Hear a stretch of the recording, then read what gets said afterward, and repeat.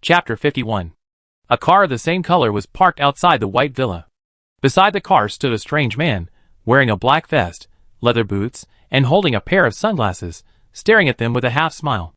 After noticing that Jiangyu and the others turned around, the man waved at them in a familiar manner. The dyed blonde hair was particularly dazzling in the sun. The man tilted his head and shouted into the yard, "Brother, the neighbor next door is back." "Big brother? Could it be someone from the bike gang?" Before they could guess for a moment, a man walked out from the opposite yard. He was still wearing the same black vest. The man was tall and strong, with dark skin, but his face looked particularly familiar. "Where are you? Oh, why are you here?" "Sister." The man looked at Jiangyu and the others in surprise, and hurried over, and patted Changzheng with his hand, and smiled at everyone. "I didn't expect to meet you here again. When did you come in?" "We live opposite." "Tell us what's going on." "It's fate." "Have you eaten?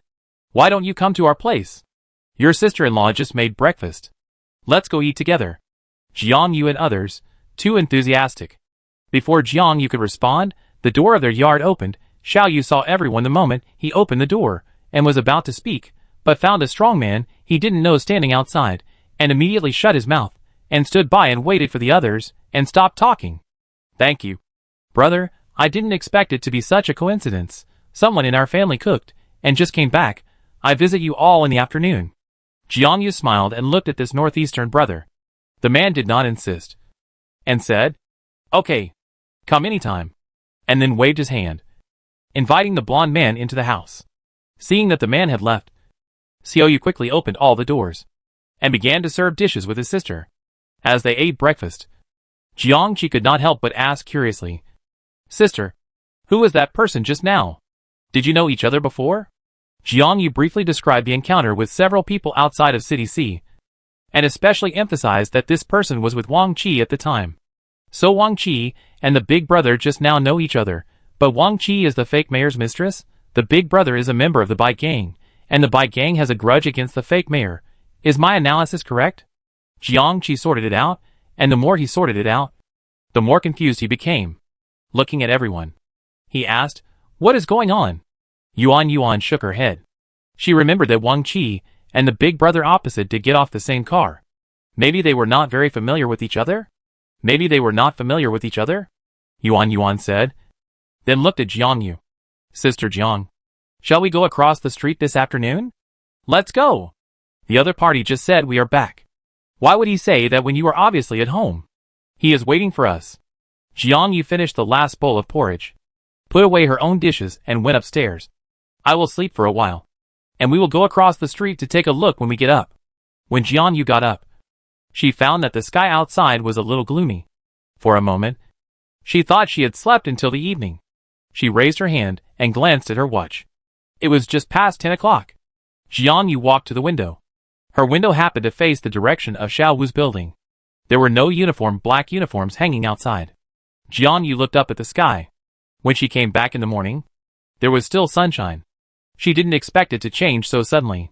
Maybe because the sky was gloomy, and it looked like it was going to rain. There were not many people on the road.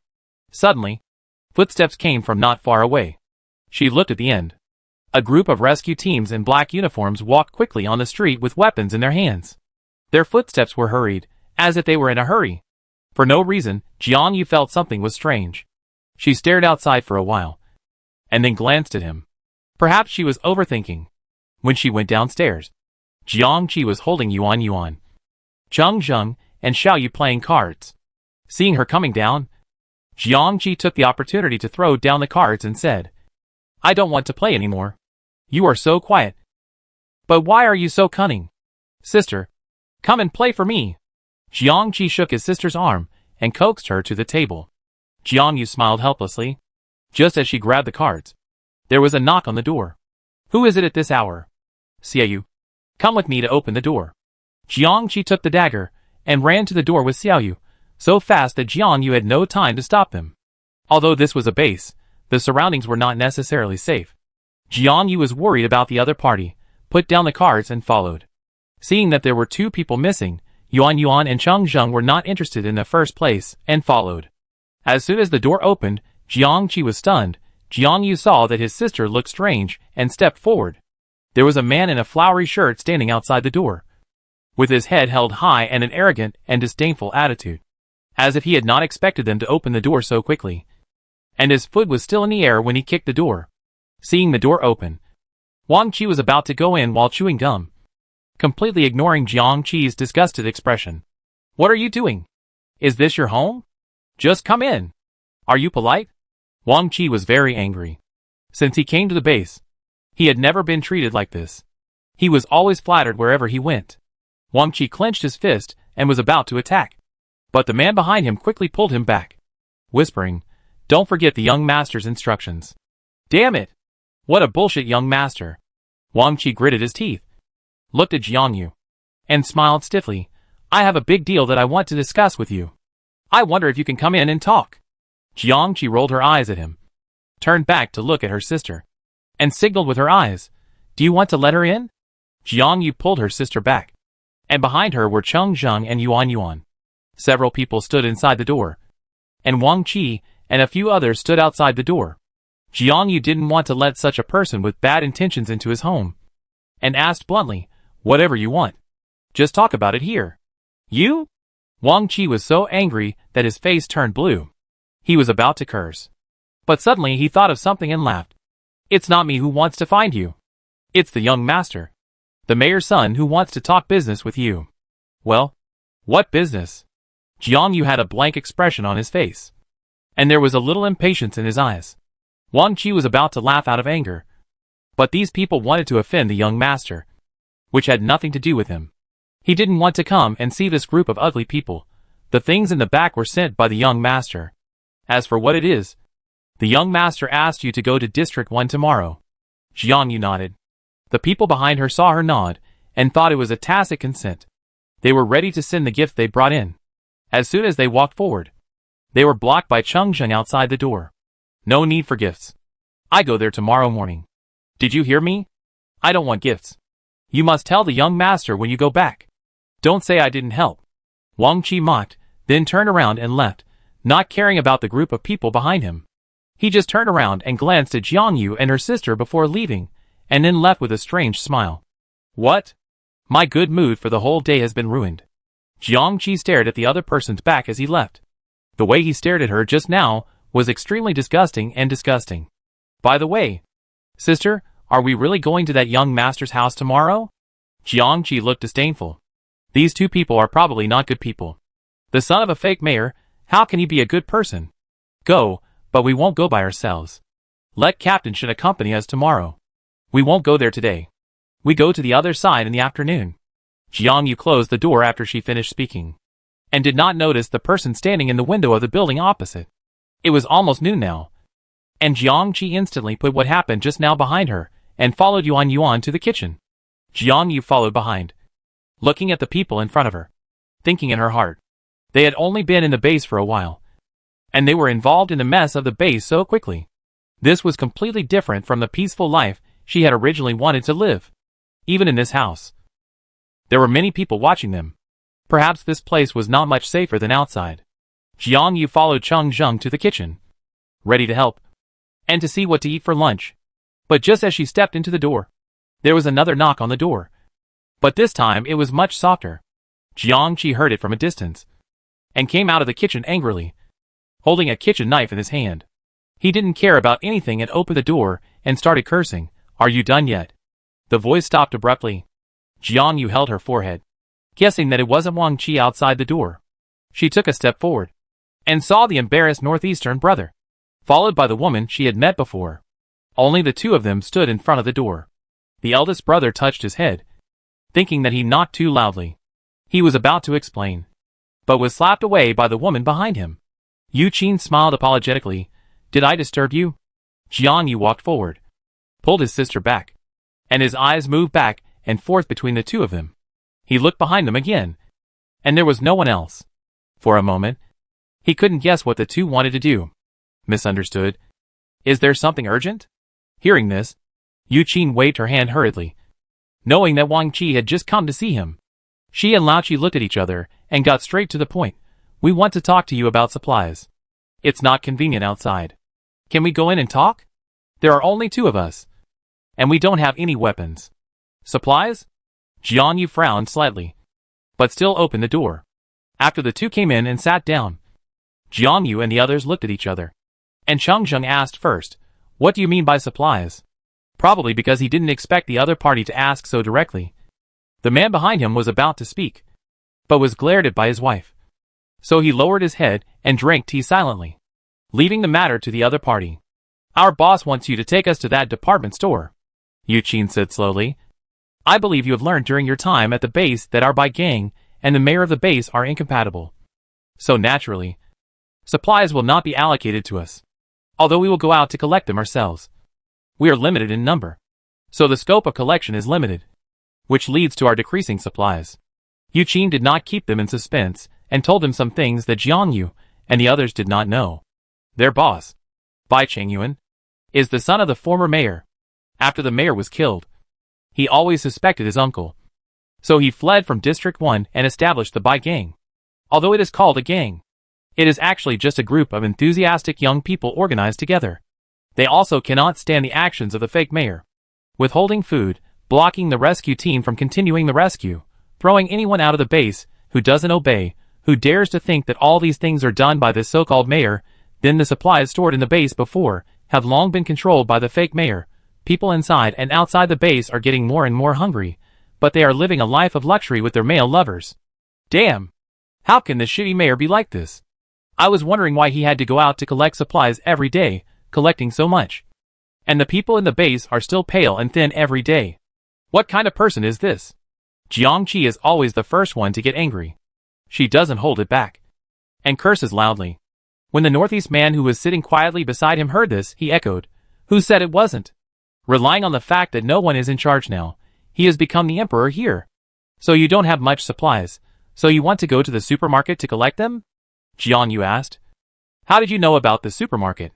According to Xiao Wu, the supermarket collection mission was a secret mission assigned by the leader of their rescue team. Yu Qin was a little embarrassed, but she didn't intend to hide it from the other party at this point. "Captain Shen asked us to come to you. They are short of manpower now, so they asked us to come and ask if you are willing to go over." Thinking that the other party might not agree, Yu Qin continued, "We can split the supplies 50-50. Chapter 52. Jiang Yu's eyes stayed on Yu Qin and the other party. The conditions proposed by the other party were indeed very attractive. However, they had just participated in a material collection mission.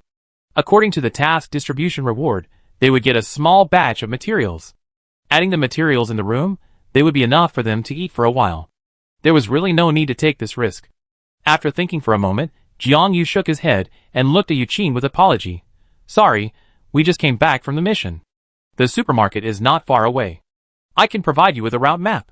Probably guessing that the other party would not agree, Yu Qin smiled when she heard this. "What's the apology? You are not obliged to take us there. We should say thank you." Jiang Yu was about to go upstairs to get paper when she saw Jiang Qi poking her. Looking back, Yuan was already lying on the table drawing. Yu Qin leaned over to take a few glances.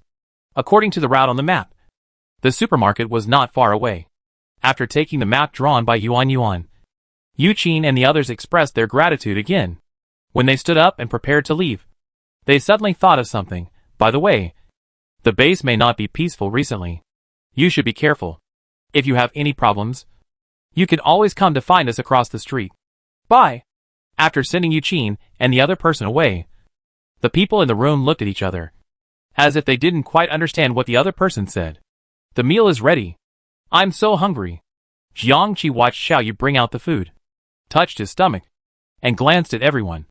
"Hey, don't worry about it. Let's eat first. And think while you eat." Jiang Yu nodded, and then sat down, still thinking about what the other person had just said in her mind. She also just found out that the supplies of the base were controlled by the fake mayor. If this continues, the base will be in chaos sooner or later. The fake mayor, the rescue team, and the white gang. These three relationships are tangled up in chaos. Knowing that the fake mayor is wrong, the rescue team has no reaction. The white gang has a heart of love for the people, but has no force. Why don't these two people join forces? Logically, it shouldn't be like this. If the rescue team can't do anything openly, they can join forces with the white gang to eliminate the fake mayor. She remembered that Yu Qin just mentioned that Captain Shen said that they were short of manpower recently. Could it be that the base is busy with something recently? After finishing her meal, Jiang Yu cleaned up the bowl, then looked at Cheng Zheng. Let's go to Area 1 first this afternoon. Let's ask Captain Shen about the situation. Okay. The black SUV was driving on the road. Jiang Yu looked up at the gloomy weather outside. Someone was walking towards this side quickly from the right front. These people looked pale, hurriedly, and wore long-sleeved jackets in this sultry afternoon. When they saw Jiang Yu in her car, their expressions became nervous, and they hurriedly passed by the car. Jiang Yu retracted her gaze, obviously feeling that the base had been somewhat depressed recently. She turned her head to look at Cheng Zheng, who frowned unconsciously, and when he caught Jiang Yu's sight, said in a low voice, "Something is wrong with the base." "It's wrong," Jiang Yu nodded. "Although there are usually fewer people in Area 2, it's not like today. Except for a few people who left in a hurry, there is no one on the street now." Before thinking too much, Jiang Yu saw a team of people in black uniforms passing by in a hurry, somewhat similar to what she had just seen upstairs, a team of 12 people, looking like they were on patrol. With a lot of questions in mind, the two of them arrived at the downstairs of Shen Songjun's building in District 1, but unexpectedly found that he was not at home. The two asked the young man standing guard at the door, and only then did they know that he had gone to the conference building for an emergency meeting. "There is actually a conference building here?" Jiang Yu was a little surprised, watching the young man pointing into District 1. The so-called conference building was just a villa building. "Okay. Then let's wait here for a while." "Thank you." Jiang Yu pulled Cheng Zheng into the car. "Let's wait here for a while. If you don't come back within half an hour, we will leave." Cheng Zheng was of course happy to do so. This was the rare time for the two of them to be alone. Usually, they were either at home with other people or with the rescue team. "Cheng Zheng, I always feel that we may not stay in the base for much longer." When he said this, Jiang Yu was still looking at the people standing guard outside the door, and then heard Cheng Zheng hum in the driver's seat. Jiang Yu turned around and raised his eyebrows. "You don't ask why?" They were staying well in the base. Jiang Yu suddenly said this, and the other party just hummed. Hearing this, Cheng Zheng also turned his head, with a smile in his eyes, and asked, "Why?" Jiang Yu was speechless.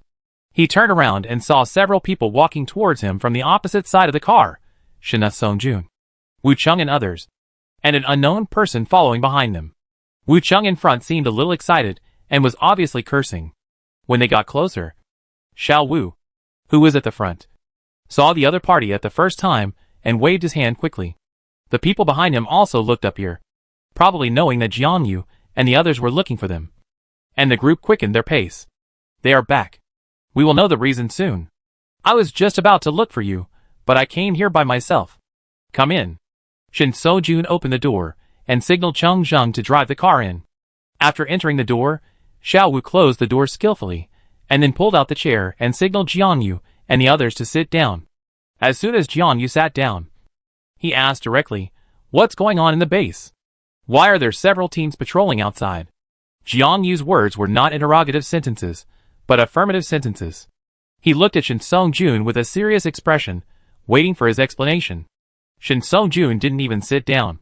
He pinched his nose when he heard this. He glanced at Jiang Yu and the others, but didn't say anything. He then looked at Wu Cheng and Li Zheng. Li Zheng frowned but didn't react much. Wu Cheng slammed the table. Jiang Yu looked back and forth between the people. He couldn't figure out what they meant. His tone was a little anxious. "You asked us to join the rescue team, but now you don't say anything? What does this mean? Abandon us after using us? What are you talking about?" "Sister Jiang." Xiao Wu hurried over.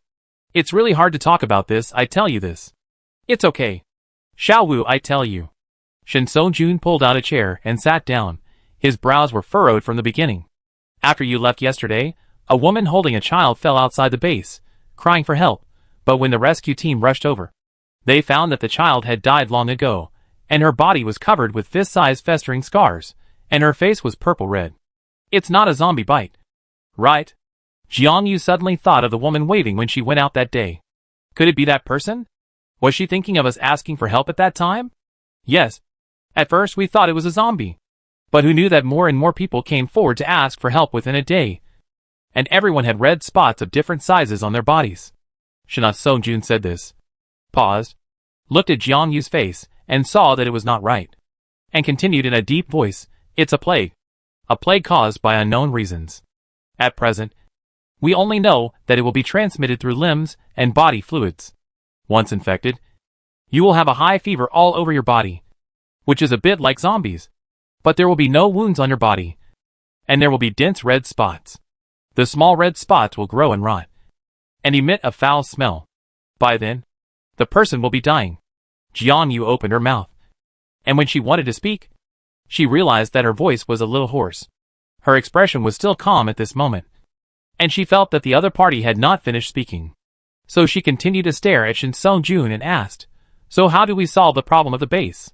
Shin Sung-jun closed his eyes and gently uttered 2 words, "Drive them away." The room was quiet again for a while. Wu Chung on the other side obviously could not accept this solution. He sighed heavily. It was all the order of that shitty mayor. Let our rescue team drive out all the survivors outside the city within 3 days. Not a human thing. Expel? Can expel solve the problem? Jiang Yu thought for a while and asked, "Have you found a cure now?" Shin Sung-jun shook his head and said in a deep voice, "Not yet. This plague happened too suddenly, and it only targets the sick and weak. Nearly half of the people outside the base have been infected. We wanted to set up a medical team outside the base, but unfortunately it was rejected by the mayor." Hearing this, Jiang Yu just looked up at the other party. This matter was too sudden. Zombies plus plague. If we don't find a way to solve it, the base will be in trouble sooner or later, and expelling it will only intensify the conflict. What else is there to do? Seeing the 2 people in front of him in silence, Shin Sung-jun just sighed.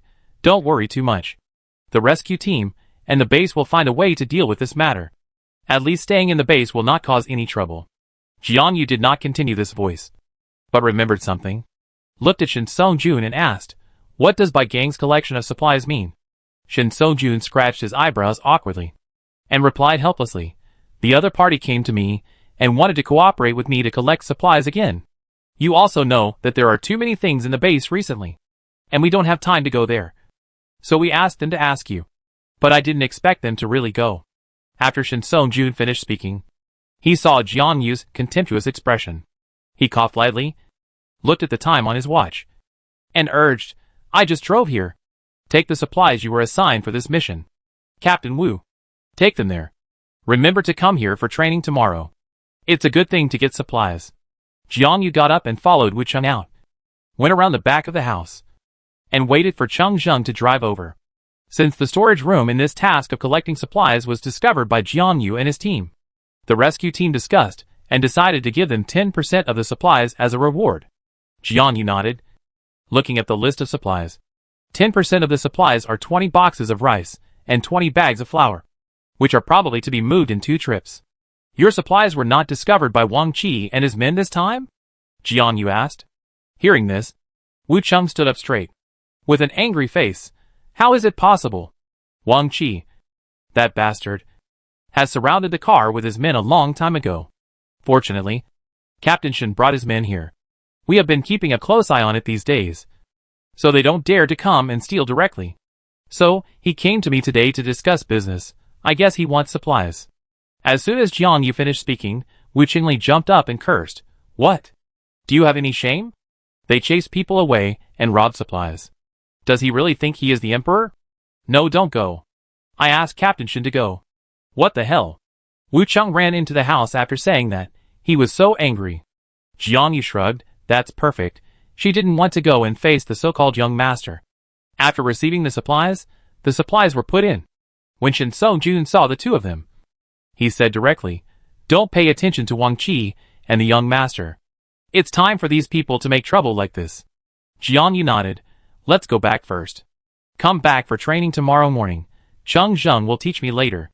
Chapter 53. The 2 returned home with a car full of supplies. After moving the supplies, they called everyone to the living room. Jiang Qi lay on the table, seeing that her sister's face seemed a little strange, and then glanced at Brother Chung. Although the other party was still expressionless, there was a hint of solemnity between his eyebrows. What happened? Yuan asked, touching Xiaoya, who looked innocent beside him. The little girl was too short to sit up, so she moved a small stool to sit beside her, and was very cute and well-behaved. Jiang Yu's attention was also attracted by Xiaoya. Seeing her looking at her with wide eyes and a blank face, she thought of what Shin Sung-jun said. Most of the infected patients were women and children. Something very serious happened in the base recently. Jiang Yu's expression was a little serious, and his tone was heavy. Do you remember the group of survivors living outside the base? An unknown plague broke out there. Plague? How could it happen? Jiang Qi covered his mouth. He had only seen plague in novels and on TV. How could it suddenly appear at such a critical moment of the end of the world? Is there a solution? Yuan asked. She looked at Jiang Yu and the other person, and saw that they shook their heads. Yuan sighed and asked again, does infection mean death? This question was very sharp. Infection means death. It is indeed true. Jiang Yu nodded. There are no cases of rescue at present. This incident happened too suddenly. It is currently only spreading outside the base. It is still safe inside the base. After saying this, Jiang Yu stood up and looked at the group of children in front of her. It is not an exaggeration to say that they are children. Except for Cheng Zheng, who is older than her. The others are sisters and brothers. She has the obligation to protect them. Go out less in the next few days. Stay at home as much as possible. And be careful about what you eat and drink. If you have to go out, don't have physical contact with anyone. According to Captain Shin, physical contact can also be infected. Only Yuan nodded seriously after listening. The other three children were more confused than each other. Jiang Yu turned his eyes to his sister. She knew that she had nothing to do recently, and often went to the base to hang out and kill time. Looking at her sister's eyes, Jiang Qi swallowed his saliva and felt a little guilty. Sister, why are you looking at me like that? I definitely won't go if you don't let me go. However, there are not many people outside the base. If we find a way to isolate and control them, we should be able to stop the spread of the plague soon. Right? After Jiang Qi finished speaking, she saw that her sister remained silent and did not answer her. She was somewhat puzzled and looked at Cheng Zheng. The base is not going to save them. No way. Yuan also looked at Cheng Zheng and nodded in her unbelievable eyes, and then heard Cheng Zheng say, it's not that the base is unwilling to save them. It's that the fake mayor is unwilling. Perhaps because he saw that there were still two underage children. Cheng Zheng couldn't finish his words, but just emphasized Jiang Yu's words again. You must pay attention recently. Although she told everyone the precautions, Jiang Yu was actually unsure. She looked at the three children, who had already started digging grass and planting trees in the yard, with some helplessness in her eyes. Don't worry too much. The base will be ready. Cheng Zheng walked behind Jiang Yu without knowing when, and stood quietly behind her like a big bear, covering her. Jiang Yu just turned her head for a moment, then turned back to continue looking at Jiang Qi and the others, and then said softly, I'm not worried about this. I'm just afraid that this extreme solution will backfire. People's hearts are the most unpredictable. People outside the base were already hungry and sleepy. Now people around them are infected with strange diseases and die strangely. The atmosphere of fear will cover everyone outside the base. They will put their hopes on the base. At this time, you want to drive them away? Jiang Yu couldn't imagine it. This is simply pushing people to a dead end. By then, will the base still be safe? Jiang Yu closed his eyes. The next morning, Jiang Yu and Cheng Zheng drove to District 1. When Jiang Yu yawned for the third time, Cheng Zheng finally couldn't help asking, what's wrong? Didn't you sleep well last night? Yeah. How could she sleep well? The messy thoughts from yesterday afternoon were getting more and more intense. She thought about coming here in the morning to talk to Shin Song Jun. The car drove into the first area. Cheng Zheng got out of the car and knocked on the door, but learned that Shin Song Jun had not returned all night. The two looked at each other, and had to go to the training ground first, and come to see after it was over. When firing the first bullet, Jiang Yu glanced at the man next to her. She thought that she would feel much more comfortable after changing the coach and staying away from Jiang Qian, who smelled strange. But she didn't expect that Cheng Zheng would feel uncomfortable in front of her. Cheng Zheng was not like Jiang Qian, who deliberately stood too close to make people uncomfortable. The other party's sight was not that uncomfortable.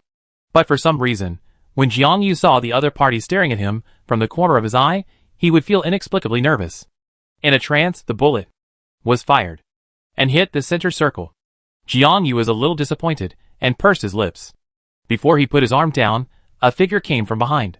Cheng Zheng gently placed his left hand on Jiang Yu's left shoulder and stretched out his right hand to cover the other party's hand, and tightly grasped the black gun body and moved the weapon in his hand slightly to the right for a moment with the other party's hand. The hot palm pressed against the back of Jiang Yu's hand. A low voice came from his ear. Don't be nervous. The touch on his shoulder made his ear numb, like an electric shock, and it went up along his neck. Jiang Yu was inexplicably annoyed. Forget it. Show me again. After saying that, he stuffed the gun into the other person's hand, stepped aside, and watched Cheng Zheng silently tighten his grip on the gun. The empty training room kept sending bang, bang sounds.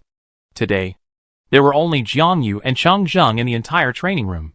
The two simply trained for a while longer, and it was not until 5 o'clock that they realized it was a bit late. They hurriedly got up to the ground and walked towards Shin Songjuan's house. Because it was not far away, they soon arrived at the door. However, they did not need to knock on the door this time. The door was open. What happened? The door was open. The lights were on in the house. And looking in from the outside, there was no one in the living room. But the door outside the yard was closed. The two looked at each other, and Jiang Yu immediately took out a long gun from her bag. She was about to take a step forward, but was held down by Cheng Zheng. The other party walked past her and went in first. The living room was quiet, and no one was there. But the sound of several people talking could be heard in the bedroom. How could there be no one? Look again. They have been together for 2 days. This shouldn't be the case. This voice seemed to have been heard somewhere before. Jiang Yu glanced at Cheng Zheng, nodded to him, and approached the door with light steps. He had not looked carefully in the living room just now, but when he came in, he found that the house had been turned over. What to do? Go straight in? Jiang Yu looked at Cheng Zheng, trying to convey his message with his eyes. Wait a minute. Listen to see how many people there are. Cheng Zheng put his index finger to his lips and walked closer to the door. How do I know where the key is? We finally got them out today. Let's look for it quickly. It will be hard to explain when they come back and see us. It was a familiar voice again. It turned out to be these two people. How could it be? Jiang Yu was a little shocked, staring at the door with wide eyes. She never thought that these two people would be in the room. She looked up at the door, pointed inside, and pointed outside. Cheng Zheng understood what the other party meant, nodded, and the two of them walked out with light steps. It was unknown whether they were lucky or the other party was nervous and guilty, so they did not notice. But the two of them left Shin Songjuan's house smoothly. How could it be them? Did you hear them just now? They were looking for the key. What key could it be? Jiang Yu and the other person were hiding on the road outside Shin Songjuan's house. Not sure. Let's stay put for now and wait for Shin Songjun to come back. That's right. But it was getting late. Why hadn't this person come back yet? The two waited for a while, but no one showed up. Jiang Yu was a little anxious. Now they were like grasshoppers trapped on the same line with Shin Songjun and his men. If Shin Songjun and his men were finished, they would not be able to survive in the base anymore. Didn't you mention driving people out of the base yesterday? Let's go and take a look, Jiang Yu suggested. Area 1 was the farthest from the base gate. When the two arrived, it was getting darker and darker. When they approached Area 2, they found that almost every household had their doors and windows closed. Even in the past, no matter how late it was, there would be no one left. When the two approached the gate, they finally understood why the people in Area 2 were so quiet. Almost as soon as they saw the gate, they found a row of people standing inside the base gate. Everyone was wearing black uniforms, with cold expressions on their faces, holding their weapons high, and staring at the empty road in front of them with numb expressions. Behind a wall, there were all kinds of crying and noise. Jiang Yu and Cheng Zheng looked at each other and hurried forward. Unfortunately, when they arrived at the door, they were stopped by the group of people in black. No entry or exit is allowed now. Please go back. The man didn't even look down at Jiang Yu, and said the words he repeated the most today with an indifferent look. We came to find Captain Shin Songjun. Hearing this familiar name, the man in black in front of him looked down at the two of them, as if he felt that the two were somewhat familiar. He paused for a moment. His expression was much lighter, but he still shook his head. Don't go. Captain Shin will come in later. Seeing this, Jiang Yu stopped forcing his way in, and pulled Cheng Zheng to stand aside. There were constant cries and shouts in his ears. It can only be said that fortunately no one fired a gun. Had they already started to drive them away? Is it so urgent? No hope at all. Jiang Yu didn't understand, but just looked up. The sky was getting darker and darker. Where could they drive these people to at this time? Just as the man in black said, soon after, Shin Songjun came in angrily from the outside. He was obviously stunned when he saw Jiang Yu and the others, probably because he didn't expect him to be here, waiting for me. Shin Sung-jun took off his hat and stuffed it into his trouser pocket before waiting for the two to answer. He took out a wrinkled cigarette from his pocket regardless of the occasion, just as he was about to light it. He looked up and saw Jiang Yu's speechless eyes, as if he had reacted, and put the cigarette back in. Don't look at me like that. This is my old stock. I'm really going crazy because of this group of people. Shin Sung-jun pinched his brows. When Jiang Yu asked what happened in front. It's still the fake mayor's group. Today, I discussed with the higher-ups and decided to build an isolation area outside the base to isolate these infected people first and then find a solution. We can't really drive them all away. Who knew that group of bastards would directly kick over their tents and throw them out? Fortunately, someone saw it and came to inform us. Shin Sung-jun sighed, looked at the two and continued, don't go to training these 2 days. It's best not to go out. The base may be in trouble. Jiang Yu and Chung Jung looked at each other, looked at Shin Sung-jun, looked around twice, and said softly, we came to you for an urgent matter. Huh? Shin Sung-jun asked curiously, what's wrong? He really didn't want to hear any bad news. Chapter 54. Jiang Yu carefully told what she had just seen at the Shin family. When she mentioned the first person, Shin Sung-jun's face was calm, he just nodded, and when she mentioned the second voice, she saw that the other party was stunned. Shin Sung-jun slowly raised his head, staring sharply at Jiang Yu's eyes. Are you sure? If he didn't say this, Jiang Yu always thought that the other party was deliberately luring people into the trap, acting so calmly. Before she nodded to assure him, she saw Shin Sung-jun's eyes move to Chung Jung again. You heard it too? Chung Jung shook his head and said with certainty, I didn't hear it. I saw it. Before I left. When the two were about to leave. Chung Jung deliberately pushed a crack to take a look. He was not wrong. The two people who were rummaging through the boxes in the room, like thieves, were Jiang Kaian and Li Zheng. Jiang Yu might not remember the voices of these two people very clearly, but Chung Jung was too familiar with them. Jiang Kaian was a smooth-talking and slick person. When he was in the military camp, several of his instructors disliked him very much. Although he was later transferred, he remembered this person deeply during that period of time. As for Li Zheng, the two had the most contact before coming to the base. It was definitely him. After listening to Chung Jing's words, Shin Sung-jun nodded slowly with a blank expression, indicating that he understood, put one hand in his pocket and rummaged around in it, and took the broken cigarette in his hand and kneaded it repeatedly. Shin Sung-jun looked at the cigarette in his hand and actually chuckled. People with different ideologies cannot work together. I originally just wanted to test Jiang Kaian, but I didn't expect to lure out Captain Li. After saying that, he looked at Jiang Yu, who looked worried. It's okay, you go back. Don't go out for the next 2 days, this matter will be over soon. Shin Sung-jun's voice became softer and softer.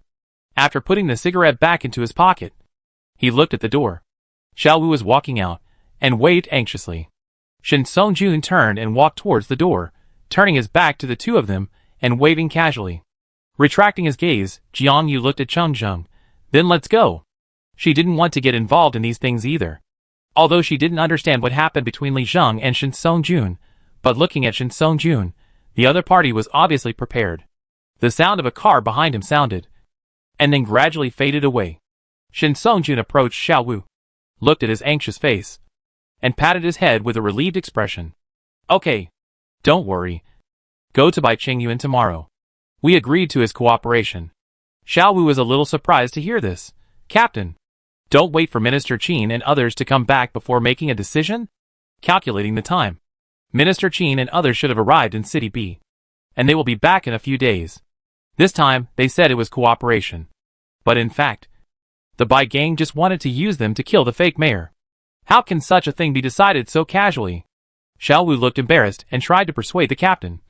But he saw Shin Sung-jun smiled sarcastically, looked at him and said, you know, my guess was right. Li Zheng has cooperated with Bai Qingqiang and others, and brought Jiang Kaian to my place this afternoon to find the key to the material warehouse. What? Captain Li and Bai Qingqiang? The son of the fake mayor? Why? They had been secretly competing with the fake mayor Bai Qing for a long time, and had many disputes over material issues. Yesterday, the direct solution to the problem of the plague intensified the conflict, and the two sides parted unhappily. I didn't expect Li Zheng to join Bai Qingqiang. The arrogant guy. Why? Is it a mistake? How could it be Captain Li? Xiao Wu still didn't quite believe it. He was not familiar with Jiang Qian, but how could it be Captain Li? There were soldiers running towards this side in the distance. When they saw the two talking, they stopped in the distance and waited for the two quietly. Shin So-jun turned his head to look at this person, and his eyes drifted to the wall behind him. There were more important things waiting for them. He sighed. It's just a different philosophy. Let's go. Build the quarantine area tonight. After saying that, Shin So-jun walked towards the soldiers standing in the distance. When the other party saw him, he hurriedly reported the situation in front of him truthfully. Shin So-jun nodded, thinking about the scene of the dispute in the conference building that day, although he, Wu Cheng, and Li Zheng stood together that day. When Bai Qingqiang said, "What about the people in the base? Are you responsible for them by doing this?" Li Zheng obviously hesitated. Since ancient times, it has been difficult to determine the winner of the question of saving one person or 10 people. And Li Zheng chose the 10 people. Shin So-jun came to the door, silently watching the people arguing in front of him. They were crying or angry, but everyone's eyes revealed strong anxiety and fear, as if praying to them, "Don't abandon us." Have those people been detained? Shin So-jun asked. Yes, they have all been detained, and they are currently surrounded by our people.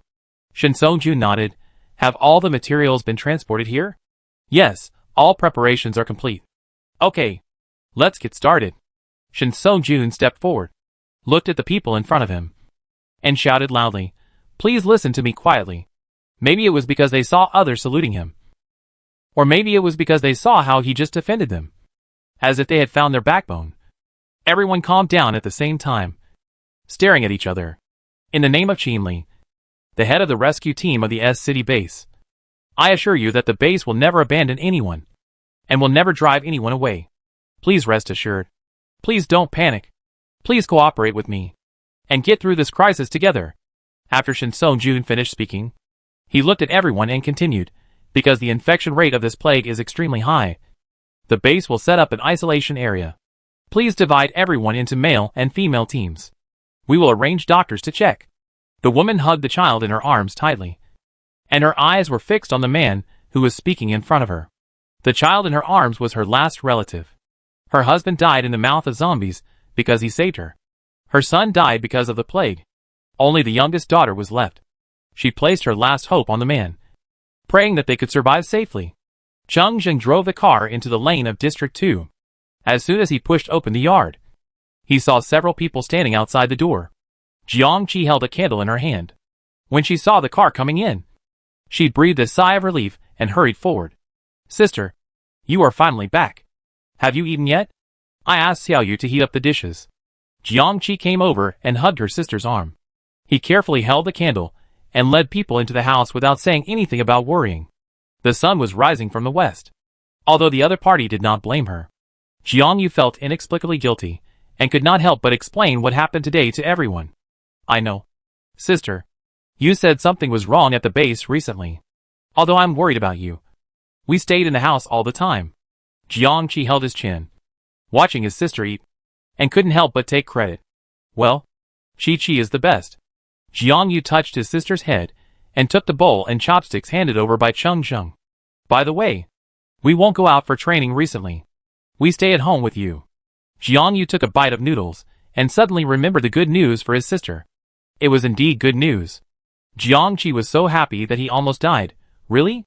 But he changed his mind and asked anxiously, "Why do you have to hide at home too? Is the situation outside getting worse?" "It's not about the plague. Don't worry. The rescue team is busy with other things recently. We don't have anything to do either.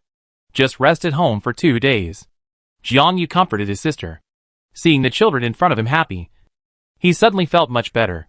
Because of power supply reasons, the base stopped supplying power from 9 p.m. to 8 a.m. the next day. So Jiang Yu and others were lighting candles in the house. It happened that the weather was not very hot tonight, and they couldn't sleep, so they gathered together to play cards again. After losing 3 games in a row, Jiang Yu asked Xiao Yu to fight for her. She walked to the room full of supplies with a candle in her hand, looked around, stopped at a distance, and then went back to pull Yuan over. "Sister Jiang, are you scared?" Yuan followed Jiang Yu into the room. Joking softly, Jiang Yu touched her nose. Embarrassed to admit it, Maybe because she was older than them. And she felt guilty when her weakness was exposed. No. I can't count it by myself. Jiang Yu replied, not caring whether the other party believed it or not, putting the candle on the table, looking at the cardboard boxes in the room. Your Honor, come with me to count. I brought paper. She spread the paper on the cardboard boxes. The candlelight illuminated the whole room. The two of them took the light to count the supplies. In fact, it could be done during the day, but there were 2 children in their room, not to mention trust or not, just talking about age. These 2 children were too young. Sometimes they couldn't tell good from bad, so it was better to avoid them. The 2 of them quickly recorded the inventory in the house. There was still a lot of rice, flour and water. Enough for them to eat for a long time. But there were too many. It might not be easy to carry. Seeing Jiang Yu's eyes looking back and forth at several large boxes. Yuan seemed to have a premonition. What's wrong? Are we leaving here? Hearing this, Jiang Yu came back to her senses. Shook her head and smiled. Not yet. Are you afraid of leaving the base? She looked at Yuan. No. As long as I can stay with you all. Even if she faces zombies. It doesn't matter. The candlelight brushed across the scar on her neck. She saw Jiang Yu looking at her tenderly. And she touched her head a little embarrassedly. By the way, Sister Jiang, my hair seems to have grown longer. Please help me cut it tomorrow. Your skills are better. These words were like a key to open the box of memories. They both thought of that afternoon in City C. Okay. Don't blame me for a bad cut then. In the early morning, the person on the bed lay quietly. She looked down at the arm around her waist. And after listening to a few mutterings behind her, she couldn't help but laugh. She gently took away the other's hand. And Jiang Yu raised her hand to check the time. It was past 9 o'clock. This was the longest sleep I had ever had since the apocalypse. After going downstairs, Cheng Zheng had already started exercising in the yard. On the coffee table, Xiao Yu and his sister were drawing something. Yuan was also wiping her knife. Seeing Jiang Yu coming downstairs, she curved her eyes. Are you up? Breakfast is in the pot. Jiang Yu nodded, walked to the 2 children, and couldn't help but look over. Well, he was teaching. This brother is quite impressive. Xiao Yu felt something. He looked up at Jiang Yu embarrassedly, and then quickly lowered his head. However, the little girl beside him was not afraid at all. She looked at Jiang Yu without blinking. Hello, sister. The little girl's voice was childish, somewhat like Jiang Qi when she was a child. Jiang Yu thought to himself. Just as he was about to speak, someone's arrogant voice came from the 2nd floor. It's my sister, not your sister. Several people in the room were amused by this tongue twister, and sat at the table to eat breakfast together. One day after another passed. On the 4th day, after Jiang Yu finished cutting Yuan and Jiang Qi's hair, he was about to pick up the scissors to cut the 2 children's hair. Just as he got the scissors in his hand, there was a bang sound from a distance. The sound was not loud, but everyone present knew that it was AQ's sound. Jiang Yu looked at everyone, and lowered his head to comfort the nervous little girl in his arms. It's okay. It's okay. It was okay soon. Chapter 55. Since the Q sound came that day, there was no other movement outside. Jiang Yu and the others also held their temper, and did not go out to check the situation, just waiting for the matter to end. On the morning of the 6th day, Jiang Yu was standing in the yard, looking at the human-shaped targets not far away, which they made together. There were 3 in total. Since staying at home, several people began to use the morning time to train. Hit again. Yuan leaned against the wall, and squinted at the scarecrow shot in the distance. The sharp and slender arrow was firmly stuck in the scarecrow's head. Due to inertia, the scarecrow's body shook a little. Jiang Qi put down his crossbow, stepped forward and pulled out the crossbow arrow. While brushing away the weeds hanging on it, he replied, thanks to my squad leader, who pulled me into the archery association. It was past 11 o'clock when the training was over. Jiang Yu and her sister went to make lunch together, but heard footsteps coming from the door. Jiang Yu turned around, walked quickly to the door, and picked up the weapon, and said to Jiang Qi without looking back, Qi, go upstairs and ask Cheng Zheng to come down. Since Jiang Qi slept in a room, the original bedroom has also become a training room, and Cheng Zheng is staying upstairs. Hearing her sister's words, Jiang Qi nodded and hurried upstairs. Yuan only took a tang sword and followed Jiang Yu to the door. In the kitchen, Xiao Yu hugged his sister tightly and looked at the door with a nervous look. The footsteps outside the door were getting closer and closer, then stopped. And then, There was a knock on the door. Who? Jiang Yu stood 1 meter away from the door, holding the axe tightly and staring at the bronze door. Cheng Zheng hurried over behind him, sweating and holding a weapon in his hand. It's us, Sister Jiang, and Captain Shen are here together. A familiar voice sounded outside the door. It was Xiao Wu. Jiang Yu exhaled, walked slowly forward to open the door, and still held the axe tightly in his hand. It was indeed Xiao Wu and Shen Songjun standing outside the door. There were only the two of them. After opening the door, Shen Songjun looked at the two of them calmly and nodded slightly. Jiang Yu relaxed his vigilance, waited for the two to come in, locked the door again, and asked in confusion, "Why are you here? Is there something wrong?" No. We came to you for something," Xiao Wu explained. As they were talking, they arrived in the living room. After Shen Songjun and his partner sat down, Jiang Yu and his partner stared at them curiously, waiting for an explanation. "Don't worry, it's all over. We came to you for something more important." During this period, Minister Qin and the captain of Team 1 were not there. After discussing with Shen Songjun and Wu Cheng, they immediately decided to join forces with Bai Chengyuan. The two teams acted separately, and finally trapped Bai Qing and his son. They found the basement where they hid their supplies, and collected all the supplies. It may be that these two people usually do a lot of evil, and they are also pretending to be mayors. So there are not many people around them, and it is effortless to defeat them. In the past, they just didn't know how to explain to the people in the base that the mayor was dead, and they have been patient until today. Only now did they realize that the survivors didn't care who was in power in the base, as long as they could be protected. After they detained this group of people, they were busy with the plague these days. Fortunately, Minister Qin returned with a team the day before yesterday, and after learning about the plague, he told everyone that this plague had already occurred in the A City base, and the other base was already developing an antidote. It can be said that good things are happening one after another. The base is now fully managed by Minister Qin. The Bai gang has been officially incorporated into the 4th team, and an isolation area has been built outside the base. Everything is moving in a good direction. That's great. Jiang Yu nodded after listening, and then asked, "So why are you looking for us?" The 4 people in the room stared at him.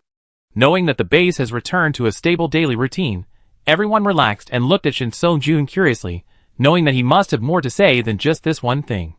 Shen Songjun remained calm, but his tone was a little serious.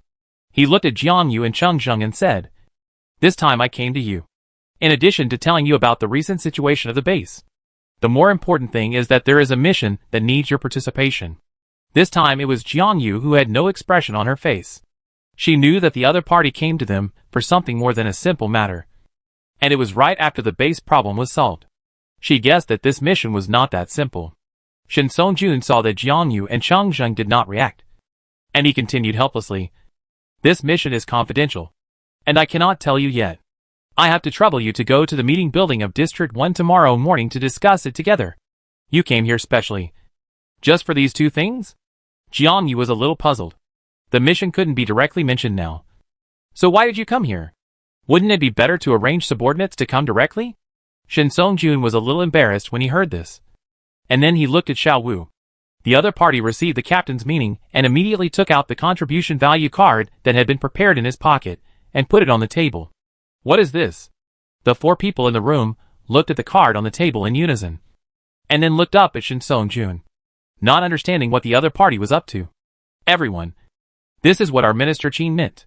He came back the day before yesterday and already knew everything that happened in the base. He also asked me to come and thank you for your help in the previous 2 collection missions." As soon as Shen Songjun finished speaking, Jiang Qi's eyes lit up. She looked at the card with some excitement, and began to wonder if he had sent a card to thank them. Before Jiang Qi wanted to reach out and take a look, she heard Shen Songjun continue, "I have told you the truth about the current situation in the base. Although we collected a lot of supplies in Bai Qing's basement this time, it is still far from enough. In addition, there are too many plague patients outside the base, and a large amount of supplies are needed. So," Shen Songjun coughed twice, looking at the strange expressions of the 3 ladies in front of him, said with effort, "We want to exchange materials with you guys with contribution points. I wonder if it is possible." Knowing that there is no free lunch in the world, Jiang Qi snorted directly, "What is it, possible or not? The contribution value card has been taken out, and Minister Qin has also moved out. They are in the base, relying on the protection of the rescue team. Can they not exchange? Jiangqi looked at his sister, curled his lips, and was full of displeasure. Yuan also looked at Jiangyu. She didn't react much, because they had just counted the supplies a few days ago. She also knew that Jiangjia wanted to leave. If she left, she would definitely not be able to take the supplies with her. However, this idea came to her a few days ago. Now that the base has settled down, she doesn't know if she will change her mind. For a while, the room was a little quiet. Jiangyu didn't say anything and didn't know what she was thinking. When she looked up, she saw that everyone in front of her was looking at her. Jiangyu looked at Shen Songjun and pushed the card on the table forward. Shen Songjun's expression did not change. He still had a calm smile on his face.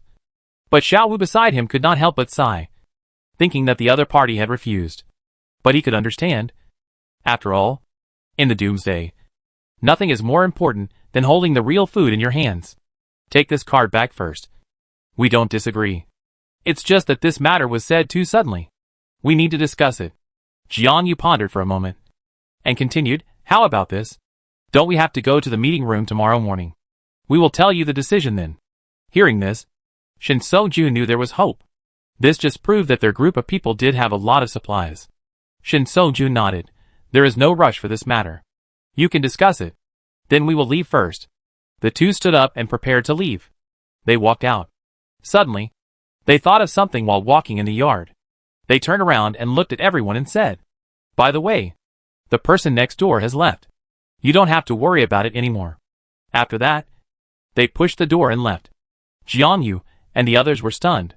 These days, they almost forgot about Wang Qi next door. Yes, he was the fake mayor's male lover. If the fake mayor fell, he would definitely have a bad ending. But none of them expected that he would just disappear quietly without making any trouble. Oh my god, he actually moved away. That's great. The air feels fresher now. Jiangqi couldn't help but move to the wall while talking. He stood on tiptoe to look next door. It was a pity that the door next door was still closed as usual. Nothing could be seen. Jiangyu glanced at it casually and didn't care about it anymore. Turning to go into the living room. Everyone was in the living room, and Jiangqi followed him in. Several people looked at Jiangyu with their cheeks in their hands. She stood up and took out a piece of paper, which recorded all the supplies they had at present, and then handed it to several people. Feeling a little undecided, Jiangqi took it and took a look, and counted their inventory herself, and it was really quite a lot. She handed it to Yuan, who shook her head. She had already checked it with Sister Jiang that day. Jiangqi handed it to Cheng Zheng, who took it and glanced at it, and then looked at Jiangyu. We are fine whether to change or not, Cheng Zheng said. Jiangqi nodded vigorously. Yuan was silent for a moment and asked, Sister Jiang, what are your plans for the future? Stay in the base or leave? Hearing this, only Jiangqi was stunned. Cheng Zheng seemed to have guessed his thoughts long ago. Jiangqi glanced at everyone's reactions and felt a little depressed. Why was she the only one who didn't know? Originally, I planned to go to the A City base, because the situation inside the base was chaotic before, and the plague was spreading. It was really unsafe. But now the base has stabilized. Leaving may be more dangerous. I am a little unsure. Jiangyu looked at everyone. What about you? Do you have any ideas? According to Shenat Songjun, the base will be officially taken over by the rescue team. And the rescue team is the country's people. The future development of the base will definitely be more stable than before. So the biggest problem is the plague. But now the plague is rampant. It may be more unsafe outside than in the base. Sister Jiang, I think we should wait until you come back from the meeting tomorrow. Regarding Minister Qin at the base, the solution to the plague and the next task. You may decide when you come back tomorrow. Yuan said, there are too many uncertainties at present. That's true, Jiangyu nodded. She looked at the people in front of her. They were all dressed cleanly, with rosy and healthy faces, which was enough to prove that since they came into the base, their lives were much better than those of the escape outside, and they would no longer be afraid. In the end, everyone had the same opinion, waiting for Jiangyu and the others to come back tomorrow before making a decision, but Jiangyu felt that they would eventually exchange this batch of supplies. Chapter 56. The next day, the weather started to get hot again. It was already July, and the temperature was gradually rising. However, although the weather was hot, It was not as suffocating as before. As long as people stayed in the shade or at home, it would be much cooler. After finishing their meal, Jiang Yu and his companions took their weapons and prepared to go to the meeting building of District 1. When they walked into the yard, they heard voices coming from the yard next door.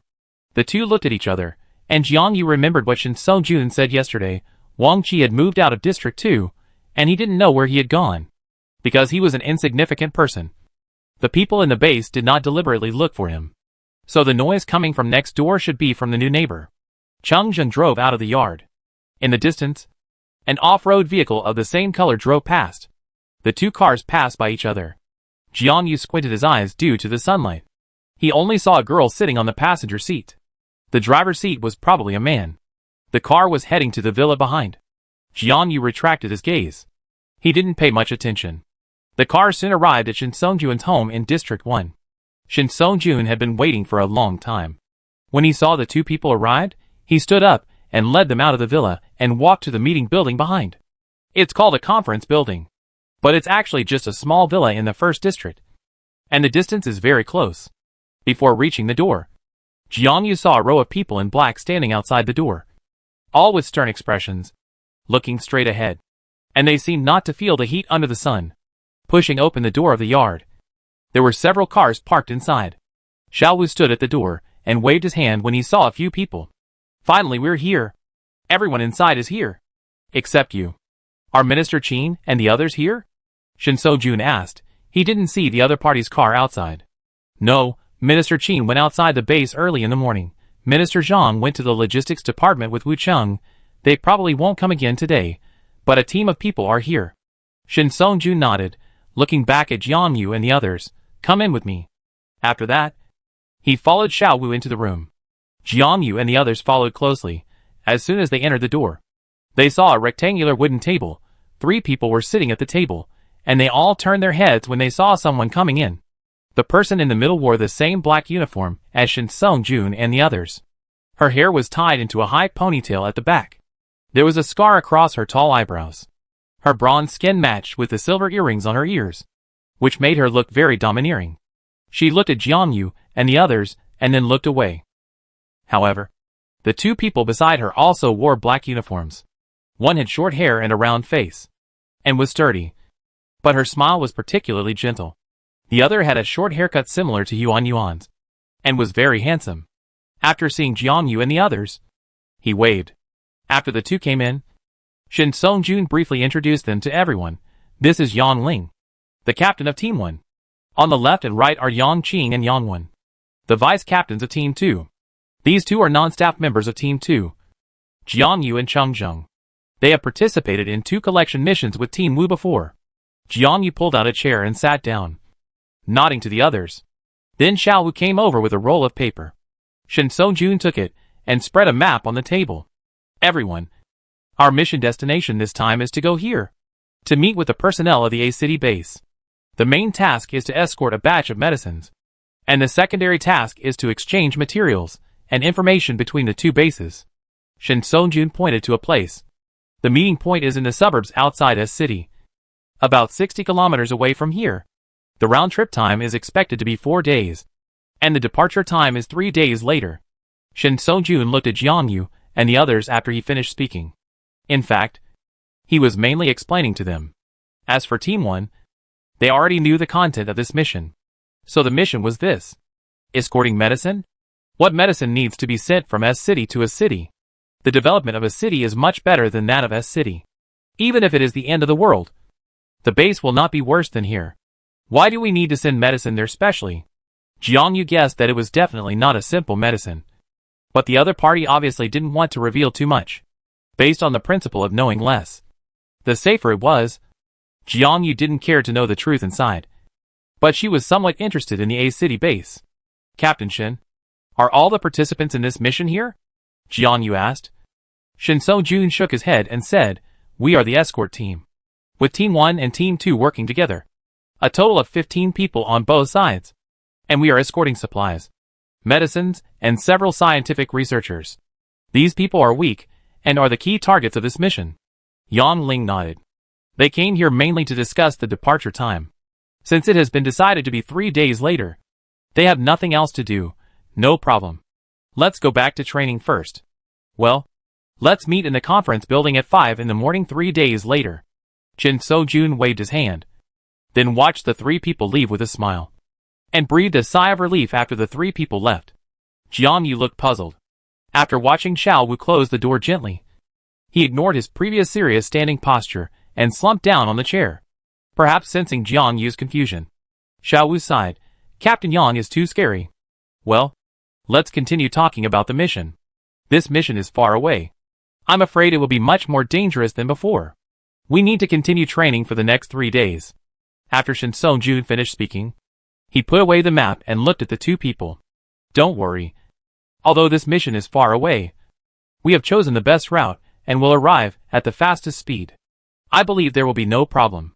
By the way, you don't have to drive there by yourself this time. Just come with us. Jiang Yu nodded. She was more interested in the A City base that Shin So-jun just mentioned. After escaping from C City at the end of the world, they first went to the temporary isolation area of S University, and then came to the S City base. They had no idea about the bases in other cities. This was a good opportunity. We have no problem with this mission, but since it will take a long time, I would like to trouble the rescue team to help look after my sister and the others. Don't worry about this. Although the base has just stabilized, those people have been driven out of the base. With Minister Qin here, the base will be fine, as long as they don't go out alone. Jiang Yu nodded. She agreed to go on a mission with the rescue team because the base was stable. Otherwise, she would not be at ease to go out for so long. Seeing that Jiang Yu had no questions, Shin So-jun continued, there is another thing. Regarding the exchange of materials mentioned yesterday. What have you considered? Speaking of this, Jiang Yu almost forgot about it. She and Cheng Zheng looked at each other. They had almost discussed it last night. It was likely that they would exchange it. However, she still had some things to understand. Before that, I want to know how the plague outside the base is going. Don't worry about that. Minister Qin brought back news from the base in City B this time. Many bases had already had plague viruses, and they had been resolved. So this trip to City A was also to learn about the treatment of the plague. Hearing this, Jiang Yu nodded. That was basically no problem. However, she had an idea. It's okay to exchange supplies. We can even join you in collecting supplies later. But we don't really want the contribution card. Can we exchange it for something else? Shin So-jun was about to nod with relief. But he stopped smiling when he heard Jiang Yu's words. He asked helplessly, whatever it is, as long as we can give it. Jiang Yu laughed. We want an armored vehicle. Is that okay? That's right. This is the result of the discussion with everyone this morning. Now they have a lot of people. For adults and 2 children, 1 off-road vehicle is not enough. She has long been eyeing the armored vehicle in the other side's backyard. It is hard and solid. It is simply produced for the doomsday. Don't worry. I don't want the rescue team's military armored vehicle. I saw you have civilian ones. Is it possible to exchange them? If we don't have enough supplies, it doesn't have to be exchanged now. We will give you the current supplies, and we will join in if you need to collect supplies later. How about giving us the vehicle then? Shin So-jun was a little surprised. He didn't expect the other party to want an armored vehicle. Military armored vehicles could not be given to the other party. However, in addition to military vehicles, their base did have several civilian armored vehicles. Well, this is not a problem. There are several George Pattons in the base. We can exchange them with you.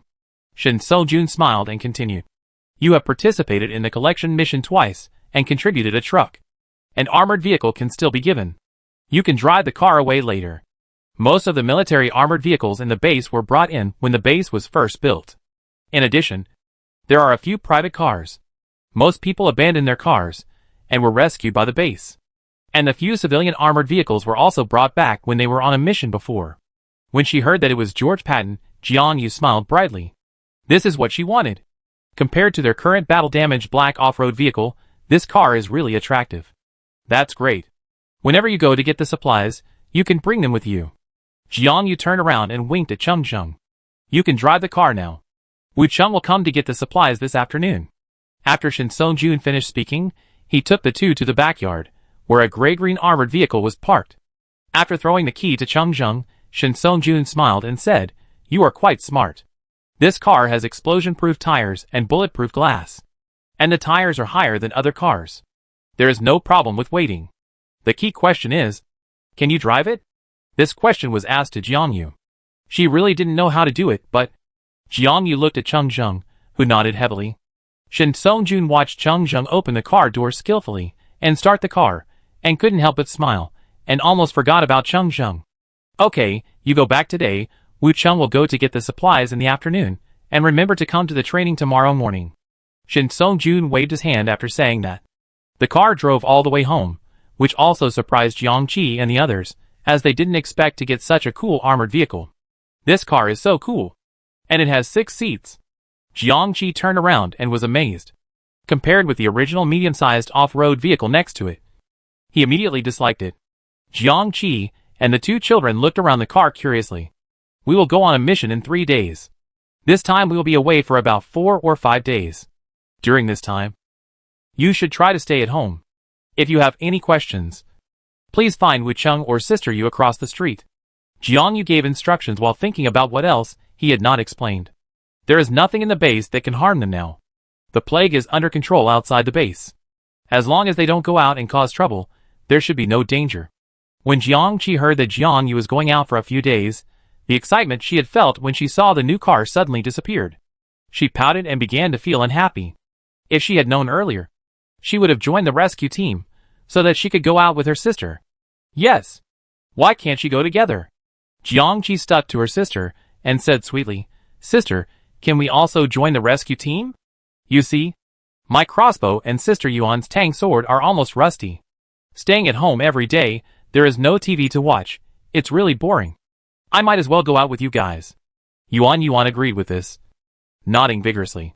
It was really boring to stay at home during this period. Jiang Yu was helpless. She didn't want to stay at home and wanted to go out for adventure. She would never agree. She finally arrived at the base and was away from the zombie crisis. How could she let her sister fall into danger? Jiang Yu touched her sister's head soothingly and changed the subject. It seems that a new neighbor has moved in next door. Did you see him today? This method really worked. Jiang Qi immediately forgot about joining the rescue team and said mysteriously, I saw it. It seems to be a couple or a married couple, quite young, but they are a little strange. What do you mean? Jiang Yu raised his eyebrows and looked at his sister. We heard them moving in the morning, so we wanted to lie on the wall to watch, but they knocked on the door directly and gave us some cookies when they saw us. Well, Jiang Yu nodded. No problem. Sounded quite friendly. Any questions? Knowing his sister's question, Jiang Qi continued, That woman is so strange. She wrapped herself up tightly in the hot weather. That's fine. But she looked at me in a very strange way. She kept staring at me and smiling. Jiang Qi rubbed his goosebumps and continued with a frown. Is the feng shui next door bad? Why are there these weird people again and again? Jiang Yu didn't take it to heart when he heard this. He just thought that the other party had a personality problem, and soon forgot about this person. Chapter 57. In the next 3 days, Jiang Yu and Cheng Zheng almost went out early and came back late, shooting practice in the morning and fighting in the afternoon. Bang! Jiang Yu was thrown to the ground again. Her back was pressed against the elastic martial arts mat. She blinked hard, and the sweat on her eyelashes did not fall for a long time, so she raised her arm helplessly to rub it. How is it? Are you okay? The short-haired girl bent down to look at Jiang Yu, and stretched out her hand to her, with concern on her baby face, as if the person who ruthlessly threw her to the ground again and again in these 3 days was not her. Jiang Yu took Yang Qing's hand and stood up. He took the towel thrown by the other party, and wiped the sweat off his face. The breath in his chest gradually became stable. Yang Qing threw down the towel, and saw someone coming in from the corner of his eye. He turned his head, and raised his eyebrows and said, Your boyfriend is here. It's almost time. Let's go to Captain Shin together today. Jiang Yu opened his mouth, sighed again, and stopped explaining. He followed his sight to the figure standing at the door, quickly packed up the things on the table, and followed Yang Qing out the door. Let's go, handsome. Let's go to Captain Shin's place together, Yang Qing said, and took a step forward to lead the two to Shin Songjuan's house. In the evening of July, even though the sun had set, there was still no wind outside.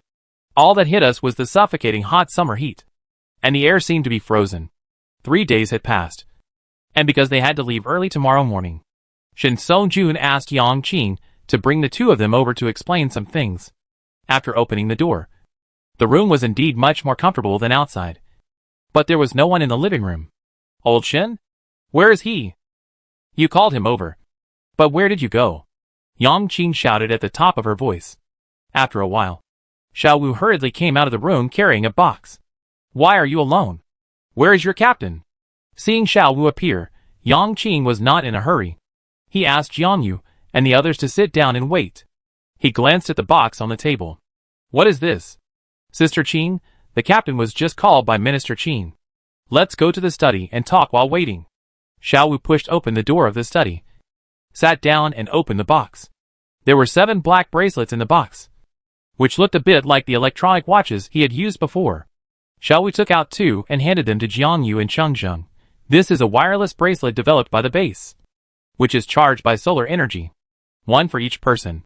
I have added your electromagnetic wave signals. Jiang Yu reached out to take it. This bracelet looked ordinary. There was a rectangular screen on the front of the bracelet and a button on the right. This bracelet has only 2 functions, calling other people and tracking positioning system, which is literally what it means. You take these 2, and you take the remaining 3 back to Team 1. Sister Qing. After Xiao Wu took 2, he handed the box to the other party, scratched his head and said, by the way, this bracelet, well, is quite rare, so you must use it carefully and return it after use. After Xiao Wu finished speaking, there was a little silence in the air, probably because they didn't expect the base to be so stingy, and the 3 of them were speechless. Hey, everyone, don't do that. Let me teach you how to use it. First press this, then do this. Xiao Wu came over to demonstrate to the others. This bracelet is the electronic watch from before, but it has no other functions.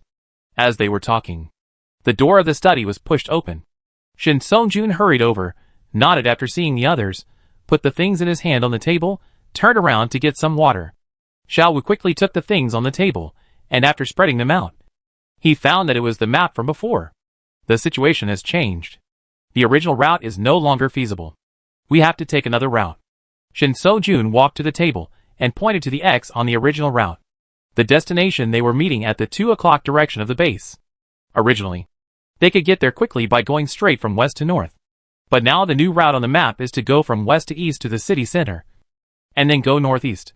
Yang Qing looked at the map carefully, looking at Shin Songjun with a frown. What's going on? Why did they suddenly change the route the day before departure? Her question expressed the thoughts of everyone present. Jiang Yu looked at the other person in confusion.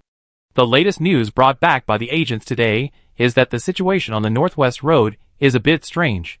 A large number of strange life forms have been detected. That side is close to the river. We can't figure out what it is. We had a big argument in the meeting. Just in case, we will take a detour from the city this time. Shin Songjun rubbed his eyebrows and looked at the people in front of him. Wait a minute. Jiang Yu was confused. She looked at the map. The Northwest Road is indeed close to the original river, but what does a large number of strange life forms mean? She didn't quite understand what he said. What do you mean? Jiang Yu asked. She looked at the others. They all had puzzled expressions on their faces. It was obvious that no one present knew about this matter beforehand. Shin Songjun sighed and briefly relayed the news he had just learned today. Every week, agents from the base would go out to look for survivors. They were the helicopters that Jiang Yu had seen before. These people used special instruments to explore the life forms under the ruins to ensure that the survivors were rescued as quickly as possible. A few days ago, the agents happened to go to the Northwest Road, but they didn't expect to find that the Northwest City was overgrown with weeds. The tall buildings were covered with creepers, and there was a strange forest standing in the middle of the road. Looking down from the air, the whole city seemed to be immersed in the jungle. But the strange thing was that all the birds avoided it. Not only that, as soon as the agents entered the northwest area, the detector flashed desperately. The people on the helicopter had never seen such a strange scene. The detector never stopped from beginning to end, and the closer it was to the central building, the more life forms there were. Fortunately, these agents were all experienced. They immediately felt that the situation was very strange, and immediately turned back to the base and reported the situation to the rescue team. After listening to Shin Songjun's words, Jiang Yu was silent. It was not that she did not believe it, but it was too strange. Is there any problem with this new route? Jiang Yu pointed to the new route and asked. The original route was relatively short, and the new route was much farther than the previous one. I am afraid that the time spent on the road will also increase. Shin Songjun shook his head, The new route is to go around the city center. There should be no other problems except zombies. It's just that the route is long. I'm afraid it will take about a week to go back and forth. Okay, Jiangyu held his forehead. Originally, the two people at home didn't agree to go for 4 days. Now the time is longer. I don't know how to tell them. Are there any other questions? If not, go back and rest. We will set off early tomorrow morning. Shin Song-jun waved his hand, then held his face with both hands, looking tired. On the way back, the two of them walked slowly. Chung Jung turned his head to look at the person next to him. The other person had his hands in his pockets and raised his head, not knowing what he was thinking. He was distracted all the way and almost bumped into a rock. Be careful. Chung Jung pulled the other person. And when Jiangyu came back to his senses, he asked softly, "What's wrong? Are you worried about tomorrow's mission?" Jiangyu shook her head. And halfway through the shake, she nodded, and then stopped again. She stood there and turned to look at Chung Jung.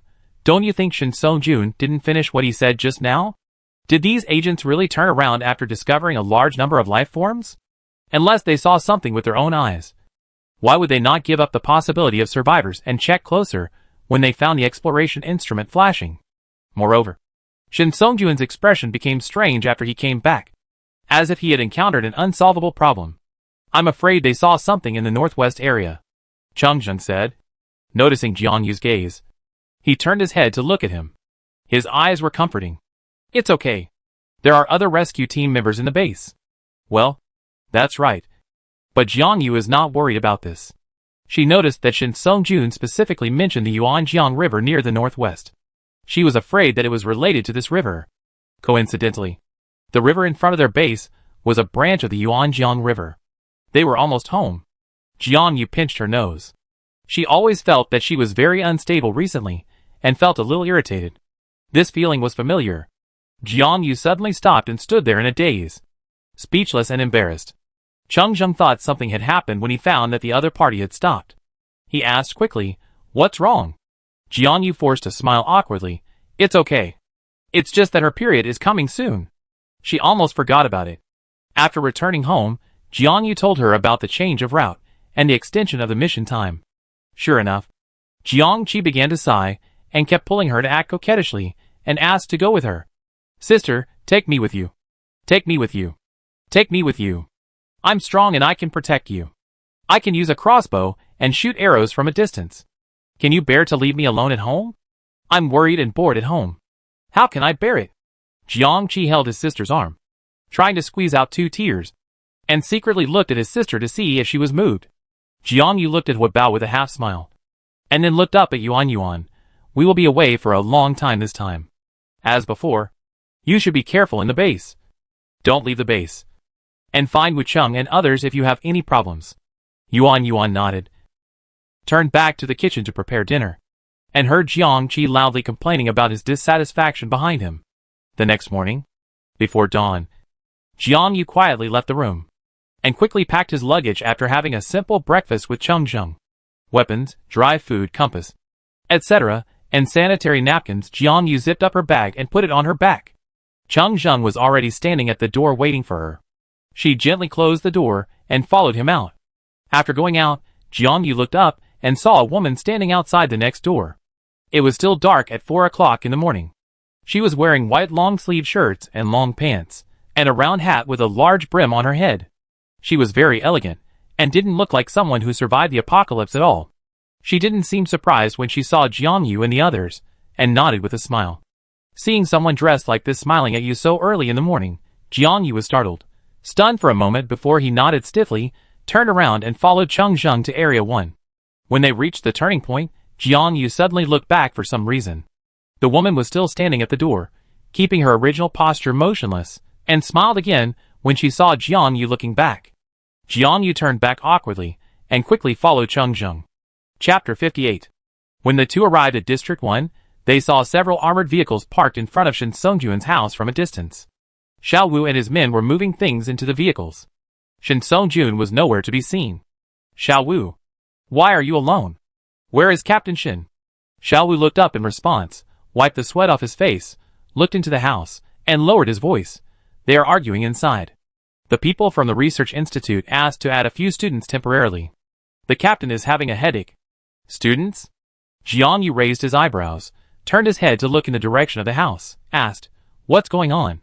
We don't know how dangerous this mission is. Why bring students with us?" Who knows what these old scholars are thinking? They insist on bringing students with them, saying that this is a rare opportunity. Do they really think we are going out for a trip? They really know how to cause trouble for others. Xiao Wu was talking, and found that the people in front of him were looking to the right. He turned his head. Well, Shin So-jun came out with a dark face, and there were a few people following behind him. Jiang Yu looked at the frowning Shin So-jun. He had changed his clothes, wearing black leather gloves, carrying a military bag on his back, holding a black box in his hand, and tactical holsters on his waist and legs. He walked out and said to the people behind him, "I give you 5 minutes to pack your luggage, and then all of you get on the car behind." The people behind him walked slowly, 1 woman and 2 men, and they didn't look very old, but their faces were filled with dissatisfaction and a little nervousness. After saying this, Shin So-jun ignored them and looked at Jiang Yu and the others. "Are you here? We will be leaving in 5 cars this time. You can follow Xiao Wu in the second car." After saying this, he handed the black box he had been holding to Jiang Yu. The black box was not big but looked heavy. Before Jiang Yu could react, the man next to him took it steadily and put it in the car. "I have prepared new weapons for you. How can I ask for your help without giving you benefits? Let's take a look when we get in the car," Shin So-jun said, and then looked at Jiang Yu. "The one you have was picked by Captain Yang herself. She wants to poach you." Shin So-jun smiled, turned his head, and looked at the people who were walking slowly in the distance. He couldn't help but frown. "Hurry up. Everyone is waiting for you." This voice scared the 3 students. They looked up and saw a group of people in military green uniforms staring at them with oppressive eyes. They couldn't help but speed up their pace. When they were about to walk past them carefully, they heard Shin So-jun sigh. "Where is your teacher?" "Why you?" In the back." After hesitating, he did not look up again, and hurried to the car behind him. 2 figures walked slowly behind him. Shin So-jun could not help but sigh. Soon, the personnel arrived one after another, and got on the car. There were 5 cars in total. The second team led the way. The first team followed to protect. Jiang Yu and others were in the second car, and the people from the research institute were in the third car. When they set out to leave the base, the sky gradually brightened. The pale blue sky was gradually replaced by pink, and the golden morning light rose. As the gate of the base slowly opened, facing the morning light, 5 camouflage special armored vehicles drove out steadily. These vehicles were huge, but moved quickly and steadily.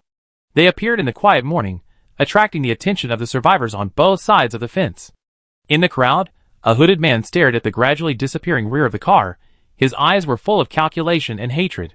He looked at the skinny girl beside him, and said grimly, "The person finally left. It's up to you now. Don't forget what you promised me. If you don't bring the person out, I will send you back immediately. Do you hear me?" He looked at the girl nodding her head vigorously, with a look of fear on her face, and suddenly laughed triumphantly, remembering how he was humiliated in the logistics department, and how he was implicated by Bai Qingqiang, that coward, and his smile twisted for a moment. Inside the car, Jiang Yu had already opened the black box impatiently. Inside was a very small gun, which was all black, about the size of a palm, very light, and enough to hold 9 bullets. It looked like a toy. Wow! This is a classic Italian model. And Captain Yang is quite considerate. Xiao Wu, who was sitting in the front, couldn't help but look over. After seeing the micro-Q, he was full of praise. "This is pretty good. I don't know where Captain Yang found it. Brother Chung, yours is also good. Our captain picked it." Jiang Yu chuckled, tried it, and put it in his bag immediately. He turned his head to look at the long gun in Chung Ding's hand. It was silver in color. The shell shone coldly in the sun. Chung Jung took it and turned it twice, like a show of skill. The car drove fast and steadily on the road. There were almost no zombies along the way. According to Shin So-jun's plan, their route this time was to go east from the city center first, and then go north. "Xiao Wu, do you have a map?" Jiang Yu sat in the car, because she and Chung Jing didn't have to drive this way, nor did they have to guard against zombies. Instead, she felt a little bored. Considering the complexity of the route this time, she simply looked at the map. Xiao Wu handed over the map and a lollipop. "Here." It's the last one. Take it and eat it. Jiang Yu thanked him and took the thing. It turned out to be a fruit candy. She raised her eyebrows, opened the candy, and put it in her mouth. She saw the man next to her from the corner of her eye. Cheng Zheng was sharpening the blade of her axe with a small whetstone he brought from somewhere. Well, he is a good husband. Jiang Yu smacked the candy in his mouth twice, retracted his gaze, unfolded the map, and looked at the route marked in red. According to the distance on it, they will arrive in the city center before dark today. I am afraid they will have to find a place to stay there for the night. If everything goes well, they can arrive at the city center around 4 p.m. And it only takes 1 day from the city center to the destination. As long as everything goes well, they will be able to return within 5 days. Jiang Yu comforted herself in her heart. After all, she didn't wake up Jiang Qi and the others when she went out. She couldn't help feeling guilty. It would be best if she could go back early.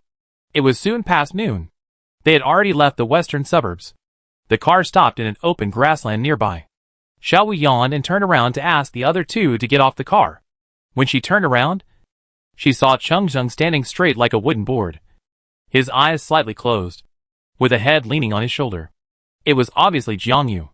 Wake up, get off the car and take a break. Xiaowu shouted.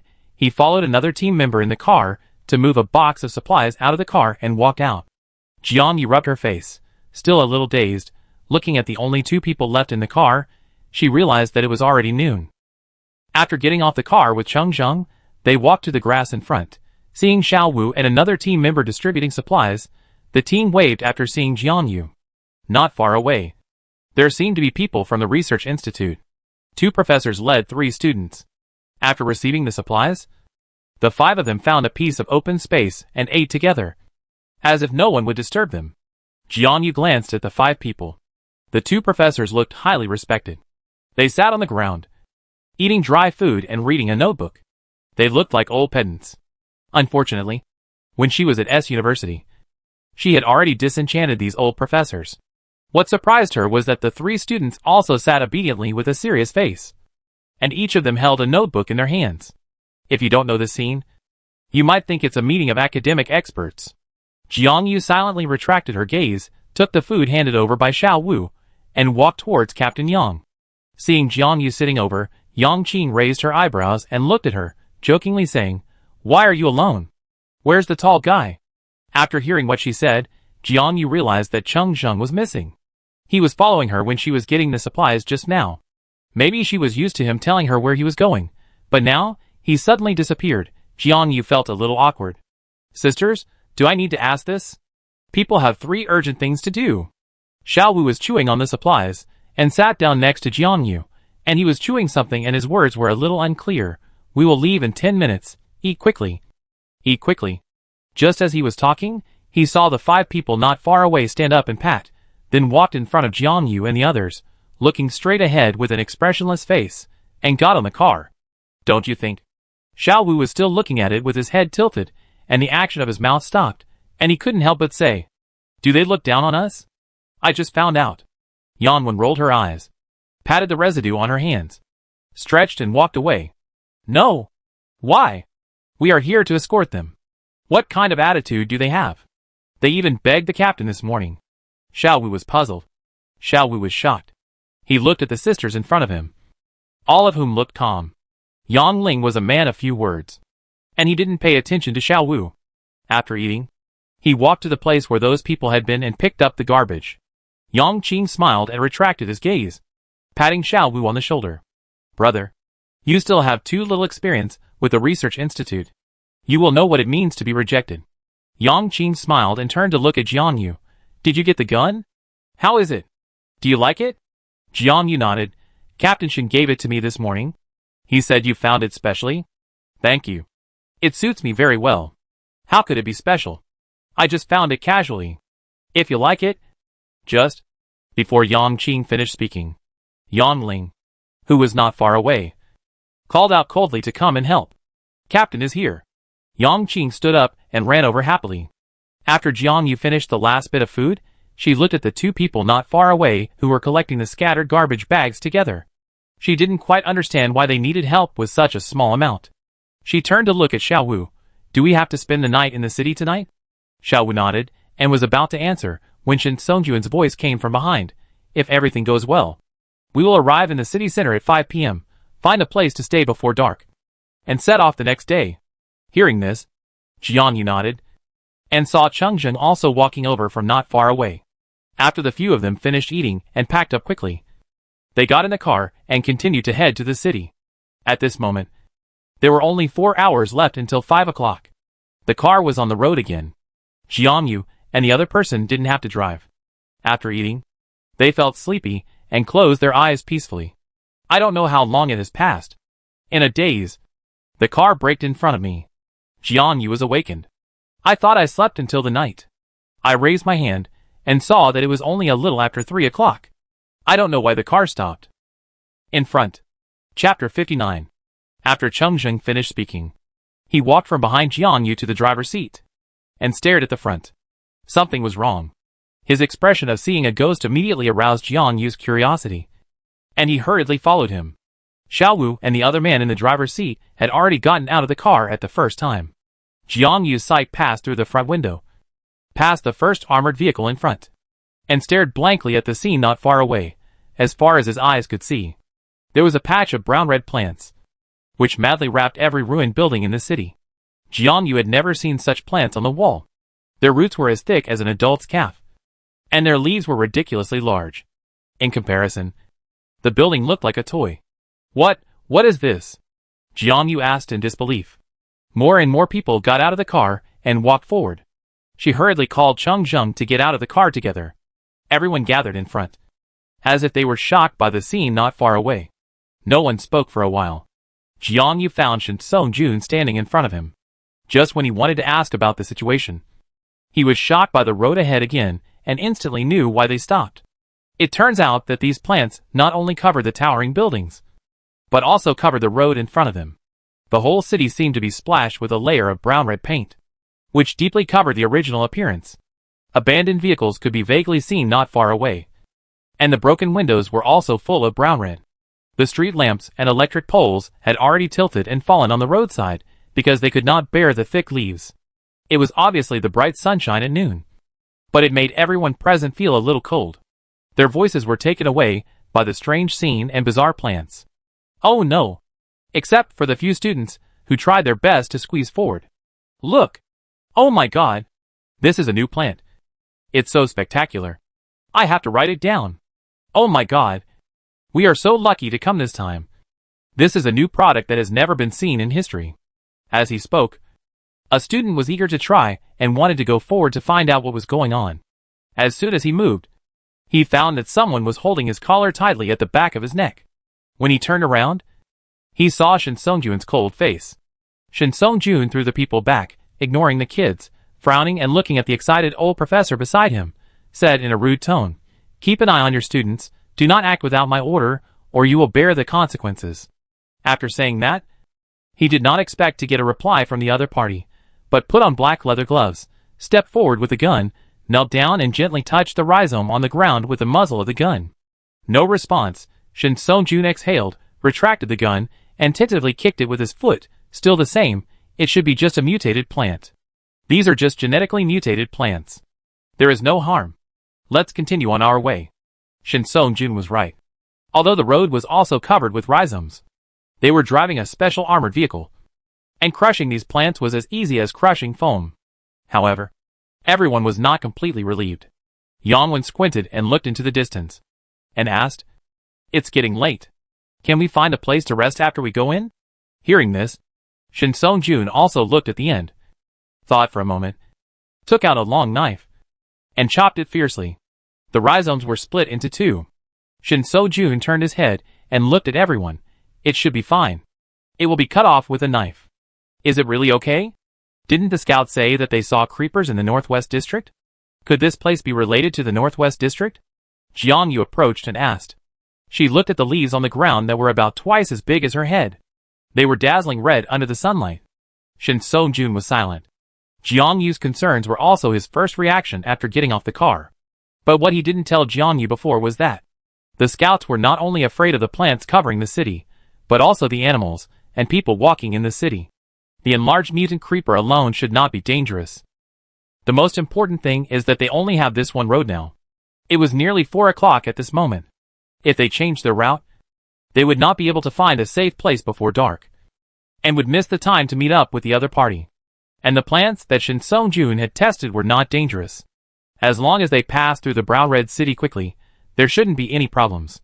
It's not clear whether it has anything to do with the northwest area, but our detectors did not issue a warning, and these plants can be easily destroyed, so don't worry. Having said that, Jiang Yu still felt a little uneasy. She followed Xiao Wu and the others into the car, muttering to herself, "I hope everything goes well." Xiao Wu, who was standing in front of her, heard this and quickly turned around to comfort her. "Don't worry, Sister Jiang. It's just some plants." Jiang Yu remained silent, but she always felt that something was wrong. As the convoy entered the city center, Jiang Yu felt more and more strange. The 5 cars entered the city center smoothly. The thick roots on the road could not stop the heavy-duty explosion-proof tires at all. They just made a creaking sound after pressing over the ground. As the sunset appeared, the car's speed became faster and faster.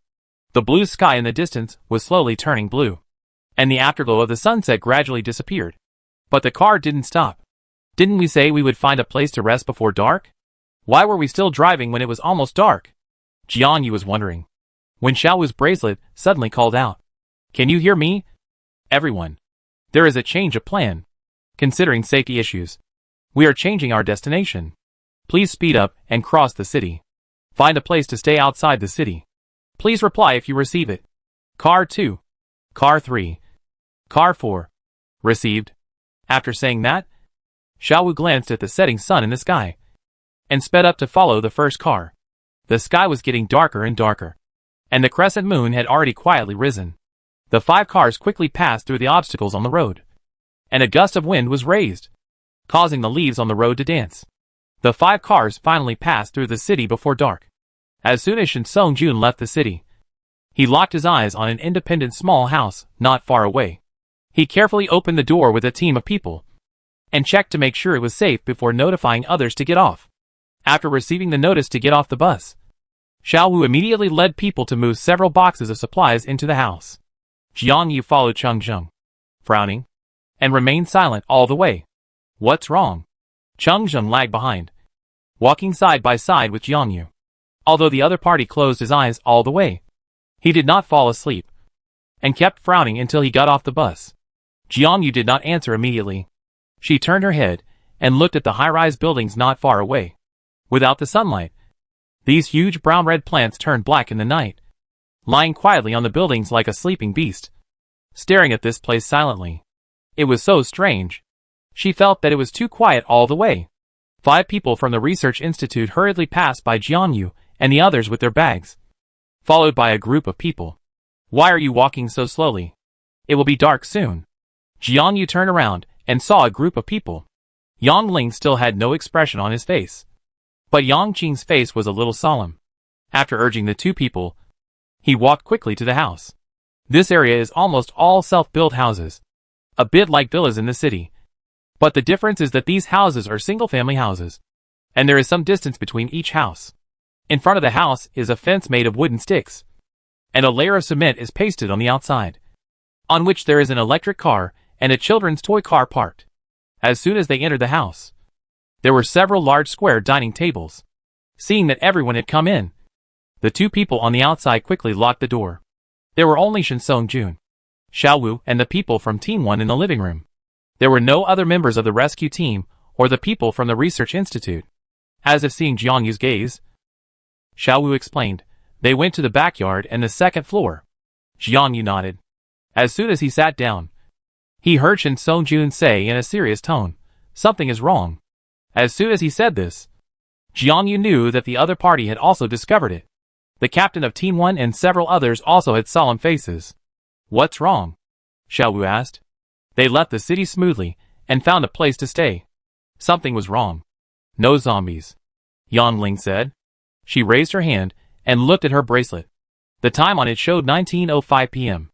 They left the rich area at around 1 o'clock and headed for the city. They didn't see any zombies along the way. It was understandable that there were few zombies. But how could they not encounter any? The fact that there were no zombies did not make the captain's presence feel relaxed. Instead, they became more nervous. Hearing Captain Yang's words, Xiao Wu was a little stunned.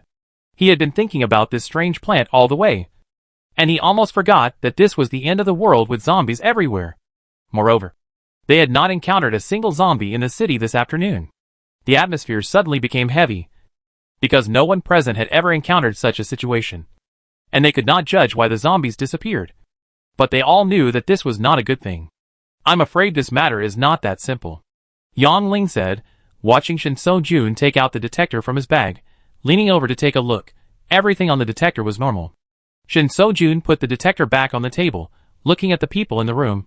There is nothing wrong with the detector at the moment. Let's take it one step at a time. Team 1, Team 2, and Team 4 will take turns to keep watch tonight, and we will set off at 4 o'clock tomorrow. Xiao Wu, you go call those people back, divide the supplies, and go to bed early. Xiao Wu nodded.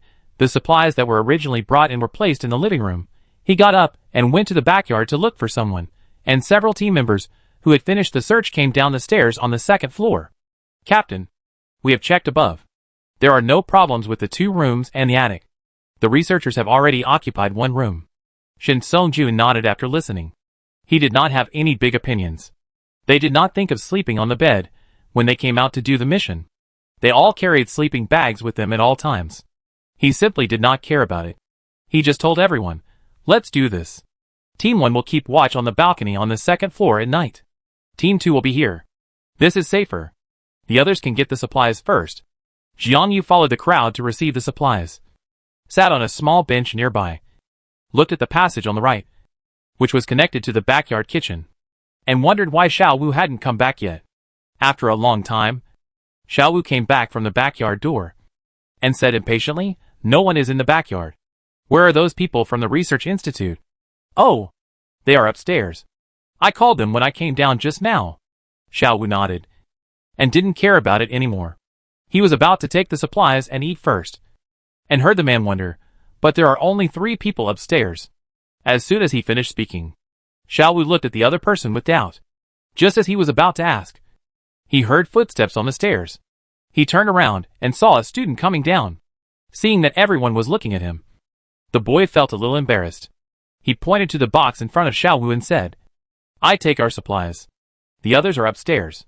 Hearing what he said, the person who had come down from the second floor stopped talking and thought he had just seen it wrong. Chapter 60. In the room on the second floor, 2 people were standing outside the balcony, taking turns to keep watch. Jiang Yu stayed in the room with a team of other people.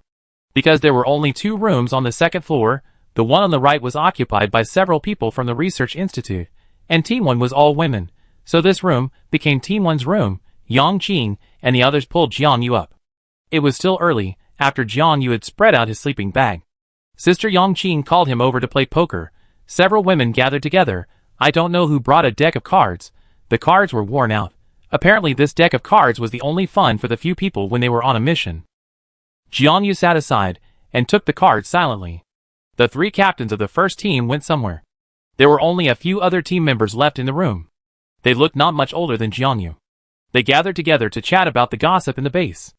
Then the conversation turned to which male team member in the base had the best figure. This was something Jiang Yu never expected. He listened while playing cards a little awkwardly. Then it should be Captain Shin. Captain Shin's chest muscles, you really can't say it.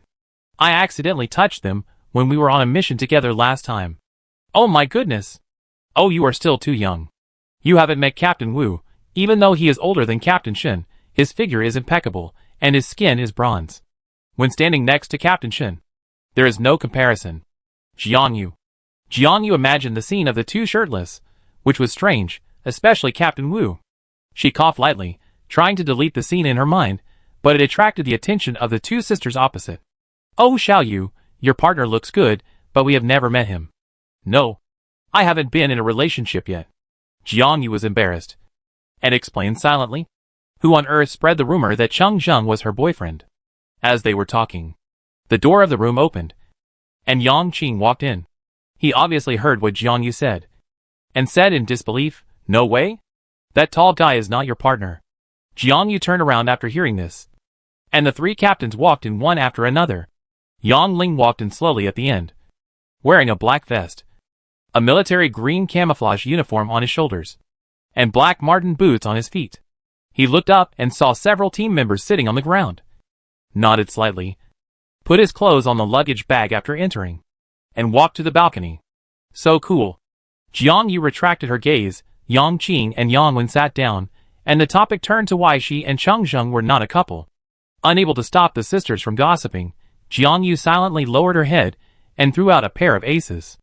At 11 o'clock in the evening, the two teams changed shifts. Jiang Yu slept unsteadily with her head on her pillow, tossing and turning. There was a sudden sound of footsteps outside the door, running downstairs quickly and hurriedly, and then there was a noise on the first floor. Jiang Yu opened her eyes, and the people around her were also woken up by the sound. What's going on? It sounds like the sound is coming from the living room on the first floor. I'm afraid something has happened. The noise downstairs is getting louder and louder. Jiang Yu and his friends quickly packed up and went downstairs. Before they got downstairs, they heard Shen Songjuan's angry scolding. Did I say that you can't act alone without my permission? I said this to you on purpose. Didn't I? Ah? Two teachers can't watch over two students. Jiang Yu looked at Shen Songjuan's face, staring at the two people in front of him with a cold knife-like look, and said word by word, "You are wasting the time of the entire team." Shen Songjun was so angry that his head was splitting, and veins on his forehead were bulging. They were resting well downstairs, but the two professors suddenly ran over to tell them that two students were missing. Two students? Missing? What kind of words are you talking about? Shen Songjun stood up in shock and asked them coldly what was going on. It turned out that these teachers and students from the research institute had seen the unknown plants in the city, and they were curious. They also found a small door in the backyard. They knew that the rescue team would not allow people to go out without permission, so they thought about going out to take a look and come back later. One of the students was timid and refused when he saw it was getting dark. He turned around and told the professors about it. However, the two professors did not take it seriously after hearing it, but expected the students to bring back rare plants, who knew that the night was getting deeper and deeper, and the two people had not returned yet. The remaining student felt something was wrong and hurriedly woke up the teacher for help. Seeing a group of people going downstairs, Xiao Wu explained the general situation again, and then glanced at the two people with a cold face. What kind of teacher is this? What a shitty teacher, who doesn't care about the missing students and sleeps so soundly, and only knows how to cause trouble. Professor Li, are you sure they went to the city ahead? Yang Wen asked. She looked at the man in his 40s or 50s in front of her expressionlessly, and the other party's originally proud and disdainful face was now full of guilt and embarrassment. You are Captain Yang, right? My seniors should have gone to the city. They took the same road we came out. They said they were going to cut some leaves from nearby plants and come back. Isn't there an electric bike parked in the front yard? They found the key upstairs, and they should have gone there by bike. I calculated the distance, and they should be back in an hour. The boy behind him stepped forward to answer for the teacher. He wore glasses, was a little short, was about the same age as Xiao Yu, and was probably just an adult. Hearing this, Jiang Yu asked, what time did they go? 6. Around 6 o'clock. They just arrived a while ago. The boy hesitated, wiped the sweat from his forehead, and knew that the two people might have been in trouble. He was very nervous, afraid that the rescue team in front of him would not rescue people, and hurriedly added, sorry. My senior brothers were also curious for a while. Will you go to find them? Everyone was speechless. Shen Songjun glanced at the boy and ignored him. He sat down and pinched his brows. Worried? It's past 11 now, and 5 hours have passed. You should have notified them earlier, Yang Qing said. She turned to look at a team member behind her, nodded at her, and the other party immediately went upstairs. Jiang Yu moved to Cheng Zheng's side, waiting for Captain Shen's order. He knew that he might not sleep well tonight. If he had known this, he should have sent someone to keep an eye on this group of people. Captain Yang, you stay here, and our second team will go to check the situation, Shen Songjun said. This was his plan after consideration. He left a team behind as a guarantee. If they didn't return before dawn, someone would continue to go to the gathering place. Yang Ling shook her head and said, it's not that simple. Just leave 4 people in Team 1 and Team 2. The rest of you can go together. We didn't come back after daybreak. You don't have to wait for us. Take the 3 people to the destination to meet up, and find a way to go back to the base for rescue. As soon as she said this, the atmosphere became serious. Xiao Wu glared at the 2 old men again, turned around and quickly packed his luggage and prepared to leave. That was it. Several people quickly packed their luggage. Jiang Yu was also going to go upstairs to pack her bag. When she stood up, Cheng Zheng grabbed her arm. Don't go. After saying that, Cheng Zheng looked at Shin Song-jun. Let her stay, I go with you. Shin Song-jun looked up at the two of them, and nodded. He hadn't planned to let Jiang Yu go. He turned to look at Xiao Wu. You stay too. What? Xiao Wu immediately jumped up. Why do you want me to stay? I won't. I must go with you. Let the second team stay. I won't stay. I'm not afraid. What do you mean? Xiao Wu, is our second team scared? Your captain is worried about you. Don't you understand? Yang Qing rolled his eyes, took the backpack taken down from upstairs by his teammates, and discussed for a while after putting it on their backs, and the last team left Yang Wen and another female team member Yu Ning. Xiao Wu. You stay, they are in your hands.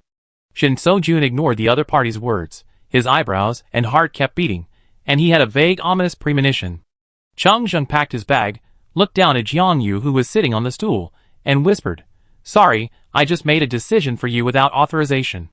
Jiang Yu looked up in response, and shook her head silently. Why don't I go with you? You all have hot weapons, which are not as useful as my axe. She looked at the other party with some worry. One more person means more strength.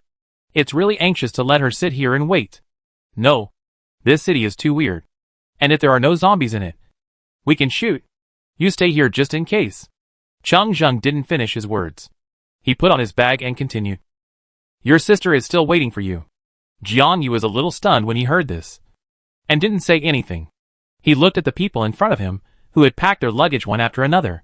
Only Xiao Wu was still arguing with Shin Song-jun. After they packed up, they went out. Yang Wen and two other female soldiers were left in the first team. Only Xiao Wu and Jiang Yu were in the second team. They stood at the door. Shin So-jun patted Xiao Wu on the shoulder and teased, Your expression looks like I can't come back. But maybe it's not that dangerous. Don't worry. Xiao Wu quickly turned around and made a few poo sounds. Okay, Xiao Wu, I leave this to you and Captain Yang. If we don't come back by 5 o'clock, you should go to the gathering place immediately. Don't forget the mission this time. Shin Song-jun nodded to Yang Wen. After giving the instructions, Shin Song-jun led everyone to the armored vehicles. The two armored vehicles started in the dark, turned around and drove quickly into the city. The armored vehicles were soon swallowed up by the darkness, and disappeared from everyone's sight. The dark sky in the distance was connected to the plants on the high-rise buildings, like a huge net covering the entire city. The giant beast lying on the building seemed to sense the approach of the ants, and shook excitedly. After Shin Song-jun and his men left, Yang Wen locked the door, and turned to look at the people in the living room. The 5 members of the rescue team, and the 3 people from the research institute were all in the living room. Everyone should rest in the living room tonight. Don't go anywhere else alone, Yang Wen said. Jiang Yu nodded and prepared to go upstairs with Yu Ning to get the sleeping bag. The other party turned to look at the boy who was looking down and said, Your things are also on the second floor. Come with us to get them.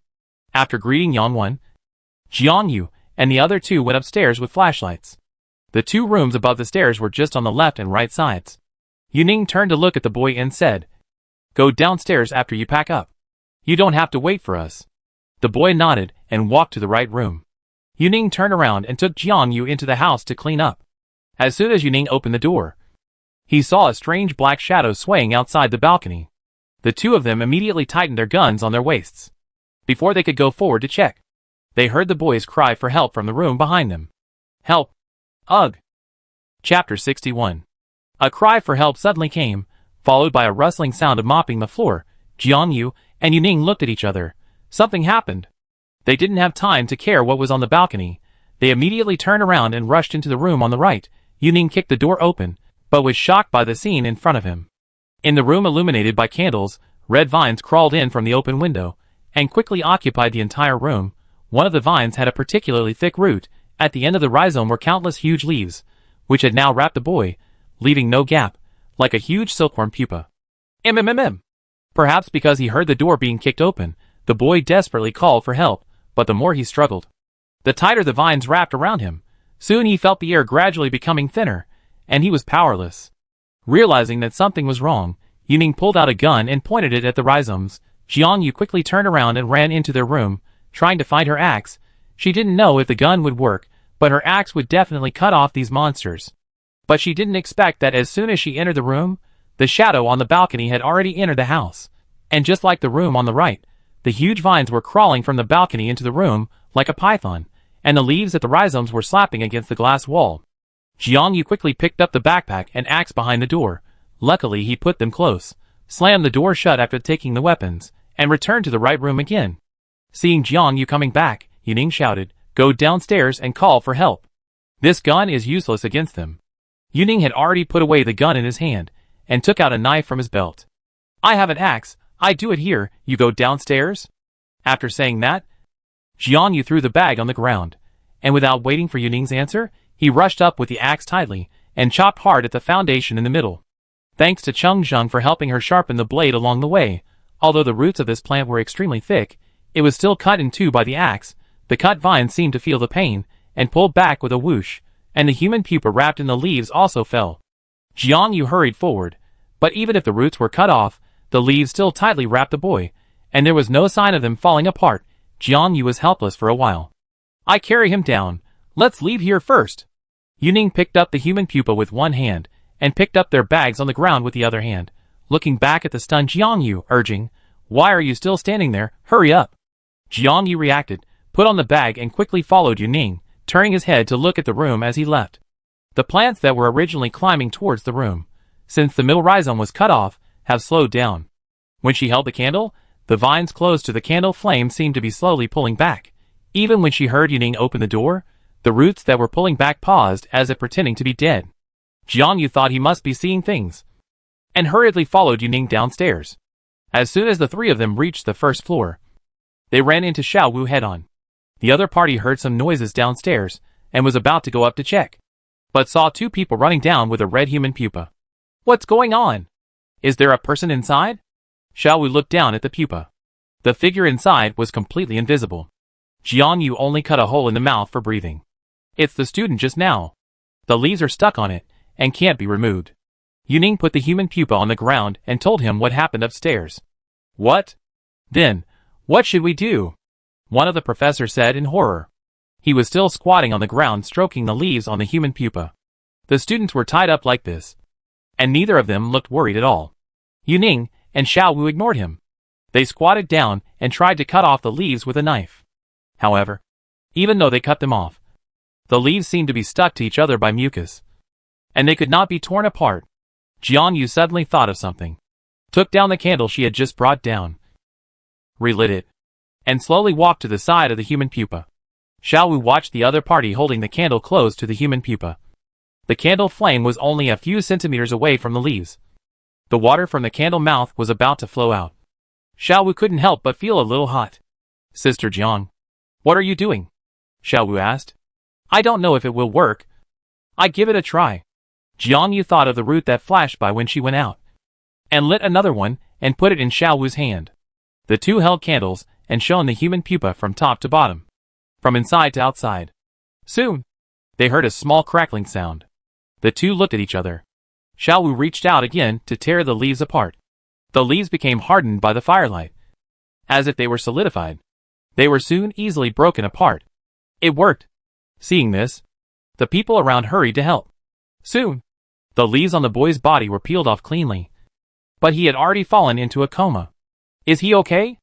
Xiao Wu looked at Yang Wen, who was reaching out to feel his breath, and whispered, "It's okay. Just a short coma." Yang Wen poured some water on her hands, and then sprinkled it on her face. Soon, her body twitched slightly, and her eyelids slowly opened. Cough, cough, cough. The boy opened his eyes, and saw that everyone was staring at him. He immediately thought of what had just happened in the room, and realized that he was saved. "Thank you. If it weren't for you, I might have been strangled to death by that monster." Yuning waved her hand through the backpack she brought down from upstairs to the other party, and said in a serious tone, "Those plants are growing too fast. We have to find a way to solve it. Otherwise they will crawl in soon." Hearing this, Jiang Yu raised her head suddenly, and her action attracted Xiao Wu's attention. It seemed that he had a premonition that what Jiang Yu was going to say was bad news. Xiao Wu asked weakly, "What's wrong? Sister Jiang, what's your reaction? Why do you suddenly have an expression of seeing a ghost?" "Don't scare me. There's something wrong with these plants.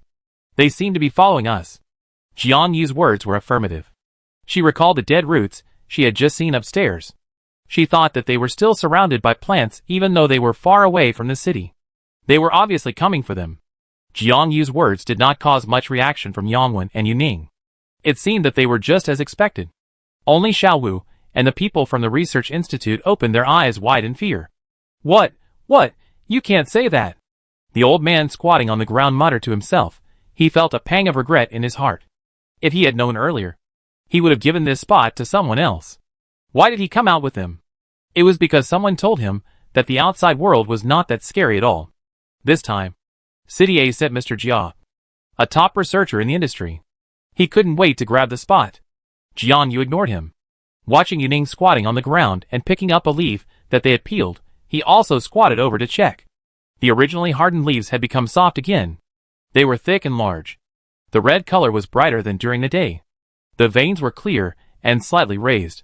When touched with the hand, they were not as hard as ordinary leaves. On the contrary, they were softer than the leaves themselves. Like human blood vessels. Jiang Yu's expression was a little stiff. He threw the leaves on the ground suddenly. He quickly slapped the leaves off Sister Yuning's hands and said loudly, "Don't touch these leaves." What? Everyone was startled by Jiang Yu. The old man was just like that. After being scared twice in a row, he couldn't help but start to scold him. What's wrong with you? Little girl? You're so startled. What's wrong with this leaf? We just touched it. Can you please stop stirring up trouble here? Shut up. Yangwen looked at him coldly, turned her head to look at the leaves on the ground, and heard Jiang Yu say, "The color of these leaves is wrong. The veins on them seem to be liquid." Hearing this, Xiaowu took out a pair of gloves from his bag and put them on. Then picked up the professional tools and stepped forward. "Don't touch it. I put a piece on the table and have a look." Xiaowu carefully cut a piece and put it on the table. The candlelight swayed wildly with the movements of the people around him, making the red leaves on the table clear and transparent. The thick leaves were covered with dense and soft thorns, and the slender veins were filled with red liquid that dripped blood. The torn veins were still covered with red scabs. Xiaowu used a utility knife to cut the leaf veins, and blood-red liquid slowly flowed out, emitting a familiar stench. This is... Xiaowu stood there in a daze, and the last bit of rationality in his mind told him that he must have guessed wrong. This seems to be the blood of something, Yangwen said. She gently pressed the leaf veins with a stick, and a large amount of liquid was forced out, which soon solidified in the air, and the whole air was filled with a very foul smell of blood. How could it be blood? Jiang Yu stood there in a daze. Could it be zombie blood? No, zombies have no blood for a long time, and the liquid that flows out after they transform into zombies is white. It shouldn't be such a bright red color, or is it animal blood? But the more he thought about it, Jiang Yu felt a stronger and stronger ominous premonition in his heart, and the hair on his back stood up. No way. Jiang Yu looked at Xiaowu. Can it be? What is it? What are you talking about? This thing must be just a mutated leaf vein. The leaves are red, so the liquid inside must also be red. What are you really imagining? The old man didn't want to study the strange vines anymore. As long as they survived tonight, they would be safe when they returned to the base tomorrow. Xiaowu, use your bracelet to contact Team Shen and tell them about the situation here. As soon as Yangwen finished speaking, Xiaowu nodded hurriedly and raised his hand to press the button on the bracelet. Before he could dial the button, there was a strange sound of knocking on the door outside. Bang! Bang! Bang! This violent knocking sound didn't seem to be man-made. Everyone picked up their weapons at the first time. Yangwen held the gun in both hands and approached the door step by step. Yuning hurriedly followed behind her. Jiang Yu hurriedly put on his backpack, looked at the three people standing in a daze not far away, and signaled them with his eyes. The male student came back to his senses and quickly put on his backpack. Xiaowu called 3 times, but the other party didn't answer. Looking at the door in front of him that was shaking after being hit, he was very anxious. He put away his bracelet, put on his backpack and picked up the gun as quickly as possible to join the battle. Bang! When everyone was staring at the front door, there was a loud noise from the second floor, followed by a rustling sound. Vines! So many vines! The research professor closest to the building screamed. He looked at the blood-red vines crawling out from the right staircase in horror. They were swinging excitedly and approaching him quickly. Teacher! The students watched the professor's hands and feet being dragged by 4 vines. The huge leaves quickly wrapped around him. And soon, he was wrapped into a human pupa. Without waiting for everyone to react. Shoo! He pulled the human pupa back upstairs with a sound. It's human blood. There's human blood in these leaf veins. He stared at the teacher being dragged away in a daze. And was suddenly pulled up by Jiangyu. Don't be dazed, go. The door outside had been broken in an instant, and huge vines surrounded the whole house. The moment Xiao Wu saw the vines, he had already changed his weapon to a knife, and cut off the roots with both hands, and he turned his head to look at everyone. Get in the car. Quick! More and more vines poured in from the stairs, and they intertwined together, like a blood-red flood, trying to drown everyone present. Chapter 62. These vines had crawled here from the city at some point, surrounding them from the stairs and outside the door. The front door had been broken, and the vines were spreading crazily from the ground, and the walls into the house, and in front of them was standing an extremely thick root. Yes, it was standing, and it stood towards them like an enraged venomous snake. Its color was brighter than the other roots, and its rhizome was thicker than the surrounding ones, and it stood in the air, as if a pair of eyes were staring at them. They were surrounded, or by a group of vines. If this were told before the end of the world, no one would believe it. Everyone be careful, this one is a little different from the others. Yangwen said softly. She bent her knees slightly, held a long dagger in her hand, and stared at the giant beast in front of her. This one is a bit like the one we just saw upstairs. Let's deal with it, and then leave here from the door. Yuning said. She turned to look at Jiangyu. Xiao Yu, the test subject, and these two people are in your hands. We will cut a path for you later, and you can find a chance to get in the car and leave. Experimental product. Jiangyu looked at the professor and student who followed her, staring at them and asked, Is the stuff in your bag? Yes. Yes. Don't worry. It's all in my student bag. You have to protect us. The old man just saw his companion being swept away by the monster. And he was so scared. They have been staying in the base since before the end of the world, and have never been out of the house. Who would have thought that the outside world would be so horrible? Jiangyu got the answer and ignored them. Her eyes were fixed on the table and chair, and she raised her axe and chopped it hard. Then wrapped the bench legs with the clothes she had changed in her bag, poured alcohol on them, and lit them with a lighter. Take this and follow me later. Jiangyu handed the homemade torch to the student. The moment the torch was lit, the snake-like vines around it quickly fled around. Ha! You are really afraid of fire.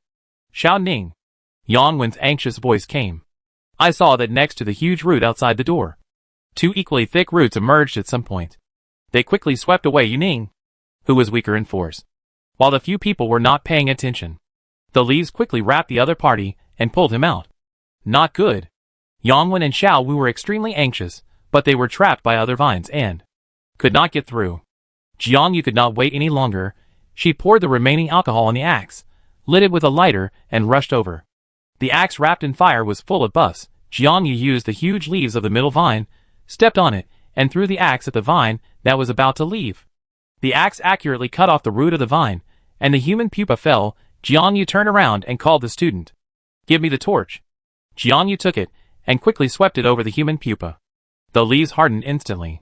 Jiangyu quickly tore them apart. But Yuning was already lying on the ground, powerless. Hurry up! Xiao Wu turned and shouted to the others.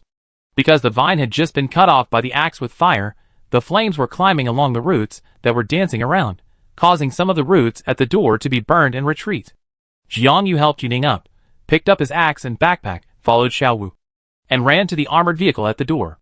Fortunately, these vines only surrounded the house behind them, and did not entangle the car. Perhaps they sensed that there was no life in the car. Xiao Wu and Yangwen chopped the entangled vines all the way, escorting Jiangyu and the others to the car.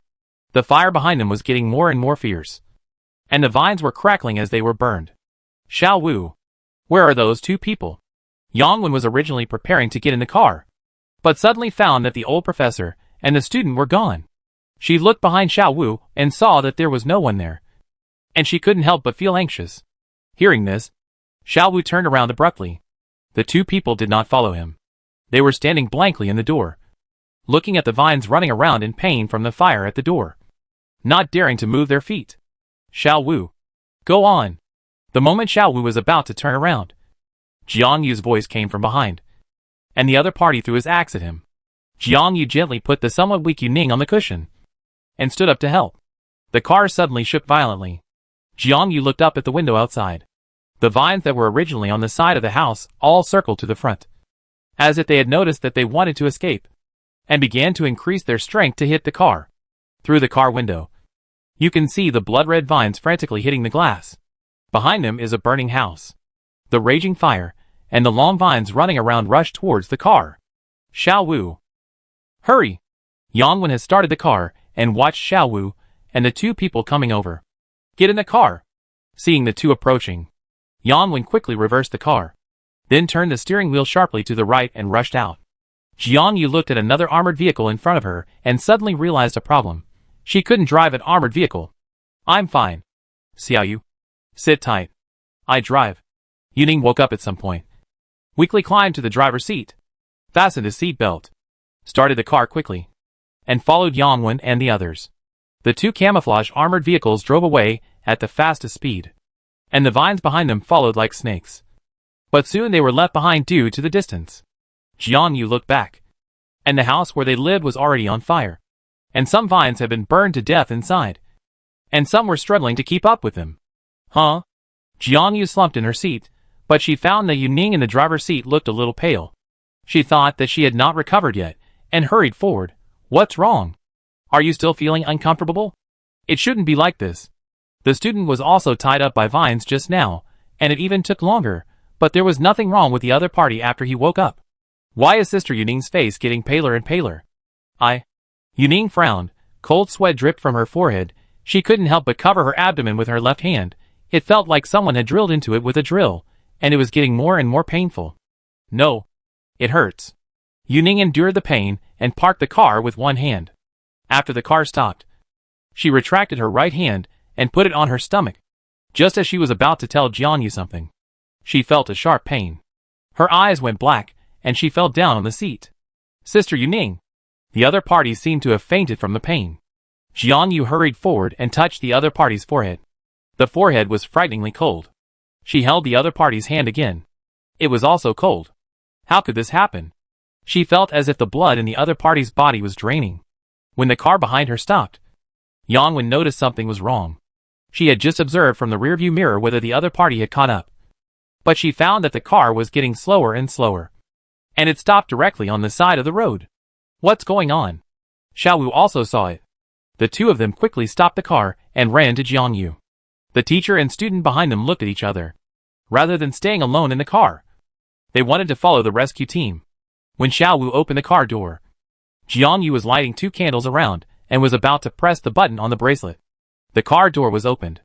Seeing that it was Xiao Wu and others, he was a little anxious. Come here quickly.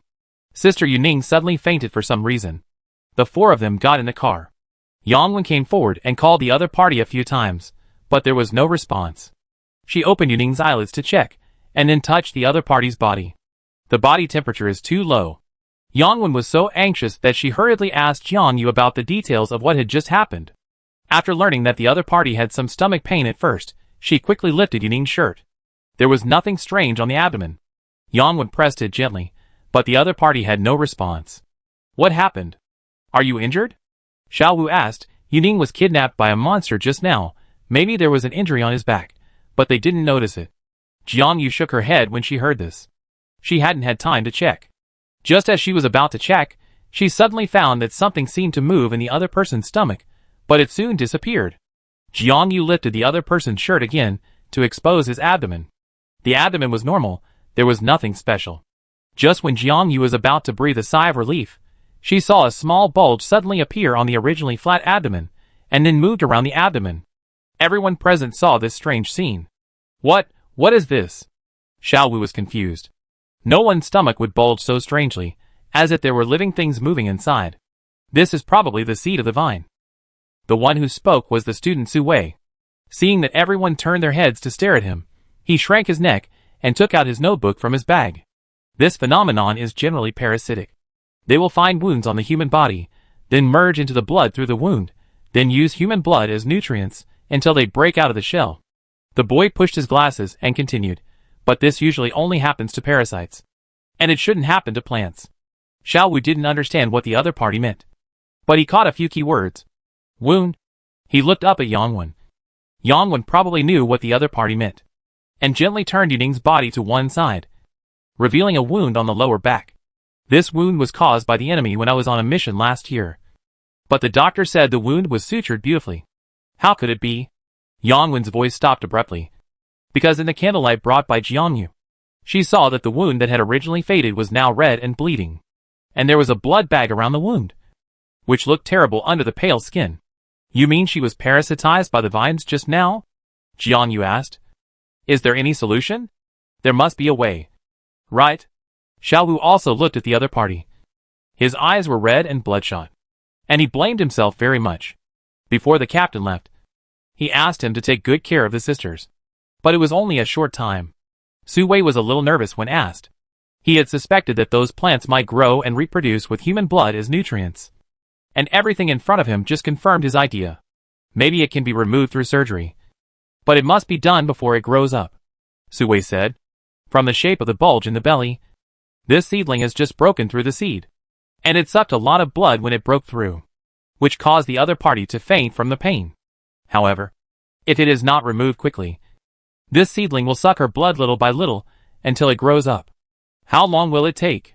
Yang Wen asked hoarsely, looking down at the person who had followed her through life and death. Su Wei shook his head and said helplessly, I really don't know. The sooner the better. Sister Yang, you drive this car. I take them to the one in front. We set off now and reach our destination before dawn. Xiao Wu wiped his face, stood up and walked out.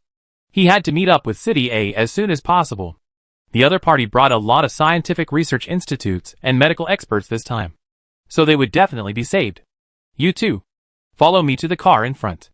Xiao Wu turned around and called the two people, and hurriedly got into the car in front. Jiangyu laid the back seat flat, put Yuning on it, and lit 2 more candles around. Suddenly, something came to mind. Sister Yang, have Captain Shen and the others been injured? Yang Wen was stunned. She almost forgot about those people. Yes, they were all injured to varying degrees. Everyone had wounds. She looked back at Jiangyu, with an expression of sadness and fear that Jiangyu could not understand. Xiao Yu, try to dial the bracelet again. Don't let anything happen again. Chapter 63. Late at night, on the quiet street, a man held a homemade torch. He stood by the road, ignoring the vines dancing around him. He raised his hand and tried to dial the bracelet again. Unfortunately, the gray exclamation mark still popped up. Cheng Zheng sighed, glanced at the time on the bracelet. It was 3 o'clock in the morning. The night was getting darker. The surroundings were blood red. There seemed to be a mist rising not far away, and in this weird scene, he was the only one.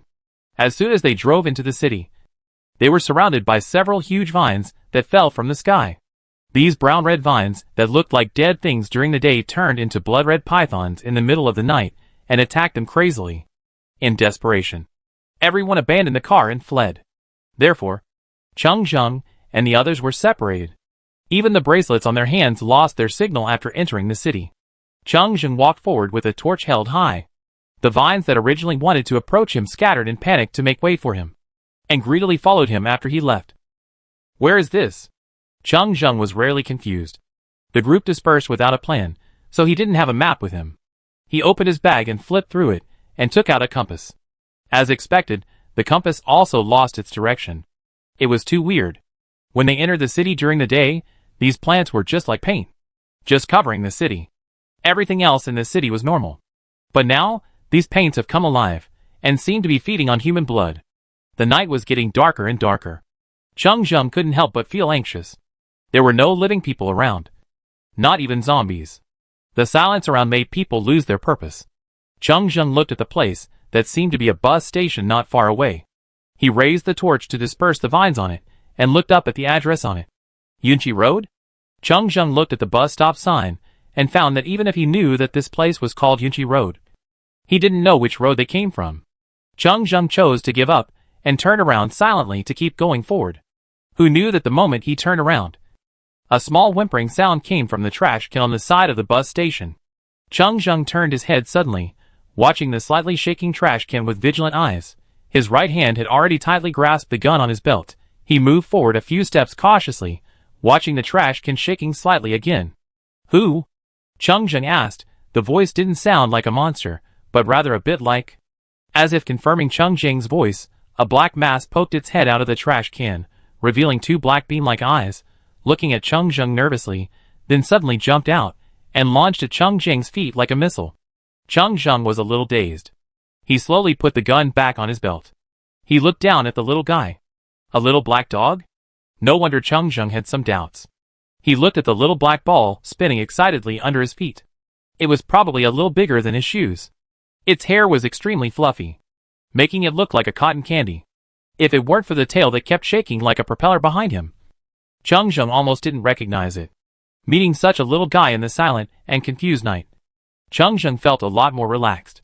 He squatted down and looked at the little black ball. He didn't know how this puppy survived. According to his observations along the way, there was no living creature in the whole city, not to mention dogs. He hadn't even seen any birds. Hidden in the trash can? Cheng Jing glanced at the stains on the black ball, and suddenly thought of something. He took out a wet tissue that someone had praised from his bag, and picked up the little black dog with his gloved left hand. After confirming that the dog was not bitten, he wiped it with the tissue, and took out a piece of ham from his bag. This little dog is very smart. Cheng Jing could see that the other party was very happy and excited to see him, and couldn't wait to be hugged by Cheng Jing. But even so, the dog didn't bark from beginning to end. If it weren't for the whimpering sound just now, Cheng Jing almost thought that the other party was a mute. Since we are destined to meet, let's go together. Cheng Jing saw Hachio eating the ham clean, and then hurriedly pulled up his trouser legs, so he simply put the puppy into his bag. Cheng Jing didn't know how long he had been walking. He looked up and saw that there seemed to be a large flower and bird market not far away. Although there was blood all around, it was strange that there were not many vines attached to the sign above. This strange flower and bird market, could it be the nest of these vines? Cheng Jing decided to go in and take a look. He put out the torch. The puppy in the bag poked its head out and looked ahead. It rubbed Cheng Jing's palm with some anxiety. Cheng Jing touched his head, and after some consideration, he put the bag on the ground and let the puppy out. Black Ball probably understood what Cheng Jing meant. He suddenly buried his head in the bag and pretended to be dead. Cheng Jing was amused by his action, and then reluctantly put on his backpack again. Cheng Jing covered his body with odor-proof paint. This was made by him from various liquids he had collected along the way. Although it was a bit smelly, it could block the smell of human blood, so that these vines could not find him. Cheng Jing put on a gas mask, held his weapon tightly, and walked inside. This flower and bird market is in a back street, not far away. Outside is an arched double-opening door. Outside the door is not too entangled with vines. After entering, there are 2 rows of simple greenhouses built with special materials, but now these greenhouses are densely wrapped by vines. Because they cannot bear the gravity, most of them have collapsed, so these greenhouses look like a huge bird's nest. Cheng Jing's eyebrows jumped. He had an ominous premonition.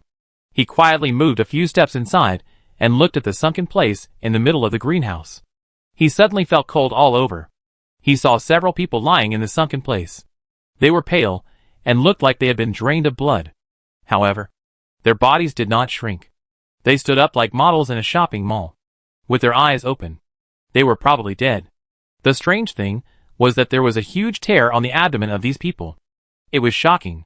However, the most unbelievable thing was that the inside of the wound was full of vines. These vines used the human body as a vessel and human blood as nutrients to reproduce. Cheng Jing frowned and looked over there, but he felt something was not good. Those students might be in danger. Just when he thought the situation here was too weird and wanted to retreat, he saw something hanging on the greenhouses, and it seemed to shake a few times. What is this? Cheng Jing stared at the thing for a while. It seemed to be a human figure. Could it be the 2 students? Cheng Jing reacted. But these human pupae were hanging in the innermost part of the greenhouse. If he wanted to go in, he might be discovered. He had a headache. He really wanted to burn the whole place with fire, but he was afraid that there were still people alive inside.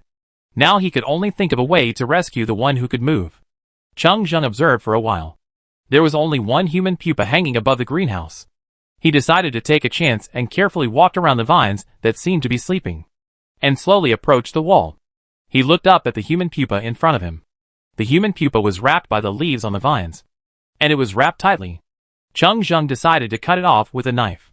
He took out a long knife from his bag and looked around. The vines did not find him, because of the odor-proof paint on his body. Chung Jung pulled out his knife and cut it off quickly.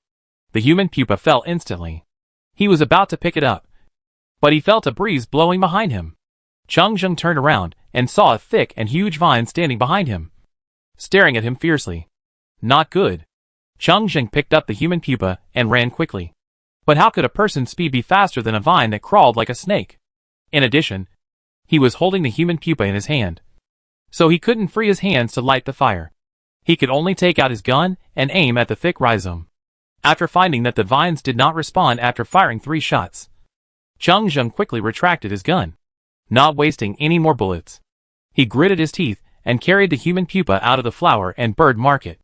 The puppy in the backpack behind him seemed to sense the uneasiness and twisted wildly. Chung Jung kept moving, but he still felt the wind in his ears. The vines had caught up with him and were very close. His heart sank, and he looked back at the vines that were getting closer and closer, and even more and more.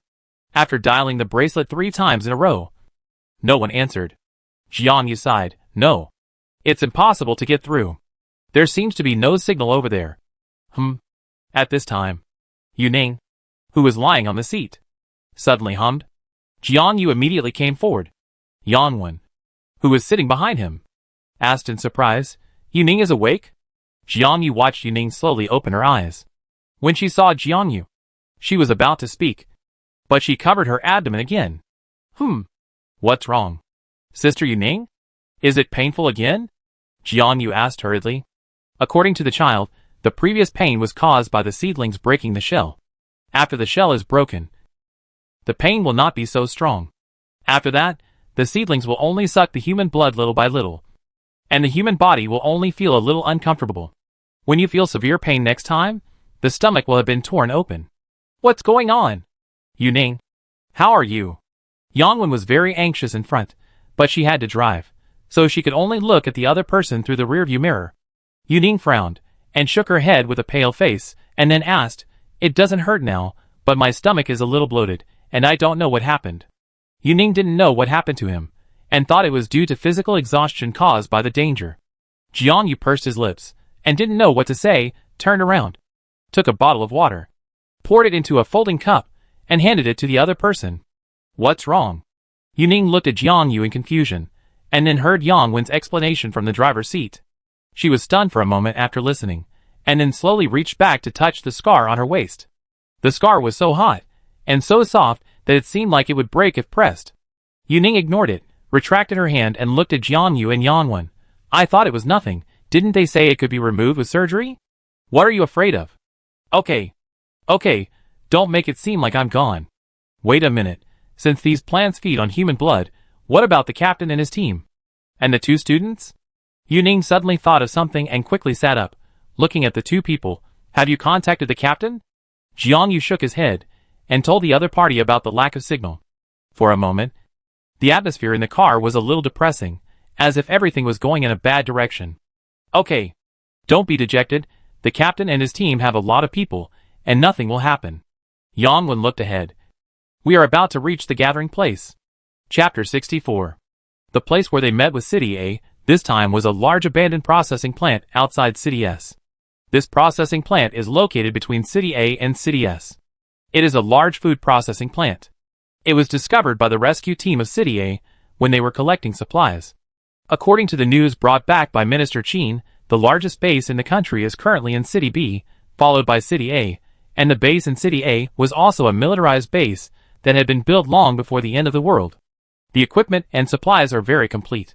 It is said that when the zombies attacked, City A was the fastest to react and transfer the survivors. The car quickly got on the elevated road. Jiangyu looked at the factory not far away through the glass. It was dark, and he couldn't see the factory clearly because it was still dark. However, a very faint red light flashed outside one of the buildings. It flashed every 5 seconds. It would be hard to find if Jiangyu didn't stare at it. That red light is the sign of the personnel stationed at the base in City A. Their people have arrived.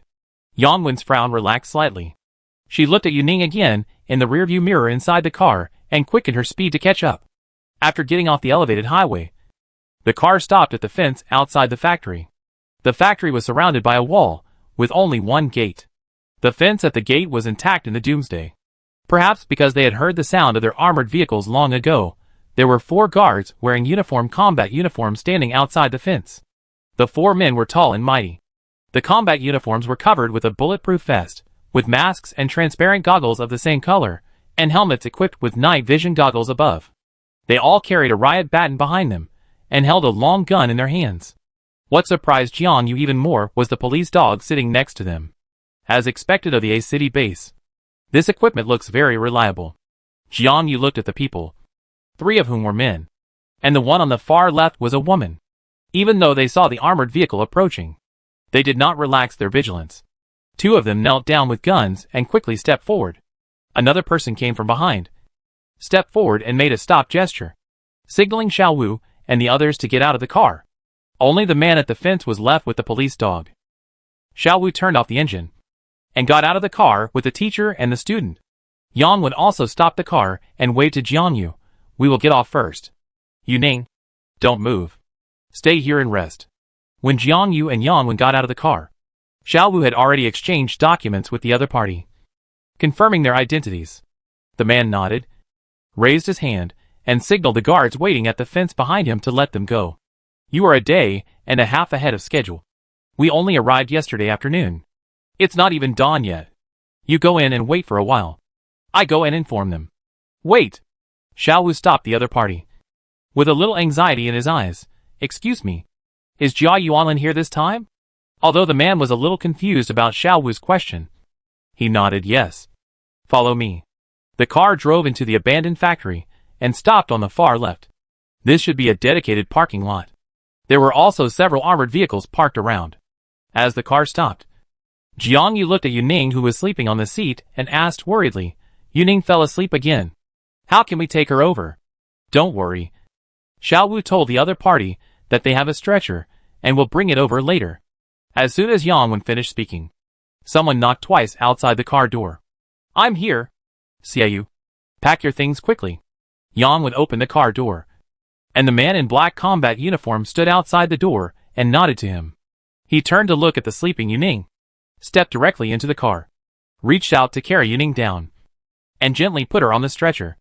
After Jiang Yu packed up, he took Sister Yu Ning's backpack and followed Yang Wen out of the car. Not far away, 2 guards and 2 other men who had not been seen were standing outside Xiao Wu's car, carrying the things they were going to exchange this time from the car. Xiao Wu saw a few people and waved, pointing to the building not far behind him. It was the production workshop of the processing plant. At this moment, everyone in the A City base had learned that the rescue team from S City had arrived, and rushed over as quickly as possible. When the few people arrived at the building, they found that many people had come to the A City base this time. The leader was a woman wearing a black short-sleeved shirt. She also wore a bulletproof vest. Her long curly hair was tied casually, and she wore gray-rimmed glasses. Behind her was a man wearing a white long-sleeved shirt. Hello. I am Meng Qingyuan, the contact person for this mission, and also the captain of the A City Special Police Team. The person behind me is the Deputy Captain Yi. I have heard about your story. We have sent a team to rescue you. Please rest assured.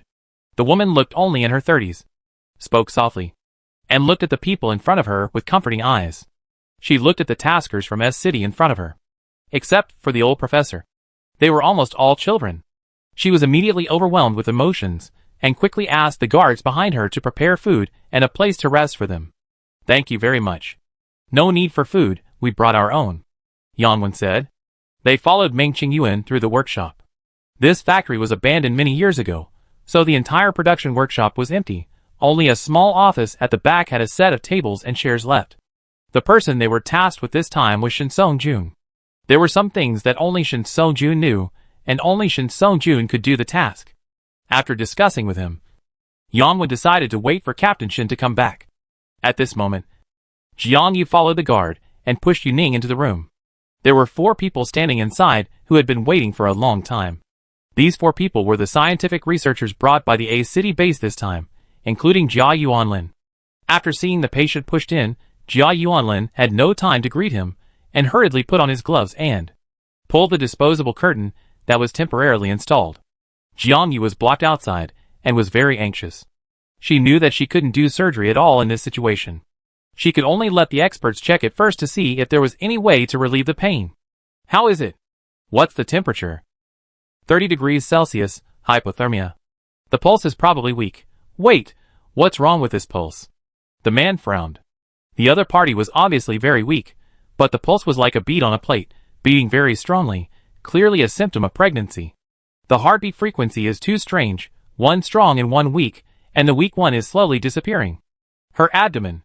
Even though they were told in advance that the other party had something in her stomach, when they saw the huge bulge slowly appearing in the abdomen with their own eyes, several experienced experts were still stunned, because the huge blue bulge did not simply bulge and disappear, but slowly moved along the woman's abdomen. The people present looked at each other, frowning. One of them pulled aside the curtain and walked towards Jiangyu. Her condition is very critical. Her temperature is dropping by the hour. Her heartbeat is strange. One weak and one strong. Her pulse is slippery. I'm afraid she won't last more than 12 hours. What? She won't last more than 12 hours. How could it be possible? Jiangyu was stunned and asked anxiously. What about the surgery? Can it be removed by surgery? The woman shook her head. It's too late. Her heartbeat is abnormal, beating in both directions, which means that the monster in her abdomen is connected to her heart. Even if there is surgery, it is impossible to separate the two hearts. What to do? No, there are still 12 hours. It's still in time, as long as we can contact the base, send a helicopter back to the base, there will definitely be help. Please take care of her first. Jiangyu turned and ran, the axe on her back was shaking violently. She had to ask Sister Yangwen, see if she could contact the base, if not, she could go to the A City base. What did you say? Yangwen stood up suddenly, her pupils constricted, staring at Jiangyu's mouth. There were only her and the people from the A City base here at the moment. Xiao Wu took the other party's people to count the supplies, which was also one of their tasks this time. The two teachers and students didn't know where they ran to, so Yangwen stayed here to learn about the situation of the A City base from the other party. Yangwen was a little bit unconvinced, but she understood the key information. She turned to look at Meng Qingyuan, her voice a little hoarse. Can I borrow your helicopter? Yangwen had a basis for asking this question. She saw the other party's small helicopter parked behind the production workshop after she came in. She guessed that it was probably used to pick up Jia Yuanlin, an expert. Don't worry. We can leave immediately. Let's go over there and take a look. Jiangyu led a few people to the room. When they were about to get close, they heard painful groans coming from the room. Jiangyu's heart sank suddenly. He didn't care about the people from City A behind him, and kicked the door open with his foot. But the moment the door opened, everyone's feet seemed to be stuck in place, looking at the room in horror. There was only one expert left of the 4 people in the room, who was now so scared that he was paralyzed on the ground, holding the scalpel in his trembling hand, and his reading glasses had fallen off. And on the hospital bed, Yuning's abdomen was bulging with a blood-red flesh mass as big as a football, which was desperately growing upwards, as if it wanted to burst out of the belly, lifting up Yuning's whole body, but because it could not break through in a short time, it suddenly fell down again, and then bulged up again. With each bulge in the abdomen, the color became darker and redder. At this moment, Yuning had already been awakened by the severe pain, and looked at her abdomen in despair and horror. Xiao Ning! Xiao Ning! Yangwen's eyes were red. She ran over and quickly held the other's hand. She turned her head with eyes wide open and looked at the expert, who was still in shock on the ground. What's going on? He was fine when I left just now. Jiangyu rushed to the expert, grabbed his collar, and his eyes were also red. The old expert was also terrified. He stared at Yuning's abdomen without recovering. While others went to get mechanical equipment, he stayed here to take care of the patient, because he had never seen a monster grow in the abdomen. He laid down and put his ear to the skin. As a result, the monster, who didn't know if it sensed it, suddenly jumped up and hit him in the face, which scared him a lot. I don't know either. This monster suddenly jumped in the stomach. I'm afraid it wants to come out. He had never seen such a strange thing. In just a few minutes, the green ball turned red. Chapter 65. Jiangyu pulled up the expert, who had fallen to the ground, and did not care about being polite, and pulled him towards the bed, but the other party wanted to retreat in fear. Please save her, Yangwen said with a trembling voice. Her eyes were bloodshot, her sight locked on the retreating expert, and then turned to look at the person in her arms, who had fainted again. Her eyes were not looking at Yuning's abdomen. Mr. He, please take a look, can she be saved? Meng Qingyuan knew that the two were anxious. These rescue team members came here for the sake of the base and the survivors. As long as they can be saved, they will be saved. He was so anxious that he stared at Yu Ning's belly. The skin there was becoming more and more transparent, and the flesh inside was gradually visible. The woman on the bed was white all over, and there was no blue vein or blood on her skin. She was already on the verge of death. It's too late. Before the old man finished speaking, 3 people hurried in from the door. They were the other 3 experts, who were notified and called in at the first time. The 3 people were also shocked by the terrifying meatball after entering the room. But it was obvious that they had more experience than the old expert he inside. Jia Yuanlin looked solemn. Put on the mask and gloves as quickly as possible. Step forward. And the other 2 experts followed closely. Jiang Yu looked at the 3 people nervously. Their hands kept moving, but their brows were getting more and more furrowed. After listening to the heartbeat, the expert who had finished using the stethoscope shook his head slightly at Jia Yuanlin. Seeing this, Jiang Yu's heart sank. Jia Yuanlin took off his gloves, walked up to Meng Qingyuan, and shook his head with a heavy expression. The other party's heartbeat is slow. I'm afraid it can't last an hour. We underestimated this monster. This seedling will quickly absorb nutrients before it finally breaks out of the shell. It can't last for 12 days. How could it be? Jiang Yu and Yang Wen, who were not far away, looked at each other and fell silent for a moment. Although she and the other party had known each other for a short time, they had only played cards together on the second floor a few hours ago. How could it be that before one night had passed, things turned out like this? Urgent footsteps were heard outside the door again. Xiao Wu panted and held the door frame, looking at the people in the room. His eyes locked on Yu Ning on the bed. You mean there is less than an hour left before this monster comes out? Right? Yang Wen said this in a very light tone, but it exploded in Xiao Wu's ears like thunder, freezing him in place. That's right. Maybe it will be faster. After Jia Yuanlin finished speaking, he looked at the captain of his base. We have to prepare. The color of this plant is unusual. It may be difficult to deal with it when it comes out. Don't worry. It won't come out. Yang Wen had just finished speaking when the person in her arms opened his eyes again in pain. Meng Qingyuan probably knew what the other party meant. He stood up and gave a look, and took a few experts out. Xiao Wu looked at Yu Ning, who looked painful. He was young and joined the team after the apocalypse. It was difficult for him to accept such a fact. He panicked instantly and choked up while speaking. What should I do? What should I do? It's all my fault. I didn't protect you well. Okay, it's not a big deal. You have already done a good job. Yu Ning tried to force a smile. She looked at Jiang Yu, who was standing silently beside her, then looked at Xiao Wu finally. Looked up at the captain. Captain, can I ask you for help later? I know, don't be afraid. I won't let this monster succeed. Yang Wen held the other's hand tightly. She looked at the meatball still swimming and jumping in her abdomen with murderous eyes. Sister Jiang, let's go out first. Xiao Wu wiped his face and walked out with a heavy step, leaving the room for the two of them. He knew that these sisters in the first team had belonged to the same unit before the end of the world, and had been together day and night for so many years. No one here would be more miserable than Sister Yang Wen. Jiang Yu and Xiao Wu lay on the railing outside the corridor. Through the railing, they could see a bright halo on the horizon not far away. The morning light was slightly revealed, and the surroundings were pale. The sun was slowly dispelling the darkness, and it was walking towards here step by step, when the first ray of sunlight fell on the railing where the two were lying. A bang sound came from behind. The two people stiffened instantly, their eyes still looking into the distance. They did not look at each other, nor did they rush into the room immediately, because soon there was a whimpering sound in the room. Still in the abandoned production workshop, Meng Qingyuan was recording the reports of the 4 experts. The situation suffered by the rescue team of the S-City base, and the weirdness of the city in front needed to be reported, especially when she learned that this monster reproduced in large quantities through the human body as nutrients. She knew that this was the second monster after the zombies. If these plants were not eliminated before they spread rampantly, the consequences would be unimaginable. Someone knocked on the door outside, and the guard came in. Captain Meng, the people from the S-City rescue team are back. Finally. There is good news. Meng Qingyuan finally breathed a sigh of relief.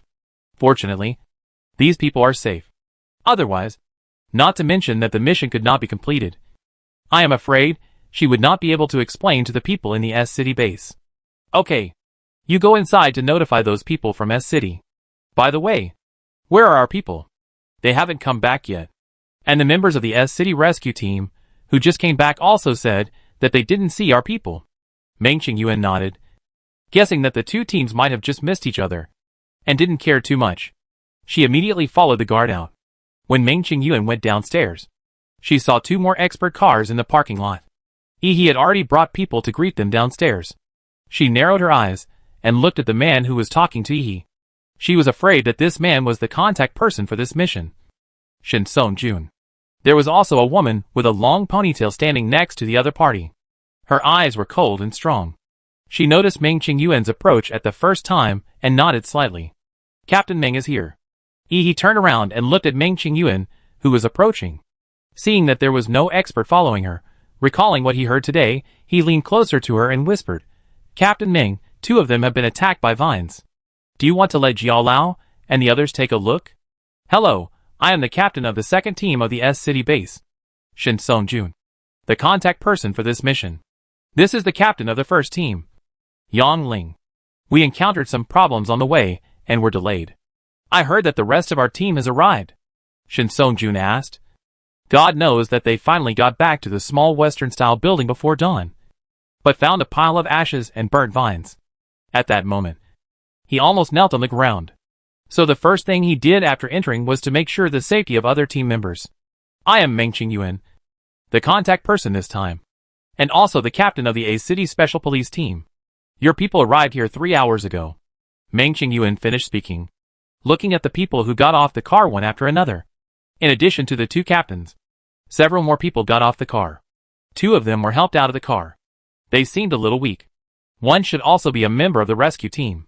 The other was younger, like a student.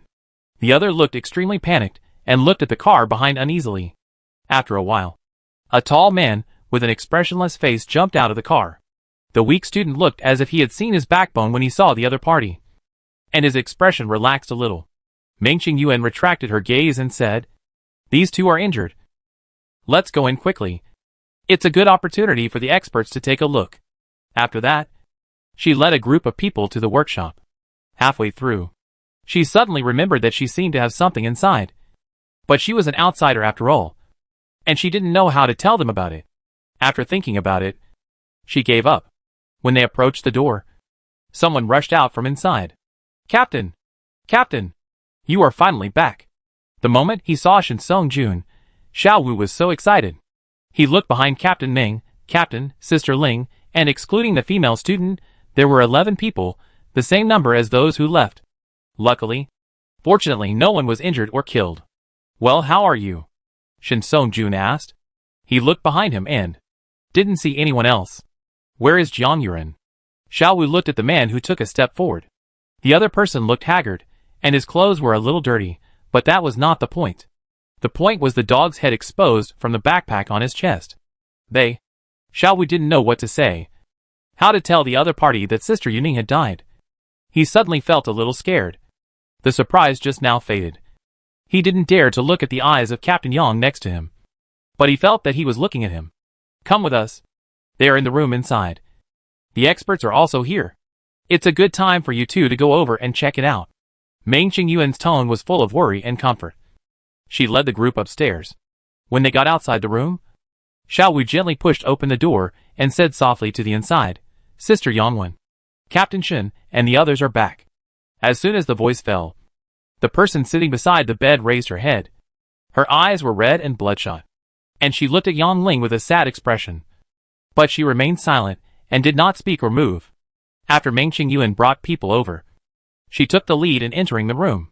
Several people outside the door froze in place, staring at the person covered with a cloth on the bed. Chung Zheng was tall, and even though he was standing behind the 2 captains, he saw the people in the room at a glance, including the person covered with a white cloth on the bed. His whole body suddenly became weak. His fingers trembled unconsciously. His heart was locked, as if he was stabbed with a knife, and he began to panic. Everyone inside entered the room, leaving only Chung Zheng. He did not move. The black dog in his arms looked up at him strangely, and found that his eyes were bloodshot. He just stood outside the door and watched, watching several people rush in, and watching Shin Sung-jun lift the curtain with back pain. Why don't you go in? Jiang-yu came back with her bag and saw Chung-jung standing at the door. She looked inside and saw that Captain Shin and several others had returned. The room was filled with a sad atmosphere. She thought that the other party was not familiar with Yuning, so she did not dare to go in and disturb him. She hurriedly said, "Then you wait outside for a while. I will send Sister Yuning's things in." She looked away, not noticing the strange look on his face, and was about to go inside, but was stopped by Chung-jung, who held her wrist tightly, with great force, as if he wanted to crush Jiang-yu's wrist. "It hurts. What are you doing?" Jiang-yu was already in a bad mood, and was about to curse after being pinched by him, but she turned around, and saw the 1.89-meter tall man wiping his eyes. "Ah?" Jiang-yu was a little embarrassed. She didn't know the other person was so emotional, and thought he didn't have any impression of Yuning, but she didn't expect him to cry out of sadness. "Sorry, I go in with you." Chung-jung let go of Jiang-yu's hand, and prepared to go in with Jiang-yu. Now it was Jiang-yu's turn to hold him back. She looked at the people in the room.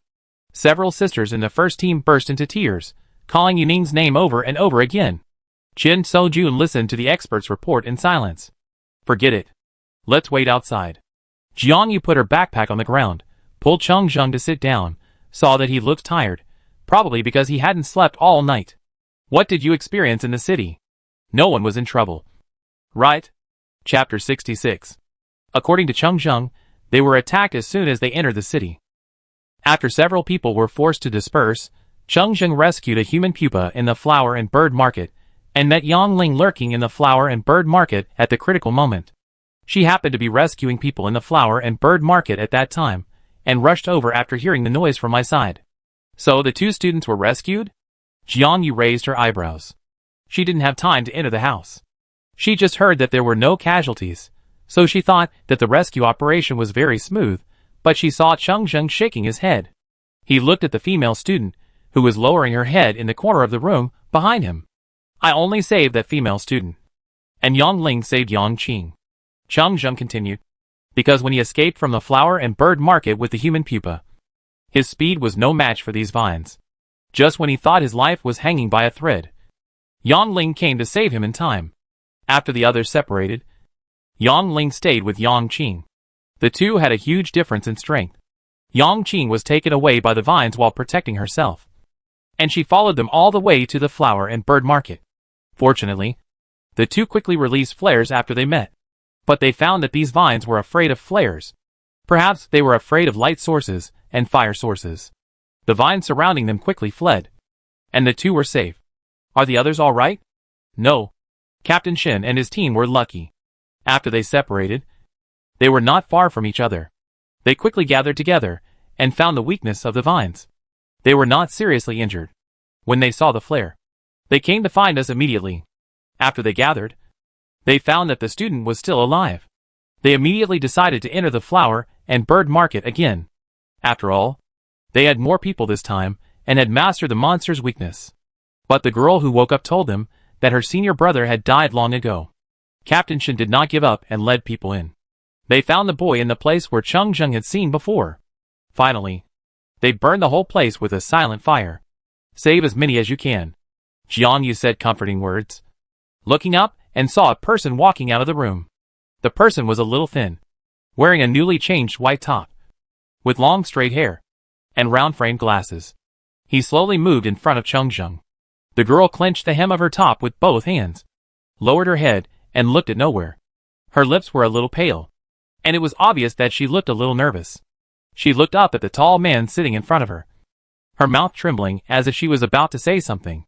Jiang-yu saw that she looked a little strange, and suddenly her knees bent, and she was about to kneel down. She was so scared that she quickly grabbed the other person, and said in confusion, "You, brother, thank you. Thank you so much. Thank you for saving me. If it weren't for you, I might have." The girl was very emotional, and she held Jiang-yu's hand tightly. She looked up at the two of them, and almost wanted to continue kneeling. No one knew what a horrible night she had experienced. No one understood her despair when she was wrapped in leaves and heard her companion's heart-wrenching pain. And no one knew how much she regretted her reckless behavior. She and her senior brother were taken to the base laboratory by the army at the beginning of the apocalypse. They had never seen zombies eating people. Nor had they witnessed the distortion of human nature. Even in the apocalypse, they had no worries about food and clothing. They only needed to sit in the laboratory building every day. Therefore, when she and her senior brother squatted down to observe the huge leaves, their bodies were suddenly rolled up. The blood-red vines as thick as pythons tightly wrapped around them. They didn't even have time to scream before they were tightly wrapped by the leaves. She didn't know where she was taken. The smelly mucus on the leaves blocked her mouth and nose. Just when she was dizzy, she heard screams from the side. She knew who it was. She was terrified and wanted to shout and beg for mercy. Unexpectedly, a small gap appeared in front of her eyes. Before she could guess whether the other party wanted to let her go, she saw a high bulge on the belly of her senior brother not far away. In the blink of an eye, the bulge was torn apart, and a bloody vine grew out of her senior brother's belly. She was so scared that she couldn't move. Her face was pale, even though her eyes were blocked by leaves again. She kept her eyes open as if she was frozen. She quickly understood what the plant had just done. It was deliberately threatening her. This disgusting monster actually had thoughts and malice. She knew what would happen to her, and she regretted it very much. Fortunately, she looked up at the other party, shook off Jiang Yu's hand beside her, and wanted to step forward and say something again. It's okay. This is my job. If you want to thank someone, thank the captains in the room. Cheng Jing stood up, pulled Jiang Yu, who was stunned, into the room, and regretted it afterwards. But someone paid for their willfulness. The atmosphere in the room was depressing. But fortunately everyone's emotions had stabilized. After seeing Jiang Yu and the other person enter the room, Shin So-jun turned around and said, Chang Veng, you may have been injured before. Come and have a checkup with us. Jiang Yu looked at another bed, where Sister Yang Qing was lying, and smiled awkwardly at her. Yang Ling and others were sitting beside her. An old expert Jia was standing in front of the bed. Jiang Yu remembered Cheng Jing's words. Sister Yang Qing was also taken away by the vines. The other party was also a battle-hardened soldier before the end of the world, and must have had wounds on his body. Thinking of this, her heart suddenly sank. Cheng Jing followed the others into the house for a preliminary check. Only Yang Ling and a few others were left in the house, and they all stared at the expert Jia. It's a blessing that her body is not parasitic. Jia also breathed a sigh of relief, luckily. Fortunately, he was also sad about the sacrifice of a rescuer. He knew the purpose and significance of these people's coming, which was why he was still determined to come here in person at the age of over 60. Jiang Yu breathed a sigh of relief, looking at the expert, and asked, Is the female student outside the house okay? She was taken away for a longer time. She is very lucky. She has no injuries on her body. That's why she can wait for your rescue, Meng Qingyuan said. She looked at her watch. It was already 7 o'clock in the morning. They only had 2 days to complete this mission. She put down her watch and looked at the people in the room. Everyone, we have been delayed for a long time. Now everyone has returned safely. How about we start after 10 o'clock? Shin So-jun came out of the room after getting dressed. He nodded when he heard this. Thank you for your support, Captain Ming. We will go there at 10 o'clock. After sending off the people from the A City base, the girl outside the door was also taken away by the old professor, who rushed over. Shin So-jun looked at the dejected team members in the room and knocked on the table. Cheer up, Xiao Wu. Tell me everything that happened after we left. Shin So-jun looked at the person standing by the door with his head down. Xiao Wu raised his head slowly. He still didn't dare to look at the people in Team 1. But he felt that Captain Yang Ling's eyes were unusually cold in his peripheral vision. He knew it was his illusion. He was the one who was guilty and nervous. Seeing Xiao Wu dawdling, Sister Yang Wen had been guarding Yuning's bedside.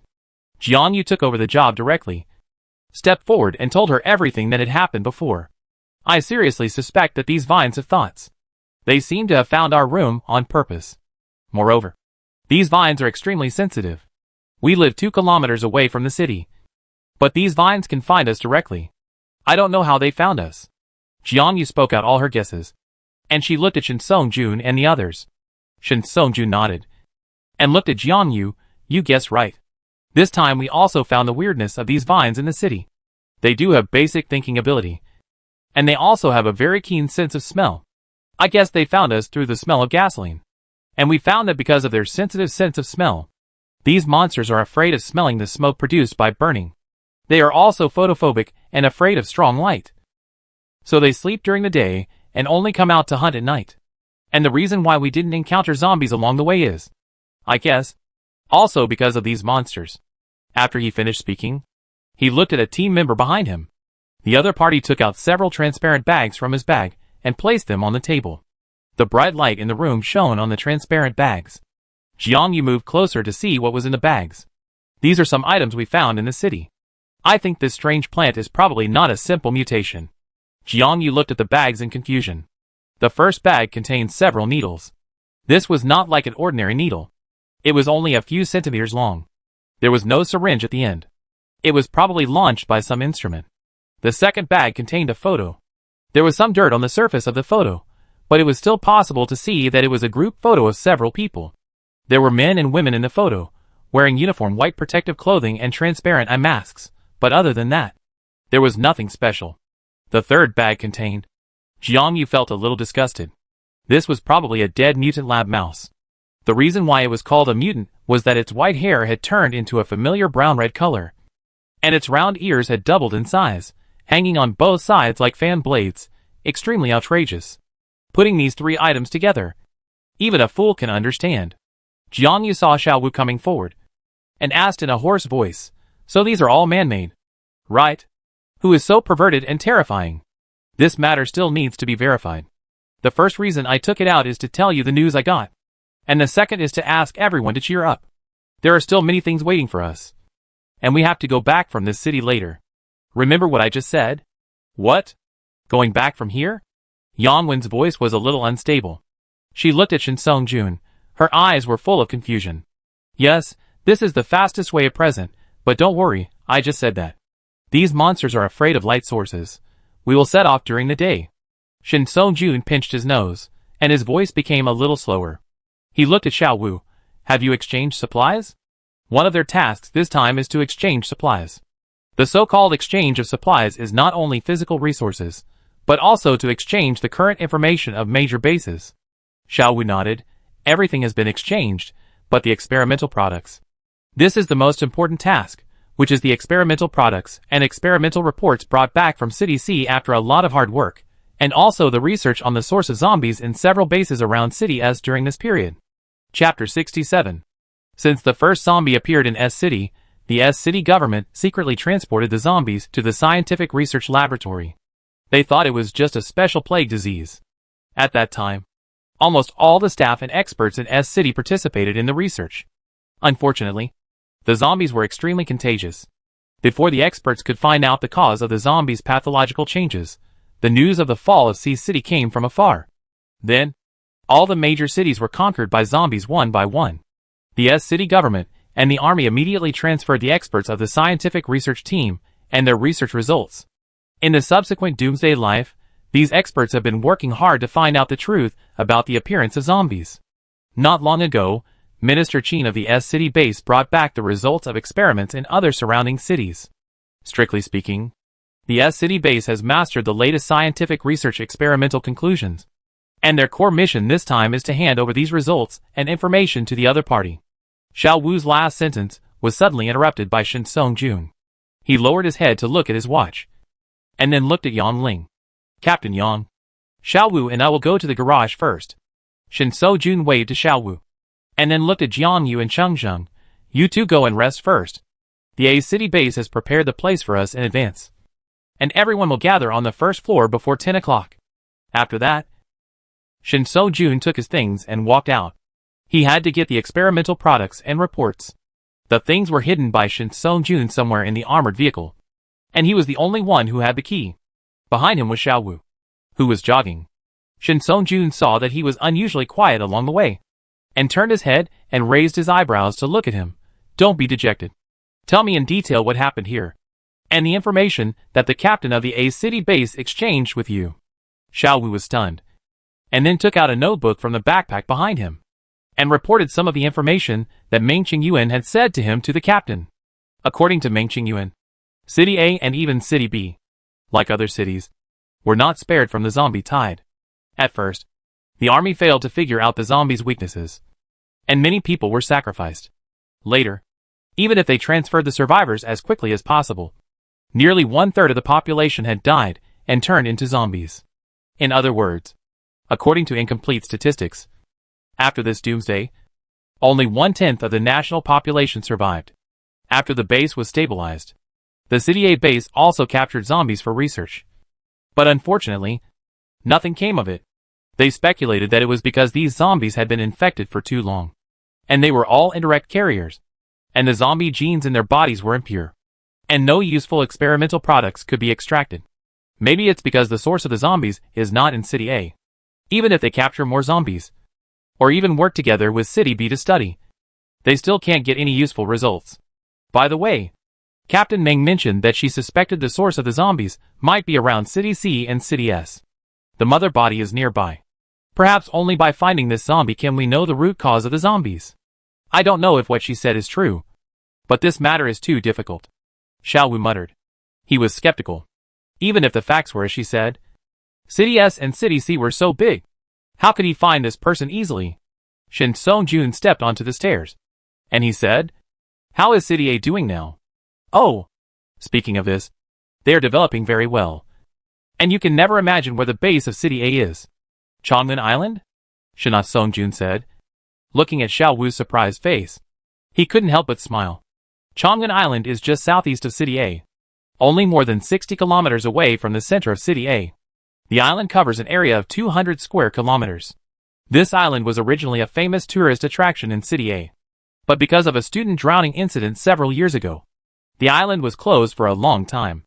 Finally, I heard that it was occupied by the military. It is perfect to use it as a base. Xiao Wu curled his lips, followed Shin Song-jun out of the door, and walked to the garage. He couldn't help but say, they chose this base very well. It is surrounded by the sea. After the only high-speed railway was blocked, they can only rely on cruise ships now. The safety factor is the highest. I heard from Captain Meng that their base has the most survivors in the country. Shin Song-jun smiled and said nothing. He listened to Xiao Wu talking about the management system and planting and breeding of the A City base. In short, the A City base has developed very stably, and the survivors are safe and worry-free, which makes people envious. No wonder City S suddenly wants to meet us. Shin Song-jun was originally curious about why the time was chosen so hastily. After hearing Xiao Wu's words, he suddenly understood Meng Qingyuan's anxiety. It has only been more than a month since the doomsday. Other bases are still struggling, but the City A base has achieved stability and no worries. Moreover, the base is located on an island. I am afraid that all the daily supplies are provided by the City A government. In such a closed island with a small population and no worries about food and clothing, I am afraid that something will happen sooner or later. This is also the reason why the upper echelons of the City A base are anxious. Shin Song-jun opened the car door, took out the key from his bag, filled with the seat for a long time, and took out a square silver-rimmed box. Under the box was an A4-sized transparent sealed bag, which contained several papers. Is this the experimental product? It can be frozen underneath? Xiao Wu was not surprised. He had joined the rescue team for quite some time, but he had never known that the back seat could be opened and there was a freezing space inside. This little secret was the first time the captain told him. Shin Song-jun put the chair in place and prepared to go directly to Meng Qingyuan with Xiao Wu. He looked at the report in his hand. The report here was jointly completed by scientific research experts from several cities around S City, although no final conclusion was reached. According to Minister Qin, there may be a fundamental reason for the zombies here, whether it was a natural disaster or man-made. After watching Shin Song-jun and his companions leave, Jiang Yu looked up at the situation in the room again, stepped forward, grabbed the backpack strap of Team Chengzheng and walked out, and turned back to wave to Yang Qing when he reached the door. "Let's go! I take you to the West Building. We stay here for 2 days this time. We probably leave the day after tomorrow. Captain Meng has arranged for people to clean up the place in advance." Jiang Yu walked in front of Chengzheng. Her short black leather boots stepped on the old stairs, making crisp clacking sounds. After she finished speaking, she found that the person behind her had been silent. She turned around with some surprise, but found that the other person was frowning and his arm posture was a little strange when he walked. "What's wrong? Are you injured?" Jiang Yu was already a little scared by these situations. She remembered that he had mentioned that he had entered the vine nest last night. She couldn't help but panic. She quickly approached him and touched him up and down with her hands. But Chengzheng was wearing a long-sleeved shirt today, so Jiang Yu couldn't tell anything. She stared at his face and touched his forehead. The body temperature was normal. Cheng Zheng stood on the ground like a telephone pole. When Jiang Yu's slightly cold hand touched him, he couldn't help but tighten his muscles. Instantly, he felt the dense pain in his arms and back. He was not wrapped up and taken away by the vines at that time. But when he escaped with the human pupa at night, because he could not dodge in time, he was swept down by the vines and fell on a nearby car. This kind of pain was bearable for Cheng Zheng, but looking at the worried and frightened eyes in front of him, Cheng Zheng silently swallowed the words he was about to say. Well, it seems that I was injured a little, and it hurts a little. It was the first time that Cheng Zheng said such words, somewhat incoherent and a little awkward, and he felt embarrassed after saying it, turned his head and coughed lightly. Actually, it's okay, I go back and lie down for a while. Hearing the other party admit that he was injured, Jiang Yu became even more worried. After all, based on her understanding of Cheng Zheng, unless he was in great pain or seriously injured, he would not say it, and would only say lightly, "It's okay. Why didn't you say it when the expert was here just now? That's not right. Didn't you just go over to check it out and find no problems?" Jiang Yu thought of this and looked up with confusion, but saw that the other party quickened his pace and walked past her. She narrowed her eyes and looked at the other party's somewhat unnatural back. The two of them have now arrived at the rest room on the west side of the building. It's called a rest room, but in fact it's just an empty room. There are a lot of tables and chairs piled up inside, so it's used as a rest room by the people from the A City base. After all, it's summer, so just put a sleeping bag on it. Jiang Yu took the other person upstairs. This floor can be occupied. People from a city live downstairs. You can just pick a room without luggage. What about you? Are you also on this floor? Yes, the third room. I live with Sister Yanwen. Cheng Zheng nodded and walked directly to the fourth room, then put down the backpack behind him. The movement of bending over hurt the wound on his back. But this time Cheng Zheng gritted his teeth and said nothing, wanting to wait until the other party left before applying the medicine. Jiang Yu stood at the door, watching the other party put down the bag silently, took out the sleeping bag and simple toiletries, looked at them for a while, turned around and walked out. His movements were quick and decisive, and he did not notice the momentary stiffness of the man behind him. Cheng Zheng looked at the room. It was called a room, but in fact there were only a few tables and a chair in it. The bed was made of two old tables. But Cheng Zheng was not used to sleeping in a high place. He looked down, put the sleeping bag in the place, rummaged through the bag, and then found a chair to sit down. As soon as he sat down, he took off his shirt.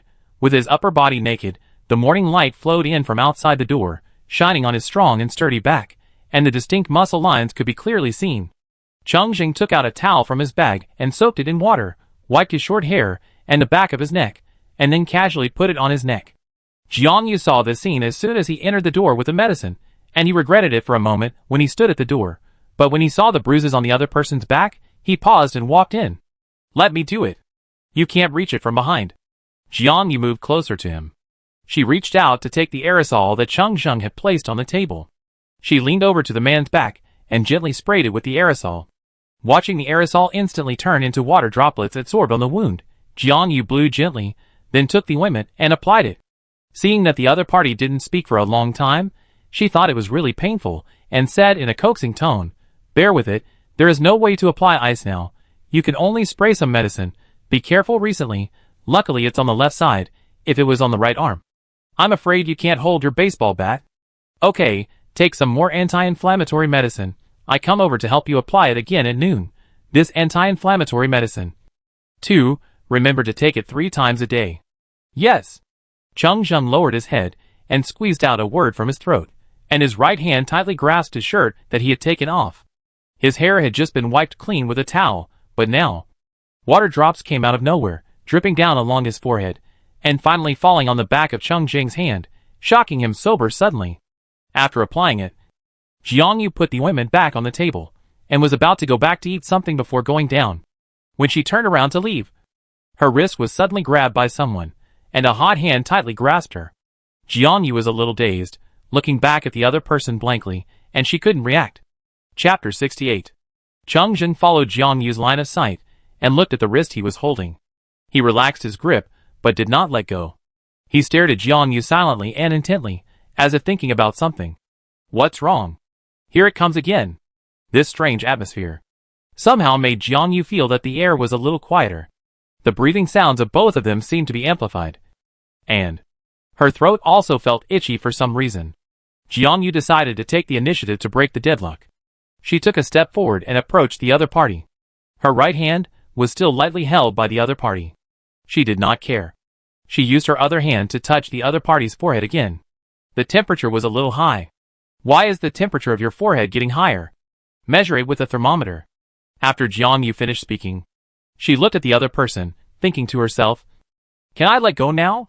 Unexpectedly, Cheng Zheng seemed not to hear this, just staring at Jiang Yu's right hand that was held, finally brought it to him, and then she watched the other person pull her right hand closer, then slowly lowered his head and rested his forehead on the back of her hand. The skin on the back of the hand is thinner, and she could quickly feel the temperature of the other person's forehead. Jiang Yu's face instantly became hot, but for some reason, she stood still and did not pull out her hand. Cheng Zheng held the other person's hand tightly with his left hand, his forehead against the palm of his hand. After a while, he looked up at the girl in front of him with the back of his hand. The other person turned his head to look outside the door. His hair covered the other person's slightly red ears, but the redness still spread to his face. As if he felt the back of his hand brushing against the other person's nose and lips, Jiang Yu turned her head and looked at Cheng Zheng. She was frightened.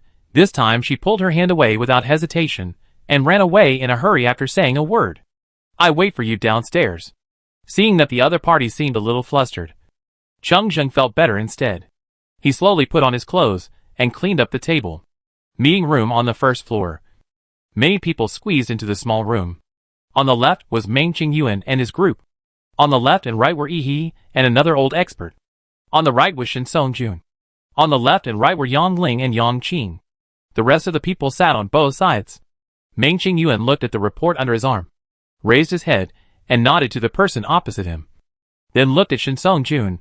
"Captain Shin, let's check the exchanged materials first.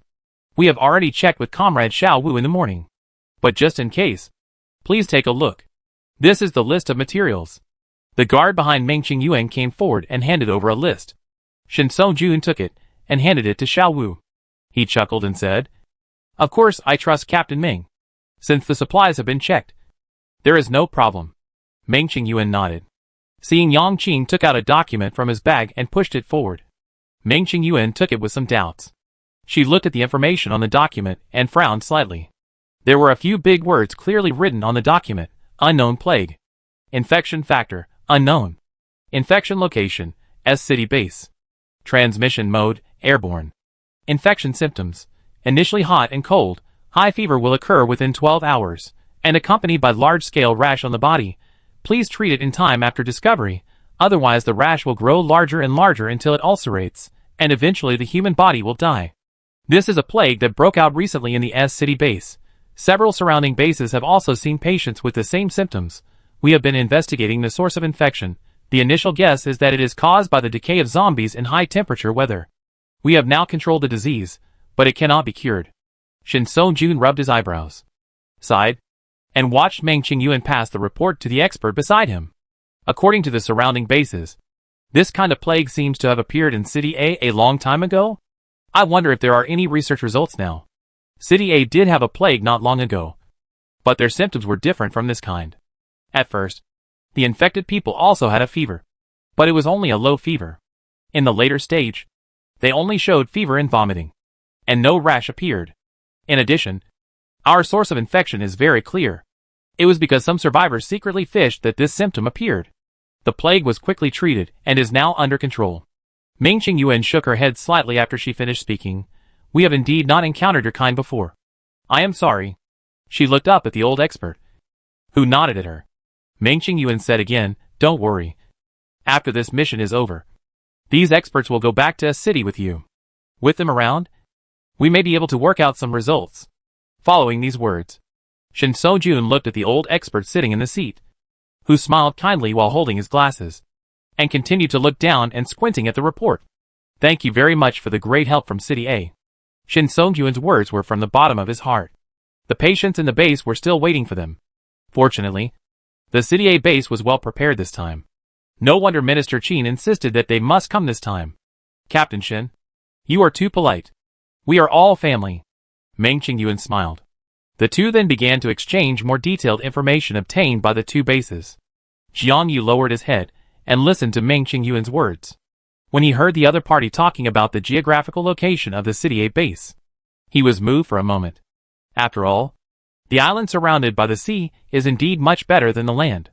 However, there seem to be fewer zombies nearby recently. Perhaps the situation will get better again. Just when I was thinking about this, I heard Yang Ling talking about this topic. Several people talked about the solution to the strange city in front. According to what you said, if the zombies were driven away by these vines, there should be more zombies around. But the road we came from the base in City A seems to have very few zombies, which is a bit strange, Meng Qingyuan said, while recording something in the notebook.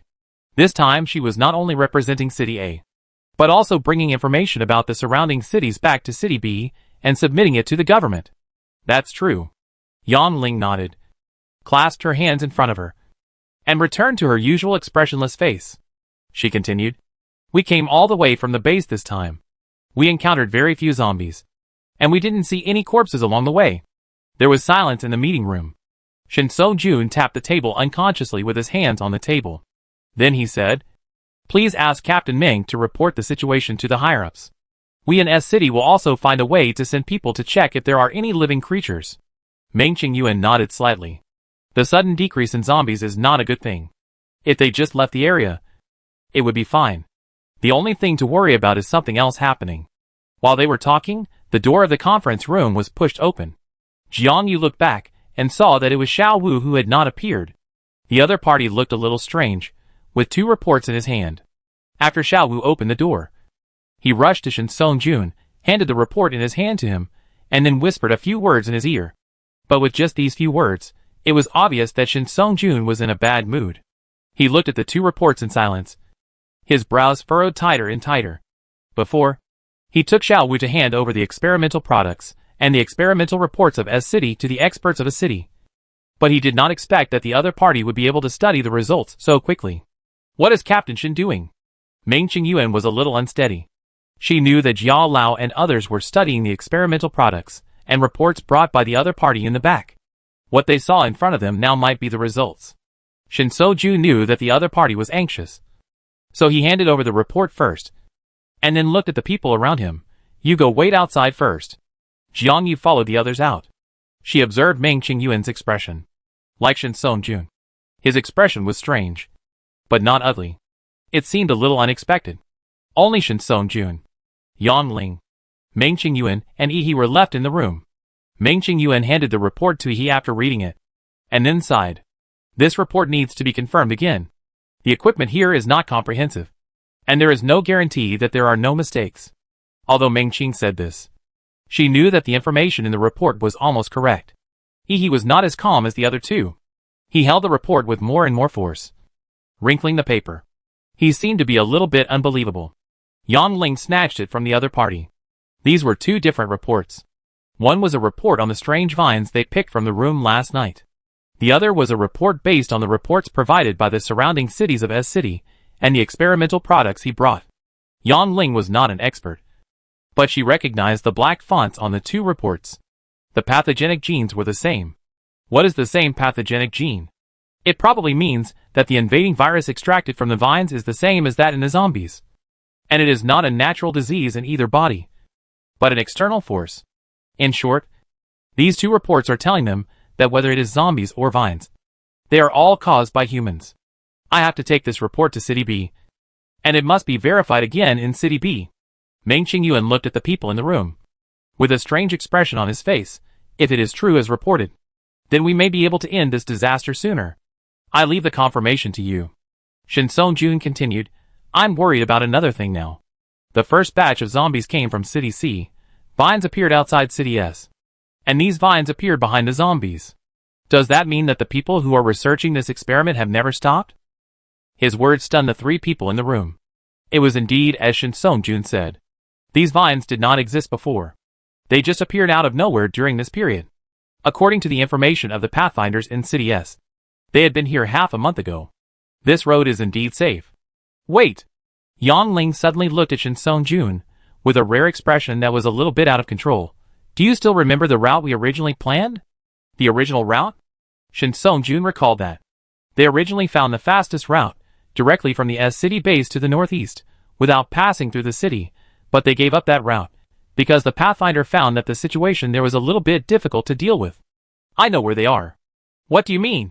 Meng Qingyuan looked at Shin Sung-jun, who suddenly laughed, and was a little confused. Chapter 69. Jiangyu sat on the steps at the entrance of the stairs, watching the people below busy preparing lunch. Xiaowu followed the guards from City A to get a rack from somewhere, put some charcoal underneath, and a pot on top, and the people cut some canned meat, and put some freeze-dried vegetables, and soon the fragrance floated out. She held her cheek in her hand with boredom, and looked at the tightly closed door on the far right, and she muttered in her heart, and she didn't know what these people were talking about. What kind of report was that just now? And it actually made the captains of the two teams look weird. Jiangyu thought of what Shin Sung-jun said before the mission, sat up straight, and had some guesses in her mind. But the other party actually sent them away, and I'm afraid the results of the investigation will not be satisfactory. As for the source of zombies, there are only two kinds. Either they are caused by humans, or they are natural disasters. If it is a natural disaster, there is no need to hide from them. It is probably caused by humans. Jiangyu crossed her arms and put her chin on them. She decided to wait for the news from Captain Shin. She looked downstairs again and found that Cheng Zheng was gone. She curled her lips. They had not spoken since the morning. She sat here after coming out and did not pay attention to where the other party went. I can only say that people don't talk about it. I just muttered a few words to someone in my heart. When I turned around, I saw two people coming from the other side. Cheng Zheng was walking in front. The other person seemed to be holding something in his arms, a black ball. Jiangyu took a look and didn't care anymore. The sight drifted behind him. The female student followed closely behind Cheng Zheng. The other person seemed a little embarrassed. One hand was hanging down and rubbing the corner of her clothes. She kept staring at Cheng Zheng. After the two took 2 steps, Cheng Zheng stopped and turned his head as if looking for someone. Jiangyu quickly lowered his head and hid behind the railing of the stairs. She felt that her reaction was a bit strange. After thinking for a while, she slowly stuck her head out. She saw Cheng Zheng turn around and said something to the female student. The other party looked a little unnatural and embarrassed. She nodded vigorously and pointed at the black ball in Cheng Zheng's arms. Then she hurriedly walked in the original direction. Jiangyu retracted her gaze and looked at her watch. It was almost 12 o'clock. She was about to go downstairs when she saw a figure appearing below. Jiangyu and Cheng Zheng looked at each other. She sat back down again, watching him walk over here, and also saw what was in his arms. It was the little black dog. I never asked this dog. Cheng Zheng smiled. I picked it up accidentally in the city. It was rare that it survived, so I took it with me. I sent it to those experts for a checkup, and it was fine. Jiangyu nodded. The little black dog in his arms was not afraid of strangers. It looked at Jiangyu with its dark eyes, and its tail was shaking like a top. Do you want to give it a name? Cheng Zheng picked up the little dog. The dog was too small, just a little thin, all black, only one ear tip was a little white, but it was a little bigger than Cheng Zheng's palm. After being wrapped by Cheng Zheng, it was not afraid. It looked at Jiangyu happily and wagged its tail. Then it turned to look at Cheng Zheng and licked his hand. Jiangyu took it carefully. The puppy was very well behaved, but it was very thin. It felt weightless when she held it. She really liked these small animals. Maybe she was addicted to raising her sister. She couldn't help but like this poor little guy. It's so cute. Let's call it King Kong. Jiangyu touched King Kong's head, looked up, and asked Cheng Zheng for his opinion. He looked at her sideways and seemed to want to laugh. What's wrong? Is this name not okay? No. This name is very suitable. Jiangyu stroked the dog's head, lowering her head and not knowing what she was thinking. But she could sense that Cheng Zheng was sitting on the side and looking at her. She didn't know if it was her illusion, but it seemed that since this mission, he had become a little strange, and the atmosphere was always a little awkward when they were alone. What are you two doing here? Come down and eat something. Lunch is ready. Jiangyu looked over and saw Xiao was standing at the bottom of the stairs, looking at them with a gossipy look on his face. Here we are. Jiangyu was about to get up, then hesitantly asked, This dog? Where to put it? Just put it on the ground and let it walk by itself. Let's go. Cheng Zheng took the puppy, walked down the stairs in 2 or 3 steps, and gently put the dog on the ground. Like a fish released into the water, the little black ball ran happily. What luck you have. You rescued a dog when you went to the city. That's right. I haven't seen other animals for a long time. But this dog seems to be a local dog. It should grow up to be very big. After Jiangyu and the others finished eating, the guard started to cook a new pot. Shin Song-jun and the others came out for a while, nodded to them, and hurried to the laboratory in the back. After eating, they had a rare leisure time. They could not leave the factory without permission. In addition, the area was remote, and there seemed to be no shops to loot. Jiangyu simply prepared to go upstairs to rest for a while. She had felt a dull pain in her abdomen since the afternoon. Calculating the time, it should be her period that was a few days late. I go upstairs to sleep for a while. Remember to call me if you need anything. Jiangyu pointed upstairs, called out to everyone and prepared to go upstairs, and then found Chengzheng following him. What's wrong? Are you feeling uncomfortable? Jiangyu was a little surprised that the other party observed so carefully. She nodded yes. A little? My period has come. I go upstairs to sleep for a while. Chengzheng didn't say anything after hearing this. He followed him upstairs. The two of them lived in adjacent rooms. After watching Jiangyu enter the house, he thought for a while, and then hurried downstairs. Jiangyu was lying on her sleeping bag, feeling bored. She was thankful that she had brought sanitary products with her. However, even in the hot weather of July, the thin sleeping bag still gave her the cool touch of the ground, which made her feel both hot and cold. Just when Jiangyu was feeling a little drowsy, there was a knock on the door. She thought it was Sister Yang Qing who came back. She got up and opened the door, only to find that Chengzheng had brought a bowl of steaming ginger water. What is this? Ginger water. I remember it was brown sugar ginger water. There was no brown sugar here. I put some white sugar, and asked the people at the A city base to boil some ginger for you. Drink it quickly. The water was just boiled downstairs, and they used the aluminum lunch box they usually use for meals. So it was very hot. Is it a little hot? Let's leave it to dry for a while. Seeing Jiangyu blinking and looking at him without saying anything, he carefully put the bowl aside, then silently took out the bag from behind, and took out a pack of sanitary napkins from it. Jiangyu opened her eyes wide, and couldn't help pointing at the things, looking at the man squatting in front of her. Could it be prepared for her? Jiangyu felt awkward and ashamed for no apparent reason. Then she looked at the person in front of her and explained, "It's hot now. Boots like the ones we wear are easy to make us sweat. So the army has always used this to pad the shoes." Jiangyu nodded in sudden realization. She had heard this before. She could accept this explanation. If it was really brought for her, she would be a little uneasy. "You keep it. I brought it myself." After Jiangyu finished speaking, she picked up the aluminum bowl that was placed aside and drank it in one breath. Her mouth was full of spicy and stimulating taste, which made her squint her eyes. "I go down first. I be next door in a minute. Call me if you need anything." Chengzheng picked up the bowl and stood up. He glanced behind him, then closed the door and walked out. As a result, at night, when Jiangyu opened the door, she found him standing at the door holding a bunch of foam mats that he had found somewhere. She was a little amused, but still accepted his kindness and let him come in to make the bed for her. "It's just a night or two here. There's no need to go to such great lengths. I'm afraid you're uncomfortable." Jiangyu didn't say anything else. She teased the little black ball that followed in with her hands. She watched the other party half kneeling on the ground, putting together the pieces of foam, flattening the pieces of foam into a rectangle, and finally covering it with a piece of cloth, and then putting her sleeping bag on it. Well, it's really thoughtful. She suddenly thought of what many people had said about them before. She wasn't a piece of wood who couldn't feel the other party's kindness to her. It's just that she had never encountered it before, or she was not good at responding. What's more, this is the end of the world. Who knows how long they can live? Jiangyu never does things without results. She thought so, but she was still a little moved.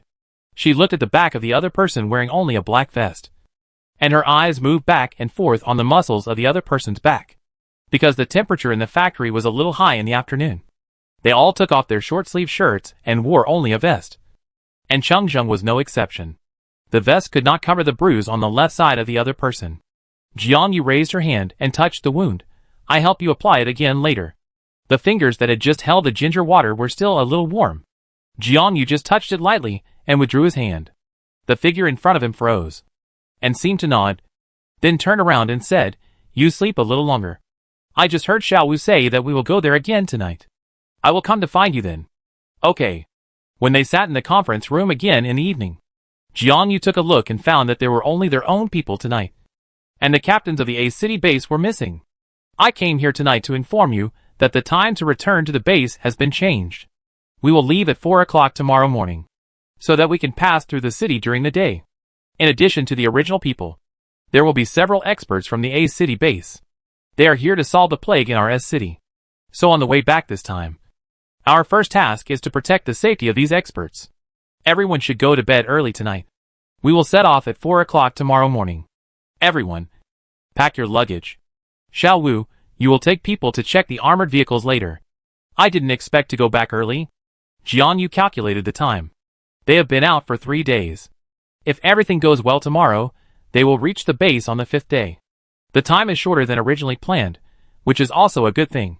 I don't know how my sister and Yuan are doing at home. Chapter 70. That night, Shin Song-jun and his men were very busy. After a few simple words with him, they left again. Jiang Yu guessed that it was because of the problem with the report that caused the captains to run to the laboratory again and again. At this moment, she was sitting on the steps on the first floor, watching several people outside fighting, and several people playing cards inside. It was a rare relaxation tonight, and she was sitting here waiting to take a shower in the backyard. One of the reasons why this abandoned factory was chosen as the gathering point was that there was a well in the backyard of this factory. The well should have been dug by people in the factory a long time ago. There were factories around here originally, but in the end, only this one was not demolished and renovated. This also gave City A an idea to use the factory as an experimental base outside the base. I have to say that City A is very lucky. This factory is located in the Yangtze River Delta, which is just the right distance from all major cities. Moreover, there are not many residential areas around the factory. A few kilometers behind the factory was originally a rural area that was about to be demolished. The whole village moved away, but half of the houses were demolished. Therefore, there are basically no people around. What's more, there is a large piece of abandoned field in front of the village. Although the whole factory is not big, it is surrounded by high walls, and there is a well in the backyard. This is indeed a feng shui treasure land. Xiao Yu, those guys are done washing. Let's go over. Yang Qin came over from behind, patted Jiang Yu on the shoulder, looked at the people in front of her who were cheering for the fight, and shrugged. This group of people really have nothing to do after eating. Yang Qin pulled Jiang Yu up and took her to the backyard, just passing by a group of people who had just finished washing. These people were all wearing black vests. Even in the apocalypse, they were all trained, and no one would go shirtless. The backyard was very large. There were clotheslines hanging against the wall. The people in front washed their clothes after taking a shower. Now the clothes were full of wet clothes. Jiang Yu was on her period. It was not convenient for her to take off all her clothes for a shower. She took a basin of water and a small stool to the corner and wiped her body casually. There were a few people in the yard. Except Meng Qingyuan and Yan Ling, everyone else was here. These people were all soldiers who had been on the battlefield. For them, taking a shower was just completing a mission. There was nothing to be ashamed of. Only the female student stood in the middle awkwardly. Jiang Yu looked up at the sky. The moon was too bright tonight. It matched the water in the yard. The yard was particularly bright. It was embarrassing to take off clothes in front of some unfamiliar people. Jiang Yu waved at her after making eye contact. "Wash here. You can use this basin." Watching her approach and looking at her with embarrassment, Jiang Yu poured out the water in the basin, handed it to her, and then stood up and left. It was not too early now. She thought about it, and decided to ask Cheng Zheng to help him apply the medicine, and then go to bed early. After all, she had to get up early tomorrow. However, Jiang Yu did not see her on the first floor, and she did not see anyone when she walked into the room. Because this factory is too old, many of the equipment can no longer be used, so they still use candles for lighting at night. Jiang Yu stood at the door of Cheng Zheng's room with a candle and knocked on the door. There was no sound from inside. She walked towards her room, opened the door, and looked into the dark room. She stopped outside the door. Although she lit a candle, the candlelight flickered with the wind, making it difficult to see clearly in the room. The people around were either at the front door or in the backyard. The others were basically in the laboratory, making the upstairs very quiet. Just as Jiang Yu was hesitating to leave, she saw a dark shadow moving in the innermost corner of the room. She was frightened and her feet stepped back unconsciously. She wanted to leave the room. But suddenly, she heard a voice behind her. What's wrong? Cheng Jin looked up inside. He was boiling ginger water for Jiang Yu on the first floor. When he came out, he saw a candle light outside Jiang Yu's door on the second floor. He guessed that the other party should be upstairs. So he walked up directly. His voice was not a big deal. Jiang Yu was so scared that she didn't hold the candle firmly. And it fell to the ground. The candle light quickly went out. Why are you walking without making any sound? Jiang Yu was a little annoyed. Cheng Jin picked up the extinguished candle on the ground, felt regretful, almost forgot that this person was afraid of ghosts. He walked into the house first, while looking for a lighter. He explained, Sorry, I didn't have time to talk. You were scared? Jiang Yu looked at the ginger water he put aside, and was no longer angry, and thought of something and moved closer to him. Just now I seem to have seen a shadow in the house. I don't know what it is. Jiang Yu pointed in the direction of the corner. Cheng Jin didn't find the lighter in his pocket. He looked up after hearing Jiang Yu's words. His night vision was better. Coupled with a familiar voice in the corner, he called twice in that direction. Jiang Yu didn't know what he was doing. The two waited for a while, and then saw a black ball struggling to get out. It started to rub Jiang Yu's trouser legs with excitement, and was happy that it escaped from the instruments in the corner. Jiang Yu. I don't know when he ran in. I guess your door is open. And he came up when he smelled the familiar smell. Cheng Jin clenched his fist, and put it to his mouth and coughed lightly. Then gave up his position. You drink this ginger water first. I go to my bag to find a lighter. I have it in my bag. In the small pocket on the right. Jiang Yu took the ginger water. And after drinking it, Cheng Jin also lit the candle. The candle shone between the two of them. It was obviously the same brightness as before. But Jiang Yu felt much safer. She looked at the person in front of her. The other party changed into a white vest. His hair was wet. And the warm yellow candlelight shone on him, making his wheat-colored muscles more beautiful and sexy. Jiang Yu silently put down the bowl, and then looked up to find that the other person had been staring at her. She thought that the other person was still laughing at the stupid thing that scared her just now, and frowned fiercely. What are you looking at me for? She only noticed that the other person looked like he had just taken a shower, and completely forgot that she was also like that. Her hair had grown a lot, and her original short hair had now reached her collarbone. She just wiped her freshly washed hair with a towel casually, and it was now wet on her shoulders. Her clothes were soaked by water droplets, and the fragrance of her hair mixed with other unknown fragrances floated out. Jiang Yu squinted her eyes and stared at him. The candlelight illuminated her skin, which was as white as jade. Her lips were moist and plump after drinking ginger water. Cheng Jin coughed lightly, then explained, I see your hair is still wet. Wait for a while here. I have a towel in my bag. No need. I have already wiped it once. Cheng Jin did not listen, and took a towel back to the room after a while. Seeing Jiang Yu sitting down and waiting for him, he thought for a moment, walked behind her and helped her wipe her hair. This service is really good. Jiang Yu even suspected that the other party had worked in the hair washing industry. She felt so comfortable that she felt sleepy. Where's the ointment? I help you apply it. Jiang Yu touched her slightly dry hair, urging Cheng Jin to get the medicine. She was drowsy from the rubbing, and with the discomfort in her abdomen, she was too lazy to get up. Okay. Cheng Jin got up quickly, took the bowl and towel away, and came back with the ointment a few minutes later, and closed the door. Jiang Yu held her cheek, and looked at him in confusion. Why are you closing the door? I want to take off my clothes. Cheng Jin put the ointment aside, took off his vest, and Jiang Yu closed her eyes in shock. Please! If you want to take off your clothes, can you do it behind my back? During the day, she was always behind him, but now he stood in front of her and took off his shirt, making her see something she shouldn't see. What's wrong? Cheng Jin asked knowingly. He sat down facing Jiang Yu, and looked at her with a slight smile while covering her eyes. Jiang Yu thought it was no big deal. It was nothing new to her to be shirtless. She stared at Cheng Jin boldly. His face was still expressionless as usual, but why did she feel that he seemed different from before? Are you Cheng Jin? You were not possessed in the city. Were you? Cheng Jin's mouth was stiff. He was clearly doing what others taught him, but why did Jiang Yu seem to dislike it? You don't like it. Jiang Yu looked at him and saw that his expression had not changed, but he was no longer as strong as before, as if he had returned to his previous state, even with an awkward expression, which made her a little embarrassed. No, I help you apply the medicine, it's getting late.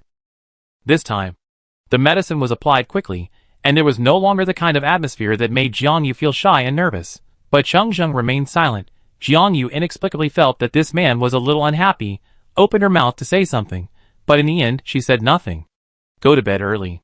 If you feel uncomfortable at night, remember to call me. Cheng Zheng put on his clothes, looked up at the house, and brought back the puppy playing outside. I leave the dog here with you. It shouldn't be scared anymore. Okay. At 4 o'clock in the morning, everyone gathered in the field in the backyard, looking at the blazing fire in front of them, with some grief and reluctance on their faces. Shin Song-jun put on his hat again, looked at Meng Qingyuan and said, Captain Meng, we will leave first. If you have any news, please let us know in time. Captain Shin, rest assured, I will bring the report back to City B today.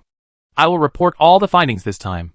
Similarly, if you have any new findings, please remember to report them.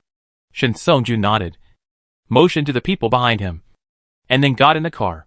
There were a total of 20 people when they came this time. Only 3 experts and students from the research institute were left, and 2 rescuers died. However, they brought 2 old experts from City A with them when they returned. The experts had more instruments and equipment, so they had an extra car when they returned.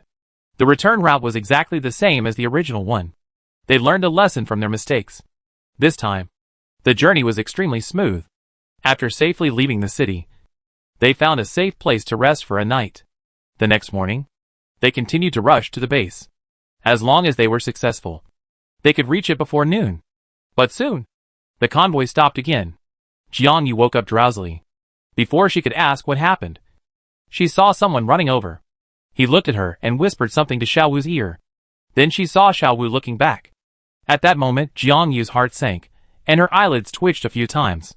She looked at Xiao Wu's mouth opening and closing, and sat in the car in a daze. But a few seconds later, she suddenly rushed out of the car and ran forward. The familiar car was parked at the front of the convoy, which was given to them by Shin Song-jun, and a familiar person was standing in front of the car. Yuan was so excited when she saw her, and rushed over quickly, with a panic on her face that had not been seen for a long time. Jiang Qi is gone! She is missing! Chapter 71. Jiang Qi is missing. She has been missing for 2 days. According to Yuan, since they left, they have been staying at home. They rarely go out. But the afternoon before yesterday, there was a knock on the door. The sound was not loud, so Yuan did not hear it upstairs at that time. It was Jiang Qi who opened the door. After a while, Yuan heard Jiang Qi calling her downstairs. After Yuan walked out of the room, she saw a familiar girl standing outside the door. She had some impression that, when she met Jiang Jia and the others in the library, this person had come to see Jiang Qi. However, Yuan was more vigilant. She was still going to go downstairs to ask what was going on. The girl had been standing outside the door. Her clothes were a little worn out. She seemed to be not living well. She looked at Jiang Qi pleadingly, as if urging him to do something. Jiang Qi softened his heart and nodded to the girl. He said, "Wait for me." Then he said to Yuan on the stairs, "Sister Yuan, I'm going out for a while. I'll be back soon." After that, he took his crossbow and followed the girl out the door, leaving Yuan behind who hadn't reacted yet. She looked at the closed door and opened her mouth. Although she felt a little puzzled, she remembered that Sister Jiang had mentioned this girl to her. They had escaped from the university town of S City together. In addition, Jiang Qi brought weapons with her. Yuan thought it shouldn't be a big deal. It was past 3 in the afternoon when they went out. They waited until past 6. But no one came back. Yuan was getting anxious. Xiaoyu also went out in the afternoon. There was only her and the half-grown girl at home. She couldn't bear to leave the little girl alone. Time passed by, and Yuan couldn't sit still. She felt something was wrong. She remembered what Sister Jiang said, picked up the little girl and rushed to the other side. After putting the little girl on the other side, Sister Yuqin accompanied Yuan to find Wu Cheng and explained her purpose. Then what? Is it where Yizi lives? Jiang Yu's tone was a little anxious. His hands were shaking a little, asking unrealistic questions. If he was really found at home, how could Yuan appear here? No one. Wu Cheng took us there. There was nothing in the house. Asked the neighbors. They said they hadn't seen him all afternoon. It was too dark. We searched around the base, but couldn't find anyone. It was Sister Yuqin who thought of asking the rescue team at the door if they had seen Jiang Qi. Who knows? Yuan's eyes were filled with self-blame and uneasiness. She looked at Sister Jiang and continued. They said that they saw a black SUV that looked very similar to ours leaving the base at about 5 o'clock. Because few people would leave the base at that time. And they were somewhat familiar with the black SUV. So they paid special attention to it. Black SUV? What do you mean? You mean Chi was in that car? Jiang Yu frowned. Her hands trembled more violently. And the discomfort in her abdomen became more severe. She felt a little unstable. And there was a buzzing sound in her ears. There is also a black SUV next door, Cheng Jing said in a deep voice. He looked at Yuan. Did the family next door check it? Yuan nodded. This was exactly what she wanted to say. When she heard about a black SUV of the same model, Yuan immediately thought of the couple who had just moved in not long ago. She didn't care about being polite and rushed into the house next door. She found that the two people who had just moved in had already left. At this point, Jiang Yu knew that her sister was probably in that car at the time. She didn't know why Yi and others would team up to deceive Jiang Qi. Nor did she understand why the man next door went to great lengths to take Jiang Qi away. She didn't even know him. Jiang Yu forced herself to calm down, let go of Yuan's hand, drooped her eyes, and her eyelids seemed to become heavy, thinking about something, and after a while she saw Yuan reaching out her hand. What is this? She had a small pile of gray powder in her hand. The particles were coarse, and there were some fine glitters in the dark gray. Sister Jiang, this is what we found on the road outside the door. It is a kind of lime powder, which is unique to the base. It first appeared at the entrance of the base, and then outside the door. There are these powders left every few meters. Can I see this powder? Shen Songjun asked, taking a little from Yuan's palm and sniffing it. Yes, this is indeed from the base. It is some leftover material from when the base was first built a long time ago. This material is harder and easier to use than cement. It has been kept in the most remote corner of the base. Sometimes some children would sneak over to take some and sell them for money. They knew about this, but they all turned a blind eye. Shen Songjun flicked the powder off his hands and looked at Jiang Yu. This powder is exclusive to the S-City base, and most people won't find this kind of powder. This is probably a clue left by someone for you. Jiang Yu raised her head when she heard Shen Songjun's words, and saw Yuan nodded at her. She trembled her lips, and looked at Yuan with a fluke. It's Xiao Yu, right? Is this left by Xiao Yu? She saw Yuan nodded heavily, and the suppressed emotions were finally torn open. Her somewhat confused head gradually became clear, and her clenched hands relaxed slightly. She seemed not to feel the pain of the nails in her heart, and she just exhaled slowly. You followed the clues left by Xiao Yu, right? So you met us here? Seeing Yuan nod again, Jiang Yu also nodded, then looked at Shen Songjun. Before she opened her mouth, Shen Songjun knew what he was going to say. He looked at Jiang Yu. There was only coldness in his eyes. He knew what he meant, but he always felt that this matter was not that simple. I know what you want to say, but have you ever thought about, what is the purpose of the other party taking your sister away? How many people are there on the other side? If you two rush over to save people, what will happen if something goes wrong? Captain Shen is right. Jiang Yu. It will definitely not work if you just go there with these few people. Yang Ling finished speaking, and paused for a few seconds, then looked at Shen Songjun and said, Captain Shen, there is only a section of road left from here to the base.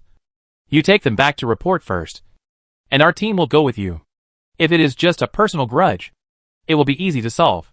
If it is a gang crime, I am afraid it will not be so simple, and we must go there too. What Yang Ling said was true. If this matter was just caused by personal grudges, it would be simple. But he just heard what Yuan said. It was obviously the second situation. It was a premeditated kidnapping. Shen Songjun vaguely felt that something was wrong with this matter. The recent emergencies happened one after another, which made him feel more and more uneasy. No. Shen Songjun shook his head. Something happened to our team too. We must go there. You take the people back. It's decided. Jiang Yu did not object. She did not actively ask for help from anyone. However, if someone was willing, she would not object. After all, one more person means more strength. Moreover, she had no reason to refuse to save her sister. Jiang Yu looked at Yuan. The meaning in her eyes was obvious. She turned back to look at Cheng Zheng. The other party did not say anything. He had the same idea as her. They should go together. I go to the car to get the bag. We leave right away, Chungjun said, then turned and walked towards the armored vehicle, but was stopped by Yuan Yuan. Wait, I'm not here alone this time. Before Yuan Yuan finished speaking, a base-specific armored vehicle drove over from a distance. The car drove very fast and violently. When it encountered some muddy roads, it almost flew up. It seemed that the driver was a little anxious. The car braked suddenly after it arrived here. Shin So-jun narrowed his eyes. This car belongs to the base. Is Wu-chung here? There are only 2 teams left in the base. Wu-chung should not come here at this time. Soon, a person rushed down from the driver's seat. Her long curly hair casually fell behind her shoulders. She wore sunglasses. She rushed over after getting out of the car and scolded Yuan Yuan anxiously. I say, little girl, are you going to die? You just learned how to drive this car. Why are you driving so fast? You really scared me to death. Yuqin patted her chest after speaking, and looked at the people around her. She was not surprised. She nodded and greeted, Captain Shin. Captain Yang. Our boss is in the back. Then he looked at Jiang Yu, patted her shoulder, and consoled her. You understand the situation. Don't worry. Our 4 teams are here to help. What is this? Jiang Yu squinted and looked back. A person got out of the car. It was Lao Chi, an acquaintance Jiang Yu had met before. Then 2 more people got out. The leader was a man with golden yellow curly hair. He was the one they met on the other side that day. After getting out of the car, the man glanced here casually, then propped up the open door with one hand and said something to the inside, then made way for another person to get out of the car. This man is quite tall, but thin, with prominent brow bones, a high nose bridge, and a calm expression on his pale face, as if he doesn't care about anything. He is wearing a clean shirt, and his cold white skin is particularly dazzling in the sun.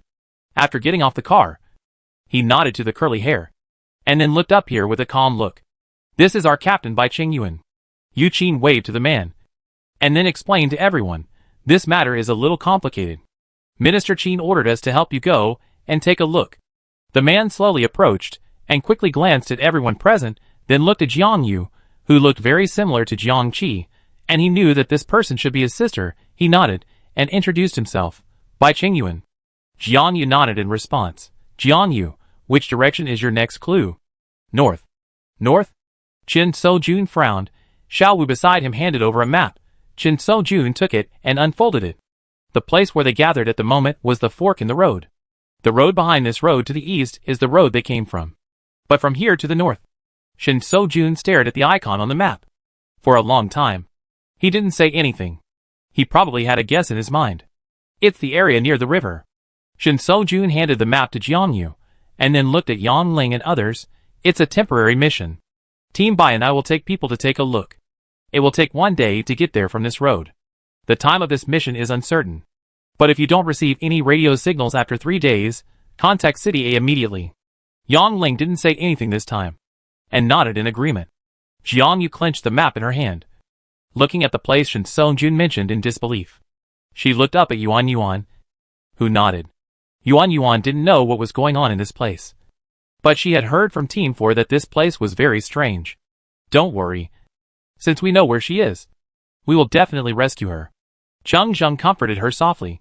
He knew how important the other party was to his sister, and how much he blamed himself at this moment. But he didn't show it. Just tensed up. Jiang Yu nodded, and then looked at Shin So-jun. Shall we set off? Chapter 72. The convoy set off again. One team led the experts to the base, while the rest formed a new team and headed north according to the clues. I don't know when it started, the number of zombies on the roadside gradually decreased, the few that moved slowly, and there was no need for Jiang Yu and his men to get out of the car to help. The 4 teams quickly dealt with these zombies. The scorching sun at noon shone directly on the roof of the car.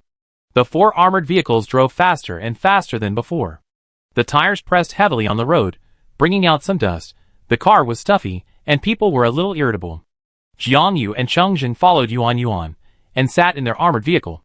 It was somewhat surprising that Yuan Yuan's quick driving skills made the car stable and fast. Their car was ranked second in the convoy. The people in the front were by Ching Yuan and others from Team 4. And behind them were 2 cars from Team 2. Shin So-jun. Yuan kept looking at Jiangyu in the passenger seat after getting in the car, with some apology in her eyes. She moved her lips and said, "Sister Jiang, I'm sorry." The word she wanted to apologize disappeared when she saw Jiangyu's slightly frowned brows.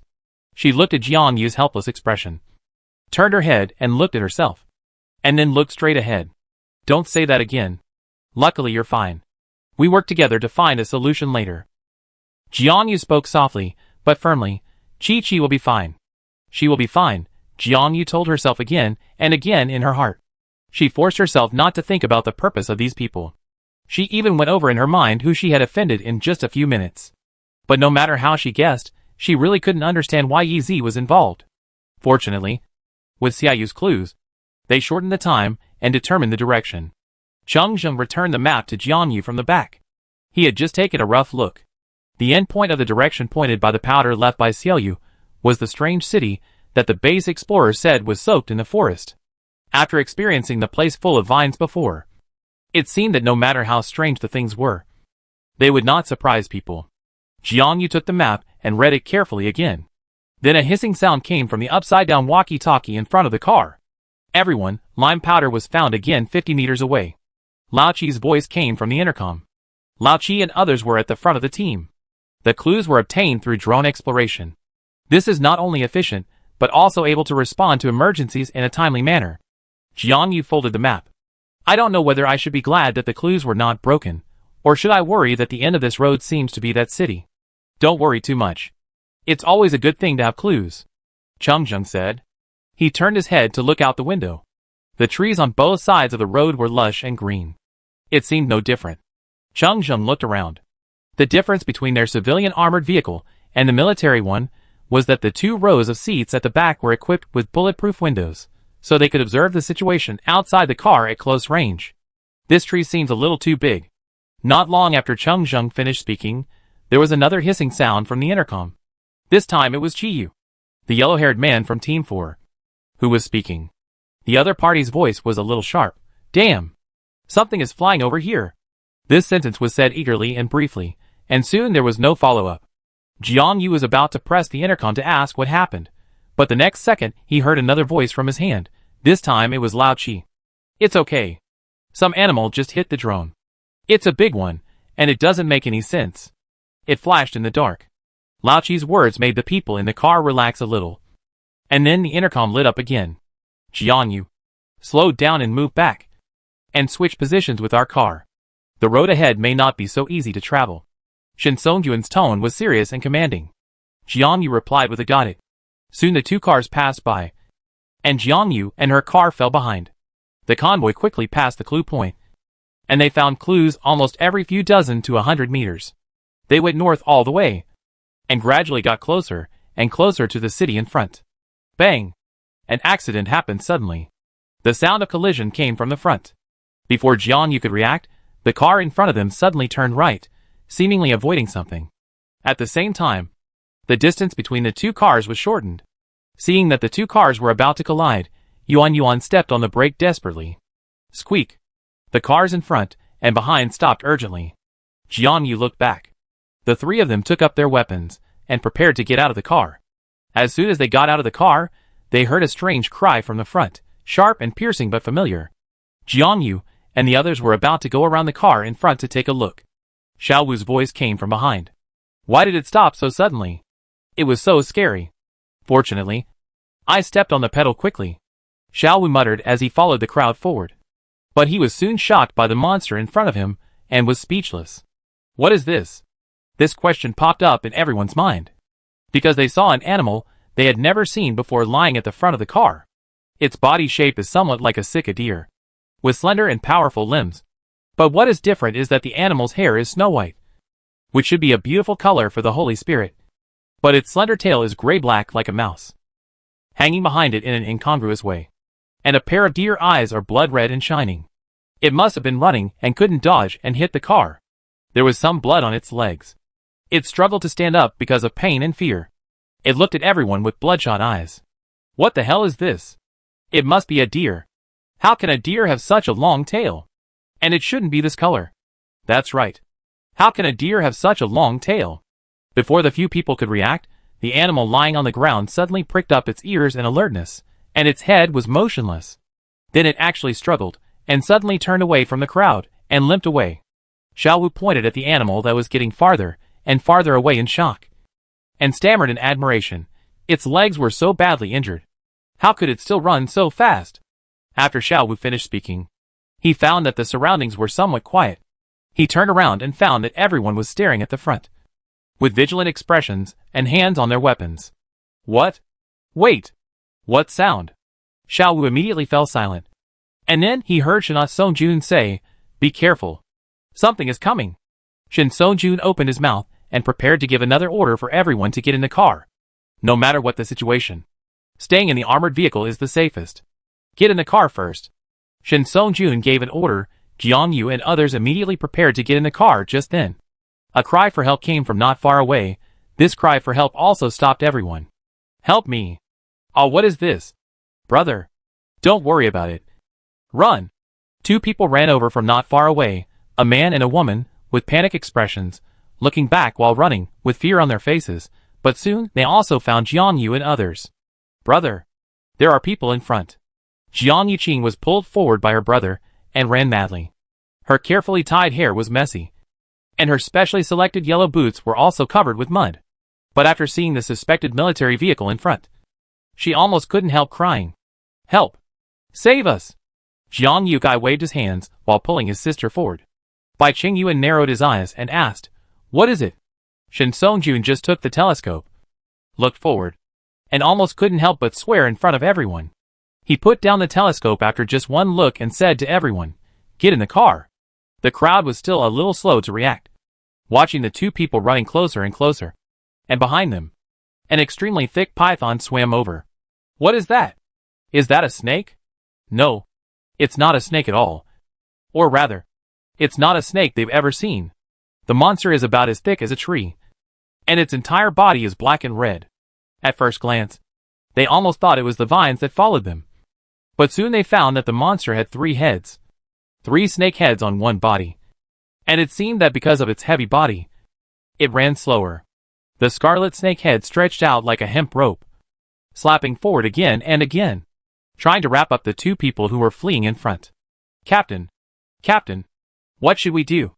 Shin Songjun pulled out a gun from his back, and said quickly, "Let's get in the car first."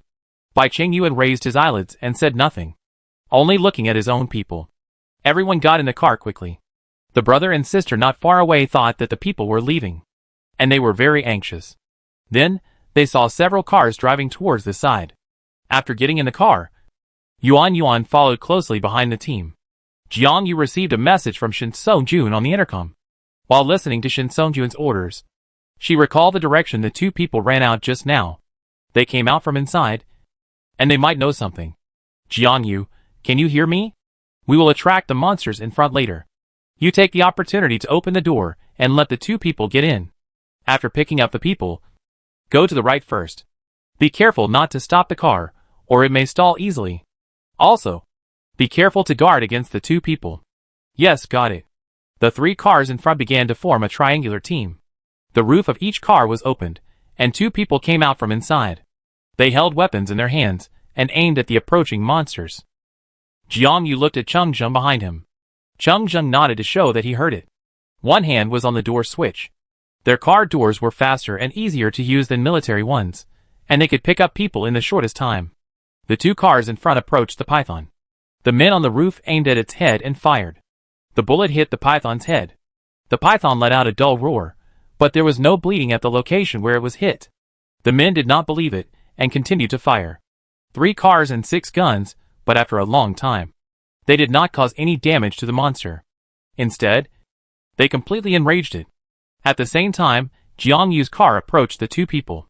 Cheng Zheng opened the door and looked sideways at the person running over. The moment the door was opened, Jiang Yu noticed it. He pulled his sister tightly and ran desperately towards the armored vehicle.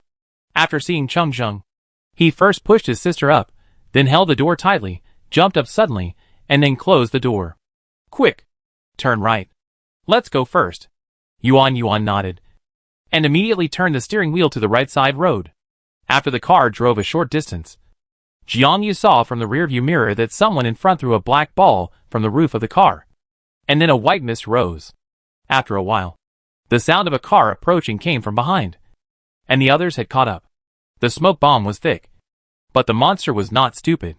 After being blinded for a moment, it immediately pricked up its ears, and soon found the sound of several people's cars passing by the road.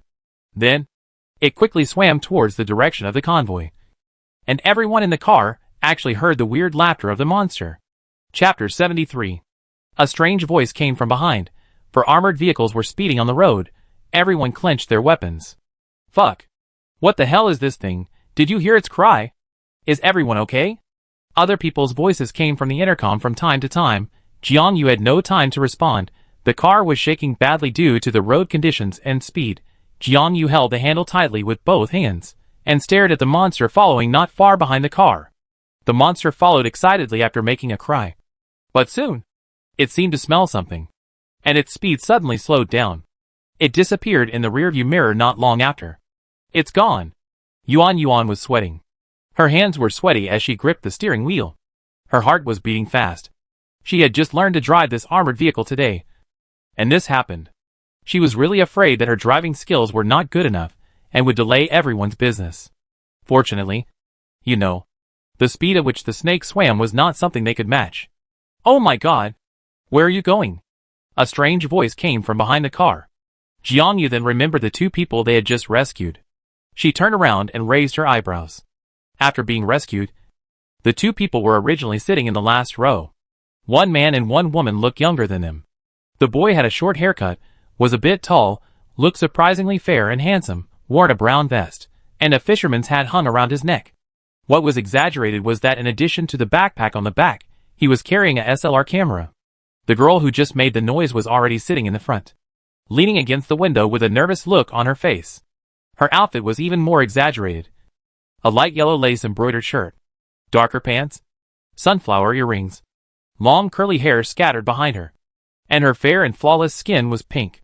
In short, the outfits of these two people were unexpectedly out of place, although they were a little embarrassed at the moment. With messy hair and some mud on their clothes, they looked like a young couple who had accidentally stumbled into the apocalypse. Don't drive in.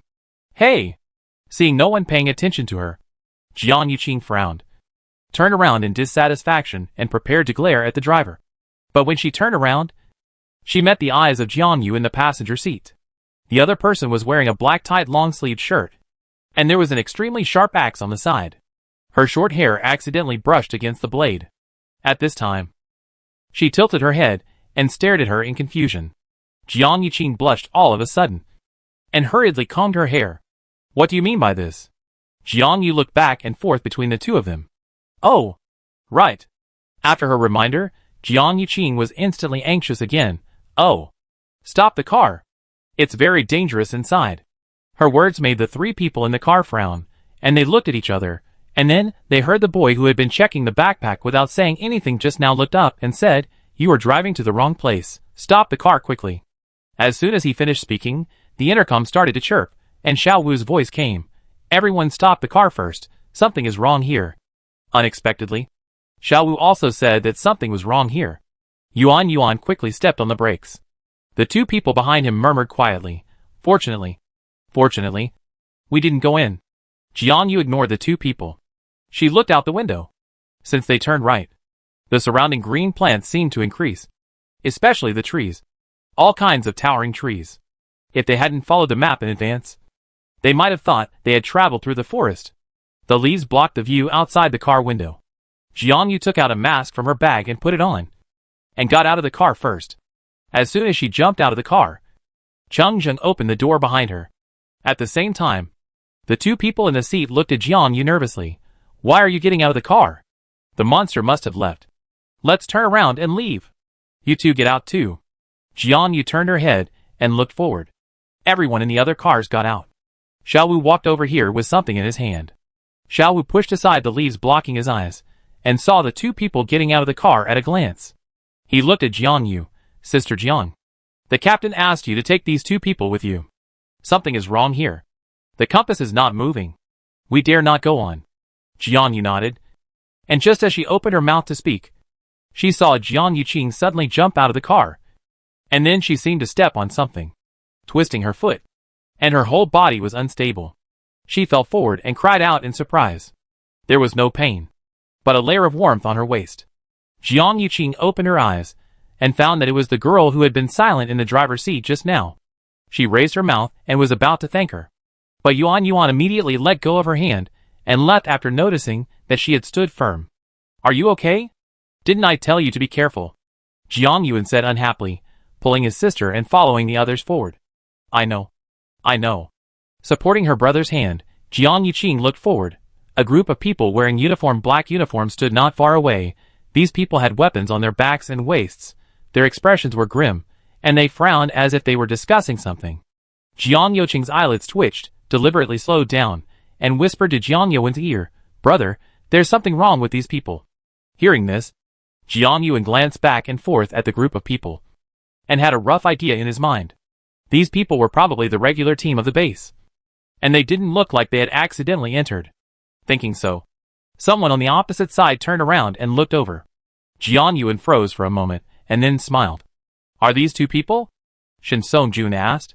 He narrowed his eyes, and watched the two people approach. Thinking about what Jiang Yuan had just said, he felt a little relieved. After their car drove a distance deeper, they found that this road was not on the map at all, and the surrounding trees were messy, with thick and long branches, which seemed to grow towards the sky, and were strangely tall. There were not many leaves underneath. In addition to the trees, there were also green vines growing around. Fortunately, these vines were not as weird as before. The route suddenly changed. What was even more bizarre was that the compass lost its direction.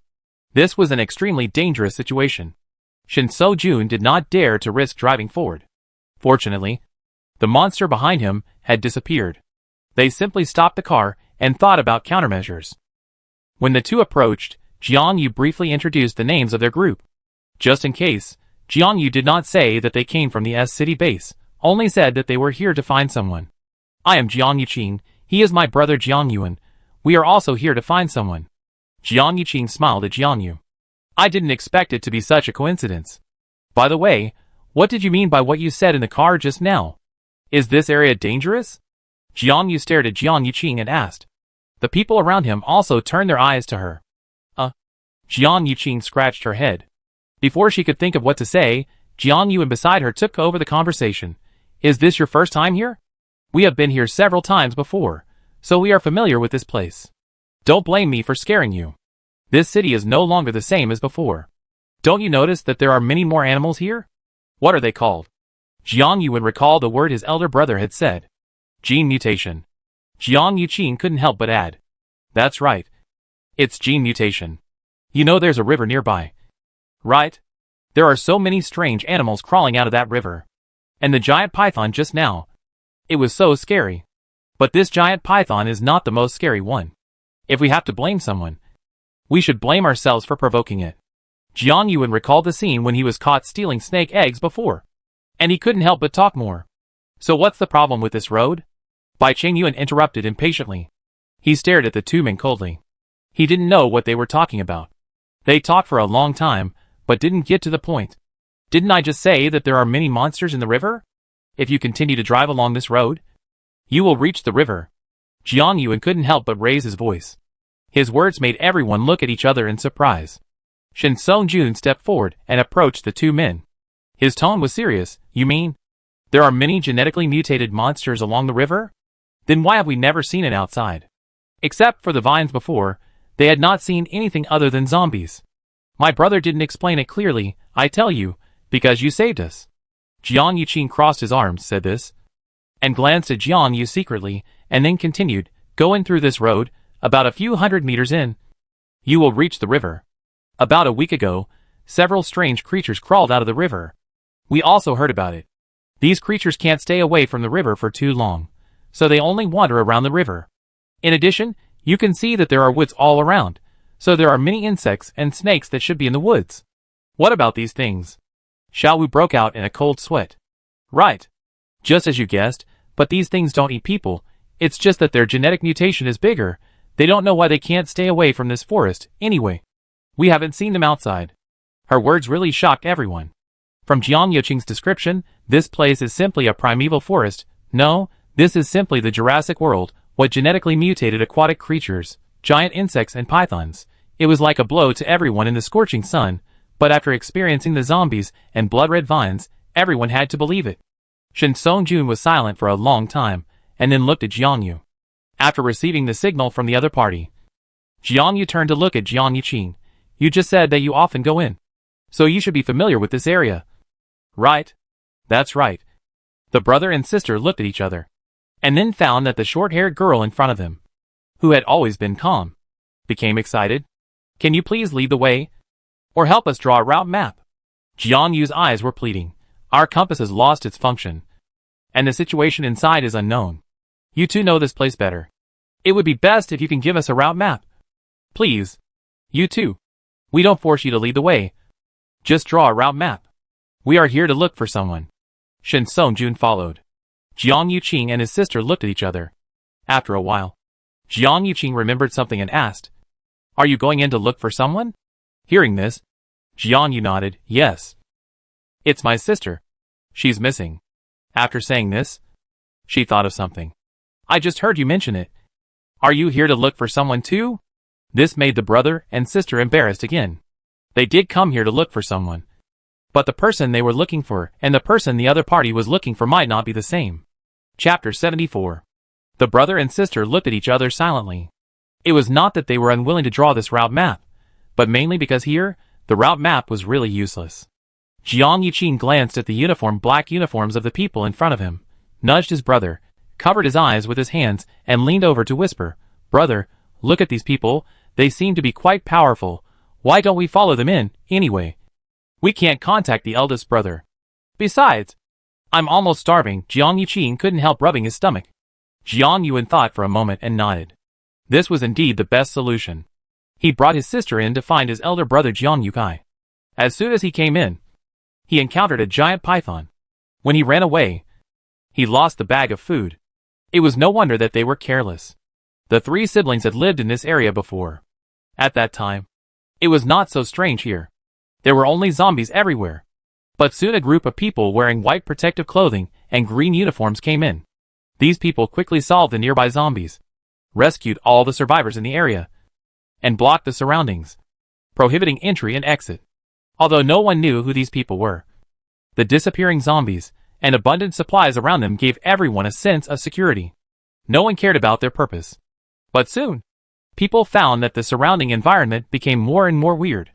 First, strange green plants grew on the roads of all sizes. Then huge insects and snakes that had never been seen before. And finally screams that were always heard in the middle of the night. Everyone began to panic. But what was more terrifying was that the survivors around them were disappearing. No one knew where they went, and no one dared to ask. The entire area was strictly controlled, and the atmosphere was extremely depressing.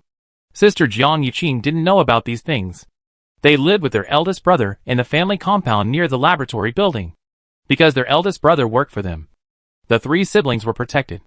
Until one day, their eldest brother came home in a panic, packed his luggage in a hurry, and took them away overnight. Seeing that the brother and sister were reluctant to speak, Jiang Yu was a little anxious. What do you think? Didn't you mention that you wanted to come in to find someone before? You can come with us. Xiao Wu nodded in agreement, and then continued, Yes. Since you are also going in to look for someone, then why not come along? Following us? We have cars and weapons, which is better than walking on your own. Jiang Yuqing felt that this condition was really tempting. After looking at her brother, she replied, We agree. We will lead you on the road inside. But at the same time, you have to protect us. That's no problem. Shen Songjun nodded, then waved to Xiao Wu, and the two walked forward a few steps. Everyone breathed a sigh of relief. Bai Qingyuan saw that the problem had been solved, and climbed into his car first to rest. They knew that the road ahead would be much easier. Jiang Yu's expression was much more relaxed. She glanced at the brother and sister, noticed Jiang Yuqing rubbing her stomach, and turned around to get some supplies for the two of them. Here. As soon as she turned around, Cheng Zheng had already handed over a few bags of supplies. Jiang Yu took them, and stuffed them into the arms of the two of them. Seeing Jiang Yuqing hugging the food excitedly, her stomach also made a gurgling sound. Jiang Yu chuckled, It seems that you are very hungry. You can eat first. If it's not enough, there are more. Thank you, sister. Jiang Yuqing couldn't wait to tear open the package and nibble on it. Then, in front of her, was a bottle of water handed over by Jiang Yu. Jiang Yuqing was so moved that her eyes were filled with tears. As the youngest child of the Jiang family, she grew up in the love of her parents and brother. Even after the apocalypse, her parents disappeared. Her two brothers tried their best to protect her. She had never come into contact with zombies, and had never been hungry. This time, she lost her bag after following her second brother in. She had no choice but to steal snake eggs. She didn't know if they were edible before she was discovered by the monster. She was chased by the monster all the way. Jiang Yuqing's legs were so scared that she almost forgot that she was still hungry. She didn't expect the other party to notice it. Jiang Yuqing was very glad that they agreed to the deal. Otherwise she would be starving somewhere. Thinking of this, she looked up at the short-haired sister in front of her and asked softly, "Sister, did you just say that your sister disappeared in here?" Jiang Yu, who was originally going to get in the car to get some ointment for the two, was stunned by this question.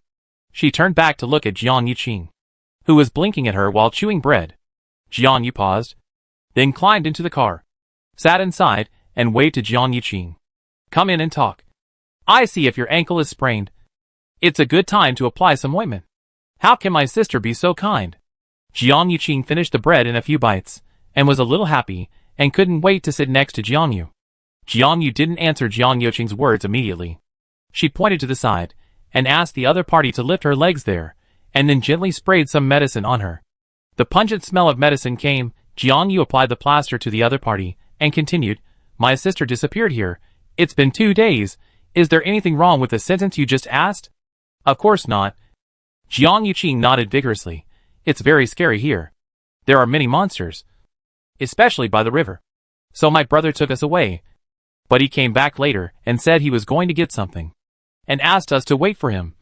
But he never came out." Thinking of her brother, Jiang Yuqing felt a little disappointed. Jiang Yu looked up at her and asked casually, "Have you lived here before? Are there people living here?" She turned her head to look out the window.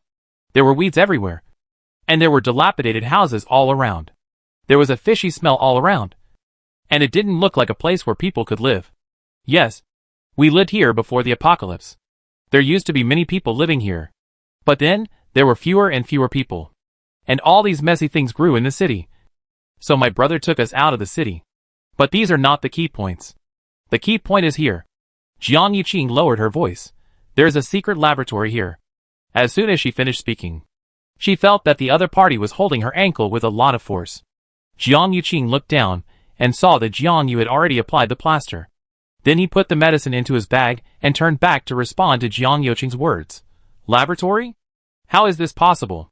There are only trees and monsters here. What laboratory? Where did the laboratory come from? What kind of experiment is it going to do? Why did people live here originally? And as city base didn't even know about it? And what does it mean that all these people are gone?" Jiang Yu controlled her trembling hands. She didn't dare to think further. She felt that it was necessary to have a good talk with the brother and sister about this matter. Jiang Yuqing hesitated again. It's not that she couldn't talk about the laboratory, but these were all her inadvertent eavesdropping and her own guesses. She wasn't sure if it was true.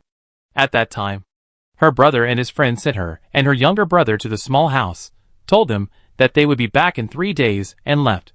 That night, when Jiang Yuqing woke up at night, she accidentally heard the conversation between her brother and his friend.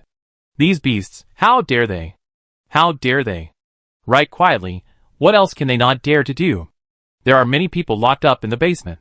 Fortunately, we have not participated in the core test. It is also a good thing to discover it early. Let's leave in 3 days. I heard that the base in S City has been built. Let's go to the base. It is better than staying here all the time." At that time, Jiang Yuqing didn't think much about it, and didn't tell the little brother about it.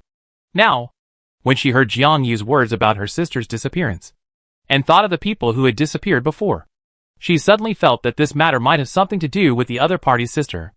Jiang Yuqing looked up at Jiang Yu. The other party seemed very calm on the surface, but her brows were slightly wrinkled. She was worried and nervous. She felt a little embarrassed to be stared at by Jiang Yu. The other party had her aesthetic taste, and was her savior. Jiang Yuqing pondered for a moment, and was ready to tell the other party what she knew.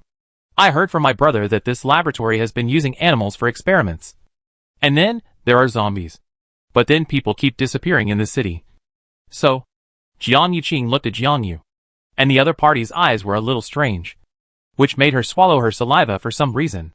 She was a little afraid to finish the rest of the words. But Jiang Yu guessed what the other party meant. So it is possible that all the people in the city were taken away. As soon as he finished speaking, Jiang Yu couldn't control himself and held Jiang Yuqing's arm tightly. The other party was hurt by her pinch. But he also understood Jiang Yu's feelings. So he didn't say anything. Jiang Yu let go of her hand. She looked at Cheng Zheng, who was leaning against the car door. He shook his head at her. Sorry. I'm a little emotional. Didn't I just say that my sister is missing? The clues point to this place. Do you know something? Can you tell us what you know? Jiang Yuqing shook her head quickly. It's okay. It's okay. I probably told you everything I know. I don't know much about the rest. Ask my brother later. Jiang Yuqing scratched her head awkwardly.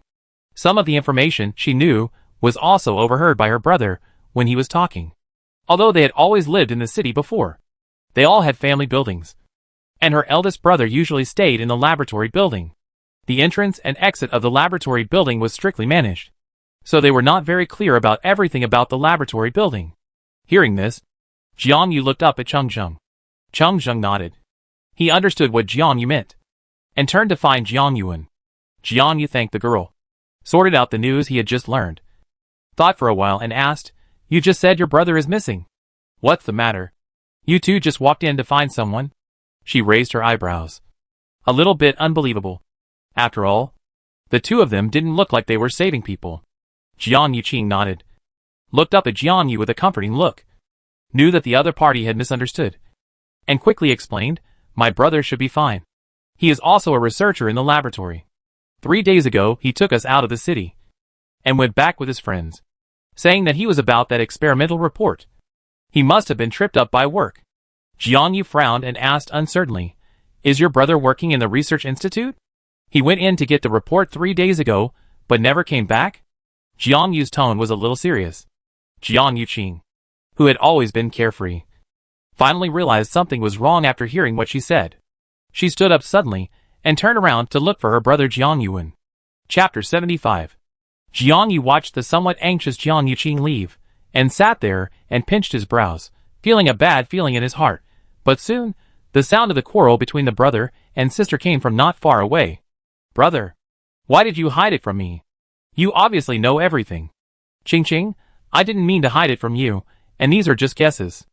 Jiang Yuan sighed, looking at his sister's slightly red eyes, feeling distressed and helpless. What do you mean by just guessing? My brother must have been arrested by those people. Don't think I don't know anything. Those people have been doing experiments on human bodies. Big brother must be in danger. We have to save him quickly. Her words froze Jiang Yuan. Jiang Yuan looked a little unnatural. He pulled his sister's arm to make her speak more quietly. He glanced around, worried that the people around him would hear her words. In fact, Jiang Yuqing almost shouted these words. The people around him were not deaf. And Shen Songjun had just brought Xiaowu back to find Jiang Yu when he heard her talking about human experiments. The faces of the people present suddenly changed. Jiang Yuqing didn't notice these things at all. She was only worried and afraid. If her elder brother was really caught because of stealing the report, she didn't dare to think about it. Her body couldn't help but tremble. Just as she was about to speak, Shen Songjun's voice came from above her head. What do you mean by human experiments? The brother and sister turned their heads and saw Shen Songjun frowning. His eyes seemed to pierce them like ice spikes. And they shuddered. Jiang Yuan thought it was not good. When he saw the uniforms on these people before, he guessed that this group of people might be sent from the base. But the experimental base where their elder brother was working was doing illegal and criminal things. Even if it was the end of the world. Jiang Yuan felt guilty. Jiang Yuan hesitated. He knew his elder brother had never participated in these experiments. But who would believe him? If he did, wouldn't they arrest them directly? Jiang Yuan glanced at the guns on their backs. He swallowed. Before he could think of what to say, Jiang Yuqing beside him looked at him directly. Brother, now you should tell everyone what you know. We promised to help them save people together. They will know about this eventually. Jiang Yuqing's meaning was very simple. If you don't tell others, how can they go in to rescue people? Our two brothers are still inside. Are we going to rush in to rescue people? What are you thinking? That's true. Jiang Yuan looked up at the group of people in front of him. Their words attracted by Cheng Yuan and others. Jiang Yu also looked at them with his arms crossed. You too. Since we have agreed to go in together to rescue people, we need to understand the situation inside more clearly. Please tell us everything you know. This is beneficial to both you and me, Xiao Wu said. Jiang Yuan and his sister looked at each other. He had just seen his sister get into Jiang Yu's car, but he thought his sister didn't know about these things, so he didn't stop her. There were many people here, and he couldn't ask his sister how much she had said. He looked at everyone and told them everything he knew. As Jiang Yuqing said before, the three siblings originally lived here, but there was one thing his sister didn't know. The current experimental base had already existed before the end of the world, and the locals knew that there was such a place, but they all thought it was an ordinary office. The experimental site included dormitory buildings, and basically few people went in and out, so no one knew what it was for. After the apocalypse, this place was just like the outside cities, with zombies everywhere. This place was originally located in a remote area, with a small population, and the manager ran away. Soon the city was in chaos. At this time, people from the experimental base appeared. They drove armored vehicles and helicopters, wore uniforms, and held weapons. They easily solved the zombies in the city. The small town quickly returned to peace. Amid the survivors' cheers of expectation and admiration, people from the experimental base began to block the small town in the name of protecting them. Since then, the experimental base began to list a series of management systems, requiring everyone to strictly abide by them. No one cared much. On the one hand, these people solved the zombies, protected them, and provided them with a paradise. On the other hand, these survivors saw the terrifying zombies, and began to resist and fear the outside world. They would rather hide here, so no one would resist. But soon, the environment in the city began to change. Uninhabited houses were destroyed. Survivors living by the river were driven away, and the surrounding green environment began to grow wildly. Common creatures around them mutated inexplicably. The most horrifying thing was that some painful screams could always be heard in the middle of the night. Later, there were fewer survivors around, and no one knew where they went, because everyone was hiding at home after the apocalypse. And no one even noticed that someone was missing at first. Until a few days ago, Jiang Yuan recalled. My eldest brother rushed home a few days ago, and he didn't even pack his luggage. He took us away in the middle of the night. At that time, I saw that they looked strange, so I asked my eldest brother. At this point, Jiang Yuqing looked at him, his eyes full of, how come I don't know? Jiang Yuan sighed. You fell asleep as soon as you got in the car. I saw that big brother, and the others looked strange. There were even weapons in the car. I was so scared that I asked him several times before Big Brother told me. Wouldn't you be discovered if you drove out? Xiao Wu asked. If it was any other time, we would definitely be discovered. But the city was in chaos that night. The people at the experimental base planned to control the remaining survivors that night. Big Brother heard some rumors and took the opportunity to take us away from the base overnight. So, what does human experiment mean? Bai Cheng Yuan stared at Jiang Yuan, turning the gun in his hand back and forth. Jiang Yuan exhaled. Let me first state that these are just our guesses. According to my eldest brother, he suspected that the monsters and zombies before were not killed by these people, but were taken away by them for experiments. During that time, the disappearance of the survivors around him deepened his fear. So when he learned that all the survivors were to be taken away, my eldest brother took the risk to take us away. This makes sense. Jiang Yu guessed that this person must have seen something in the test area. Otherwise, he would not suspect human experiments. Judging from the situation of the siblings, the other party should not have told them much. Then why did your eldest brother go back? Jiang Yu asked. Jiang Yuan regretted it when he said this. He should have dissuaded his eldest brother at that time. Otherwise, he would not have disappeared until now. He went back to get the experimental report. He said that this report is very important and must be brought out. Jiang Yuan was talking until his mouth was dry. But he had already told everyone the basic situation. He looked at Shen Songjun, who was in charge of the group, and said, I have told you everything I know. I don't know what happened to my eldest brother. I hope you can help us. Shen Songjun stood up and nodded. Don't worry. This is not just your problem. He looked at Jiang Yu and the others. These two people will get in your car later. We will leave in about half an hour. Okay. Jiang Yu nodded. The car was swaying on the road, and no one was drowsy this time. Just after noon, the road under their feet was hidden in the lush trees. The surrounding treetops were towering into the sky, the green trees were swaying in the wind, the air around them was unexpectedly fresh. It would be even better if there were no strange snakes as thick as thighs on the trees.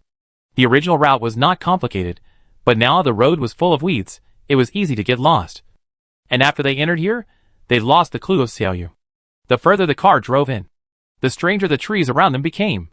Some trees were brown-red, resembling the vines they had encountered before. Some trees were so thick that they looked like two trees connected together. It was amazing. However, none of them could compare to the strange beasts they had seen along the way. Oh my god! Look at that bug on the tree. What kind of bug is it? How can it be so big? Xiaowu's voice came from the intercom. Jianyu looked around curiously. It didn't matter if she saw it. She got goosebumps all over the floor. There was not just one bug on the tree, there were hundreds of them, about the size of half a palm, black in color, but with dense white dots on their heads. These bugs were frightened by the sound of the car, and were madly crowding onto the tree trunk, looking from a distance. They were all small white dots. This is a mutant bug. Jiang Yuan said nearby. He had seen this thing. It looked disgusting but harmless. What kind of bug? Will it bite people? Xiao Wu's voice in the intercom became louder. No. This kind of insect is timid and afraid of people. You won't encounter it if you go further into the city. Jiang Yu breathed a sigh of relief. However, they were all in the car, so it was nothing. Just as she thought about it, the car suddenly bumped a few times. What's going on? Do you want to get off the car and take a look? In the car, Xiao Wu let go of the handle, leaned over the window and looked out. His eyes widened instantly. What is this? A turtle? Shin Song-jun took a look outside. It looked a bit like a seven-spotted ladybug. For a moment, everyone in the car looked around curiously, which made Shin Song-jun's eyebrows jump. This place is really strange, Jiang Yu said with emotion. She looked away and watched Jiang Yuan take out a notebook and a camera, taking a few photos and recording them.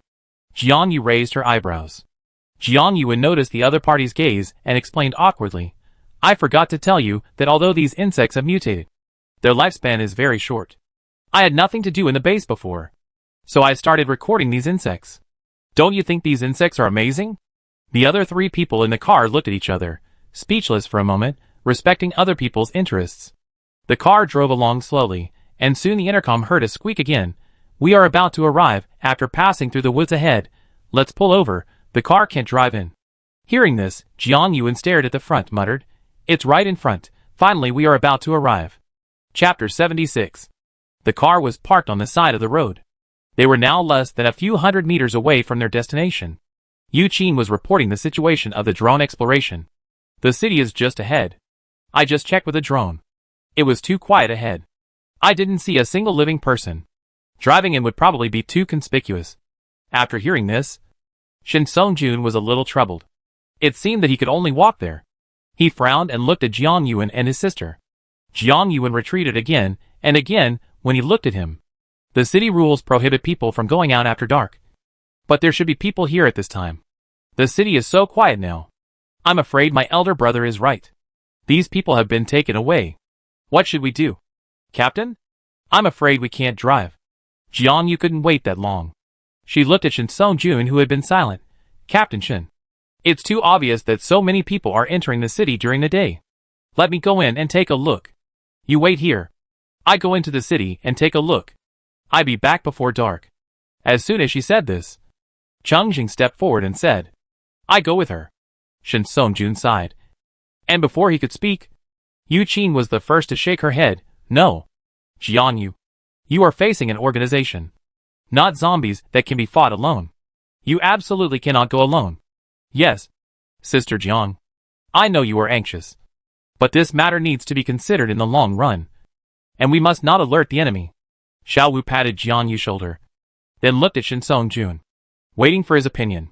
After a while, Shin Song-jun looked up and said in a deep voice, Your method is good. Jiang Yu's heart moved, but Shin Song-jun continued, But it shouldn't be you who go. He glanced at the people around him, and checked the time with Bai Cheng Yuan. Bai Cheng Yuan nodded at him. Just follow Jiang Yu's plan. I will take Lao Qi and the others to sneak in and take a look. Xiao Wu Jiang Yu, You and Captain Bai stay here. After Shin Sung-jun finished speaking, he looked at his watch. It's 1 o'clock now. We will be back before 6 o'clock. Jiang Yu opened his mouth to speak again, but Yu Qin patted him on the shoulder. Stay here with us. They have experience, and it would only delay things if we went there. Be patient and wait. This made Jiang Yu shut up, and he did not force it. Shin Sung-jun packed his backpack, took his weapons, and prepared to set off on foot. This time, in addition to the 3 people in the second team, the other 4 teams sent Lao Chi and 2 people. Shin Sung-jun checked his gun, put it on his belt, and looked at the people in front of him. We are going to explore the situation in the city this time. You stay here and don't go anywhere. You must wait for us. We will be back before 6 o'clock. If you still don't see us by 6:30, you will leave immediately and report back to the base. Don't be reckless. Leave it to me. Bai Qingyuan said to the other party. Be careful. Act according to circumstances. Shin Sung-jun nodded, holding the route map drawn by Jiang Yuan in his hand, and turned around with a few people to walk forward, and his figure quickly disappeared into the woods. Why didn't you follow this time? Xiao Wu approached Cheng Zheng. He was a little curious, mainly because he remembered that Cheng Zheng was also from the army, and he was experienced. And this time it was for Jiang Yu's matter, and the other party didn't follow. Cheng Zheng silently glanced at Jiang Yu's back, retracted his gaze and replied, I have to stay here. After saying that, he walked towards Jiang Yu, leaving Xiao Wu, who seemed to understand but not quite. After the few people parked the car, Xiao Wu led people to sprinkle some insect repellent around, and the few people sat down around the tree to rest. For a moment, they didn't know what to do. The most important thing was that the surrounding environment was weird, and they didn't dare to wander around. Sister, are we just waiting here?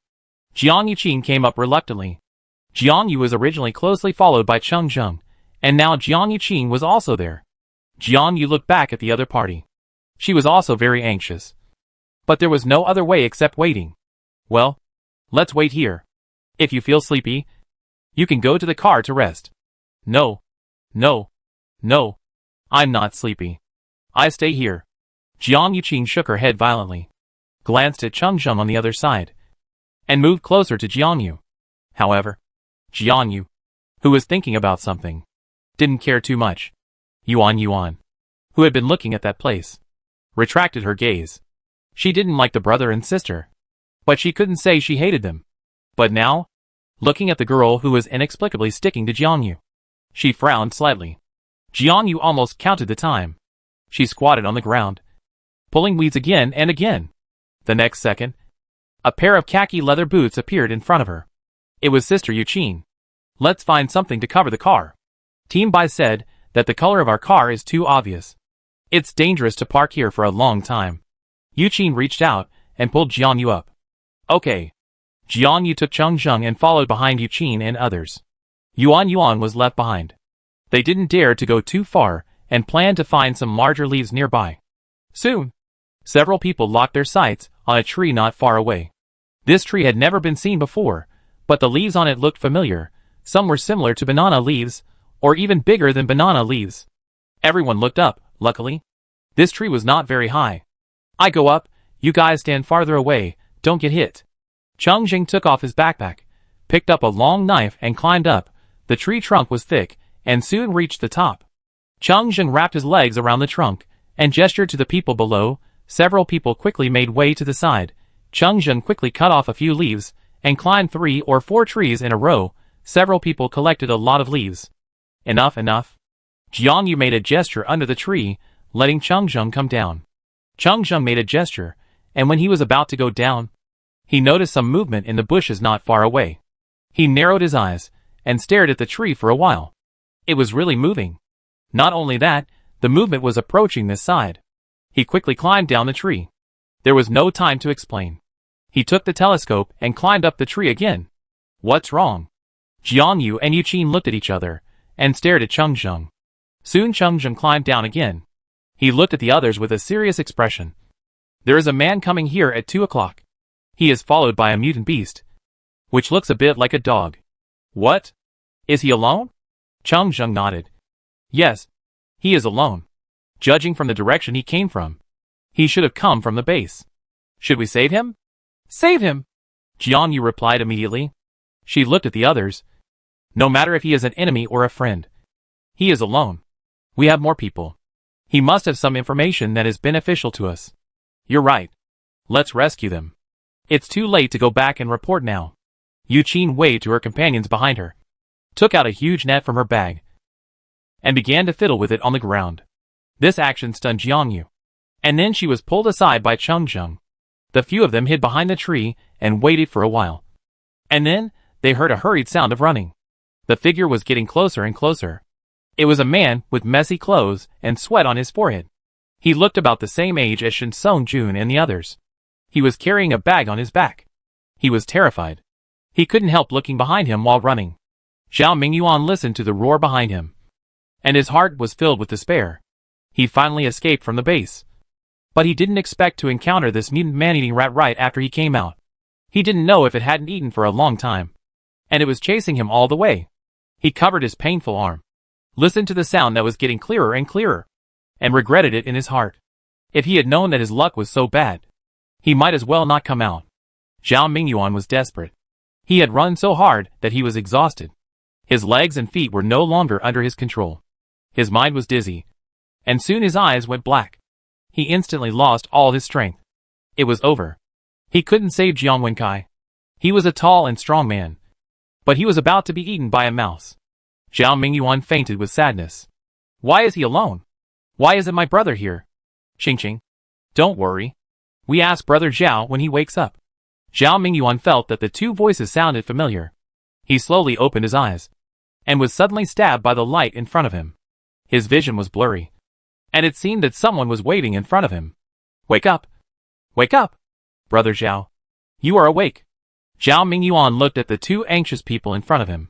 They were Jiang Yokai's brother and sister. How could they be here? Did they die together? No way. Jiang Wenkai would kill him. Jiang Yu saw that the man in front of him seemed a little dazed. He took out a wet towel from his bag and handed it to Jiang Yuan. The other party slapped it on Zhao Mingyuan's face without hesitation. Is this man scared silly? Jiang Yu couldn't help muttering. Why are you two here? Who are these people? Zhao Mingyuan took the wet wipes off his face, watched the people in front of him warily, stood up, and dragged Jiang Yuqing and her brother and sister behind him. Jiang Yuqing broke free from the other's hand, stood in front of Zhao Mingyuan, and explained, Brother Zhao, have you forgotten that you were just chased by a big rat? They just passed by and saved you. As soon as she said this, Zhao Mingyuan immediately recalled what happened before, and his eyes scanned the people around him, and soon saw the dead body of the rat not far behind them. You saved me? Sorry. Sorry. I misunderstood you just now. Thank you very much. Excuse me. Who are you? Zhao Mingyuan scratched his head, without waiting for the others to answer, suddenly turned around eagerly and looked back. Where is his bag? Looking for this? Here. Xiao Wu handed the other party the backpack, looking at the man's suddenly suspicious eyes, hurriedly explained, Don't worry, we didn't open it, just now you fell down, and your arm was injured, so we took down the bag and helped you deal with it. Zhao Mingyuan softened his expression and nodded awkwardly. Jiang Yu looked at the other party's bulging bag and asked, Did you escape from the experimental base? As soon as she said this, Zhao Mingyuan's originally relaxed mood suddenly became tense. He couldn't help but step back and look at these people. The clothes these people wore didn't look like people from the base. And Jiang Yuqing and his sister followed them. So they should be outsiders. Jiang Yuan knew that the other party was full of vigilance. But he was a little anxious. He looked at Zhao Mingyuan and quickly explained the identities of the other party and what happened before. You are from the S-City base? Zhao Mingyuan's voice was trembling. He held the straps of his backpack tightly. Bai Qingyuan nodded, yes. If they were really from the base. He knew that his luck would not always be so bad. Great. I was just about to go out to find you. Zhao Mingyuan was a little excited. He suddenly thought of something and quickly looked at the Jiang brothers and sisters. I'm sorry. Your eldest brother is still in the base and hasn't come out yet. We were planning to run out together. But something unexpected happened. And Yukai didn't have time to come out. Zhao Mingyuan was full of apologies. But don't worry, he hasn't been discovered, so he should be fine. It's just that the staff of the base are restricted in their freedom and are all under guard. I can't wait any longer. I want to go out and find you first, and take you to the S-City base for help. Jiang Yuan and his sister looked at each other, and their moods were up and down. But when they heard the others say that the eldest brother was fine, they finally felt relieved. Jiang Yu waited for the other to finish, and hurriedly asked, Mr. Zhao, you probably know the situation. My sister was taken into the base, and we don't know the situation inside.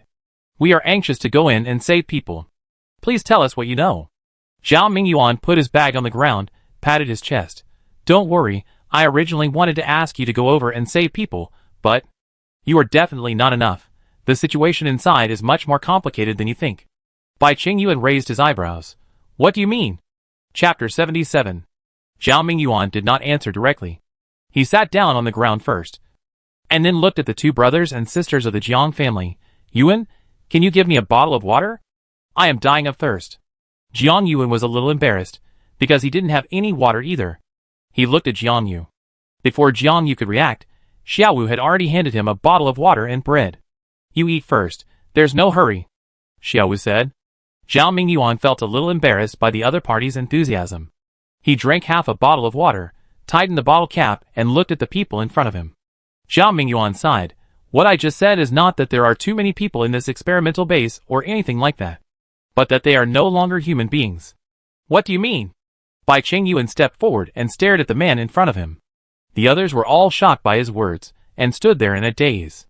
Jiang Yuqing came out from the side, grabbed Zhao Mingyuan's arm. Full of worry and confusion, Brother Zhao. What do you mean by this? What do you mean by no longer human? What about my brother?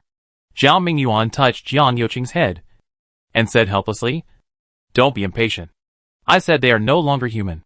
Because not long ago, the people here were attacked by their own experimental subjects. I don't know what experiments they are doing or who organized them.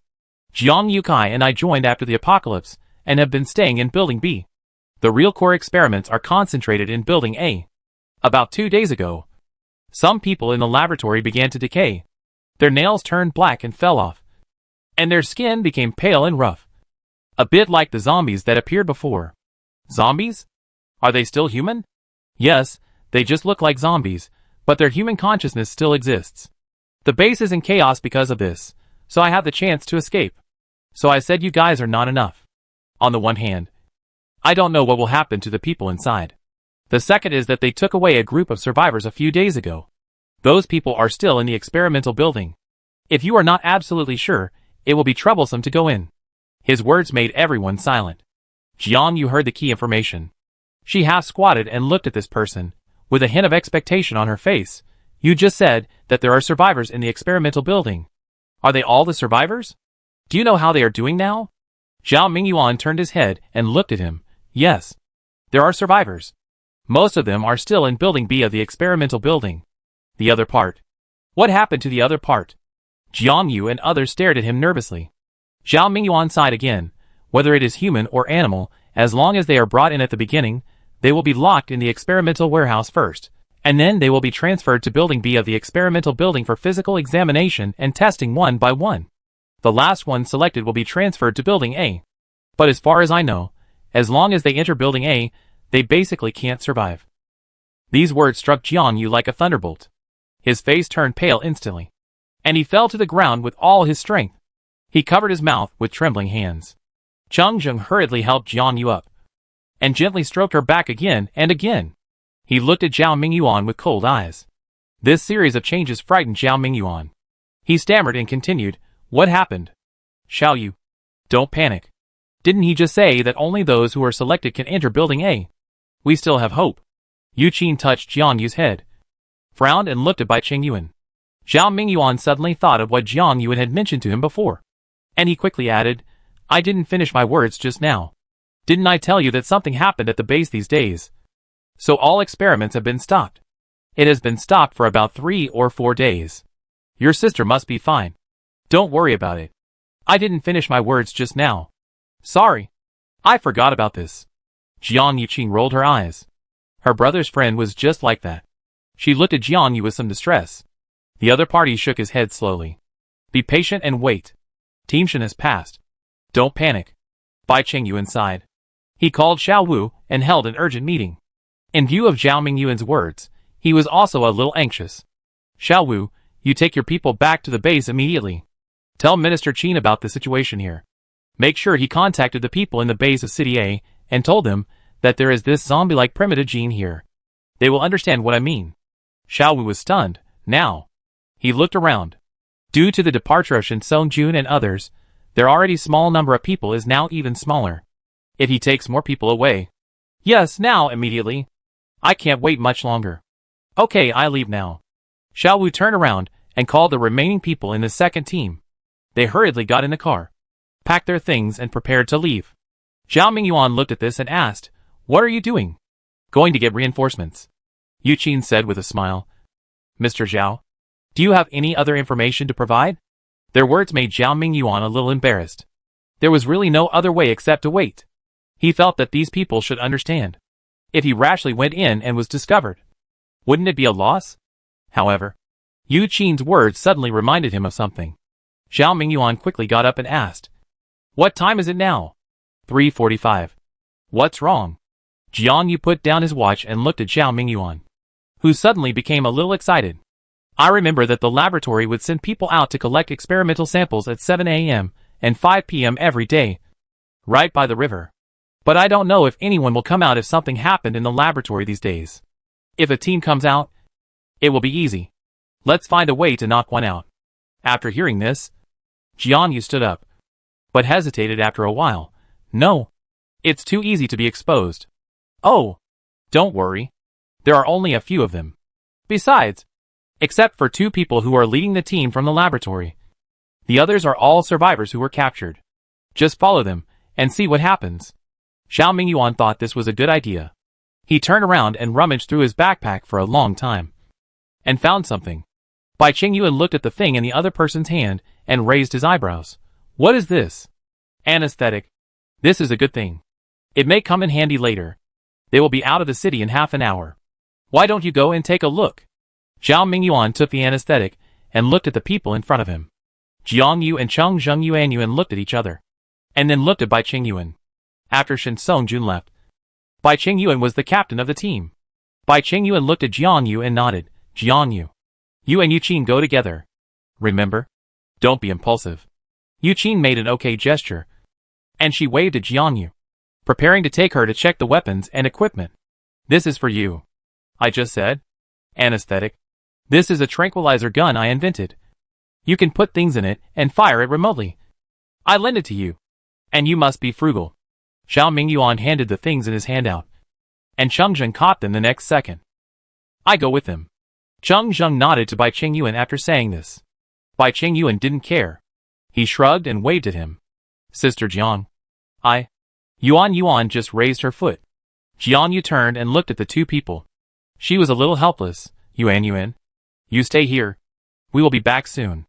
Although it was not yet 4 o'clock, they were not familiar with the terrain. In order to be on the safe side, several people took the route provided by Zhao Mingyuan and set off, preparing to explore the situation first. "We are almost there." Zhao Mingyuan said that there is something strange near the river. "Let's climb up the tree when we get there. Don't let any monsters find us down there." Yu Qin wiped the sweat off his face, blocked the dazzling sunlight with his hands, squinted and looked forward. It was in front of him. There were surprisingly few green plants around the river. The position of the few people was facing the west. The sun was shining directly, making people dizzy. After walking a distance, they chose a tree and climbed up. Fortunately, the tree was big enough to accommodate 3 people. They lay on the trunk separately and looked for targets around with binoculars.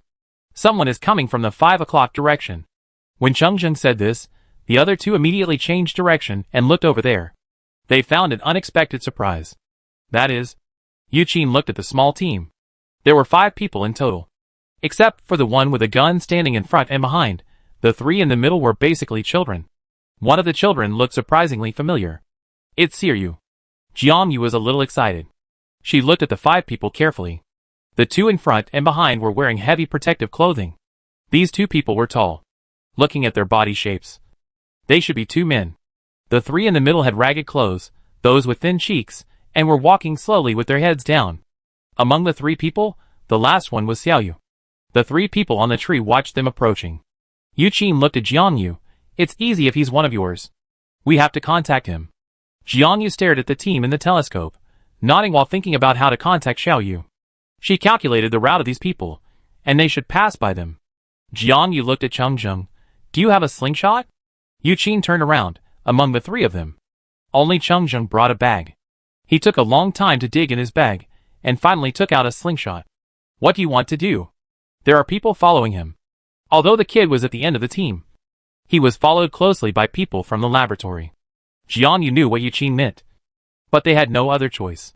Shen Songjun and his men were still in the city, so they could not reveal their identities. They could not lure the tiger away from the mountain, so they could only try this method. Wait. Jiang Yu suddenly thought of something. She reached into her pocket for a long time and took out a small packet of paper. Inside was the lime powder she had picked up from the ground. It was the clue Xiaoyu left for them. What is this? Yu Qin took a closer look, and his eyes lit up instantly. This is good. We can scatter it on the road. If he sees it, he will definitely know it is ours, and other people won't recognize it. Give it to me. I go and scatter it. They are coming soon. Cheng Zheng took the paper bag, quickly climbed down the tree, scattered some on the grass leaves on the roadside, and sprinkled some on the ground. He looked at the weeds on the ground, and frowned slightly. There are too many grasses here. I don't know if he can see it. There were rustling footsteps in his ears. Cheng Zheng quickly climbed up the tree again. The three of them fell silent, and looked at the approaching team nervously. 1 step. 2 steps. The 5 people approached. No. The grass is too deep. Seeing that they were about to miss, Jiang Yu picked up the slingshot in Cheng Zheng's hand, and aimed at the tree not far behind the team.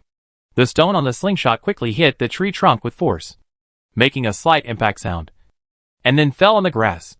Because of the close distance, it immediately attracted the attention of the team. What is that? Finally, the man turned his head to look at the tree. The voice of doubt reached the ears of Jiang Yu and the other two.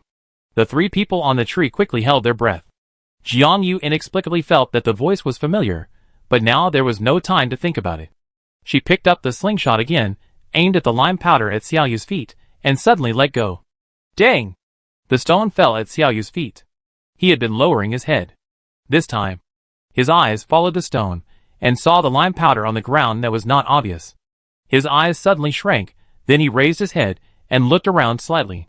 Because the attention of the people around was focused on the tree, no one noticed the small stone for a while.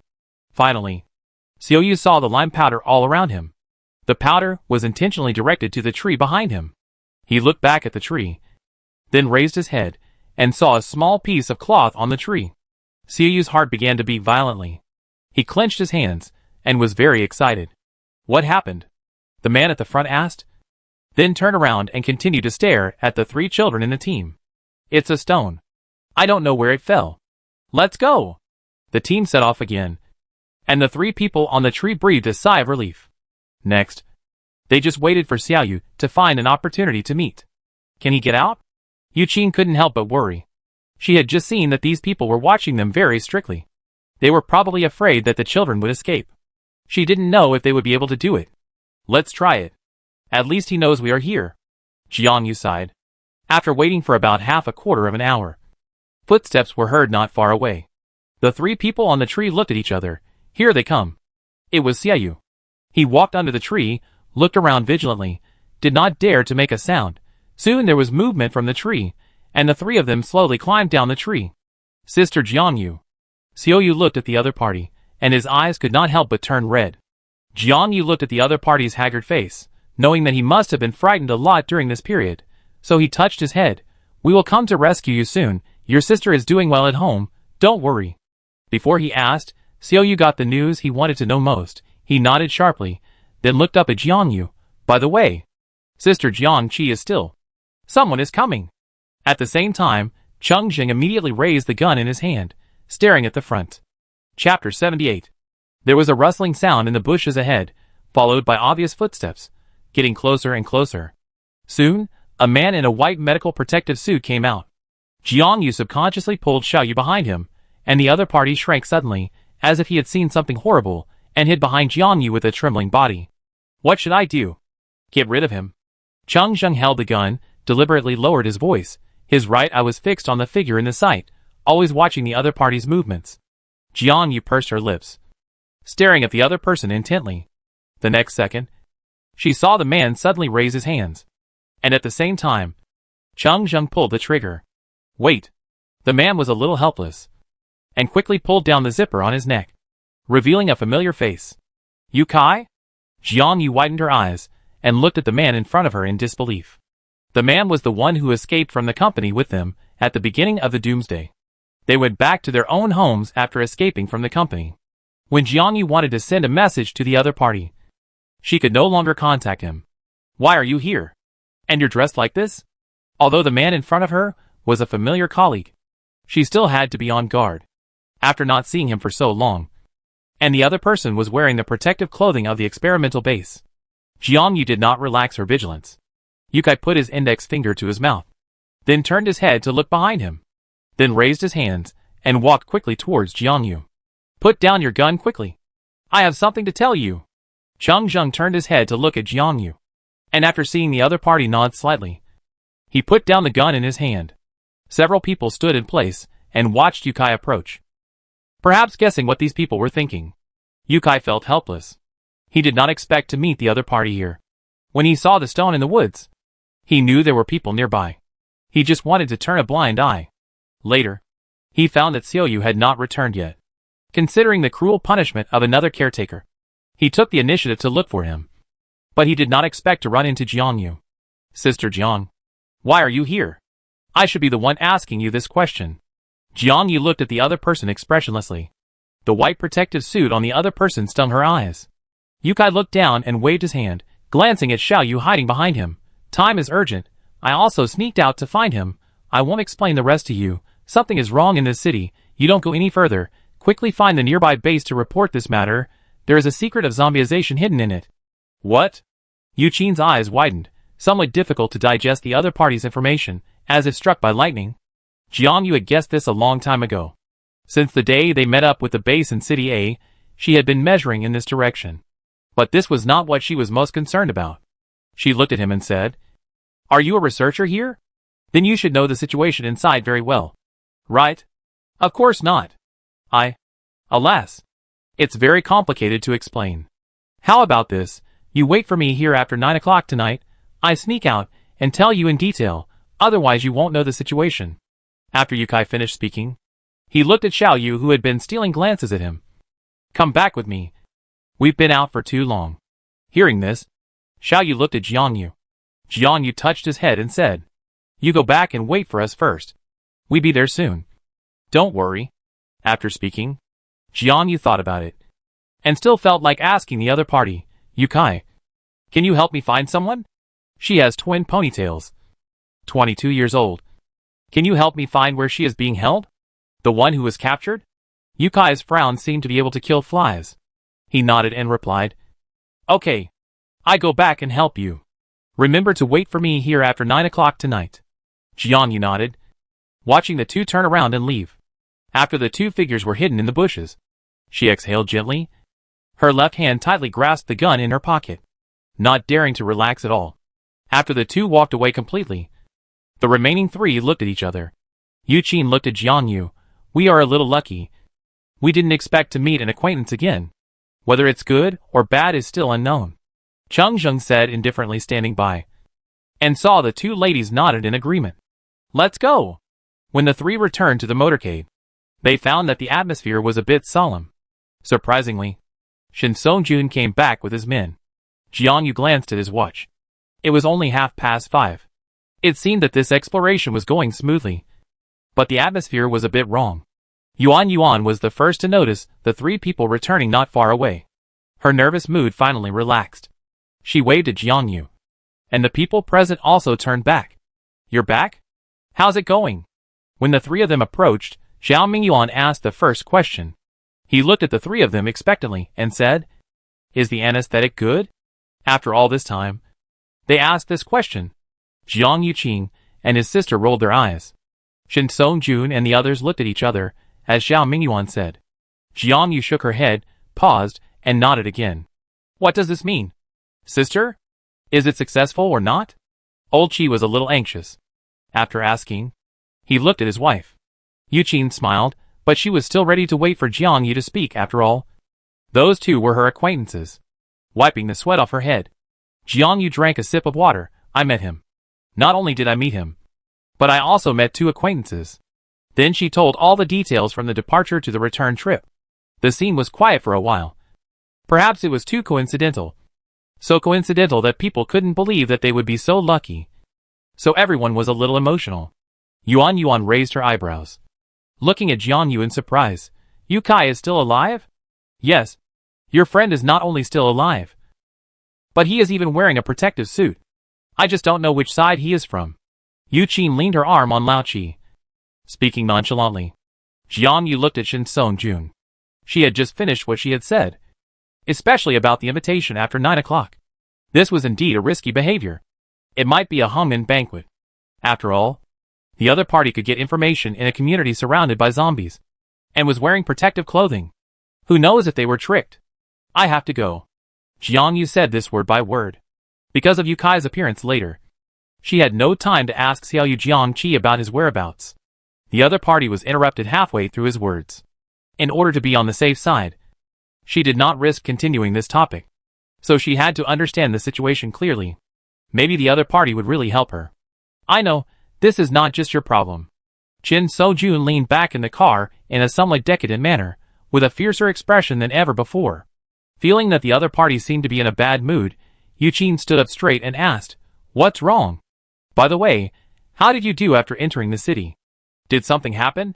Alas, speaking of this, old Qi sighed. After they entered the city, they knew what Jiang Yuan and his sister meant.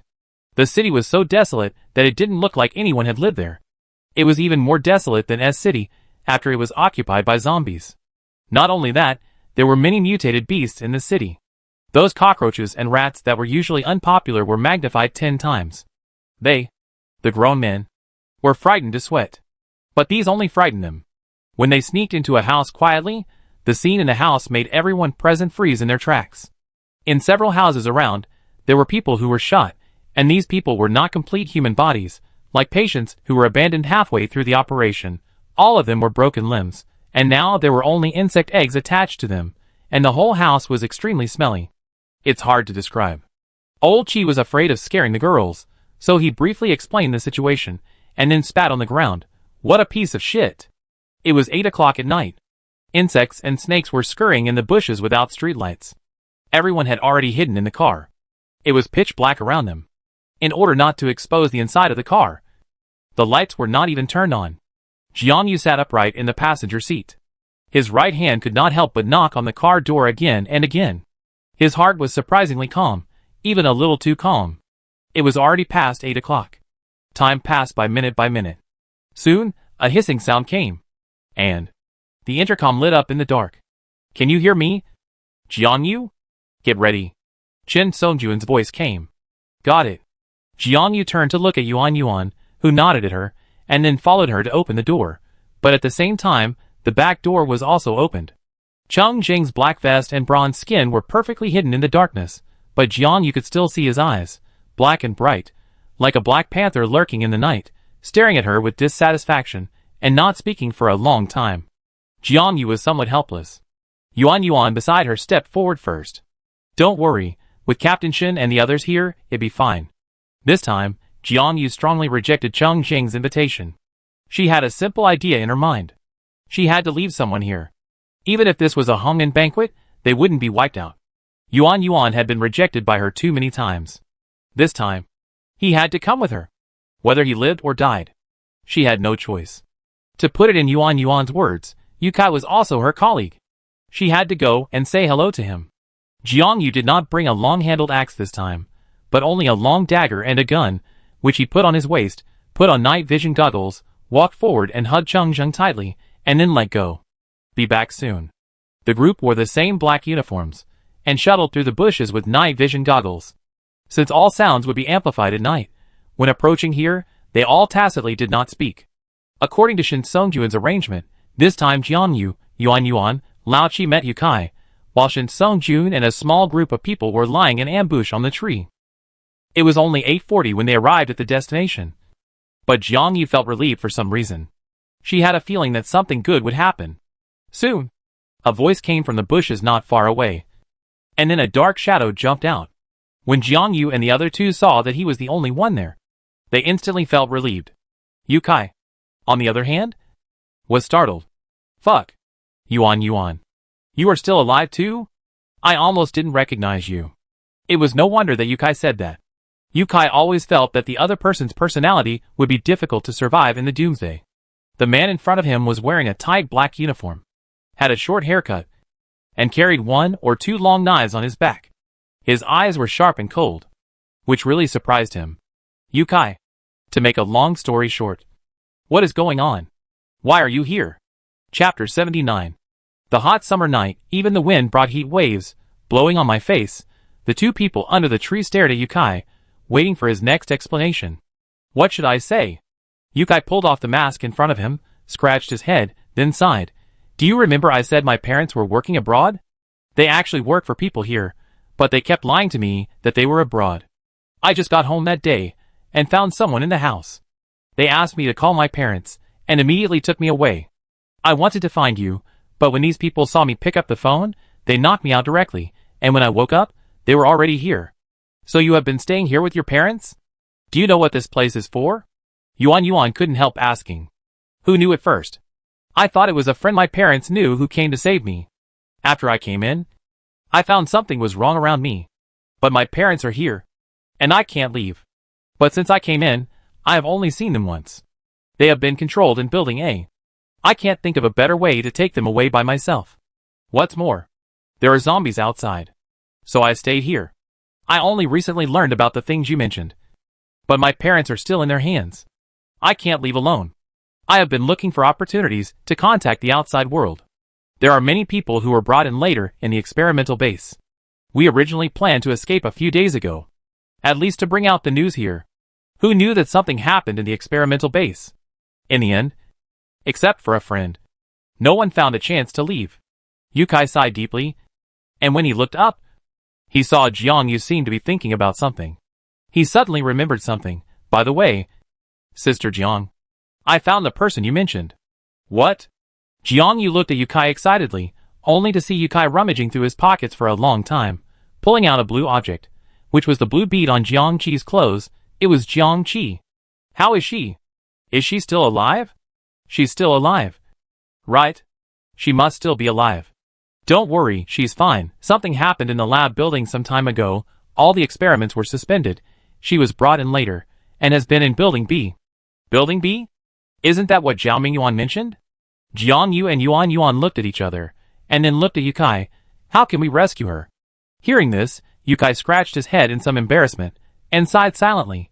It's very difficult. She is locked in a culture barrel. Those culture barrels cannot be opened without a key, and what? He hadn't figured out how to tell the other party the rest of the words. A gust of wind suddenly blew behind him, followed by very light footsteps. Yukai turned around, and was almost scared to death. Seeing that Jiang Yu hadn't spoken, Yuan looked at Shin Song-jun and the others who were coming down, and awkwardly introduced. These people are all from the rescue team of the S-City base. What? Really? Did you receive any news? Yukai was a little excited. But when he found that there were only these people, his voice became smaller again. You guys are not enough. There are too many survivors locked up in the laboratory. You can't take them away with just a few of you. Shin Song-jun's face was hidden in the darkness. He stared at Yukai and continued to repeat the question just now.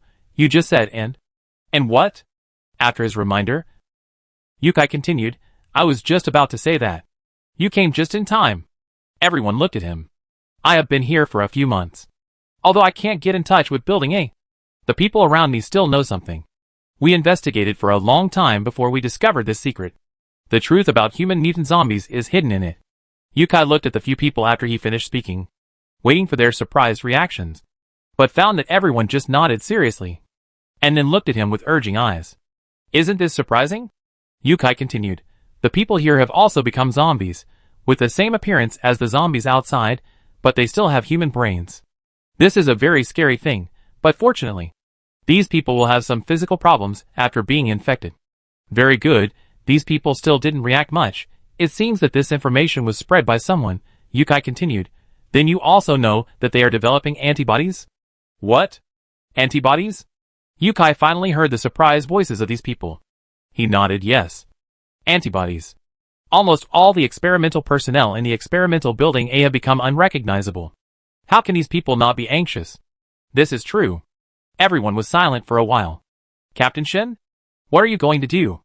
Jiang Yu looked at the other party. She knew that this matter should be considered in the long run. After all, not only her sister was imprisoned here, but there were also other survivors. And there was also an antidote for future humans. This was not a simple task. But for herself, the most important thing at the moment was to rescue her sister. Shin Songjuan's eyes were hidden in the night. He looked at the three people in front of him. He didn't know what he was thinking. He didn't speak for a long time. Seeing that they looked at each other and couldn't make a decision for a while, Yukai looked at the time.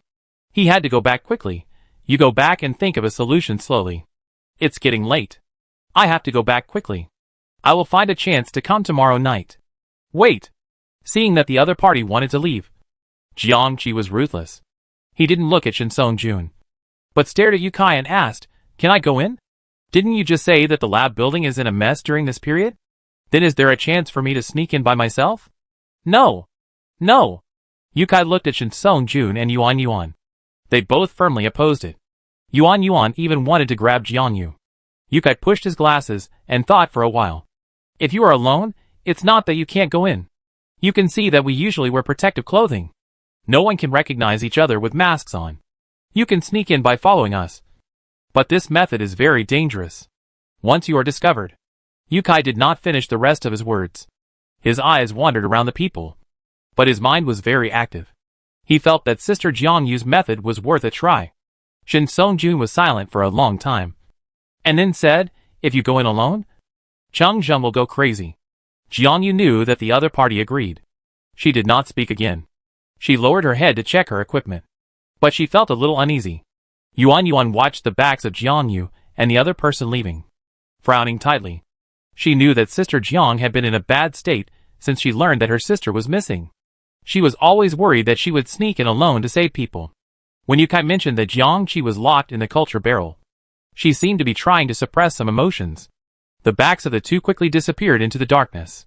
Shin Songjun sighed, thinking of the plan they had just discussed, and knew that there would be another tough battle to fight. But before that, Shin Songjun sighed, "Let's go. We have to find a way to stop Chung Zheng when we go back." Jiang Yu followed Yukai and walked lightly. The gun on her waist swayed and hit her skin as she walked.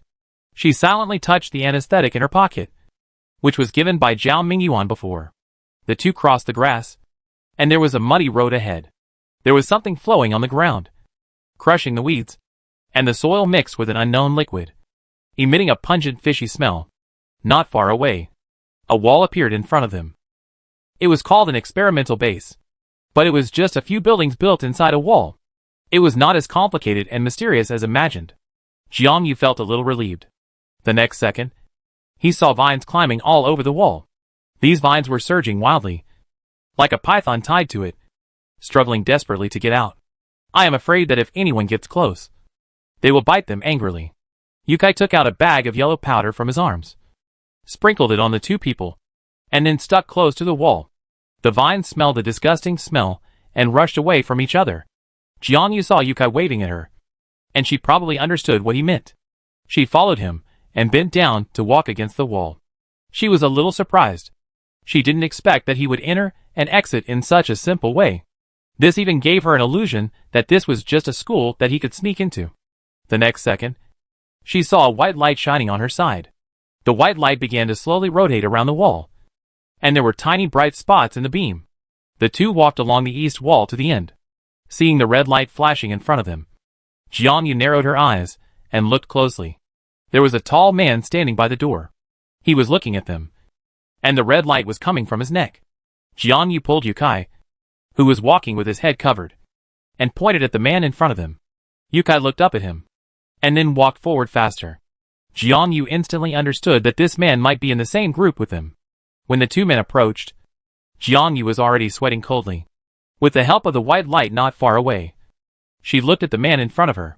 He was wearing a black protective suit, and at this moment he had taken off his hood, revealing the metal ring on his neck. The red light was flashing.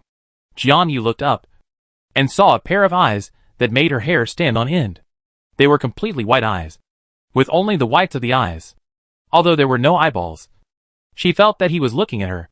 Besides, his skin was frighteningly pale. with a gray-brown spot extending from his neck to the back of his ears. The man's eyes stayed on Jianyu for a while. And then, he opened the door expressionlessly. "Let's follow him closely," Yukai said in a low voice. And then, the three of them took advantage of the white light to fade away, and quickly entered the building. The place they were going to was not far away. Just to the right after entering the door, there was a small room. Although the place was small, it was secluded.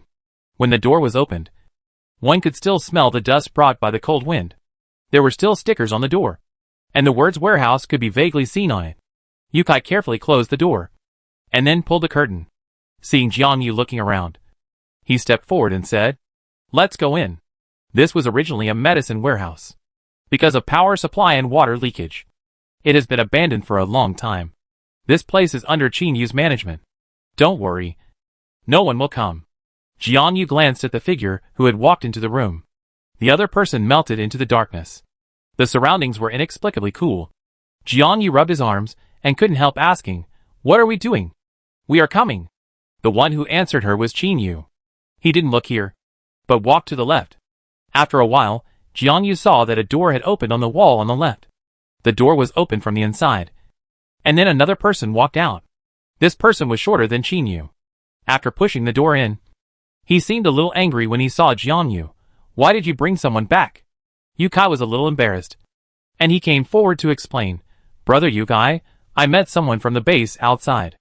This is my friend. Her sister was taken into the experimental building. She is the girl in the C3 training channel." Chapter 80. This man looked quite young, shorter than Qinyu, wearing the same black protective suit, but there was nothing on his neck. His hair covered his delicate eyebrows, but his eyes were sharp. Jianyu frowned slightly. "Your sister was caught here?"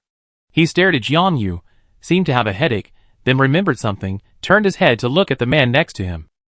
"Didn't I tell you not to walk around? I will come out to meet you." Qinyu rolled his eyes, and said nothing. Jianyu looked at the man in front of him, and knew that he was probably the brother of Jianyu Qing and his sister. He was a little surprised that Yukai knew him. Jianyu nodded and explained why he came here. Then he asked, "Are you Jianyu Kai? Jianyu Qing is your sister?" Hearing the familiar name, Jianyu Kai's eyes shifted instantly, and he walked quickly towards Jianyu. With a nervous and expectant look on his face, "Have you seen her? Is she alone? There should be two people. Have you seen the tall boy? Your brother Jianyuan. Right? They were rescued by us by accident. They are now a few kilometers outside the city. Your friend Zhao Mingyuan is also with them." A series of good news bombarded Jianyu Kai. He was very surprised that his family and friends were still alive. He looked back and forth between Jianyu and Yukai. "What is going on? I thought Mingyuan didn't escape." Jianyu looked back at Yukai with some questions in his eyes. "Don't worry, sister," Jianyu Kai explained. "Yukai and I are both workers in Building B of the experimental base. I mainly participate in the experiments, and Yukai is responsible for other things in Building B. You will know later. The one behind me is Qinyu. His situation is quite special. You can treat him as a failed experiment, but he is in the same group with us." "Hey." A dissatisfied voice sounded from behind. Jianyu nodded, from his sister's disappearance, to meeting Jianyu Qing and Zhao Mingyuan, and finally meeting Yukai. Everything was quickly explained. "Great, it's really great." Zhao Mingyuan brought the news out. "Our efforts were not in vain. People from the base came. We are saved, we are saved." The news was brought out. The base said people to rescue, and then they just need to wait for the right time. They can leave here, and this disaster will end. Qinyu listened to them carelessly, not caring if anyone came to rescue them, just raised his eyelids and looked at the three people, reminding, "It's getting late. Brother Yukai, I brought her in because I wanted to sneak in now. Hasn't there been few people coming to our B building recently? The guys upstairs only care about the experimental subjects, and don't care about us. I thought of putting a protective suit on Sister Jiang to blend in, so that she can at least see her sister. Besides, with her here, it was just right that someone could cooperate with the people in the base." Which was the best thing. Jianyu looked at Jianyu Kai following his words. And he nodded. "You two will wait here for me."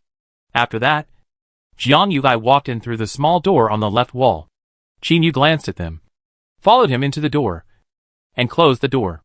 Seeing the door close tightly, the weak light inside was completely blocked, and Jianyu breathed a sigh of relief. She felt that the man named Chin Yu made her feel uncomfortable for some reason.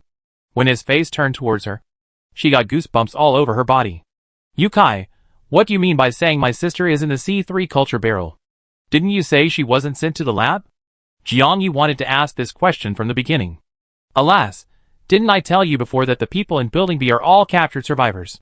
These survivors are the experimental subjects of the base. The first step after they are captured is to be classified and tested.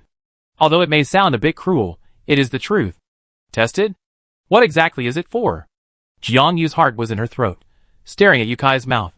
Don't worry, the so-called test is equivalent to a physical examination. Not only these survivors, all the employees in this base have been tested when they come in. Didn't I just say that? This is the first step.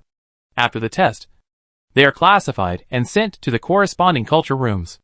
These culture rooms are classified according to the experimental needs of Building A. C3 where your sister is the third room. All the people here are young and healthy women. As long as the survivors pass the test, the next step is to be locked in the culture barrel. It can be regarded as a storage method. Jiang Yu frowned when he heard his words, and looked at Yukai with a little coldness in his eyes, as if he noticed Jiang Yu's eyes. Yukai was a little embarrassed. He knew that he had chosen the wrong words, and scratched his head in distress. Sorry. I have been here for too long. So you mean? My sister is locked in the so-called culture barrel? Can I go in and take a look? It's not difficult to go in and take a look. You saw Chin Yu just now. Right? He is in charge of these laboratories. Brother Yukai will get you a set of protective clothing later. You can follow him and help him during the day tomorrow. You will have a chance to see your sister. Jiang Yu nodded. The sound of a door opening was heard. This time, Chin Yu was the only one there. He held a bunch of black clothes in his hand and handed them to Jiang Yu. Put them on. The protective suit in his hand was a little heavy. Jiang Yu didn't quite understand why it was black. It was a one-piece suit. There was a zipper from head to toe. The material in front of the eyes was transparent. There was an exhaust port at the mouth. There was a miniature oxygen cylinder on the back of the protective suit. But after putting on the suit, he didn't look like an experimenter at all. Instead, he looked like a butcher in a slaughterhouse. Jiang Yu fastened the zipper and was about to put on the hood when the man in front of her handed her something. It turned out to be a pair of contact lenses. She felt something. After taking it, she looked into his eyes and thought about it but didn't ask. After putting on the contact lenses and the mask, and finally putting on the hood, Jiang Yu and the other person could hardly tell who was who except for their height. Follow me. Chin Yu put on the hood and walked into the door quickly without looking back. Jiang Yu and Yukai followed each other and walked in. Behind the door was a long corridor. The corridor was cold and dark. There was a white light on the wall every 2 or 3 meters. The light was dim. The air was filled with a pungent smell of disinfectant. Jiang Yu frowned. He could vaguely smell the damp and rotten smell in the disinfectant. The 3 people stepped lightly on the floor. The friction of the fabric was very light and close. It seemed that someone was crying softly at the end of the dim distance. The strange atmosphere was creepy. When you reach the end of the corridor, you can see the spacious oval hall on the first floor. There are several cylindrical barrels placed around the hall. They seem to be filled with liquid. Under the dim light, Jiang Yu even saw something moving in the cylindrical barrel. Jiang Yu closed his eyes and hurried to catch up with Chin Yu. Chin Yu gestured to the 2 of them and led them up the stairs to the 3rd floor. Jiang Yu watched him walk to the room at the end of the 3rd floor, gently opened the door, and then turned on the light. The dazzling white light came on, and Jiang Yu was caught off guard by the light. He squinted his eyes and looked at the room. This was an office that couldn't be more ordinary. There were 2 beds in it. There was a table at the front near the door, and a notebook and pencil were casually placed on it. You live here, Chin Yu said, and opened the door to leave. When he put his hand on the door handle, he suddenly thought of something. He turned around and explained, Jiang Yukai will come over later. Then he opened the door and left. Jiang Yu and Yukai stood in the room staring at each other. Yukai was a little embarrassed. He is like this. Don't worry. This should be Brother Yokai's arrangement. The 3rd floor is safer. This is Brother Yokai's experimental site. I live on the 1st floor. Non-experimental workers, like us, are all on the 1st floor. Jiang Yu nodded, leaned against the wall and waited for a moment. And soon the door was knocked again and pushed open. The person who came was Jiang Yukai, and Chin Yu followed behind him. After he entered the room, he handed something in his hand to Jiang Yu. It was a registration form. And there was a photo on the upper right. The first row of the form read No. 0075. Gender, female. Jiang Yu reached out to take the registration form.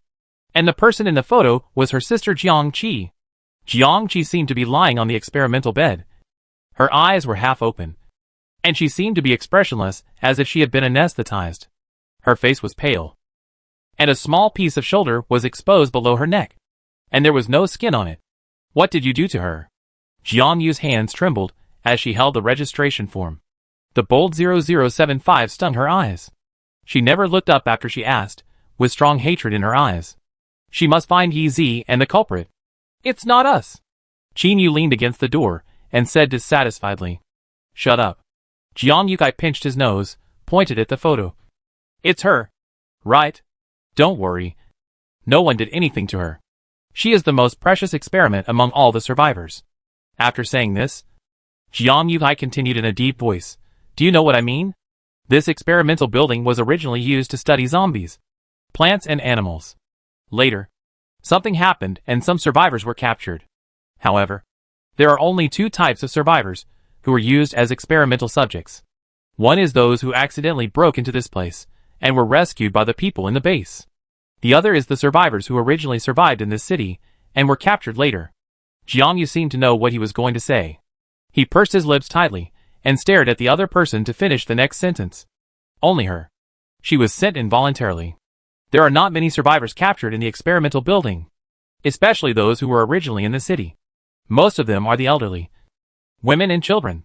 For the upper class, they are not satisfied with this kind of experimental subject. Your sister is healthy and of moderate age.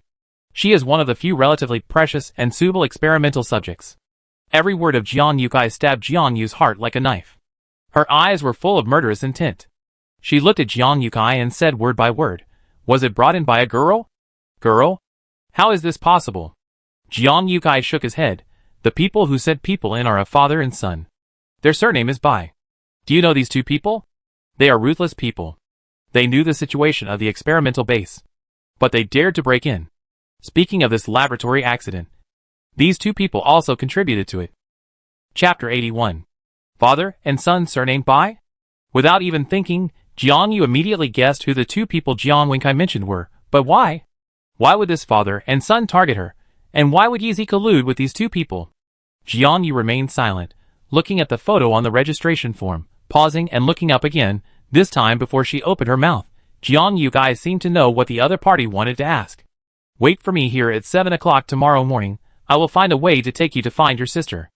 After saying this, Jiang Yukai raised his hand and looked at the time. It was already late at night. He turned and walked out the door. Then, as if he had thought of something, he suddenly looked back at Jiang Yu. Jiang Yukai instructed, No matter what sound you hear at night, don't worry or be afraid. Don't go out alone without us. After saying this, Jiang Yukai tapped the registration form in his hand on Qin Yu, who was squinting and a little sleepy. The two turned around and left the room quietly. Jiang Yu was horrified by these words, and looked at Yukai nervously. Don't worry, Sister Yu. We have been hearing ghosts howling here for a long time at night. But it has stopped recently. Building A is behind this building, and the noise is coming from there. Relax. As long as you stay in the room and don't go out, you will be fine. I have to leave quickly. See you tomorrow. Yukai waved his hand, yawned and prepared to leave. Wait for Yukai. Jiang Yu stopped him. That child. Xiaoyu. Don't worry about that. It's not convenient for me to tell him my identity and situation, but I will try to take care of him more. The door was closed again. Jiang Yu went forward to lock the door and leaned on the desk. Looking up at the room in front of her, she said she was looking, but in fact, she was defending against air attacks. It was completely unexpected that she would enter the experimental base today. It's not a bad thing. It's just that she came in a hurry. She didn't tell Cheng Zheng in advance, and Yuan didn't discuss it in advance. The two of them are probably very worried now. But since she came in, her heart, which had been hanging for a long time, was a little relieved. Perhaps it was because she was closer to her sister, and the hope of rescuing her was greater. But the tension in her heart became more and more intense. She remembered what Shin Song Jun told her when she left that day. When the door was knocked softly, Jiang Yu's hand was still on the door handle of another door in the house. Her biological clock was relatively early, and this was an unfamiliar environment. She woke up at dawn this morning. However, there was no window in this room, so she could not observe the situation outside. She did not dare to risk going out, so she had to lie on the bed for a long time. Later, she was really bored and wanted to see if the door of this small room could be opened. Jiang Yu retracted her curious hand, turned around and opened the door. She was still wearing the protective suit she wore last night. This was something Jiang Yu Kai had reminded her of. That is, in the experimental base, protective suits must be worn at all times, and whenever you go out, you must wear a mask and zip up your neck. Jiang Yu Kai was outside the door. He was dressed neatly, and the protective suit wrapped him tightly from head to toe. He was holding something in his right hand, and his eyes were fixed on it, so much so that he maintained the posture of knocking on the door after it was opened. Jiang Yu Kai glanced around, then went into the house, quietly closed the door, and handed the information in his hand to the other party. This is the general information of the laboratory building B. The laboratory building has a total of 10 floors. The first floor is the accommodation for workers and staff. Yu Kai lives there. There will be security personnel at the door. The second floor is the inspection area, which can be understood as a physical examination center. From the third floor to the ninth floor, except for the fifth floor in the middle, they are all laboratories. Each floor is managed by a different regional manager. The third floor is mine. There are about 5 laboratories on each floor. The 2 largest ones in the middle are the storage room and the dorm room. I will explain the details to you later. Jiang Yu nodded as she listened. She was a little confused when she heard the last part. The only floors missing from the other party's introduction were the 5th and 10th floors? She felt something in her heart and looked at Jiang Yu Kai. What about the 5th and 10th floors? The 5th and 10th floors are the most critical places. You must remember this. There is a sky bridge between the 5th and 10th floors that leads to building A behind. The 5th floor is the experimental area. Your sister is there. But it is also connected to the 5th floor of building A. You understand what I mean, right? Jiang Yu met Jiang Yu Kai's gaze, and finally nodded slowly. Jiang Yu Kai then continued, there is no laboratory on the 5th floor. Qin Yu is in charge of that place. The 10th floor is special. It is the location of the internal management. The 10th floors of Building A and Building B are their office areas. The sky bridge and the helicopter in the building are their only means of transportation. These people rarely go downstairs to the ground. At this point, Jiang Yu Kai suddenly laughed sarcastically and asked, do you know why? After asking, without waiting for Jiang Yu's answer, he said to himself, because they think the air downstairs is poisonous. Isn't that funny? They have mutated like toads, and they are afraid that the poisonous gas below will harm them. Toad. This description is quite appropriate. Jiang Yu remembered what Zhao Mingyuan and Yu Kai said before. Have these people really turned into zombies? No. They are in a semi-zombie state. Didn't something happen recently? In fact, they quarreled over this matter. Some people cherish their lives and are unwilling to accept their zombie form, while some people call it evolution. It's really funny. Although it was funny, Jiang Yu Kai didn't have a smile in his eyes. You must follow me closely today, and try not to talk. I will find a chance to take you to the 5th floor in the afternoon. 5th floor. Jiang Yu nodded solemnly, then checked the protective clothing on her body, and then stuffed her private messages under the bed, after making sure everything was safe. She followed Jiang Yu Kai and left. Jiang Yu followed Jiang Yu Kai and looked around. Yesterday she sneaked into the laboratory building late at night, so she didn't see the surroundings clearly. Only now did she realize that. The layout of the 3rd floor was like a U-shaped. Almost all the laboratories were surrounded on both sides, and the first floor of each laboratory near the corridor was made of glass, but there seemed to be some patterns engraved on the glass, making it difficult to see the scene inside, and the door of the laboratory was a special metal door, with 2 tire-like rings on the upper and lower sides of the door, which seemed to be a password lock. In addition to the surrounding laboratories, there are 4 fully transparent containers in the middle of the 3rd floor. These containers are cylindrical, reaching from the ground to the ceiling, and inside are the same sea blue water-like substances as those on the 1st floor. And inside the water-like substances are strange black and white balls, which wander back and forth with the airflow in the water column. The weird combination makes people feel uncomfortable. Are you here? Come in quickly. There was a voice in front. Jiang Yu looked up, and found that he had followed Jiang Yukai to the door of a laboratory. There were two women wearing the same protective clothing standing in the laboratory. The two raised their heads and nodded in the direction of Jiang Yukai, saying hello. They must be familiar with the two, but don't see them often. So they didn't notice anything wrong with Jiang Yu behind them. Jiang Yu blinked, a little nervous. She followed Jiang Yukai closely, watching him close the door, then walked to the operating table cabinet and slowly put on another layer of gloves over the protective suit. Jiang Yu glanced at the two people in front of her. They were dressed tightly, revealing only a pair of eyes. They were busy with their own things, seemingly checking the equipment. Jiang Yu lowered her eyes, then imitated Jiang Yukai, picked up the gloves next to the iron plate, and put them on in a very formal manner. She didn't know what to do next, and looked up at Jiang Yukai. After Jiang Yukai took the things in the cabinet, he nodded to her, and then took her to the corner. He raised his hand and touched the wall. There was a beep sound, and then Jiang Yu saw the wall in front of her slowly open. It would be a lie to say that she was not surprised. She was a little puzzled when she first came in. Although the space in this laboratory is very large, there are not many things. In addition to the huge electronic operating tables in front, there are only a few cabinets on the wall. There is nothing to see. It turns out that there is another door inside, behind her. At the moment when the sound of the mechanical door was heard, she heard Jiang Yukai whisper, "Keep calm. Don't talk." Jiang Yukai's words proved to be very prescient. Anyone who saw the scene in the house would scream. Jiang Yu tried to control her expression at this moment, but the sweat on her palms revealed her panic and fear. The room inside was brighter and clearer than the outside. The walls, ceiling and tiles were all white. In this dazzling white room, there were 3 strange beds on the left. There was some light green liquid in a glass plate that was the same size as the bed. Some dissected human bodies were soaked in the liquid. On the right were various culture dishes of various sizes. There were wires inserted in the culture dishes, and some unknown organs were placed inside. Jiang Yu bit her lips tightly, forcing herself not to vomit. But she couldn't help shaking, even though she had experienced zombies and the apocalypse. This cruel human experiment made her hair stand on end, and she was terrified. Someone tapped her wrist gently, and Jiang Yu trembled violently. Then she looked at Jiang Yukai in front of her. She understood what he meant, and quickly adjusted her state to keep up with him.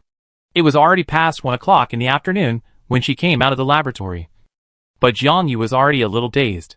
She steadied her steps and followed Jiang Yukai to get supplies. Then Jiang Yukai sent her back to the bedroom, until he closed the door. She finally couldn't help it, and she took off her zipper and vomited in the trash can. This morning, she followed Jiang Yukai closely, watching him calmly and skillfully cut open those so-called test subjects, watching him do the weird experiments that made people's scalps numb step by step. Even if she hid in the protective suit, she could almost smell the despair. She didn't dare to think, if she was late, or if no one found her here, what would happen to her sister? Jiang Yu washed her face with cold water. The lunchbox she got at noon was still on the table, and the fragrant smell soon filled the whole room. But Jiang Yu felt like vomiting again. I have to admit that the supplies here are very rich, not to mention the most basic water and electricity, which can be used at will, and the food is also rare after the doomsday. Could it be that the people here already knew that the doomsday would come, so they prepared so well in advance? The door was knocked again. This time, it was not only Jiang Yukai outside, but also Qin Yu behind him. Let's go, we go to the 5th floor. Chapter 82. Jiang Yu quickly packed herself up, and followed Jiang Yukai to the stairs. She looked around. Although there were not many experimenters here, there were still some people coming and going. Could they just walk in openly like this? She retracted her gaze. The people here always had no expression on their faces. Apart from the laboratory, they seemed to go back to their rooms. Apart from that, there was no other communication between them. They were like strangers, and didn't care about anything else. The 3 of them walked all the way to the 5th floor. Since there was an elevator and 2 staircases on each floor, and it was lunchtime, there was no one else in the stairwell they were in. Don't talk when you get up there. Okay? Just remember your sister's position, and don't act rashly. Jiang Yukai walked 1 step ahead of Jiang Yu, and when he said this, his eyes were fixed on Qin Yu's neck in front of him, which was the ring that was flashing a red light. Jiang Yu didn't ask any more questions, and followed behind and answered, okay. They soon arrived at the 5th floor. There was no one on this floor except them. The layout of the 5th floor was different from that of the 3rd floor. There were no independent laboratories. After walking out of the stairs, you can see a wall. In the middle of the wall is a door about 2 meters wide. Qin walked to the left of the door. There was a square box there. He saw the other party push up a transparent cover and then start scanning fingerprints. After a while, a beep sound came. With a sound, the door next to it slowly opened. Jiangyu raised her eyebrows. The defense mechanism of this door was not as high-tech as she had imagined. Perhaps it was because it was in the background of Doomsday. This was actually a good thing for them. The door slowly moved from the middle to both sides. The next second, a cold air came to the nose. And the cold air was mixed with a strange and pungent smell of medicine. Jiangyu followed Jiang Yukai and the others into the door. As soon as she entered the door, she was shocked by the scene in front of her. The room in front of him was a little dim. There were no bright lights in the room. There were only 2 rows of blue-green lights flashing on the left and right of the roof. These lights seemed to correspond to the petri dishes below. Under each light was a huge cylindrical petri dish. This was different from the petri dishes filled with blue liquid that Jiangyu had seen on the 1st and 3rd floors. The petri dishes on the 5th floor seemed to contain transparent liquid, or air. Jiangyu could not tell from a distance. What was terrifying was the people in the culture. They were people wearing hospital gowns, they had their eyes closed, their faces were pale, their hair was flying, and their whole bodies were suspended in the cylinder. These petri dishes are very large, enough to hold 2 people. Each petri dish has only 1 human body floating in it. There are countless petri dishes within sight, and these petri dishes are also somewhat different. The right side is what Jiangyu just saw, people wearing hospital gowns, but the left side is not. Jiangyu doesn't even know what's in the petri dish on the left. These things don't seem to be human bodies. Some look like mutated animals, strange bull-headed deer, giant frogs with 4 heads, pythons with no tail, and heads in front and back. These are nothing, looking back. They are actually sutures of humans and animals. Unlike the sleeping humans on the right, the monsters in the petri dishes on the left seem to be awake. They turn their eyes or heads, staring at Jiangyu and the other 2 who walked in. Apart from staring, they had no other reaction. When Jiangyu got closer, she found that these petri dishes were filled with transparent liquid. She swallowed her saliva and stopped looking at these things. Her eyes were fixed on the petri dishes on the right. There were marks on the bottom of these petri dishes, starting from A0 and going down to A1, A2, and then to B0 after A10. Jiangyu remembered that Yukai had said before that her sister was in C3. She was anxious to move forward. But before she could move, Jiang Yukai grabbed her arm. Jiangyu turned around and saw Jiang Yukai winking at him. Could it be that there was a surveillance camera here? Jiangyu immediately retracted his foot and did not dare to move forward. He followed Qin Yu obediently and observed the culture dishes in a serious manner. Until this moment, Jiangyu realized what Qin Yu was doing after he came in. He was holding a folder with a thick stack of papers on it. Qin Yu walked to the right side of each culture dish, where there was a square lid. When it was opened, there was a dial like a water and electricity meter. Qin Yu silently recorded the data in each petri dish. Jiangyu and Jiang Yukai followed behind him, pretending to help him twist and rub this and that. The closer they got to Area C, the calmer Jiangyu became. Since she knew her sister was in C3, she didn't pay attention to the petri dishes all the way here. It wasn't until she walked to B8 that Jiangyu realized that this person seemed familiar. She stared at the other person's closed eyes and thought for a long time before finally remembering that this was one of the professors who had made trouble in the isolation area of S University. Somewhat surprised, she didn't expect that this person was still alive, but it was none of her business. Looking around a few times, except this person, she didn't recognize anyone else. Soon they walked to Area C.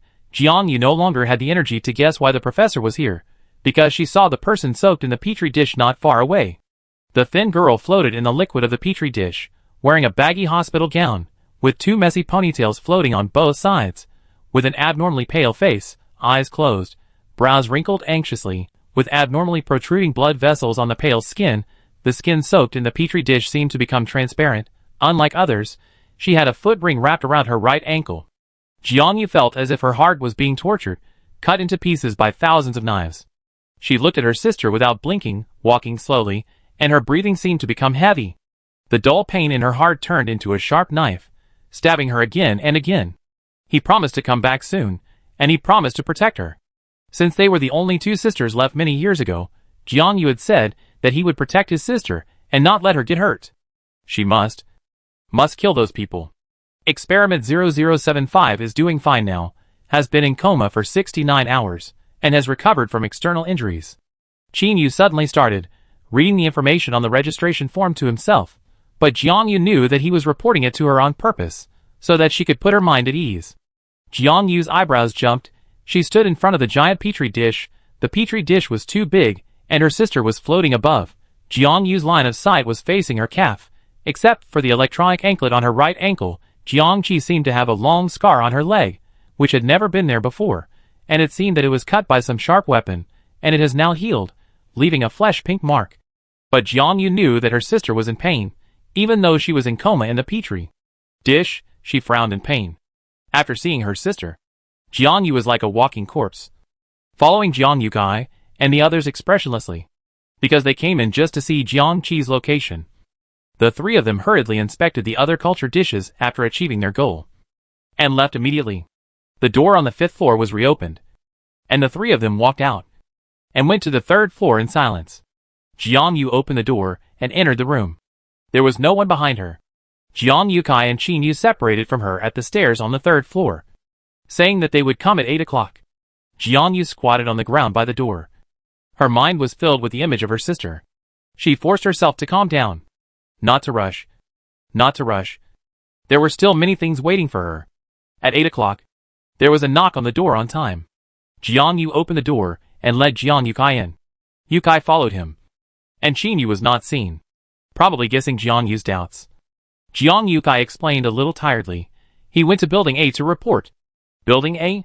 Jiang Yu was a little stunned. I haven't told you yet. Qin Yu. He is the first experimental subject, and the only successful experimental subject. Jiang Yukai smiled. Before I came here, he was the only human experiment in the lab. Do you know why? Jiang Yu's eyebrows jumped, and he shook his head. He is Qin Hongfei's son, the only one.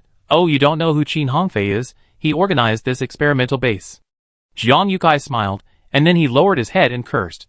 What a fuck. What? Jiang Yu was a little surprised. Qin Yu was not here today. Yukai explained the matter to Jiang Yu in general. The experimental base where they were located was founded by Qin Hongfei's experimental team, and Qin Hongfei was an important organizer and planner. He had been staying abroad, and did not know when he returned to China. However, after returning to China, he stayed in the city for a long time, and brought his son, who was left in his hometown.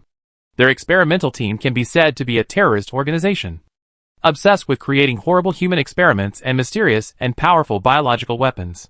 Before the end of the world, no one dared to go to the streets to catch people for experiments. So Qin Hongfei took the initiative to contribute, and he gave his own son to his experimental team. We don't know what he's been through. He may be the only one with zombie antibodies, so he has some special privileges, because these people still need him. The antidote with the collar? What a bunch of lunatics. Let's not talk about this in advance. When did you agree with your captain?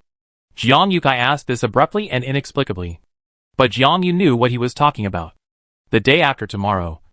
If Yukai receives the message the day after tomorrow morning, the action will start at 7 o'clock that evening. This was the solution she and Shin Song-jun urgently discussed before coming. Originally, Shin Song-jun did not expect Jiang Yu to sneak in.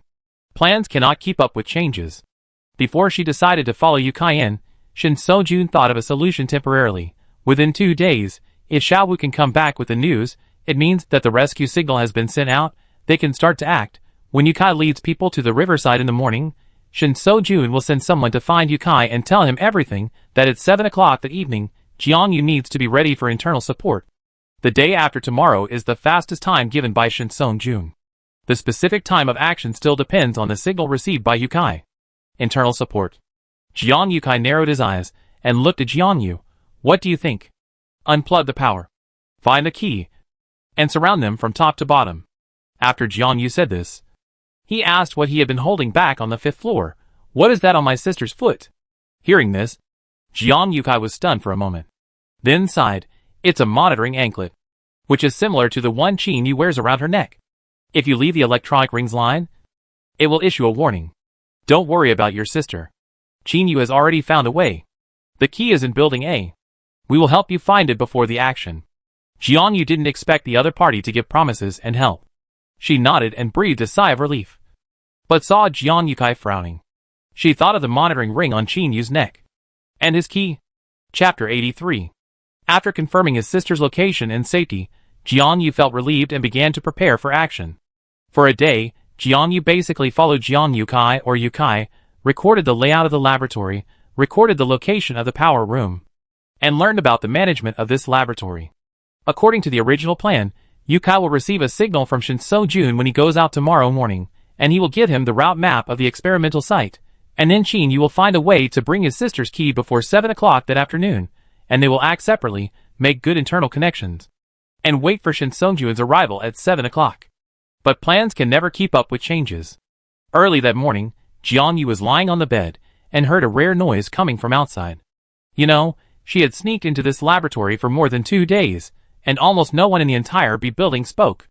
Even they, only hid in the room and discussed quietly. Jian Yu's eyebrows jumped, and suddenly he had an ominous premonition in his heart. It was only 7 o'clock, and the experimenters usually took their places at 8 o'clock, so no one would be outside at this time. Tiptoeing to the door, Jian Yu leaned against the door and listened to the noise outside. She didn't know what was happening outside, so she didn't dare to go out rashly. Someone was calling out something outside. The sound seemed to come from upstairs. The sound was getting closer and closer. Soon, footsteps were heard outside the door. The next second, they stopped at Jian Yu's door. Knock knock. There was a very light knock on the door. Jian Yu breathed a sigh of relief and opened the door a crack. Jian Yukai, who looked solemn, was outside. Jian Yu quickly opened the door, waited for Jian Yukai to come in, and then quietly closed it. When she turned around and was about to ask about the situation, she saw Jian Yukai's annoyed expression. We are too late. Today, people from Building A suddenly came down from the upper floors. They are going to restart the plan, or even speed up the experimental plan. From today on, entry and exit are strictly prohibited. Yukai and his friends can't go out today. We have to go downstairs and gather at 7:30. A series of news hit Jian Yu. She frowned and felt a little confused. Speed up the experiment plan? Jian Yu looked at the other party. Jian Yukai was also having a headache. He nodded. There were only 15 minutes left until 7:30. I tell you more about this later. The problem now is that Yukai can't go out in the morning. The experimenters will go to the 10th floor to report the progress and situation of the experiment. In addition to Yukai, do you have any other ways to contact him? Jian Yu shook his head. Their plan was also thought out in an emergency. The preparations were not sufficient or perfect. They didn't expect Yukai to be unable to go out. Besides, the only other way to contact him was to launch a flare. But this was too easy to alert the enemy. In addition, the situation in the city was complicated. If something else was attracted, wouldn't it be more difficult? Team Shin should have a corresponding solution. We can't panic, Jian Yu said. But the plan for this morning has been disrupted. In addition to not being able to receive information from the outside, they also have no way to send out the route map of the experimental base. Wait. Jian Yu suddenly thought of Zhao Mingyuan. That's right. That person is still in the base. He must remember the route of the experimental base. It's a blessing in disguise. If we can't receive the signal today, we will have to delay the plan. No. After denying, Jian Yukai looked at Jian Yu, with bitterness and helplessness in his eyes. They are going to restart the experiment. Do you know what this means? Your sister can't wait any longer. She will be the first to be sent to Building A. Didn't I mention it to you before? There was an internal conflict in Building A. Now the conflict has been resolved. The side that insisted on continuing to transform into zombies and become stronger has won. Without the dissuasion of the other team, they will become even crazier. Jian Yukai's words struck Jian Yu like thunder. His breathing suddenly stagnated. Yes, if the experiment is restarted, Jiang Qi will be taken away and taken to Building A. What should we do? When? Jiang Yu's voice was a little hoarse. When will the restart start? Today? Today is too late. Tomorrow at the earliest. But if it starts tomorrow, everyone on the 5th floor will be transferred to Building A this afternoon. What should we do? Anyway, do we have to start today? But the experimental subjects will be transferred this afternoon. Even if the operation goes as usual, they will not start until 7 p.m. How can we make it in time? Come on. Follow me first. The time is up. Follow me later. Remember? You are my assistant. You don't need to reply later. No matter what you see. Stay calm and stay behind me. Do whatever they ask you to do. They won't do anything to the experimenters. Don't worry too much. Jiangyu nodded and followed Jiang Yukai to the 10th floor. There were other experimenters in front of the stairs, walking forward expressionlessly. After reaching the 10th floor, she realized that there were not many people in the entire laboratory building. There were about 20 people, all wearing protective clothing like her. These people stood in their own places and seemed unfamiliar with the others. In addition, she did not see the so-called people in Building A. Nor did she see Yukai and Xiaoyu. And even Qin Yu was not there. Jiangyu didn't think about it anymore. She followed Jiang Yukai and walked forward a few steps. Then she stood behind Jiang Yukai. In the second row. She didn't dare to look around. She looked down to see if there was anything wrong with her clothes.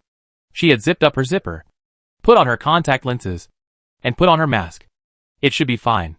After waiting for a while, Jiangyu saw the door on the right was open from the corner of her eye. A group of people walked in. These people were also wearing protective clothing. The difference was that their protective clothing seemed to be thicker. In addition, they were wearing a gas mask. Jiangyu suddenly remembered that Jiang Yukai had mentioned that these people always felt that the air was full of toxins. About 7 or 8 people came in. The 3 leading men were tall and strong. But Jiangyu's sight stopped at the man behind them. This man was also wearing protective clothing, and his face could not be seen. But what attracted Jiangyu was not him, but a dog at his feet. No, not a dog, but a person? None of them were right. This was a man wearing dog skin. The man squatted beside the man like a dog. He was wearing a dog skin coat. I don't know what kind of evil taste it was. There was a dog tail at the tail. The man rubbed against the person holding the dog leash beside him in a flattering way. After being touched, he raised his head and looked at them warily. He was really like a real dog. The moment the other party looked up, Jiangyu felt the hair on her back stand up. And she felt like vomiting. Because the man in the dog skin was Wang Qi, the former material manager of the S-City base, who lived next door to them. Jiangyu lowered her head, and her heart was in turmoil. This man had become like this. What about the people around him? Jiangyu looked up again. But it was a pity that she had never seen the fake mayor and his son. And these people were wearing masks, so she couldn't see their true faces at all. However, Wang Qi would be here. And the father and son surnamed Bai were also here. Adding to what Jiang Yukai had said before, Jiangyu roughly guessed how this group of people colluded with each other. Soon, the people in front of him began to announce the restart of the experiment. They did not explain the previous events, but only told these people that they must report the experiments they were responsible for one by one this afternoon. They said a lot of coercive and induced words, and finally got to the point. The experiment will be restarted tomorrow. Qin Yu will do the statistics this afternoon and move to Building A. After that, the people in the laboratory on the second floor do not need to test and analyze one by one, and can move directly to Building A. These people seemed very anxious and eager, which did not fit a group of rigorous experimental lunatics. Unless something happened, and they could not wait to use people as guinea pigs. Jiangyu narrowed his eyes, and soon the temporary meeting ended. No one thought of checking the identity, which was a good thing for Jiangyu, because there were too many things to do. Jiang Yukai, as an experimenter, needed to report his situation in the morning. He did not have the opportunity to discuss with Jiangyu, but asked him to go back to the room first and come back to find him after he finished reporting. When Jiangyu returned to the room, she found Yukai and Xiaoyu sitting in the room. What happened to you? Did you not get out this morning? Jiangyu looked at the two people in front of her. Yukai looked anxious, sitting on a chair with his head down, grabbing his hair with both hands. And Xiaoyu looked pale, as if he was about to cry. Sister Jiang, what should we do? I want to be transferred to Building A together. I don't want to die. I don't want to be used for experiments. What should we do?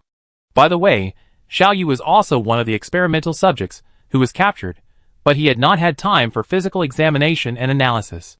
These people can't wait, and will take all the captured survivors to Building A. Then what? What's the next step? Will it become these experimenters? After all, even the inspection and analysis are not needed. What to do? It's past the time for Yukai and others to go out. Shin Song-jun should find that their actions today are abnormal. Given his cautious character, he must have set people to observe, and today's sudden situation, he must have discovered it. That's right, Shin Sojun must have found out. What would he do?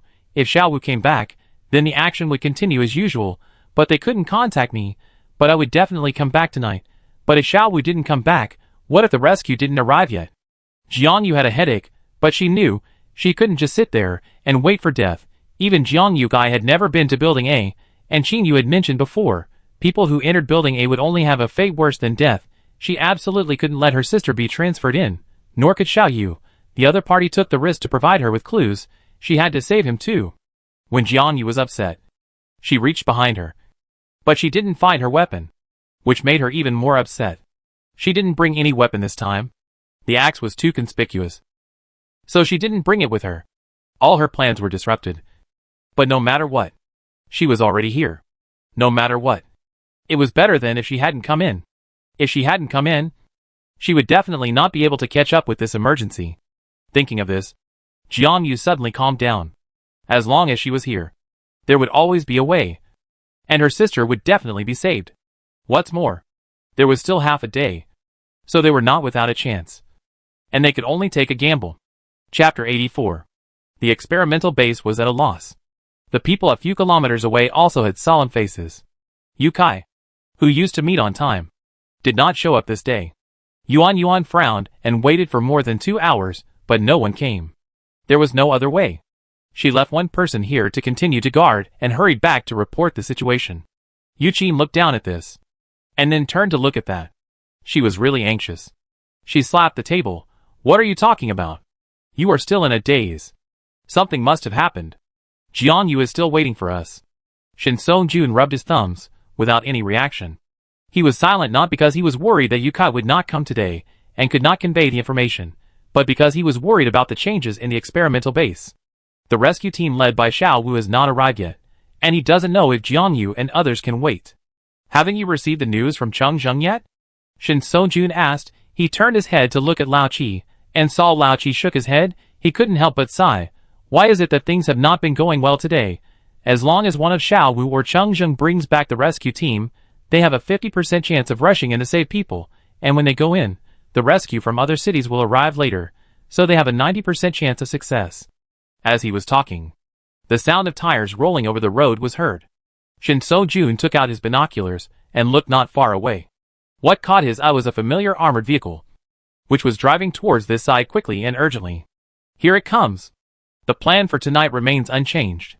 At 1 o'clock in the afternoon, on the 3rd floor of the experimental base, Jiang Yu Kai, and Xiao Yu gathered here. The atmosphere in the room was depressing and tense. The four looked at each other. After a while, Jiang Yu raised his head and looked at Jiang Yu Kai. I have thought about it. Whether I receive a signal or not, whether there is a rescue team or not, I will find a way to leave here. I can't stay here any longer. After she finished speaking, the others were silent for a while. Only Xiao Yu looked up at her. Sister, I want to go with you. Jiang Yu patted his shoulder and nodded. When his sister was deceived by He Zi, Xiao Yu, who was walking on the street, saw her.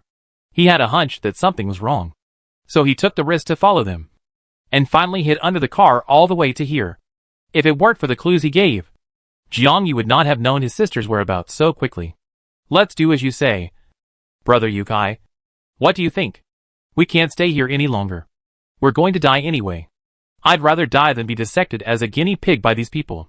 Yu Kai looked at Jiang Yu Kai, and Jiang Yu and Xiao Yu also looked at him. Jiang Yu Kai was a little helpless, but he understood Yu Kai's idea. He nodded slowly and hesitantly. Let's do as Jiang Yu said.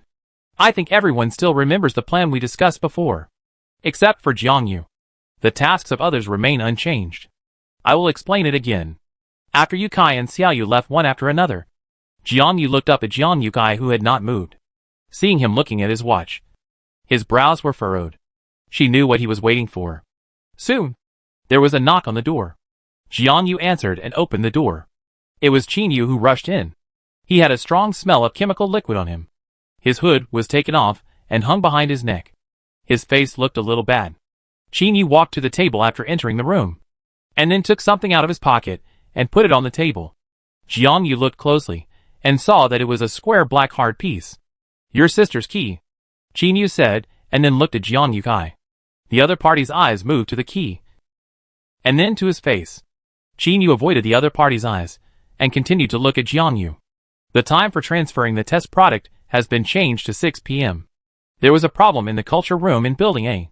I will delay for a while, and let you take your sister away. But other than that, we can't do anything about the other survivors. There are too many. 34. Jiang Yukai took over Jinyu's words. There are still 34 survivors on the 5th floor. If we want to take all of them away, we can only wait for your captain. We have no way. These people have been in a coma for too long. After waking up, they are unable to move. We can't take them away. Jiangyu nodded. She didn't feel much. She only cared about whether she could rescue her sister, and whether she would have the chance to meet Yi Zi and others later. As for others, she would help within her ability. And she would not cause trouble for herself beyond her ability. What time will the power be cut off? Jinyu looked at the two with an expressionless face. 6:40. Yukai and Xiaoyu will cut off the power of the entire laboratory building. If the plan remains unchanged, the rescue will arrive at 7 o'clock. So we only have 20 minutes. Jinyu looked at Jiang Yukai, and then nodded to himself. That's enough. I should still be in Building A at that time. I will find a way to bring the information and antibodies out to you. Hearing this, Jiangyu didn't say anything. She looked at Jiang Yukai, who kept his head down and remained silent. According to their original plan, at 6:40, Yukai and Xiaoyu would cut off the main power supply. Jiangyu and Jiang Yukai would sneak into the 5th floor, open all the culture dishes, and Jinyu would try to see if he could take out the antibodies and experimental data from Building A. During this time, Jiangyu would take her sister to the small warehouse where she first came in to wait for the rescue of the base. And Jiang Yukai would wait for Jinyu's data on the 5th floor, and then leave together to the warehouse. In fact, there was a big loophole in this plan. Although they decided together, she actually didn't know whether Jinyu could escape with him. After all, he was still wearing a collar. So in this plan, Jinyu could not leave. Jiangyu knew it when Jinyu threw only one key on the table. Time passed by minute by minute. Jiangyu had followed Jiang Yukai to the laboratory on the 3rd floor. After all, they were still experimental staff on the surface. Only one huge window was on the easternmost side of the 3rd floor. There were no other windows. Jiangyu followed Jiang Yukai absent-mindedly. As time passed, she frequently looked out the window. The sun was setting, and night was about to fall. The window on the 3rd floor faced the river not far away. You could see the river and a group of tall trees. It seemed that there was wind outside, and the leaves were whistling. It was already 6 o'clock, and there was less than an hour left. Jiangyu's hands kept moving. She handed the scalpel to Jiang Yukai while going over her task in her mind. By 6:30, she and Jiang Yukai were the only ones left in the laboratory on the 3rd floor. They chose this time very cleverly, as it was the lab technician's rest time, and there were not many people outside the corridor. Jiang Yukai took off his gloves, and his pace suddenly quickened. Jiangyu followed closely behind him. The two of them stuck the experimental data they had just sorted out into Jiang Yukai's protective clothing, then closed the laboratory and went to the 5th floor. The two of them were silent all the way, with solemn faces. Jiangyu felt the friction between the long knife and the gun on her waist. That was the weapon she used to enter the experimental area this time. When the two of them arrived at the door of the 5th floor, they found that the door that should have been opened at the time was closed. Jiangyu's heart sank. She looked at Jiang Yukai. What happened? Jiang Yukai's face was also solemn. He gestured to her. The two decided to wait a little longer. 5 minutes later, the door was still motionless. The agreed time was 6:30. Jinyu came from inside to meet them. What happened? Did something happen inside? Jiangyu suddenly felt something was wrong, but her sister was still inside. She was so anxious, but there was no way to get in. She looked at her watch for the 3rd time. It was already 6:35. There were still 5 minutes. The door was not open, and there was no signal from the base. What to do? Jiangyu was panicking. The original time for the transfer of the test subject was 6 o'clock. Jinyu said he would delay the time. Could it be that he failed? Were the people transferred to Building A? The more Jiangyu thought about it, the more this possibility seemed to be true. If they were really transferred to Building A, then their rescue plan would become more difficult. Time passed by minute. Jiang Yukai was getting anxious. He reached out to knock on the door several times, but finally put his hand down, and could only wait outside silently. Trouble, Jiang Yu watched the second hand move quickly, and finally the minute hand pointed to 8, it was 6:40. The moment the second hand moved from 12, the surroundings suddenly went dark. Her eyes could not adapt to the darkness. Jiang Yu could not see clearly, she could only hear her heart beating very fast. They hadn't gone in yet. But the next second, there was the sound of a door moving. Then, there was a cry of surprise from inside the door. Fuck. What's going on? Why is there a power outage? What's going on? Why is there a power outage? Let's hurry back to building A. Shut up, it must be that bastard Qin Yu's doing, damn, who brought a flashlight, turn it on for me. I kill him. As soon as the man finished speaking, a beam of dazzling light shone directly on his face. He was blinded by the light, thinking it was done by one of his men, and he kept cursing. Hush. Qin Yu's voice came to her ears. The door behind her was also closed. At this moment, Jiang Yu and Jiang Yukai had already entered the cultivation room on the 5th floor. The moment she came in, she saw 3 people, and a dog standing not far away. Jiang Yu guessed what happened here as soon as she came in.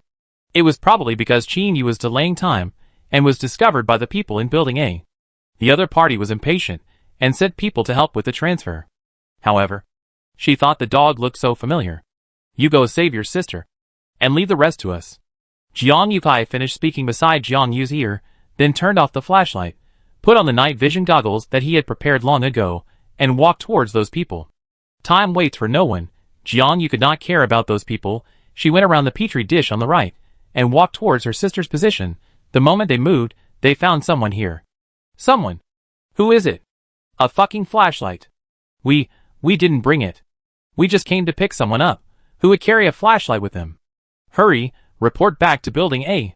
Damn. Jiang Yu had just unplugged the drain switch in her sister's culture dish. There was too much liquid in the culture dish, and the drain pipe was too slow. She couldn't wait any longer, climbed up the ladder behind the culture dish, and then jumped in. What's that sound? Fuck, who the hell hit me? Is it you? Qin Yu? If you have the guts, turn on the light. It can only be said that the culture room is too well sealed. After turning off the power, there was no light at all, and the entire 5th floor was pitch black, and the few people who didn't bring night vision goggles were completely lambs to be slaughtered. Bang! Just as Jiang Yu brought her sister out, she heard this familiar cue sound. Oh no, someone has a gun. Jiang Yu carried her sister on his back, squinting his eyes, and looking not far away. The man with the gun seemed to be a small leader. A dog lay behind him, and his other companions hid behind him in panic. Qin Yu and Jiang Yukai were nowhere to be seen on the opposite side. Jiang Yu took a few steps towards the door. The liquid in the culture dish was still hanging on her body. As she moved, it dripped onto the floor. The sound of the water dripping was amplified in the darkness. Another shot followed. This time it was aimed at Jiang Yu. Jiang Yu hid behind the petri dish in front of her. She carefully poked her head out and saw Jiang Yukai, who was a little anxious on the other side. He pointed at the door and seemed to urge her to leave quickly. Bang! Bang! The bullets shattered the petri dish in front of her. The people who had been in the dark began to panic and open queue. Jiang Yu laid her sister flat on her back, then quickly took off her protective clothing and touched the gun. Not good. She went alone. Jiang Yukai's eyebrows jumped, looking at Jiang Yu, who was crouching and trying to get close to the people on the other side. He quickly turned his head and tried to find a weapon to help. Before he found a suitable weapon, he saw Qin Yu beside him, said, "It's almost too late," then rushed over. At the same time, Jiang Yu suddenly fired 3 QS. Since the opponent's shots did not attract anyone, it means that the sound insulation of this culture room is very good, so she doesn't care. She directly sticks behind these people, and points the silver gun at the back of their heads. The 3 fell down. Jiang Yu looked at the dog curled up on the ground. It was Wang Qi. Jiang Yu first glanced at the time. Well, only 5 minutes have passed. She only needs 1 minute. Jiang Yu changed to a dagger, and directly pressed it against Wang Qi's neck. Feeling the other party's body tremble violently, she began to beg for mercy. Don't kill me.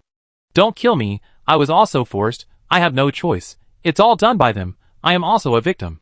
What, after not seeing you for a few days, have you forgotten me? Wang Qi, when you kidnapped my sister, were you also a victim?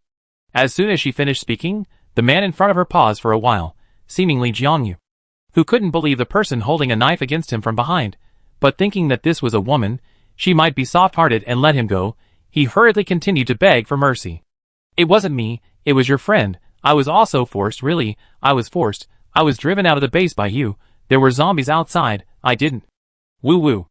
Half of the tongue fell to the ground. Soon, the air was filled with the smell of blood and urine. Jiang Yu frowned in disdain. We have to go. The two people who were about to help were shocked by Jiang Yu's gun. Then they remembered that the other party was from the base rescue team. It was not surprising that he had a gun.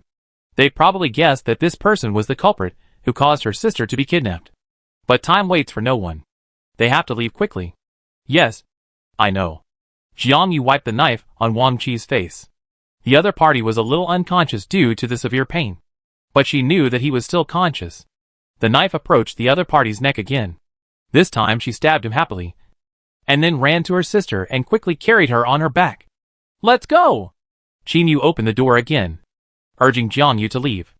Jiang Yu carried her sister on his back, turned around and prepared to leave. The next second, the electronic bracelet on her wrist, which had always been like a decoration, suddenly lit up. Chapter 85. Under the dark light, Jiang Yu's left hand emitted a faint warm yellow light, and then a small electronic screen lit up. What is this? The two people who were about to leave were attracted by the light. Jiang Yu Kai and Qin Yu looked at each other, and then looked at Jiang Yu. Their tone was full of excitement and expectation that could not be concealed. It's a signal from the base. They are coming. The plan remains unchanged. Jiang Yu was a little excited, but time waits for no one. She nodded to the two, and then carried her sister on her back and ran out. If they come, then someone will meet her at the east gate. She has to speed up. The clothes behind her were soaked. She wore night vision glasses. After leaving the cultivation room, she walked towards the stairs. She heard a noise and roar. Bang! A loud noise came from nowhere. It was deafening. Jiang Yu felt that all the sounds in her ears disappeared. She couldn't hear anything for a moment. Then she felt dizzy, because she was carrying her sister on her back. She couldn't cover her ears. She could only stand against the wall quickly, and then squatted down slowly. After a while, his hearing finally returned to normal. Jiang Yu touched his sister who still hadn't woken up, and continued to run downstairs. The darkness not only amplified the sound, but also amplified people's fear. When Jiang Yu walked to the first floor, he was shocked by the scene in the hall. The conspicuous cylindrical water droplets in the hall on the first floor had been smashed. The hall was full of people wearing protective clothing. These people couldn't see each other because of the sudden darkness and the loud noise just now. People seemed to be aware of the changes tonight. They threw things around them like crazy and attacked everyone who approached them indiscriminately. Jiang Yu just took a look, without caring about anything else, quickly turned around and walked along the marked route. She had to rush to the east gate, as the people from the base would be here soon. The moment she entered the dark corridor, she did not see the strange figure behind her entering the first floor lobby. It was almost there, almost there. In front of her was the warehouse. Yu Kai and Xiao Yu were still waiting for her there. Jiang Yu panted, looked at the time on her watch. It was already 7:10, 10 minutes overtime. There were still more than 10 meters to the door at the end of the corridor. But the two people who were supposed to be waiting for Jiang Yu here were nowhere to be seen. Jiang Yu looked around, and there was no one around. Could it be that they had already gone in? She pushed the door open. The damp and spacious warehouse was very quiet, like a paradise in the base. Jiang Yu turned around, but still did not see Yu Kai and Xiao Yu. What happened? Where are the people? Jiang Yu could not care too much. She had to rush to the east gate. Fortunately, this warehouse was very close to the east gate. Jiang Yu walked to the door and sprinkled the potion prepared in advance around it. The next second, the vines on the door disappeared, and she finally heard a familiar voice. Fuck. Wife, why are these things suddenly wilting? Yes, why are they not moving? What's going on? Keep your voice down. Is it Jiang Yu coming? Don't let your guard down. I go over and take a look. It was Sister Yu Qin and Lao Qi's voices. Jiang Yu was a little excited, and opened the door according to the code given by Jiang Yu Kai, and saw several armored vehicles parked not far away. Jiang Yu. Sister Jiang Yu. Here. Jiang Yu looked at the people in front of him. They were from the fourth team. There were 4 armored vehicles in total, except for the one in the middle. There were 2 men holding long guns standing in the front and back vehicles. Sister Yu Qin, my sister? She's still unconscious. Old Qi hurriedly helped Jiang Yu carry his sister to the car. Don't worry, she's just temporarily unconscious. This time, the rescue team from City A brought experts here, right where we were stationed before. Let's go now. In this plan, Shin Song-jun specially arranged a small team to meet Jiang-yu and the others at the east gate, just to rescue Jiang-chi in advance. But Jiang-yu thought that at least Chung-jung and Yuan-Yuan would be here, but at the moment, there were only 4 teams in this car. Where are Chung-jung and Yuan-Yuan? Jiang-yu looked at Yu-chin. Yu-chin was a little anxious, but she wanted to hide it from the other party. So she had to reply, Chung-jung and Shin Song-jun attacked from the main gate. Originally, Yuan-Yuan was here, but you were 10 minutes late. She couldn't wait any longer, and crawled in with Jiang Yu-chin and her brother and sister. Jiang-yu nodded, took out her sister's clothes and a dry towel from her bag, and then looked at Yu-chin. I won't go with you. You go back first. I leave my sister to you. Perhaps guessing Jiang-yu's decision, the people in Team 4 didn't say anything. Yu-chin patted Jiang-yu on the shoulder. Don't worry. Bang, the fierce bombing sound came again. This time, the sound seemed to be closer to Building B where Jiang-yu was. With the experience of the first time, Jiang-yu immediately laid down against the wall, covered his ears, and waited for a moment. During the few seconds of tinnitus, Jiang-yu was thinking in his mind. Chung-jung and Yuan-Yuan followed Shin Song-jun in. They must have come to find him. According to the original plan, the rescue team was divided into 2 groups. Shin Song-jun led people to attack from the main gate to rescue all the survivors in Building B. The rescue team of City A went directly to the roof of Building B and led from the sky bridge on the 10th floor to Building A and Building B, and surrounded them from top to bottom. Chung-jung and Yuan-Yuan knew that she was in Building B, so she just needed to find them quickly. Besides, there were Yukai and Xiaoyu. She didn't know where they went. According to the plan, they should have rushed to the warehouse to wait for her after cutting off the power supply. Why did they disappear? Did they encounter trouble? Jiang-yu waited for a while and put down her hands covering her ears. Just as she was about to get up, a blood-red figure suddenly flashed in her sight. Then, the next second, an experimenter in protective clothing who was squatting in front of her was dragged away. At the moment when Jiang-yu was stunned, the tinnitus gradually dissipated, and she heard screams and cries for help coming from the hall. What was that? Zombies? The stairs blocked her view of the hall. The person who just disappeared in front of her gave her a big shock. She slowly moved her body to look at the hall. In addition to the experimenters wearing uniform protective clothing, there were zombies full of blood in the hall. Perhaps these zombies were no longer simple zombies. The zombies she saw after the doomsday were all assimilated humans. They still retained human hairstyles and clothes. However, these monsters had no hair, then hands and feet, a fat head, a big and long mouth, naked body, blood-red skin, like evil spirits crawling out of blood. These evil ghosts tore apart the screaming humans in front of them, biting their flesh and blood, until the screams faded away. And then they ran to chase the next target with satisfaction. Jiang-yu shrank back and hid at the stairs. And she even breathed softly. Where are Shin Song-jun and the others? Logically, they should have entered Building B through the main gate at this time. But why are they all gone? Did they encounter these monsters as soon as they came in? No. She didn't bring an axe. She only had a dagger and a spear. And there were only 9 bullets left in the gun. Not to mention whether it was enough. I'm afraid the bullets might not be effective against these monsters. There was no time to think about where these things came from, because Jiang-yu found a slight friction sound coming from the stairs. She stood up against the wall, her hand slowly placed on the gun, and the next second she saw a girl, who was squatting on the ground, looking over here, and was startled when her eyes touched Jiang-yu. This girl was not wearing protective clothing, but was wearing clothes that were very similar to her sister, and was walking barefoot on the ground. She should be another survivor who was brought in. Jiang-yu glanced behind her. She couldn't rescue the people in the hall. She made a quiet gesture to the woman, then slowly approached her, signaling her to follow her. After reaching the 2nd floor, Jiang-yu waved to the woman and took her to hide in an empty room. This should be the lounge of a certain experimenter. Are you a survivor who was captured? Jiang-yu looked at the other person. The girl in front of her was not very old, with a pale face and thin body, pale lips, and she kept her head down and didn't want to look at him. But Jiang-yu always felt that she looked familiar. He thought for a long time, but couldn't remember it. The woman also kept silent, seeing that the other party had been silent and was clasping his fingers. Jiang Yu no longer expected to hear any news from him. She guessed that this person must have been frightened. Just stay in this room, and don't go out. Don't make any noise. Someone will come to rescue you later. Understand? Thinking that this person might have suffered the same experience as her sister, Jiang Yu spoke more softly. As soon as she finished speaking, the third explosion sounded again. And this time, the sound lasted for a long time. Jiang Yu even felt that the floor was shaking. She finally reacted. This might be the sound of a special weapon. She just didn't know if it was someone from the base or the laboratory. Jiang Yu gently opened the door, then half-crouched on the ground and walked towards the second-floor hall. She tried to connect to other people's bracelets again, but there was no response for a long time. She was a little anxious. And then she felt something was wrong. She turned around and found that the woman had followed her out. Go back. Jiang Yu pointed at the door of the room. The woman looked up at Jiang Yu. Her eyes were cold and scary, which made her feel uncomfortable for some reason.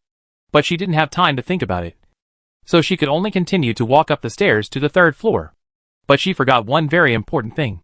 That is, the girl behind her did not wear night vision goggles. She gradually lost sight of Jiang Yu in the darkness and began to panic again.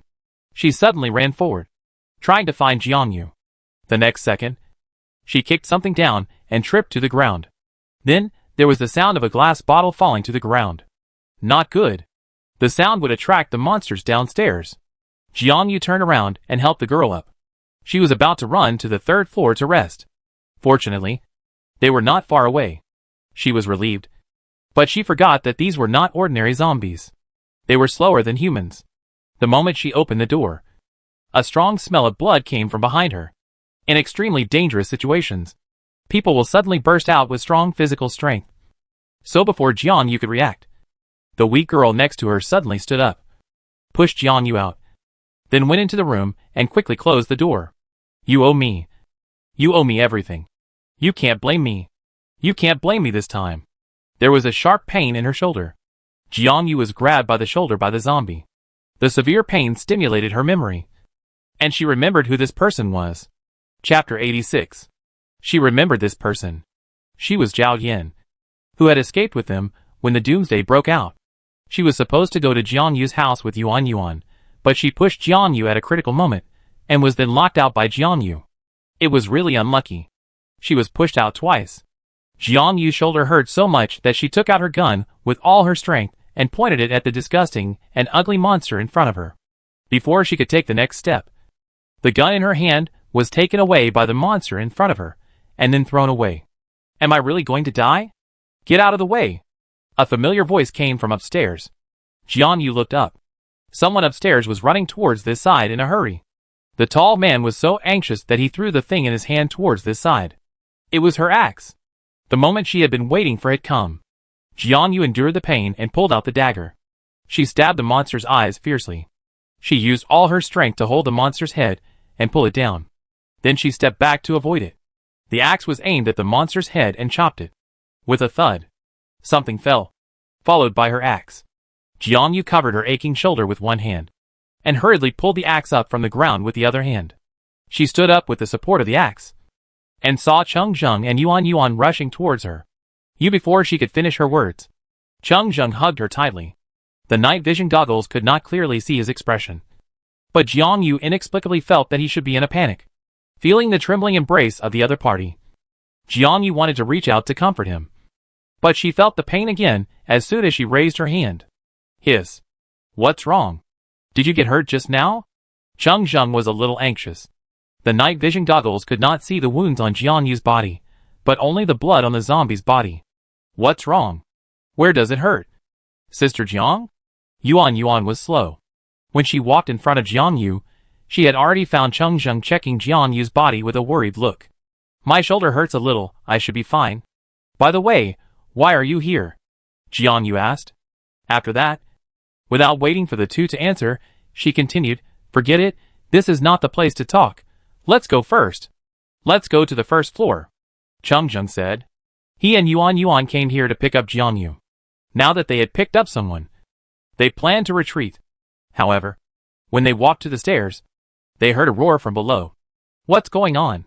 Yuan opened her eyes wide. She supported Jiang Yu. The three of them followed the wall and dared not move forward. When Jiang Yu heard what the two said, she realized that they might not have encountered the monster downstairs when they came. After thinking for a moment, Jiang Yu tugged at Cheng Zheng's clothes. Let's go to the room inside first. Cheng Zheng pushed open the closed door. This was a lounge for some experimenters. The layout inside was the same as the room Jiang Yu had stayed in. Why are there only two of you? Where is the rescue team? Jiang Yu asked. While supporting his right shoulder, the cloth on his shoulder was torn, and the skin inside was already red and swollen. Cheng Zheng's eyes stayed on the other person's shoulder, and he quickly took out alcohol and ointment from his bag, ready to help clean the wound. We arrived later than Captain Shin. We were supposed to meet you at the east gate, but you didn't show up. We were so anxious that we came in first. We didn't see Captain Shin when we came in. There weren't many people on the first floor, so we went upstairs quickly.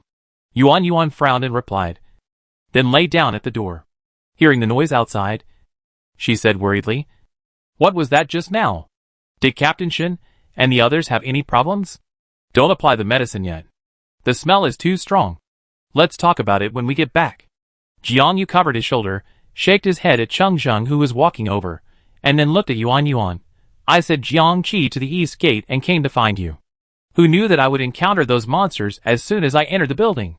They looked a bit like zombies, very strange zombies, and they might have mutated. Captain Shin should have gone to building A. Cheng Zheng said. He quickly packed up his things, and then looked at the two people. These monsters came suddenly. They were not there when we got here. They were probably attracted by the explosion.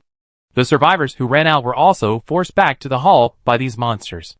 Now the rescue team is on the first floor. We are the only ones left here. What to do? If there are only 3 of them here, there is no way to fight against the monsters on the first floor. The guns seem to have no effect on them.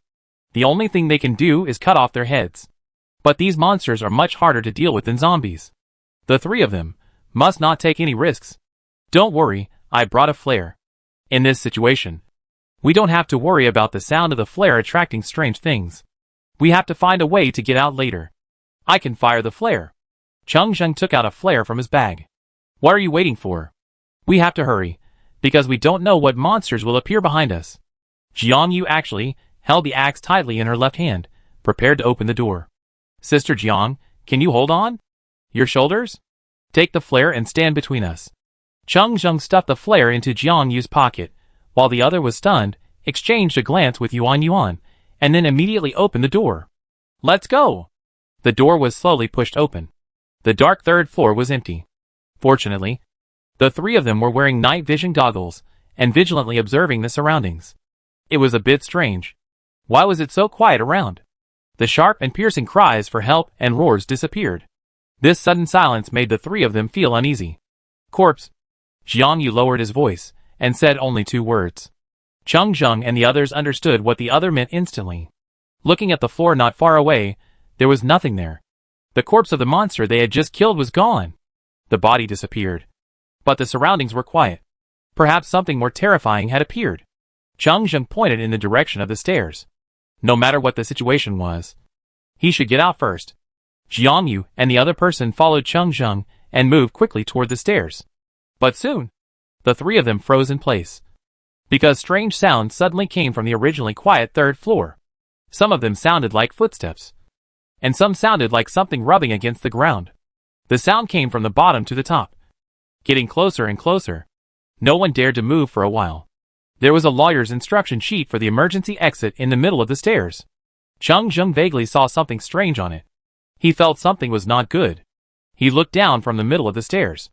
There was a huge monster climbing up the stairs on the 2nd floor. It was a giant lizard with a human face. No, it was not accurate to say it was a lizard. This monster was huge. The upper body looked a bit like a zombie, with a human face and hair, but the lower body was like a lizard, with thick limbs and tail, and the whole body was blood red. It was slowly climbing up the stairs. Cheng Zheng reacted immediately, and took the 2 of them to hide in the next room. In order to prevent the door from making noise, they gave up closing the door. Jiang Yu and Yuan were smaller, so they quickly hid under the bed. Cheng Zheng hid under the table next to them.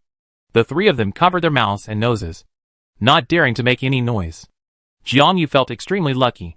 Fortunately, she sent her sister away in time. Fortunately, They were careful not to make any noise when they came out. And fortunately, she had not applied the ointment to leave any smell. The three held their breath, not daring to act rashly, hoping that the monster would quickly get away from the third floor.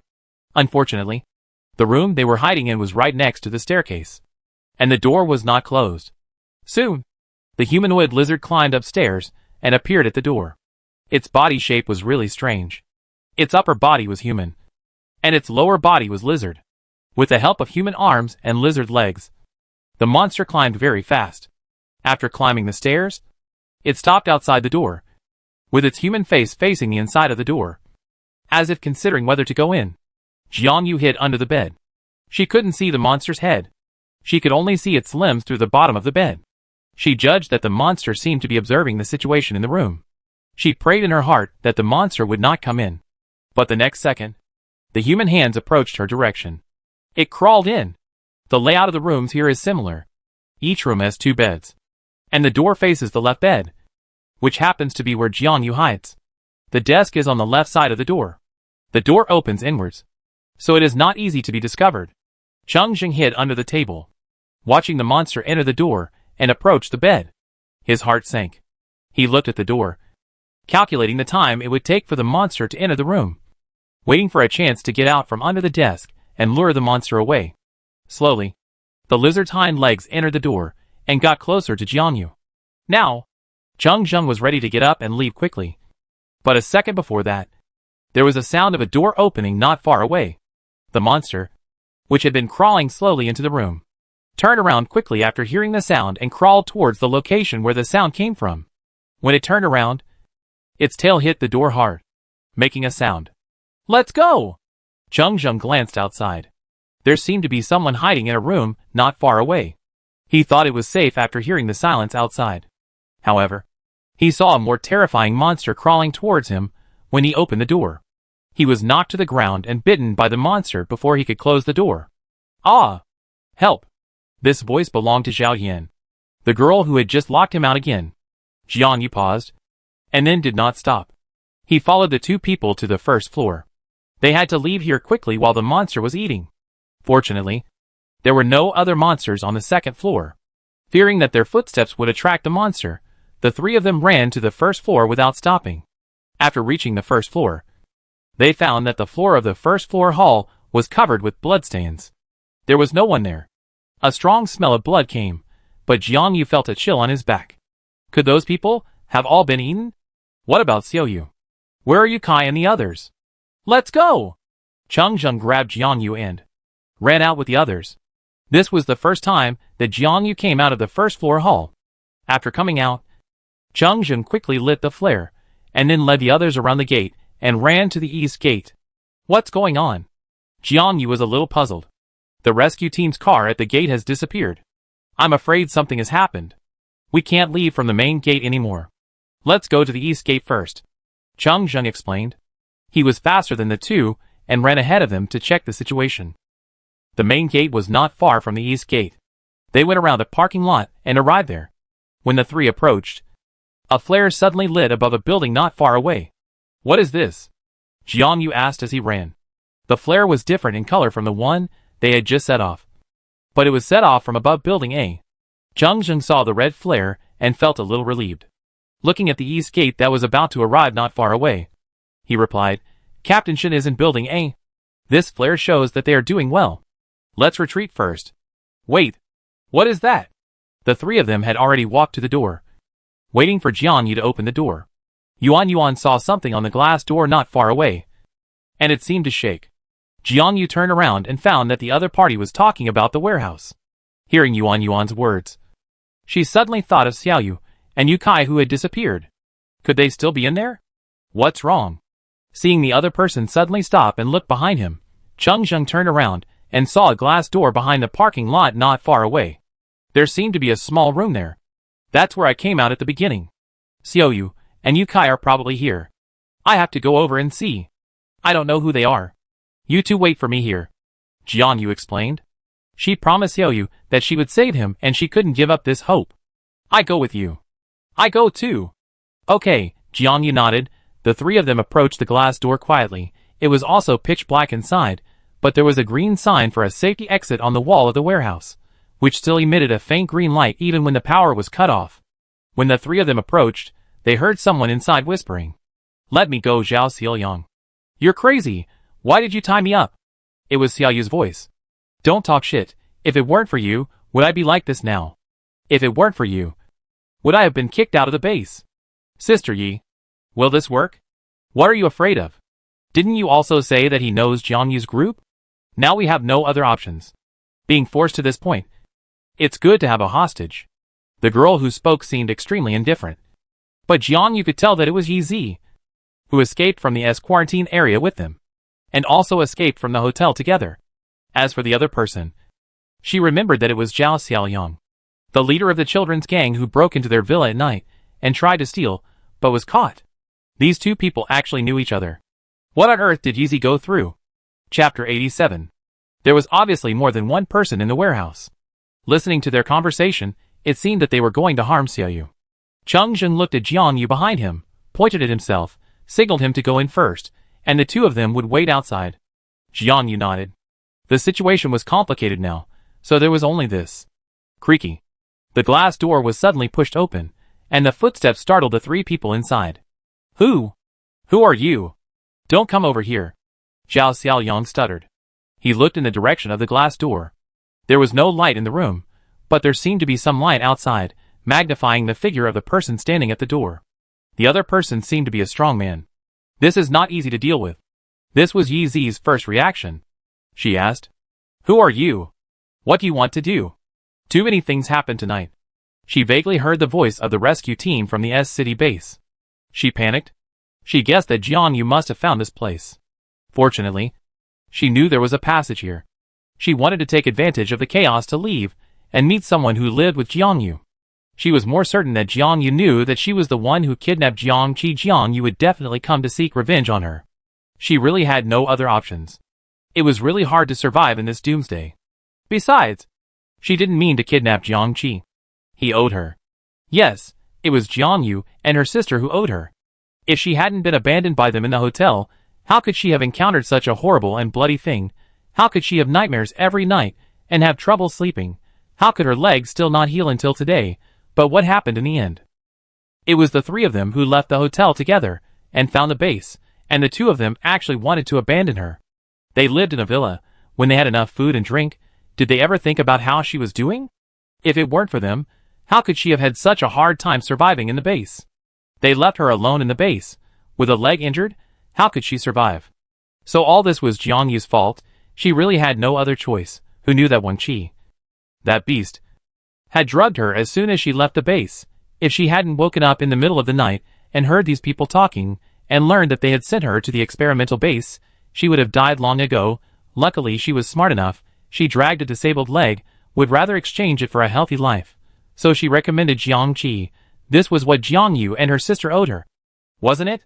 Stand there and don't move. Cheng Zheng looked at the three people in front of him. Zhao Xiaoyang's hand holding the dagger was shaking violently. He was terrified and couldn't control his behavior. The dagger was dangerously touching Xiaoyu's neck.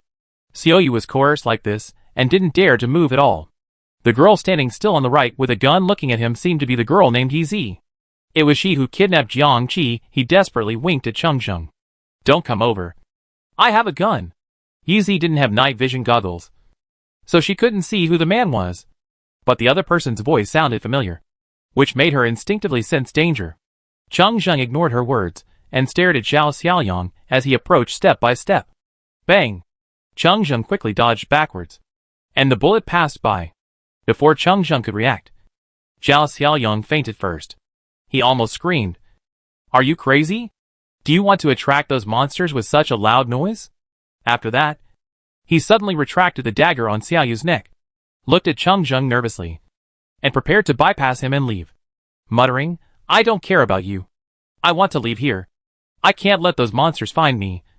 I have to leave quickly. Who knew that the next second, the cue sound rang again. Zhao Xiaoyang, who was still mumbling just now, suddenly fell down with a muffled groan. This sudden change scared Jiang Yu, who came in from the door. Jiang Yu and Yuan, who were waiting outside the door, had a sinking heart when they heard the cue sound. They didn't expect that the other party actually had a gun on him. They were worried that Cheng Zheng couldn't handle it, so they hurried in to check the situation. After seeing Cheng Zheng and Xiao Yu not far away, she was relieved. Jiang Yu looked at Yi Zi, who was a little dazed after firing the gun on the right, and then looked at Cheng Zheng, who was quietly pulling Xiao Yu over to the left, and remained silent. She didn't want to anger Yi Zi at this critical moment. "It's you, Sister Jiang Yu." A cold voice sounded. Jiang Yu looked up. Looking at Yi Zi, who was staring at her, she was a little surprised that she could recognize her in such a dark room. "Why? Who else but you would carry such a stupid axe? Are you here to seek revenge on me?" Yi Zi continued to ask. She seemed not to notice the two people moving on the side. She was only concerned about the dark figure in front of her. The other person's short hair and axe were very conspicuous in the dim light. Jiang Yu remained silent. It wasn't that she didn't hate this man, nor that she didn't want to seek revenge on him. It was just that his self-destructive behavior was very disadvantageous to them. Cheng Zheng, Yuan, and Xiao Yu were still here. They would be able to leave here soon. She didn't want to anger him at this juncture. Moreover, the two shots he had just fired might have attracted the attention of the monster. They had to leave quickly. "Why aren't you talking? Didn't you rescue your sister? Oh my god. You don't know who kidnapped your sister, do you? Ha ha ha. Your sister is not dead. Is she? I'm so sorry. You worked so hard to rescue your sister from S University, but I didn't expect that I accidentally killed her. I'm so sorry. Can you shut up?" Yuan patted Jiang Yu's shoulder soothingly, hoping that she would not be angered by this madman, but she didn't expect that her words angered this madman in front of her. "Do you want to die?" Bang! It happened in a flash. After seeing the other party's raised arm after speaking, Jiang Yu quickly pulled Yuan to hide to the side. Luckily, the other party didn't wear night vision goggles, and it was not so accurate to identify their position by sound alone. "What do you want to do?" Jiang Yu couldn't help but speak. She didn't understand where the other party hated her so much, and she had to kill them. "What should I do?" Yi Zi repeated this sentence over and over again. She looked at Jiang Yu, and the other party seemed to be looking at her. Although the night blocked her sight, she seemed to see Jiang Yu's cold and disgusted eyes. Seeing Cheng Zheng and Xiao Yu coming over, Jiang Yu didn't want to talk nonsense anymore. Time waits for no one. They have to leave quickly. She finally looked at Yi Zi with a persuasive tone. "I don't know what I did to make you hate me so much, but Jiangqi has always been good to you. I originally wanted to seek revenge on you, but forget it this time. We have to go. You better leave here quickly. If we meet again next time, I will not let you go again." After saying this, Jiang Yu ignored Yi Zi and turned to look at Cheng Zheng and the others. "Let's go! Let's go!" They immediately opened the glass door and left. After walking a few steps, they didn't hear any footsteps behind them. They guessed that the other party should not follow them, and finally breathed a sigh of relief. Yuan followed Jiang Yu and couldn't help but look back. When she turned around, she saw the person standing behind the glass door. She leaned against the door and looked at them. The dim night made it difficult to see the other person's eyes. He was like a ghost, making people feel uneasy. The next second, Yuan saw the other party put the gun to her temple, and couldn't help but say in surprise, "She is." As she spoke, a third cue sound came, and this time it was Yi Zi who fell down. The four people were shocked by the cue sound, and Yuan and Xiao Yu couldn't help but look back. Cheng Zheng looked at Jiang Yu, and the other party just turned his head and looked at him, and then didn't look at the east gate not far away, and urged the two of them, "Let's go." Since learning that her sister was kidnapped by Yi Zi, Jiang Yu has been thinking every night why Yi Zi did this, why she hated herself. But when she knew that the other party joined forces with Wang Qi and others to kidnap Jiang Qi, she finally understood that sometimes you do nothing, and you can't stop this person from hating you. Hating you. She thought back to the time she met Yi Zi, and now they have become enemies. She had never done anything to hurt him. Perhaps it was the incident in the hotel that caused psychological damage to Yi Zi, but she did not think it was her and Jiang Qi's fault. In the apocalypse, no one can protect themselves. They have tried their best. So even though she was locked outside the door and saw Jiang Qi being controlled by everyone, Yi Zi was indifferent. She did not hate him. After all, they were just protecting themselves. After she came in, she did think about seeking revenge on Yi Zi, but after saving her sister and finding Cheng Zheng and Yuan, she just wanted to leave this place of trouble. After all, now was not the time for revenge. But she did not expect that the other party would commit suicide. This was good, so that she would not have the chance to meet him next time. When she approached the east gate, Jiang Yu always felt that she seemed to smell a very familiar and unpleasant smell. She waited for Cheng Zheng to open the door, lowered her head and recalled the smell, and suddenly raised her head, ready to hold the person in front of her. But it was too late. The moment the door was opened, a foul smell came, and then several zombies crowded in from outside the door. They hadn't smelled human blood for a long time, and they were crazy about coming in to take a bite. Be careful! Jiang Yu couldn't help shouting. Fortunately, Cheng Zheng reacted quickly, and had already dealt with the zombies in front of him. Everyone was forced to retreat by the zombies outside the door, who knew that after dealing with the three in front, there were still more behind. These zombies were attracted by the sound, and were desperately crowding in. Jiang Yu didn't care about the wound on her shoulder, and quickly grasped the axe. She pushed Xiao Yu behind her. Go hide in the house. Xiao Yu was shocked by the sudden change. Hearing Jiang Yu's words, he looked at the warehouse behind him. He gritted his teeth and felt that he was almost an adult. How could he hide in the house with peace of mind and let his two sisters protect him? Go on. Realizing Xiao Yu's intention to stay, Jiang Yu quickly threw the long knife on him, and then instructed, attack the head. Okay. Although there were many zombies at the east gate, they seemed to have been hungry for a long time, so thin that only bones were left, and their behavior was slow and sluggish. With the 4 of them in total, they were quickly dealt with. Let's go! Cheng Zheng looked back at the others, opened the door first and looked out, confirmed that it was safe outside, and ran to the armored vehicle parked not far away with others. Is this our car? Why is it parked here? The car was parked behind a tree a few hundred meters away, and there was no one in the car, but Jiang Yu looked around and confirmed that it was indeed their car. The 4 of them got in the car. Cheng Zheng sat in the driver's seat and said, I asked Lao Chi to stay here. The car started and quickly turned around to drive in the opposite direction. Jiang Yu turned around to look at the dark buildings in front of him. Suddenly, he thought of something and turned back to look at Xiao Yu. Xiao Yu, where is Yu Kairen? She had forgotten about him. Oh, Brother Yukai sent me to the warehouse, and then went to building A. He said he was going to find his parents. I couldn't persuade him, so I had to stay there and wait for you. Then I ran into the 2 people just now. Hearing this, Jiang Yu nodded. Just as he was about to speak, there was another bombing sound. This time, it was not just the sound. A building not far away suddenly caught fire. Is that building A? Jiang Yu looked at the burning building, feeling a little worried. Cheng Zheng also turned his head to look at the fire, then nodded. It is building A. But we can't help. We have to leave quickly. The fire will attract nearby zombies and monsters. Cheng Zheng stepped on the accelerator and sped up. The car did not turn on the lights. Several trees not far away had been marked with fluorescent powder in advance. As long as they followed the route, there would be no problem. Soon, a voice came from above, and everyone looked up, but was shocked by the scene in front of them. The sky was slightly bright at 3 or 4 o'clock, and several helicopters lined up like dragonflies and flew towards the experimental base. The scene was spectacular. It's the second rescue team.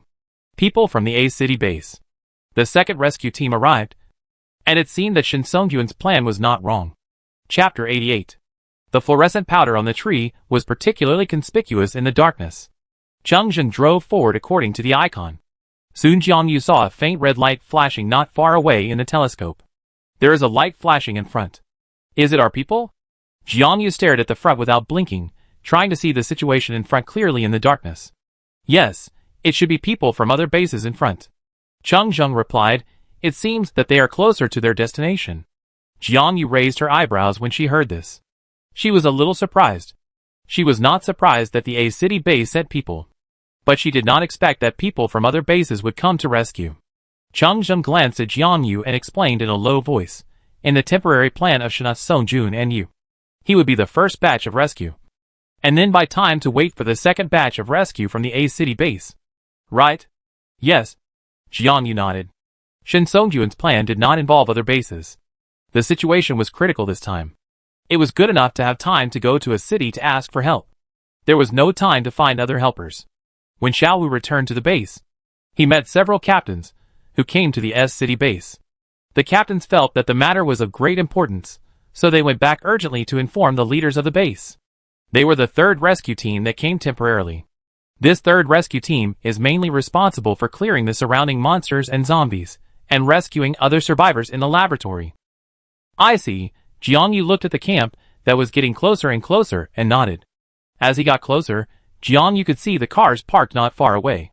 There were 3 armored vehicles in total, not many cars. Jiangyu recognized at a glance that these were all people from the 4th team. Is it the people from Team 4? Chung Zheng narrowed his eyes and looked at the cars not far away. They were indeed the people from Team 4. Didn't they say that the 3rd rescue team had arrived? How come there were only people from Team 4 left? When their car was approaching, Chung Zheng pressed the button, and their car also began to flash red lights. Soon, the people holding guns not far away breathed a sigh of relief and walked over here. Thinking of her sister here, Jiangyu became a little anxious. She turned her head and looked at the people in the car. Let's get off. The car stopped steadily, and several people got out of the car. Jiangyu took the axe and walked forward a few steps. She had been wearing night vision goggles. As soon as she looked up, she saw Yuqin and others in front of her. Yuqin waved at her, and then turned to look at the car behind her.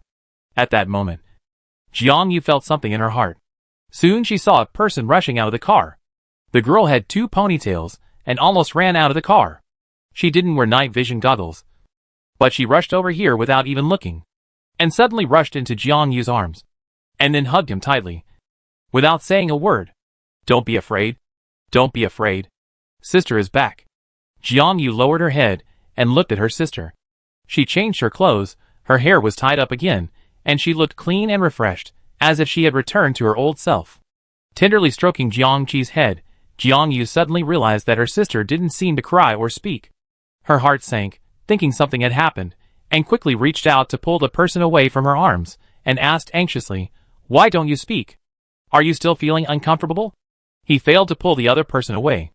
The person in his arms was stuck to him like glue. He felt the girl in his arms shake her head gently, and Jiangyu knew that she was scared.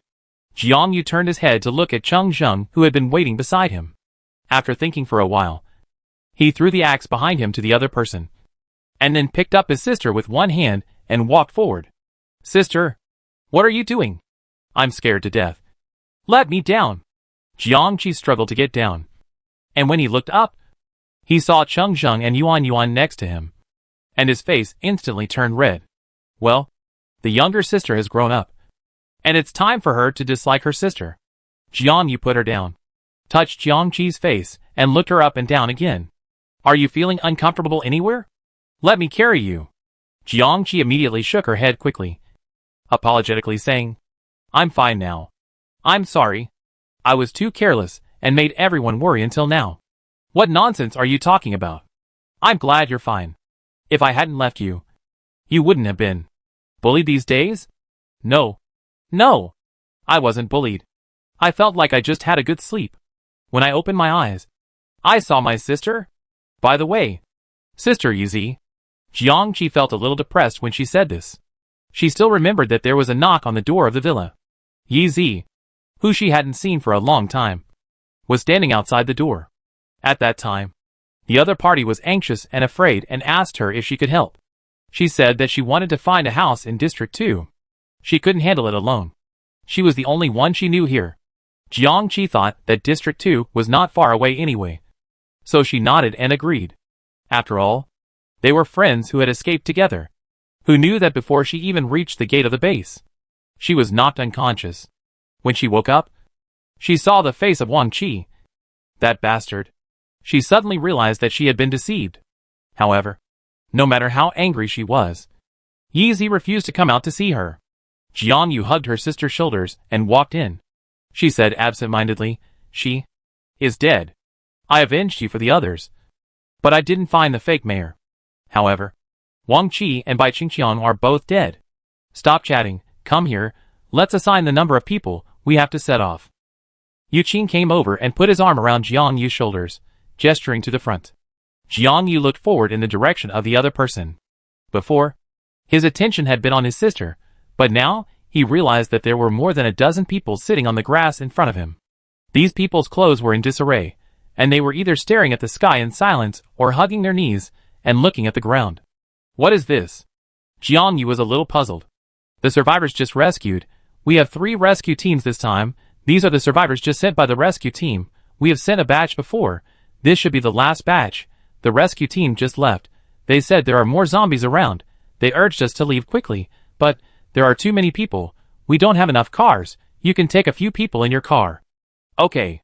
This is not a big deal, Jiangyu nodded, not caring. Sister Jiangyu. Jiangyu turned around and looked at the person who came from nowhere. When she got closer, she found that it was Jiangyu Qing and Jiang Yuan. Sister Jiang. Where is my brother? Is it just you? Didn't you see my brother? Jiang Yuqing ran fast and panting. She looked around Jiangyu, and then looked at the car that Jiangyu and his friends drove over. She didn't see the familiar figure for a long time. And suddenly her emotions collapsed. My brother, my brother. He can't be? Looking at the brother and sister, who were a little emotionally broken, Jiangyu patted Jiang Yuqing on the shoulder and comforted her. Don't worry. I saw your brother at the base. He is fine. He should be with his friends in Building A. There are our people there. Don't worry. Okay. That's good. I knew my brother wouldn't die. Jiang Yuan wiped his face, touched his sister's head, felt more at ease, but couldn't help looking into the distance. Okay, we have to go. Old Chi walked towards the grass and said something. These people became a little excited, looking at Old Chi with shining eyes, and soon followed him to the convoy. According to what Sister Yuqing said, the rescue team rescued more than 40 survivors, including 15 experimental personnel who escaped from the experimental base. Considering the relationship between these survivors and the experimental personnel, these people were sent away separately, and the experimental personnel were sent back to the A City base in the first batch due to the nature of their work. The rest were unfortunately captured by the people in the experimental building. These people will be temporarily sent to the S City base. There are not many people left. How about this? There are already 4 people in your car. The Jiang brothers and sisters will be in the same car with you. In addition, we will arrange 2 ladies to accompany you. You have many women here. These 2 people were frightened. They will probably feel more at ease following you. Yu Qin looked at Jiangyu and Cheng Zheng. Seeing that they nodded, she asked Lao Qi to bring the 2 girls over. The 2 people didn't look very old. They kept their heads down and didn't speak. Yu Qin patiently explained and then turned and left. Soon, the 4-pack cars set off. At this time, the sky was slightly bright, the dark night faded, a faint fish belly white floated in the distance, and it would be dawn soon, which was undoubtedly a good thing for them. Their car had a total of 6 seats, but with 2 ladies, it seemed a bit crowded luckily. Cheng Zheng piled all the luggage on the roof, making some space for everyone. Jiangyu glanced at the back seat, and his sister, Yuan, and Jiang Yuqing squeezed in the back, and Xiaoyu and the 2 survivors were in the front, and they were all a little drowsy, except for the girl on the far left, who tilted her head to look out the window, and seemed not to be sleepy at all. Yawning again, Cheng Zheng turned his head to look at Jiangyu, and said gently, You are sleepy. Take a nap. Jiangyu shook his head. Although there were other cars ahead, they were still in the jungle, and didn't know if there would be any danger. Jiangyu didn't dare to slack off, and stared at the front leisurely. Cheng Zheng looked back, and looked ahead with Jiangyu. The car was quiet for a while. After about 10 minutes, everyone in the back of the car fell asleep. Jiangyu couldn't ignore the gazes coming from the side, and turned her head to look at the person next to her. What's wrong? He kept staring at her, and it was obvious that he had something to say. Cheng Zheng paused, retracted his gaze, and gripped the steering wheel with both hands with some force. His hands were bulging with a few blue veins, which looked particularly good on his wheat-colored skin. Don't break your promise next time. We are very worried. What? His words made Jiangyu sober up a little. She was a little depressed. When did she break her promise? Oh! She remembered that when she went to the river with Yuan. She told Cheng Zheng that she would be back soon. But she didn't expect to follow Yu Kai to the experimental base temporarily. Jiangyu was a little embarrassed. So she did break her promise, but she came back after all. Didn't she? She thought the other party had forgotten about it, and he didn't have a chance to ask her after all this time. I won't do that next time. Can I take you with me wherever I go? Hearing this, Cheng Zheng was a little surprised, turned his head, and looked at the person next to him. Jiangyu narrowed her eyes and smiled at him. Chapter 89. She smiled and turned to continue looking at the road ahead, but Cheng Zheng couldn't calm down. He turned to look at the other person with a smile on his face, And then he realized that he had heard correctly, and then he smiled as well. The car was quiet, and the people in the back seat were a little sleepy, perhaps because they knew they would soon be able to get away from here, and everyone was very calm. Jiang Yu blinked her tired eyes, and looked into the distance. Their car was relatively far back, so they couldn't see the road ahead clearly, but the scenery on both sides of the car was the same unchanging forest. The night was about to fade away, and the deep forest was no longer scary. There was another bombing sound behind the convoy. It was from the direction of the experimental base. The team drove faster than before, as if they were eager to leave. Squeak bang. What is that? What happened? What happened? What happened? The people in the back seat were awakened by the sudden situation. They looked at the two people sitting in front at the first time, but their eyes were involuntarily fixed on the windshield. Thick black smoke was burning in the distance. Sit in the car and don't move. Don't come out. Jiang Yu, with a gun and an axe, looked at Cheng Zheng. Both of them felt a little uneasy. Where did the black smoke come from? The sound just now sounded like the sound of a car overturning. Sister Yuqin and the others? No, definitely not. After getting out of the car, the two hurried forward. The cars in front also stopped. Several people got out of the car, and the rest of the people were looking around in the car. Jiang Yu ran forward and looked at the crowd coming down. No one from the fourth team was there. He was extremely anxious. When a group of people got to the front, they found that the car in front had overturned more than 10 meters away. The car body was emitting black smoke, and a group of people outside the car were running towards this side, supporting each other. Everyone, go and help. Quick! I don't know who started it. Everyone glanced at the smoking car and hurried forward to help the injured away from the scene.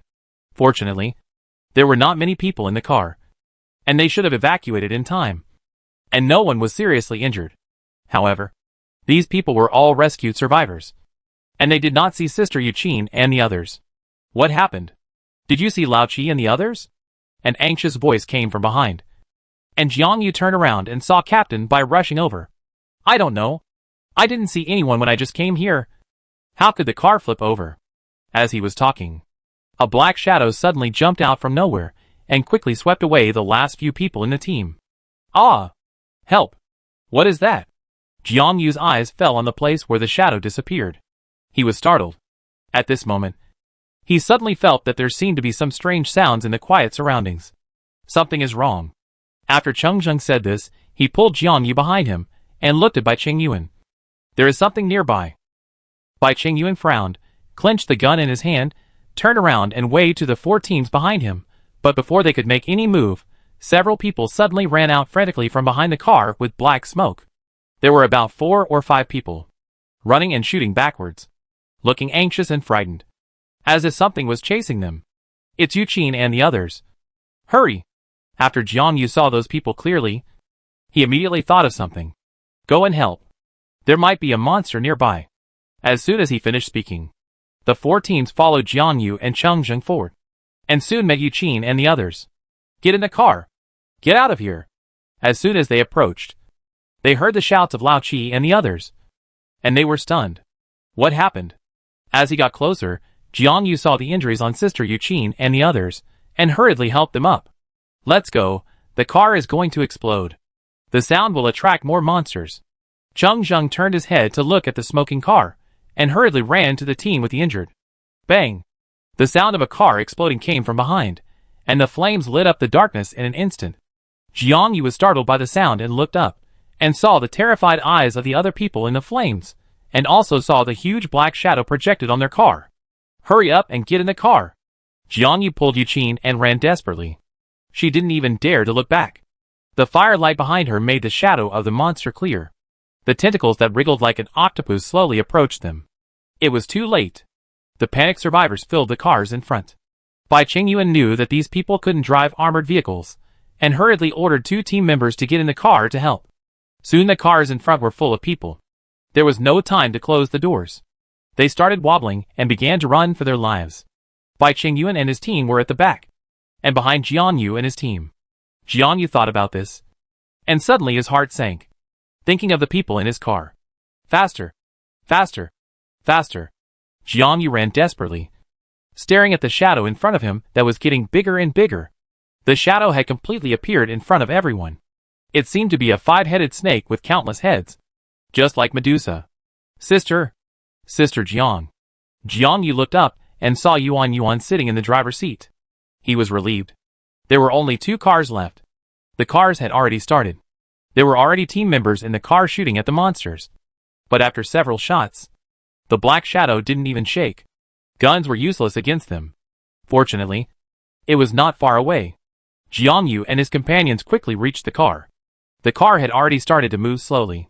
Before getting in, Jiang Yu heard the 2 survivors in the car urging and screaming. Finally, they arrived. Jiang Yu and Yu Qin were ready to get in the car. Behind them was Team Bai and his men helping them to delay time. Fortunately, everyone got in the car. Jiang Yu looked back.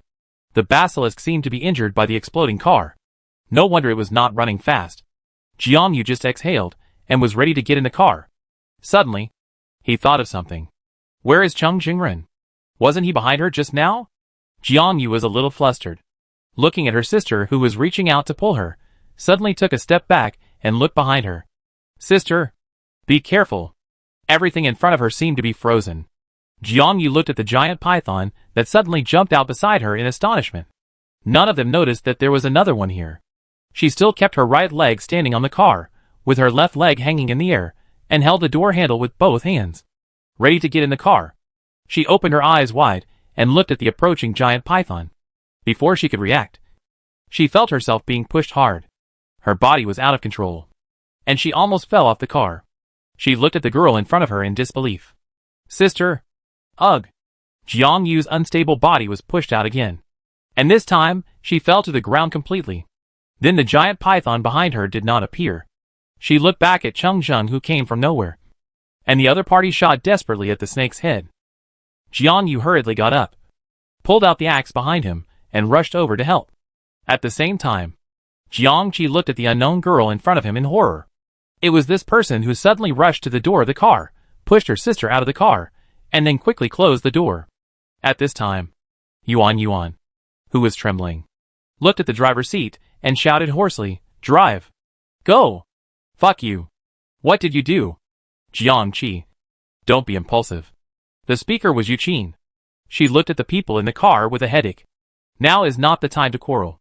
Jiang Qi felt as if her eyes were burned to the point of bleeding. She saw Cheng Jing blocking the fire for her sister from the corner of her eye. And then saw Yuan parking the car. She breathed a sigh of relief. Then took out the crossbow behind her and aimed it at the girl in front of her. What are you doing? Do you all want to die? I just want to save everyone. Why are you looking at me like that? The girl was getting anxious. She looked at the people in the car and found that they were all looking at her with disgust. She was stunned. It was obviously she who closed the car door and saved everyone's life. Why did these people still react like this? If she hadn't closed the door just now, the snake would have swallowed everyone. She saved everyone. Jiang Qi. Calm down. Yu Qin looked out the window and tried to hold Jiang Qi back anxiously. She looked at the people beside the car. The Jiang brothers and sisters and Xiaoyu. They all had anger and disgust on their faces, and did not seem to intend to stop Jiang Qi. Get out now. I give you 10 seconds. Otherwise, don't blame me for letting you die in the car. Jiang Qi hated it so much that her hand holding the crossbow could not help but tremble. And the arrow was aimed at the other party's eyebrows. You are crazy. You dare to kill me? I'm a survivor. As soon as she finished speaking, someone sneered. The girl's face turned red with excitement, looking around. She found that no one was speaking for her. She looked at Jiang Qi uneasily, looked out the window again, then swallowed her saliva, and didn't move for a long time. She was betting. The girl in front of her was not even older than her. How could she dare to kill her? Swish. The scissors shot the other person's arm. Ah! Jiang Qi let go of his hand, didn't look at the girl who was shot in the shoulder by the arrow, lowered his head, and replaced another arrow, aiming at the other person's brow again. You? How dare you? You all saw the snake just now. If it weren't for me, everyone would have died. Get out. Jiang Qi ignored her, and stared at her. Before the girl opened the door, Yuan, who was in the driver's seat, got in the car again and started the car quickly. Wait, Jiang Jie and the others haven't gotten in the car yet. Jiang Jie asked us to go first. Team Bai's people are coming to help. Let's leave this for us first. Yuan turned the steering wheel sharply and stepped on the accelerator. Jiangqi leaned over the car window and looked out. She felt relieved when she saw the people around Jiangyu. Then she looked away silently. She found that the girl in front of her seemed to be trying to reduce her presence. She even shrank back into the car. She didn't have the patience to wait any longer. She suddenly stepped forward, imitated her movements, opened the car door, and pushed her down. Seeing her fall to the ground in fear, Jiangqi closed the car door expressionlessly. Chapter 90. After seeing their car leave from the corner of his eye, Jiangyu breathed a sigh of relief, turned his head to look at the giant python struggling in pain after being hit in the eye by the axe. Behind it was a five-headed snake roaring and trying to pounce on him. Why are there so many snakes here? Who said there weren't any? Damn it! Wait, something seems to be coming. The speaker was a member of Team 4. Jiangyu looked up in response, and saw a dark shadow approaching from behind the destroyed vehicle not far away. Be careful. Jiangyu turned around, and saw the giant python struggling and twisting its head wildly. The people who were riding on it fell to the ground. Jiangyu hurried over to help Changzheng up. How is it? Behind me. The two people's words overlapped. Jiangyu felt something in her heart, and before she turned around, the axe was already raised. It was a pity that the giant python was too big, and her axe could only cause a little scar on it, which meant that it could threaten the other party only if it hit the eyes. We have to leave here quickly. There are more and more monsters nearby. Jiangyu nodded, looked around, and found the car of Team Bai. There were two people left in the armored vehicle. The car was running all the time, waiting for the opportunity to leave. Jiangyu looked at Bai Chengyuan, who was standing at the front of the team not far away, and couldn't help shouting, Team Bai! As soon as the voice fell, Bai Chengyuan immediately turned around. Get in the car! Let's go! With an order, several team members around immediately rushed to the car. They were originally here to buy time for other vehicles. Now that there are more monsters, it's time for them to leave. As soon as Bai Chengyuan gave the order, the armored vehicle immediately opened the doors on both sides, and the vehicle began to move forward at an accelerated speed. The team member in the passenger seat leaned out and waved anxiously at the people running over. Run faster. Damn. They're catching up. Changzheng looked back at the monster that had jumped out. It looked a bit like a giant turtle, with a long body and a huge shell on its back. Its head was elongated and strange, but it moved very quickly and was crawling towards them. Everyone was running fairly fast. Changzheng glanced at Jiangyu, noticing that the other person's speed was obviously getting slower and slower. He became anxious and directly carried the person up, and then quickened his pace, quickly surpassing everyone, put the person on the car, and then turned around to continue helping. Jiangyu was suddenly lifted up and put down, and before she could catch her breath, she had just opened her mouth, and saw that the person had disappeared. She didn't care about the other person, and quickly reached out to help pull the team member, who was close to the car body, onto the car, and then looked behind the car, and she was very anxious. The speed of the monster was terrifying. It quickly approached several injured team members. Fortunately, Team Bai and Changzheng arrived in time, helped each other up and ran forward. After the two sides had distanced themselves, the team members in the car quickly opened the round cover on the roof and raised their guns. Hurry up. Captain! Wait! What is that? There is a rescue team. A voice came from behind the damaged car again. Fortunately, this time it was an armored vehicle. The colors of these armored vehicles were slightly different. They did not look like the cars from their city. Several cars were driving very fast. There were several rescue teams lying on the cars, firing at the monsters. Bai Chengyuan took a look and knew what was going on. He hurriedly led the team members into the car. After making sure everyone was on board, he immediately said to the person in the driver's seat, Drive. The armored vehicle accelerated, gradually leaving the battlefield behind. The people in the car were panting. Jiangyu and Changzheng sat in the back seat, watching the woods gradually shrink. Who were those people just now? Jiangyu asked. She had a guess in her mind. They are rescue teams from other cities. It is their mission to clean up the monsters. Don't worry. They are more prepared than us. Bai Chengyuan exhaled. He was thin, with cold white skin. Among the tall and strong rescue team members in the car, he looked like a rescued survivor. However, his expression was cold and serious. He always had a cold face. In addition, his fighting power was off the charts, and his shooting skills were accurate. The team members around him were a little afraid of him. Hearing this, Jiang Yu nodded silently and said nothing more. He quietly watched the vehicle drive to the base. It was already past 6 in the morning when the convoy approached the base. At this moment, the night had completely faded and the sun rose high. The closer the convoy got to the base, the faster it drove. Everyone in the car looked at the iron gate not far away with excitement. There was a row of people in black uniforms standing outside the iron gate. There were simple wooden houses built on the grass behind the iron gate. Outside were the survivors, who did not enter the base. But the expressions on their faces had changed. They were no longer numb and indifferent. They were smiling and expectant, and quietly watching the vehicles coming. These people? Jiang Yu looked at these people. They still lived outside the base as usual. They casually built a clothes drying rack and a stove. Some were drying clothes, and some were cooking breakfast. Not far away were the children. The difference was that they were no longer sitting on the grass, but running around in groups. Bai Qingyuan looked up and replied, "The experts in City A have developed a cure for the plague. These people are already well." Minister Qin of the base also asked them to move into the base. However, these people said that living outside was not bad, and they were unwilling to go in. Minister Qin simply arranged for people to help them build a wooden house outside, which can be regarded as a home. Unexpectedly, everything turned out well. Seeing these people with happiness and hope on their faces, everyone in the car felt better.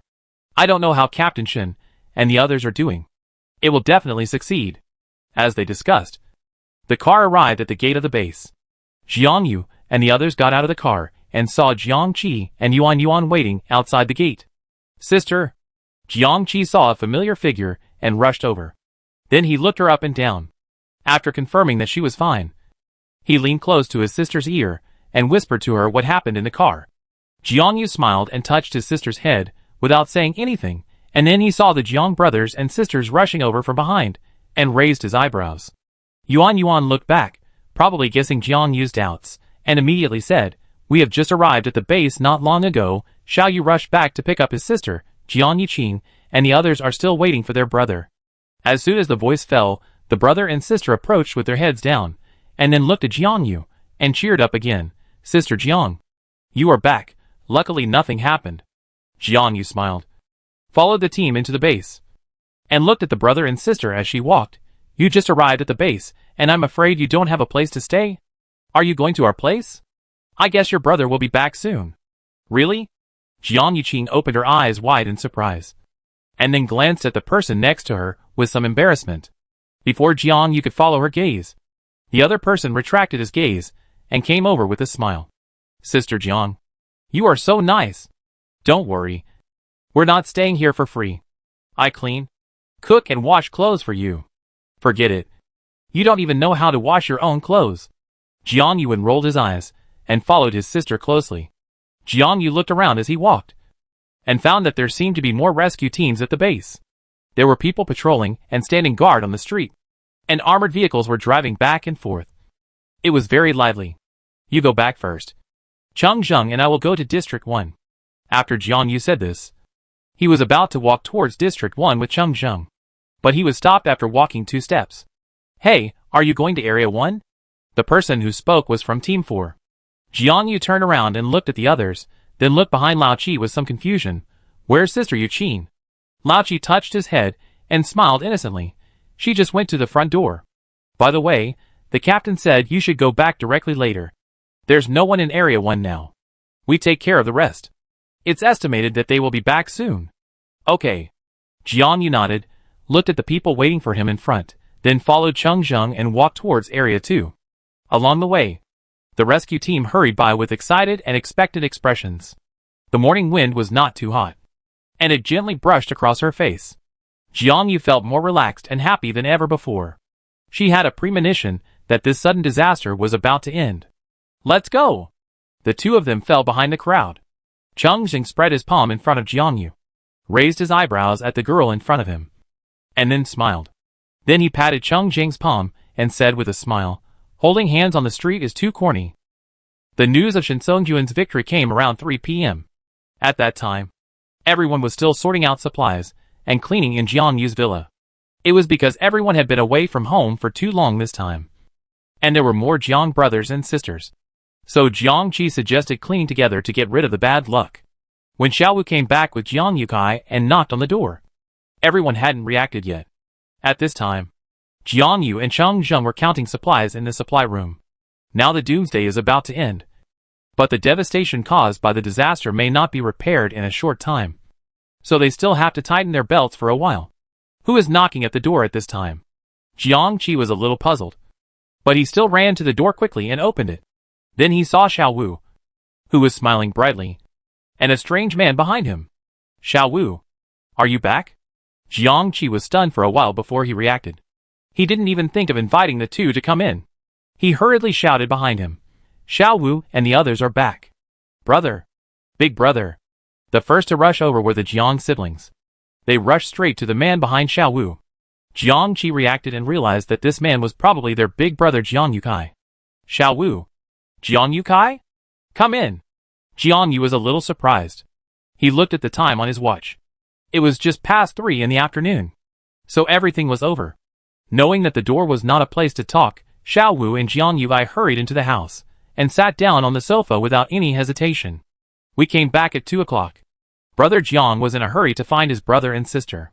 I brought him here first. Everyone in District 1 was busy. I was the only one who had time. I came here to tell you about the general situation. We both have to go back to cooperate with the investigation later. Xiao Wu brought the good news that everyone had been waiting for a long time. The experimental base was completely wiped out. All the experimental personnel and test subjects in the base were taken back to the A city base for investigation. Shin Songjun also went to a city. The samples and antibodies in the experimental base were brought out intact and transferred to the B city base as soon as possible. The original researcher of this disaster had already turned into a zombie and had been locked up in the basement of Building A of the experimental base. Fortunately, the other party left the final antibody. So this disaster can still be saved. Final antibody? Why didn't he take it out earlier? So many people turned into zombies. It's not that he didn't take it out. The initial research team was infected and turned into monsters. He was the only one alive. But according to him, he was controlled and locked in the basement. Those people were the managers who controlled Building A. Their purpose was to study more controllable genetic monsters. So he kept the antibodies hidden. Then how did you find it? Did he tell you? How could it be possible? You don't know? When we rushed to the basement, he was almost turned into a pool of liquid. We found it on his son, Qinyu. He himself didn't know where he was hiding until he saw his father. Xiao Wu couldn't help sighing as he spoke. This was all too dramatic. They almost lost the final antibody. Is it Qinyu? Jiang Yu thought of this person, turned to look at Jiang Yukai, and suddenly thought of something, and hurriedly asked, Brother Jiang, have you seen Yukai? Where is he? And that Qinyu? Did they go to City A? Jiang Yukai was stunned for a moment, then wanted to nod but stopped, as if he didn't know how to answer. Seeing this, Xiao Wu on the side replied, Qinyu is in City A. He is a key figure. But don't worry. Although he has the final antibody, it will not endanger his life. Jiang Yu nodded, and continued to look at Xiao Wu. Seeing that he paused and stopped talking, he felt something, blinked slowly, and asked, Yukai? He's missing. Jiang Yukai replied. We saw him in Building A at that time. He said he was going to find his parents. I have met his parents. I didn't know how to tell him. I wanted to persuade him not to go, but I didn't dare to tell him the truth at that time. After we finished the struggle, we couldn't find him. We searched the entire Building A but didn't see him. The experimental base in the back was blown up. Jiang Yukai didn't finish his words, but Jiang Yu knew what he meant. In this case, the chances of the other party surviving were not high, but she still held a glimmer of hope. After all, they didn't find the other party's body there. Right? That's probably the situation. We have to go back quickly. Xiao Wu stood up, then thought of something and continued. The antibodies will probably be developed soon. The disaster is about to end. Next, all cities will cooperate in the cleanup work. We may need your help. By the way, remember to keep the matter of antibodies confidential. Jiang Yu nodded, and watched Xiao Wu and Jiang Yukai leave. The two drove over and soon disappeared in District 2. Jiang Yu leaned against the door, not knowing what he was thinking. Looking back, he found that the people behind him were also quiet and silent. The atmosphere was inexplicably depressing. What's wrong? Why are you still unhappy? Jiang Yu closed the door and looked at Cheng Zheng in confusion. The other party shrugged. Alas, I am just feeling emotional. This doomsday came suddenly and ended quickly. But it brought a devastating blow to our lives. Why do you think this happened? Jiang Yuqing couldn't help but sigh. Jiang Qi also nodded. Yes, although this doomsday is short, there are too many casualties. Everything is destroyed. Even if the disaster is over, I still feel so depressed and angry. That's true, Jiang Yu nodded, then touched his sister's hair, and chuckled. Don't think about it. It's always a good thing to end early. Isn't it? There will be no more zombies and monsters in the future. Yes, in the future. You don't have to be afraid of zombies and monsters. Nor do you have to worry about life at night and in the wild. Relatives and friends are around. Even if their homes have been destroyed, they can rebuild everything. As long as they are still together, there is no need to be afraid and worried. The full text is over. Chapter 91. Are you really leaving? The one who asked the question was Sister Yuqing. At this moment, she was sitting on a chair in Jiang Yu's house, with a look of reluctance and entanglement on her face. She looked up at Jiang Yu, who smiled and nodded, and then looked at the people in the room, and sighed helplessly. Sister Yuqing, now the zombie elimination plan has been implemented for 3 months. There are patrol teams and medical teams between cities. The outside world is safe. We want to go back to our hometown, and now the base is almost full. It's just right to make room for others. Jiang Yu explained. You are just talking nonsense. No matter how many people there are, the base will arrange a place for you to live. But I can understand that you want to go out. To be honest, I came here this time because of Minister Qin and his people. I just want to show my appreciation. If there were not too many things in the base now, I would also like to go back to my hometown in northeast China with Lao Qi. Yu Qin was more and more excited as she thought about it. But as she just said, there are still many things waiting for them in the base. It has been more than 3 months since they escaped from the experimental base. During this period, A City and B City were responsible for researching zombie antibodies, and the bases in each city formulated a zombie cleanup plan. That is, all bases sent 2 teams each, responsible for rescuing survivors waiting for rescue in the depths of the city and cleaning up zombies. Although it has only been a few months, after everyone learned that the base had developed antibodies to fight the zombie virus, everyone was more motivated than before, and everyone was full of hope for the future, especially the rescue team members, who worked hard day and night to eliminate zombies. During this period, some survivors in the bases of each city bravely joined the zombie elimination plan. Everyone hopes to return to their original ordinary and peaceful life as soon as possible. Although it cannot be said that there are no zombies in each city now. Most of the zombies have been eliminated and burned. It's a pity that the genes of the zombie-like humans have completely mutated, and even antibodies cannot revive them. After discussion, the leaders of the bases in each city still think that all zombies should be eliminated. The number of zombies in the city has greatly decreased, and the danger has also decreased. Although most of the buildings in the city have been destroyed, Yu Qin heard that many survivors of the base have left the base and chose to return home. Alas, I just can't bear to leave you. Now everything has just begun. I don't know when the mobile network will be restored. Once you leave, I don't know when I will see you again. Yu Qin rubbed her face. She really couldn't bear to leave. Don't worry, sister. Trust the technicians. When society is almost restored, we will drive over to find you. Oh, yes. Sister, give me your hometown address. Jiang Qi hurriedly took out a small notebook from the drawer and handed it to the other party. Is the previous address still useful? Yu Qin was a little confused holding the notebook, looking at Jiang Qi's sister's bewildered face. Yes. Jiang Qi thought about what the other party said, and felt that there was some truth. Okay, let's come back in a year. The base should still be there in a year. Jiang Yu comforted. Seeing that he couldn't persuade these people, Yu Qin stopped talking, turns around and scans the living room and asks, who are the people going together? Oh, I want to go too. It's like a tour in disguise. Speaking of this, the atmosphere suddenly became awkward. Yu Qin rolled his eyes. He had a clue in his mind. He smiled and stopped asking. When everyone went to the kitchen to cook, he pulled Jiang Yu aside and prepared to ask him in detail. Originally, we were prepared for the 4 of us. You know, although the number of zombies outside has indeed decreased, it does not mean that there is no danger. Xiaoyu and his sister are too young. But Jiang Yu did not finish his words, and sighed. Let's take them with us. Plus Jiang Yuqing and Jiang Yuan. They insisted on going with us. As early as a month ago, Jiang Yukai and Qin Yu, who had recovered, came to pick up the brother and sister and return to City A. Jiang Yokai's outstanding research experience allowed him to successfully stay in the A City base. He was originally going to pick up his brother and sister as soon as he stabilized. When he heard that he had to go back to the base again, Jiang Yuqing refused to go. There was no other way at the experimental base before. But life was so boring at that time. My brother stayed in the laboratory all day. My younger brother didn't accompany me. There were no electronic devices or internet at home. And I either slept or ate every day. Now I have finally made a few friends of the same age in S City. Jiang Yuqing is 100 times reluctant to leave. Later, there was no other way. Jiang Yu had to tell the other party that they would leave the base and return to C City soon. Who knew that after saying this, Jiang Yuqing became even more excited and insisted on going together. That night, the Jiang siblings held a small family meeting.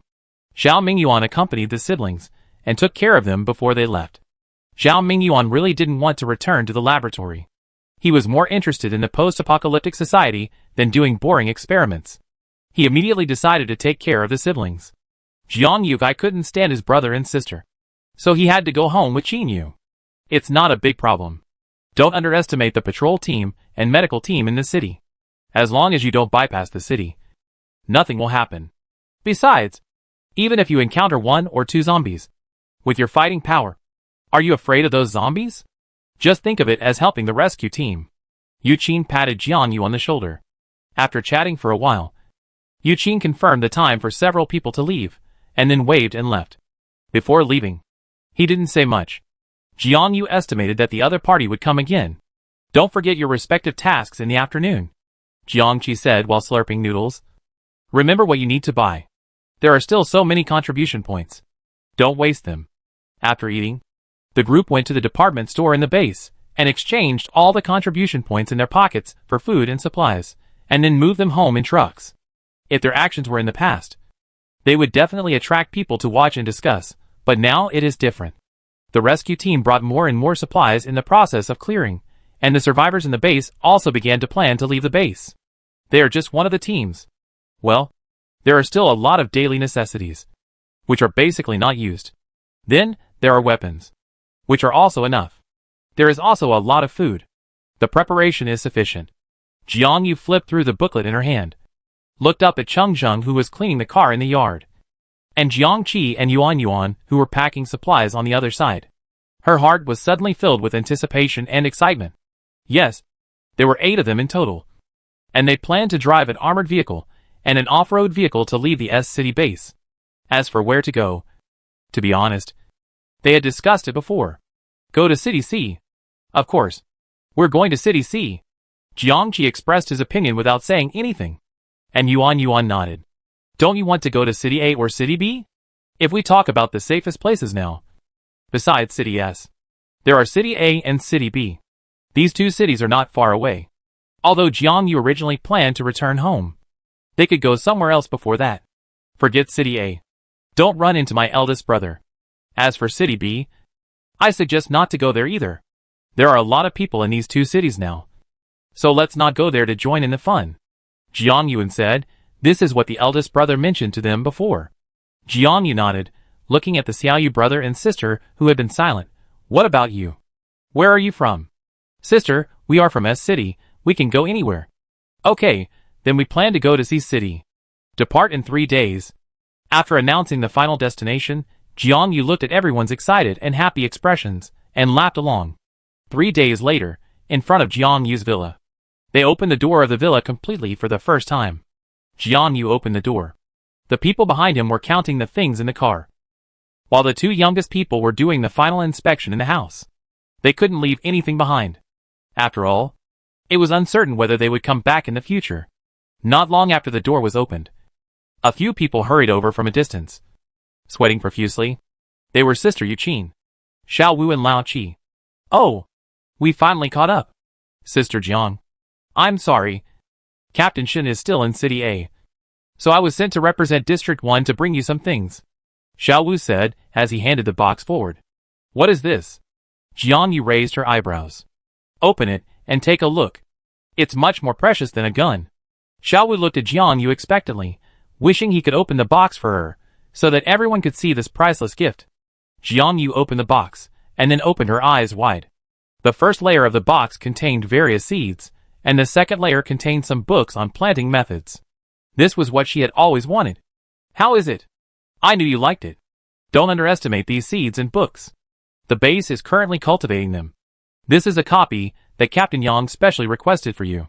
The seeds have been specially treated, and the survival rate is higher than before. This gift is really, she likes it so much. Thank you, I accept this gift. Please thank Captain Yang and the others for me. We will come back to visit in a year. Seeing Jiang Yu put away her things, Yu Qin hurriedly handed over the box in her hand. Ours is definitely not as good as theirs. You don't have to open it. It's just some weapons and stuff. You can look at it when you have time in the evening. Oh, by the way, handle it with care. Cheng Zheng stepped forward to take it. The box sank in his hand. Jiang Yu was a little surprised, turned to Sister Yu Qin. The other party blinked. Jiang Yu smiled, looking at the people in front of him, and suddenly felt reluctant to leave. Oh, you can't bear to leave. I told you not to leave. Okay. Didn't you say you would come back in a year? See you then? Yes. See you then. Several people came forward and hugged each other. Even if they were reluctant, they finally got in the car. Let's go. Everyone. Come back in a year. The car started slowly for the first time. And the speed was also the first time it drove so slowly. Jiang Yu couldn't help but look back at the people behind him, who were waving their hands. He stretched out his hand again and waved. The others in the car couldn't help but look up and said goodbye again and again. This time, they really had to leave. They had only been at the base in June. Now the summer was over, and autumn and winter were coming. So many horrible and weird things had happened in less than half a year. But fortunately, they had made a group of friends. When they left, there were more people in the car than before they came. This was all good, wasn't it? Brother Chung, speed up. We've left the base, speed up. Okay, speed up. Hurry up. Hurry up. We have to settle down before winter comes. Don't worry, brother. This winter won't be colder than before. This year, we have everyone with us. Chapter 92. Two cars were driving slowly on the deserted road. The leading one was an armored car with Yuan as the driver. In the car were the Jiang Yu sisters, Cheng Zheng, and Xiao Yu brothers and sisters. Behind them was the black SUV. Zhao Mingyuan was driving slowly in the car. In the back was Jiang Yuqin, who was sleeping soundly, and Jiang Yuan, who was taking photos. Sister Yuan, you are getting better and better at driving. Let me try it when we have a break. I got my driver's license after the college entrance examination, but I never had the chance to drive. Jiang Qi sat in the passenger seat. Unlike before when he was tense, now that the crisis was resolved, he couldn't rest. Yuan smiled and nodded, but didn't say much. They had just left the base, and were heading to the center of S City. The car was driving on an empty elevated road. It was only 11 o'clock in the morning, and the weather was gradually turning into autumn.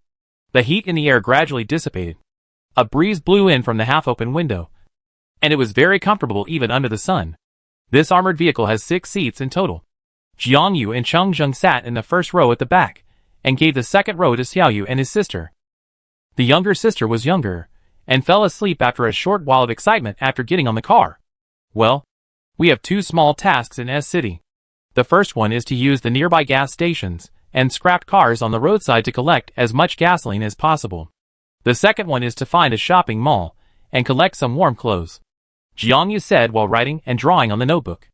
Jiang Qi, who was sitting in the passenger seat enjoying the breeze, turned around in surprise when she heard this. Sister, it's only September now. It will be hot for a while. Right? It's not a bad thing to prepare early. In the past, we always had thick clothes at home. Now if the temperature drops suddenly, we will suffer. That's true. It's quite windy today. I talked to Qingqing and the others on the intercom. Jiang Yu nodded, looked at Cheng Zheng who was squinting at the side, thought for a while, and wrote the words collect pillows on the notebook. Then put away the notebook with satisfaction, and went to the front of the car to look at it. They will soon get off the elevated highway. After getting off the elevated highway, they will reach the city center in half an hour. Are we going to get off the elevated highway soon? After getting off the elevated highway, we will stop by the roadside for a while. Let's have lunch and rest. Zhao Mingyuan's voice came from the intercom. Okay. Okay. I agree. From 7 o'clock in the morning till now, I am a little hungry.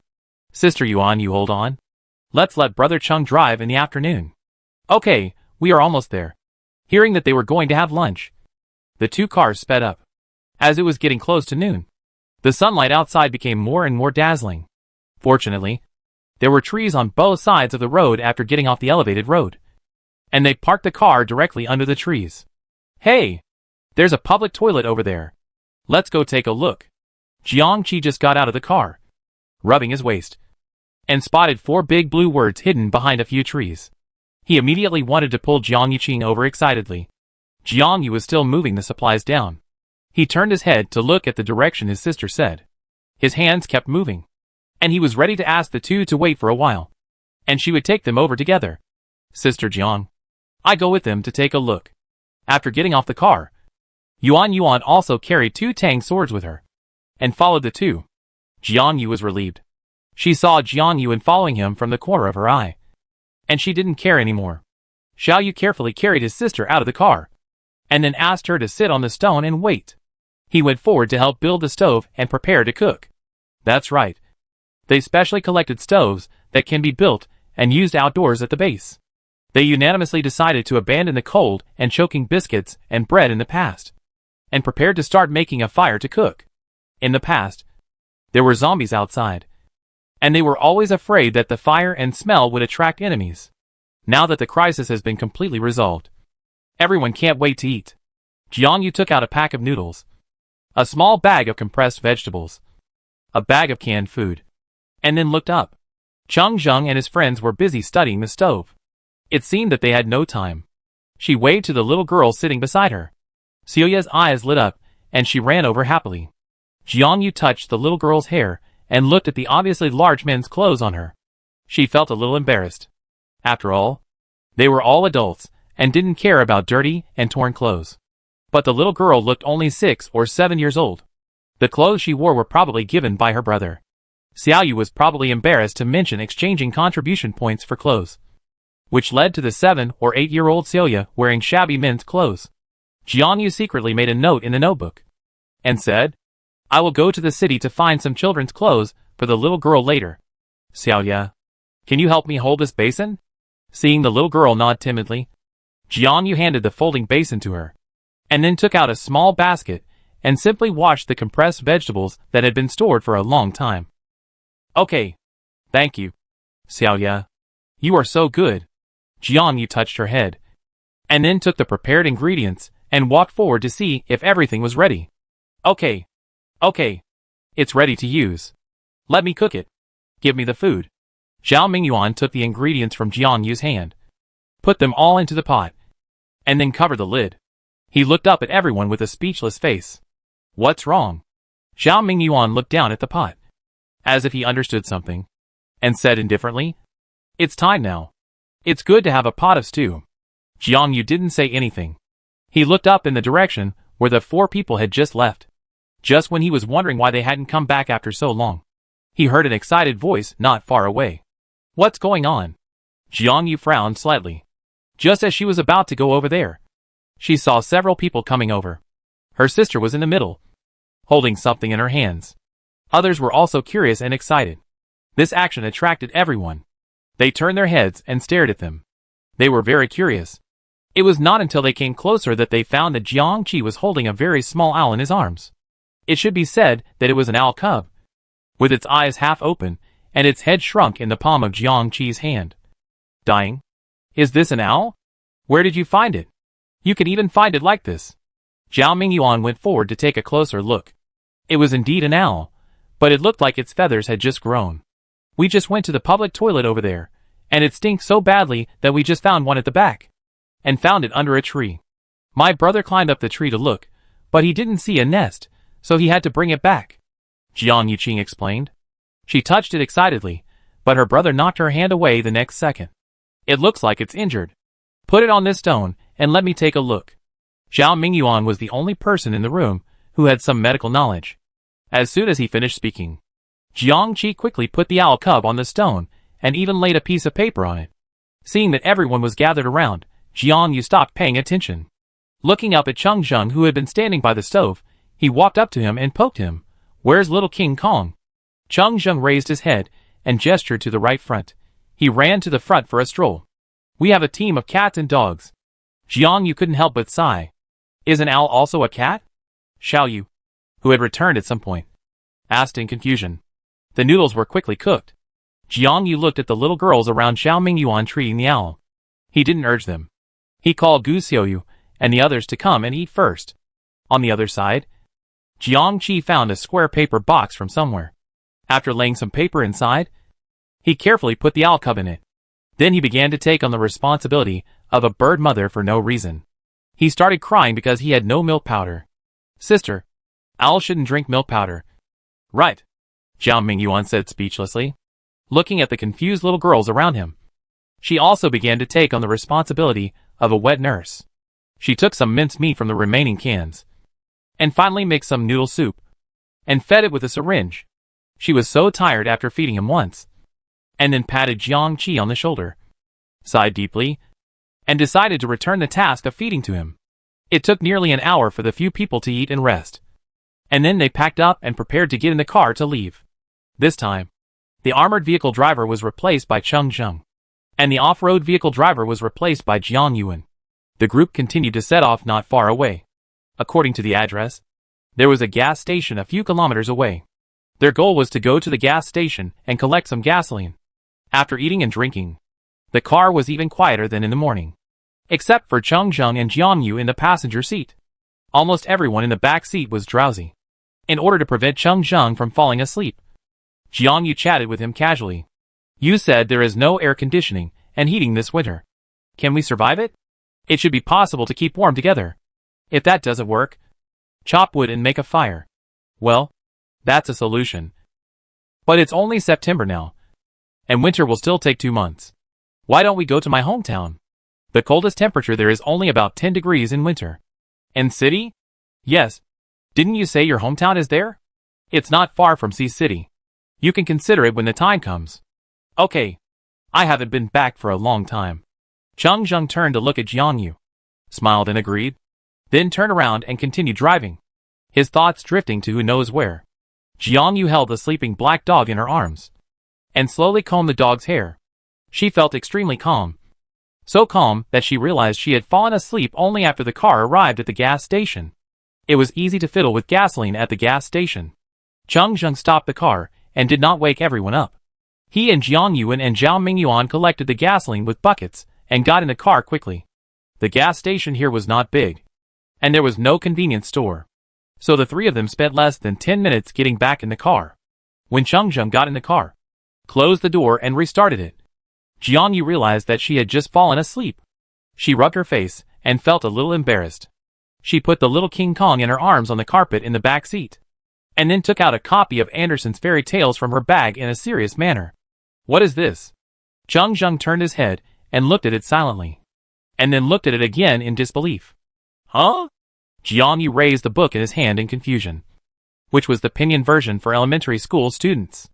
"It's a fairy tale book, to prevent you from getting sleepy. I read it to you. Let's start with the first story. Snow White." After reading for less than 10 minutes, Cheng Zheng couldn't hold on any longer, and hurriedly stopped the person who was getting more and more excited. "Don't read it anymore. I'm getting more and more sleepy." "Okay. I don't know how to appreciate it." Jiang Yu muted his voice, and just as he was about to put down the book, he saw the head of the head raised from the corner of his eye, and turned around to see that it was Xiaoya. The others were sleeping crookedly, only Xiaoya was staring at the book in Jiang Yu's hand with curiosity. Jiang Yu was excited now, and hurriedly asked the little girl if she could read Pinyin, and after getting a positive answer, he gave the book away. Luckily, they arrived in the city soon, and they could finally go out and move around. Jiang Yu decided to buy a few ghost stories when passing by a bookstore later, which would be exciting enough. Chapter 93. Half an hour later, the two cars arrived at the city center smoothly. Unlike on the elevated road, they accidentally encountered several other survivors' convoys when entering the city center. Most of these survivors were young men and women, a few were families, and they all carried weapons for self-defense. When they met them, they were polite and alert, and left after a few casual greetings. The car slowed down after entering the city center. Jiangyu sat in the co-pilot seat and unfolded the map that had been prepared long ago, and took out the walkie-talkie while reading it. Let's go directly to the mall. There are many kinds of supplies in the mall, but the food is probably collected by the base, so try to collect some clothes. Okay, the mall is good, but we are not familiar with this area, you lead the way. Okay. After having a clear destination, the two cars began to accelerate. The roads in the city were dirty and messy, and the car was bumpier than the elevated road. But fortunately, the base had already dealt with the rotten zombies on the road, and there were only some broken items that had not been cleaned up on the road. Following the directions on the map, they soon stopped near a building. This was the largest shopping mall in the area. The entire mall was divided into 3 areas: A, B, and C. From the outside, it looked about 6 stories high. There were various billboards hanging outside the building, considering the potential safety hazards. Several people discussed and drove the car directly to the square outside the mall, next to the glass wall of the mall. Then Jiangyu, Changfeng, Jiangqi, and Jiang Yuqing got out of the car, and the rest of the people stayed in the car. Although most of the zombies have been eliminated, in the case of a shortage of supplies, it is inevitable that we will encounter extreme survivors who want to rob supplies. To be on the safe side, when everyone goes to the mall or supermarket to collect supplies, they are divided into 2 teams. One team goes to the mall, and the other team stays to look after the supplies in the ambulance. The 4 of them took their weapons and empty backpacks, and walked briskly into the mall. As soon as they entered the door, they smelled an indescribable stench, somewhat like the smell of rotting food. Oh my god! This smell! Jiang Yuqing quickly covered her mouth and nose with her hands, frowning at the smell. Jiangyu sniffed and smelled it, which was acceptable. Seeing the 2 girls frowning beside him, he explained, "It should be the smell of rotting ingredients in the supermarket or restaurant on the underground first floor. The first floor is close, and the smell is strong. Let's go to the second floor first." Jiangyu walked towards the stopped escalator, where there was a layout map of the mall, which detailed which brands were distributed in each area and each floor. Let's go. The first floor is full of electronic products and figurines, and the clothes are on the second floor. Okay, let's go quickly. When they reached the second floor, they walked towards the clothing and footwear store. When they were about to enter the store, Jiangyu found that the 2 people in front of him suddenly stopped and stood there in a daze. Jiangyu frowned, thinking something had happened, and walked forward quickly, and then saw his sister with a sad face. "Sister, we forgot one thing." Jiangyu looked at the dazzling array of summer clothes in the store in silence, and then turned around and looked at Changzheng behind him with a smile. "It's over. We all forgot that it was still summer before the apocalypse. These stores are full of summer clothes." Changzheng stepped over the 3 people and looked around the store again and again with a frown. The 3 people behind him followed closely. "Let's go to the next store." Changzheng looked at the 3 people. After discovering this fatal problem, the 4 people went to each store to look for it. The result was that without exception, they were all cool summer clothes. "Sister, what should we do? It's okay if we don't have autumn clothes, we can hold on for a while, but what if we don't have winter clothes? There's no air conditioning, and now we don't even have winter clothes." Jiangqi wanted to cry but couldn't. Jiang Yuqing beside her patted her shoulder and said speechlessly, "Are you stupid? There's just no new clothes in the store, but that doesn't mean there's no old clothes outside." "Yes." Jiangqi instantly understood what her friend said, scratched her head, and then looked at everyone. "Where are we going next?" "Let's go to the sports brand store first, get some spare clothes and shoes, and then see if there are any jackets." Generally, sports brand stores sell jackets. Jiangyu looked around. They had walked all the way, but it seemed that they didn't see any sportswear store on the 3rd floor. "It's on the 1st floor," Changzheng said. He remembered that the sign showed that the brand stores were almost all on the 1st floor. "Then let's go. Let's go down. Or should we go to the 3rd floor to have a look?" "Let's go to the 3rd floor. We finally came here." After Jiang Yuqing finished speaking, she thought for a moment and continued, "How about this? We go to the 1st floor. You go to the 3rd floor. I wait for you on the 1st floor later." "Well, that's fine." "Sister, you go to the 3rd floor. Don't you want to help Celia get some clothes? We wait for you on the 1st floor."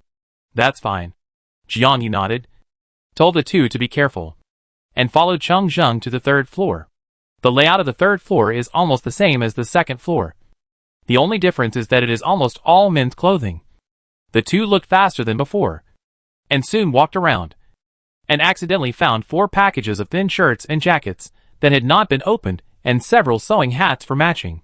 We still have some gains. There is still time. Let's go upstairs and take a look. Then we can go downstairs. The 4th floor is mostly children's clothing and underwear. Finally, we found something useful. Jiangyu took a few sets of clothes he needed. Then he accidentally found a store selling bedding. He asked Cheng Zheng to take 3 sets of duvets without hesitation. They walked around the 3rd and 4th floors and took everything they could, especially the scarves and hats used for matching in some clothing stores. Jiangyu took them away. He also took a whole bag of underwear for his friends to change clothes, plus 3 sets of duvets. This trip was not in vain. Jiangyu followed Cheng Zheng to the 1st floor. From the corner of her eye, she saw the reflective glass outside the mall. Inside was her and Cheng Zheng carrying large and small bags, especially Cheng Zheng. The duvet was packed in a large package. He took 3 more sets. He also took a large bag of underwear. Behind his tall back were colorful shopping bags from the mall. It was inexplicably funny. When they reached the 1st floor, they quickly found their sister and her 2 sisters. At this time, the 2 had already changed themselves into a set of clean clothes from head to toe. There were a few newly found travel bags at their feet. They were desperately stuffing something into them. Jiangji saw someone walking towards this side out of the corner of his eye, and was startled. Then he realized it was his sister and her 2 sisters. As soon as he looked up, he saw that they were also carrying several bags, and he laughed immediately. "Oh!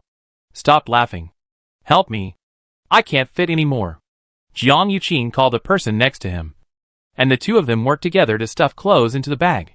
While stuffing, Jiang Qi said to his sister, "There are only a few travel bags on the entire 1st floor. There are not many clothes in the store. I guess someone came in and searched it before. We packed a lot of summer clothes and jackets, and found a few coats, and put them all in. Okay, let's send the stuff out first." Outside the mall gate, the people in the car were a little sleepy, but because they had slept too much before, they could not fall asleep, so they could only lie in the cardboard, waiting for Jiangyu and the others to return. Soon, the people in the car saw the figures appearing at the mall gate. The 4 of them were carrying things on their backs, in their hands, and hanging around their necks, with large and small bags full of stuff. "Oh my god! They took so much." Xiao Mingyuan sighed, and called Jiang Yuan in the back seat to get out of the car to help.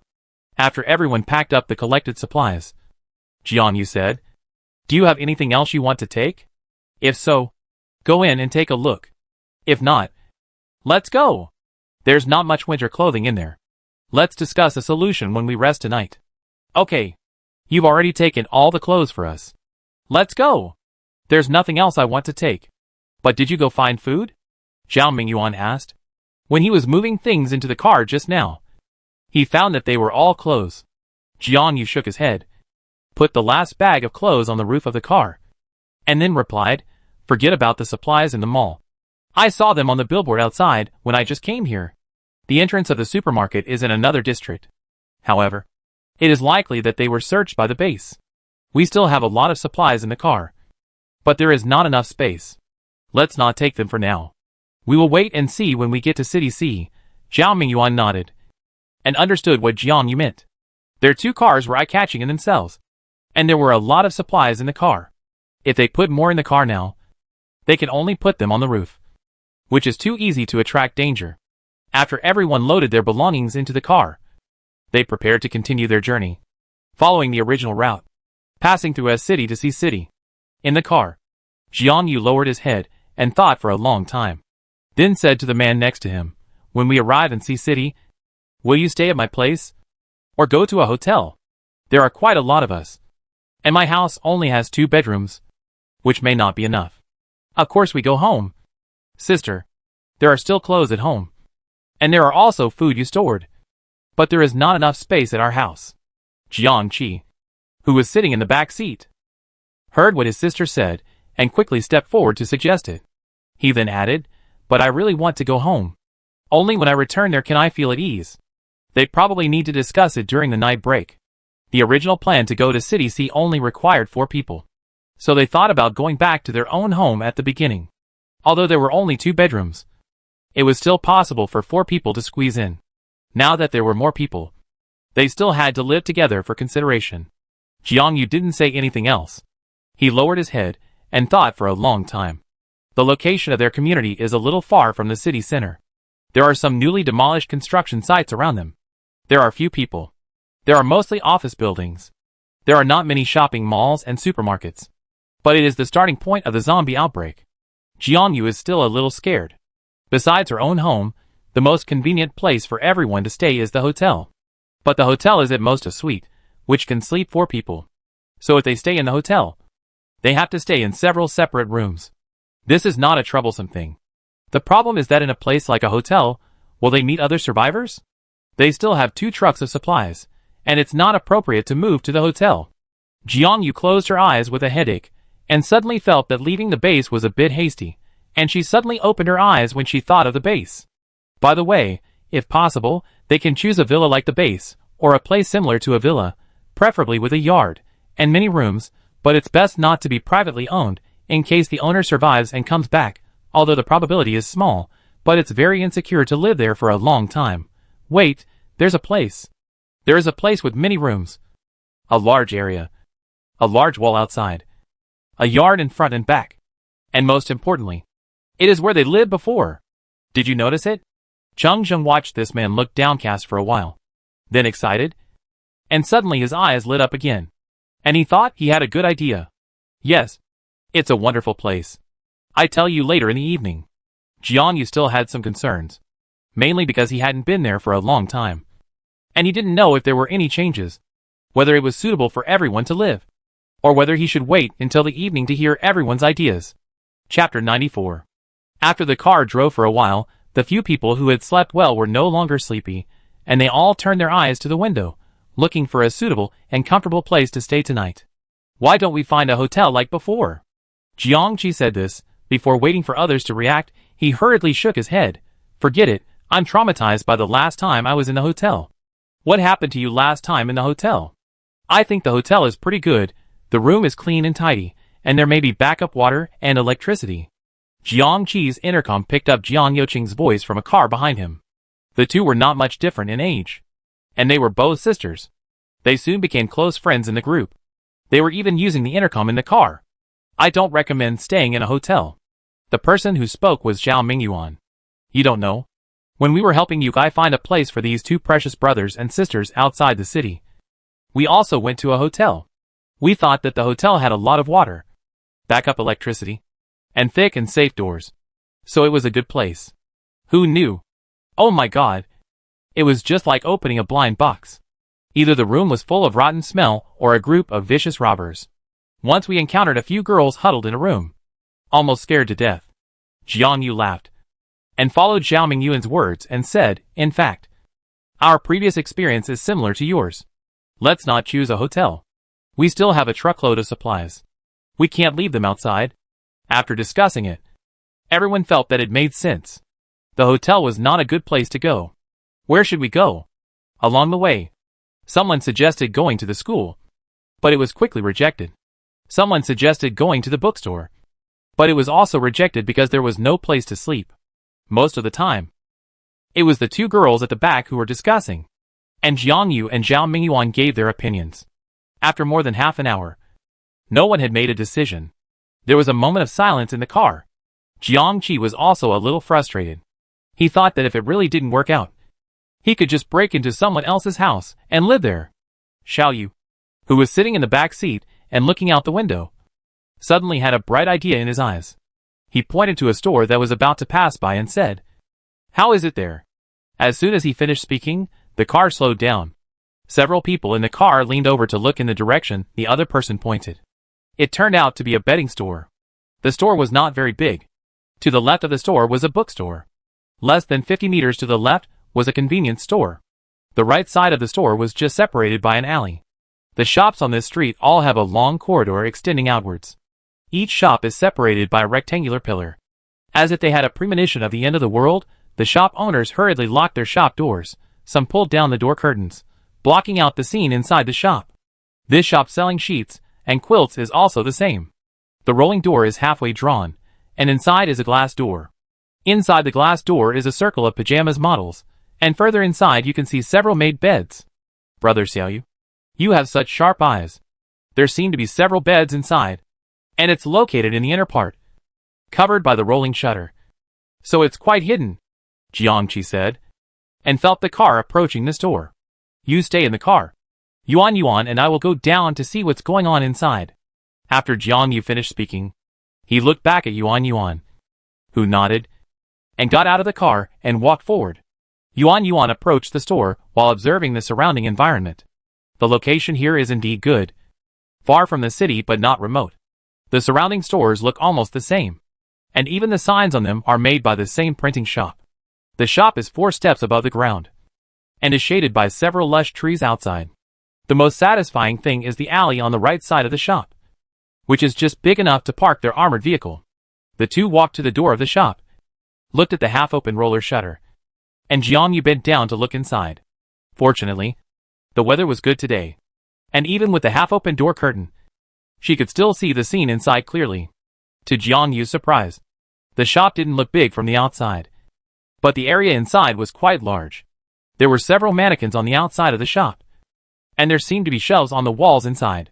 These shelves were filled with neatly stacked quilts. She could vaguely see a few beds inside, and thick blankets were placed under the beds. Let's go in and take a look. Jiangyu cut the lock with an axe, then carefully pushed open the glass door, and walked into the store with Yuan. As soon as they entered, they smelled dust and cotton wool, which was not bad. When they walked in, they saw a decoration like a screen, which was hung with thin and soft fabrics.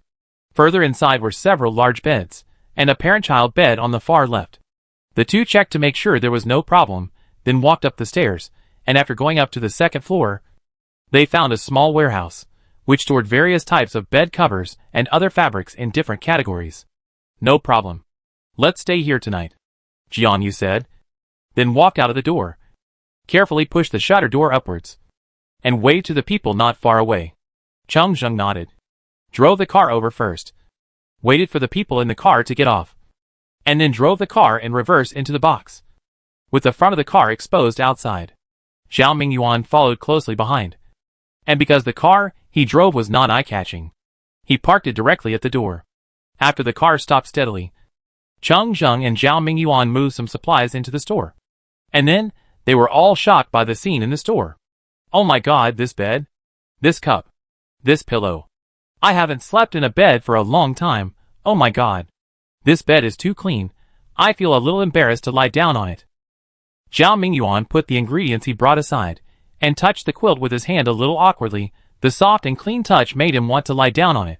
Brother Mingyuan, we have to thank Xiaoyu for his good eyesight. This store is so cleverly found. There are exactly 4 beds in it, and a children's bed, enough for us to lie down. Jiang Yuqing and Jiangqi had already chosen one of the pink beds. Neither of them disliked the other. They fell directly on the bed. Their bodies seemed to melt on the soft and clean bed. They felt so comfortable that they wanted to cry. According to Jiang Yuqing's allocation, there were exactly 9 people. 4 beds plus a child's bed were just perfect. Zheng, who was sorting out the food, looked up and said in a deep voice, "You guys sleep. I'm not used to sleeping on this kind of bed." "Ah? Brother Cheng, where are you sleeping?" "I brought a sleeping bag. I can sleep on the floor." Okay, seeing this, no one else said anything more. Jiangyu actually planned to sleep on the floor. She was not used to sleeping on a bed with empty spaces around it. On the contrary, she felt that there was no place to sleep. But she thought about it and decided not to sleep. She could just sleep directly at night. After the beds were allocated, several people began to work together. Zhao Mingyuan and Jiang Yuan were strong. They worked together to push the bed in the middle against the wall. This way, everyone could sleep more peacefully. Xiaoyu and Yuan were preparing dinner. Jiangqi and Jiang Yuqing were searching for things that could be taken away from the store. And Jiangyu and Zheng, they were already 20 meters outside the store. Because it was still early, Jiangyu seemed to have seen a supermarket on the road. Thinking that everyone had consumed some food today, she took Zheng to the supermarket to see if she could collect some supplies. The shops on this street were well hidden, which was not suitable for attracting business. But the row of big trees on the street and the rectangular pillars outside each shop provided great convenience for Jiangyu and his friends. when Jiang Yu and Cheng Zheng just walked out of the store. They saw a bookstore on the side. It was rare to come across a bookstore. Thinking of her plan in the car, she decided to go back to the store and take a few books away. After taking a glance at the bookstore, the two walked forward and soon arrived at the door of the convenience store. The roller shutters outside the convenience store had been closed. Cheng Zheng took some effort to pry open the locks of the roller shutters. Then he found that their trip was worthwhile. This convenience store was not big, but surprisingly well preserved. There was no sign of forced entry, except for them. Of course, there were several rows of shelves as soon as they entered the store. The outermost row was a whole row of beverages, mineral water and milk. The second row inside was some biscuits, potato chips and snacks. The third row was some fast food. The fourth row at the innermost row was some small daily necessities. The left end of these 4 rows of shelves was the cashier near the door. On the right was a whole wall of freezers. The freezers had been shut down for a long time and were full of drinks. I've made a fortune. Jiang Yu looked at the supermarket in front of her, and she didn't want to leave. If she lived nearby, wouldn't she have no worries about food and drink? This thought briefly crossed her mind, and then the two of them began to act separately. Jiang Yu kept stuffing things into her bag, taking whatever she could find to fill her stomach, and searched all the way to the third row. Seeing that her bag couldn't hold any more, she put it down, zipped it up, and left it where it was, planning to look in the fourth row of daily necessities to see if there was anything they could use. Just as she was about to go in, she saw a figure in the fourth row. She was a little confused.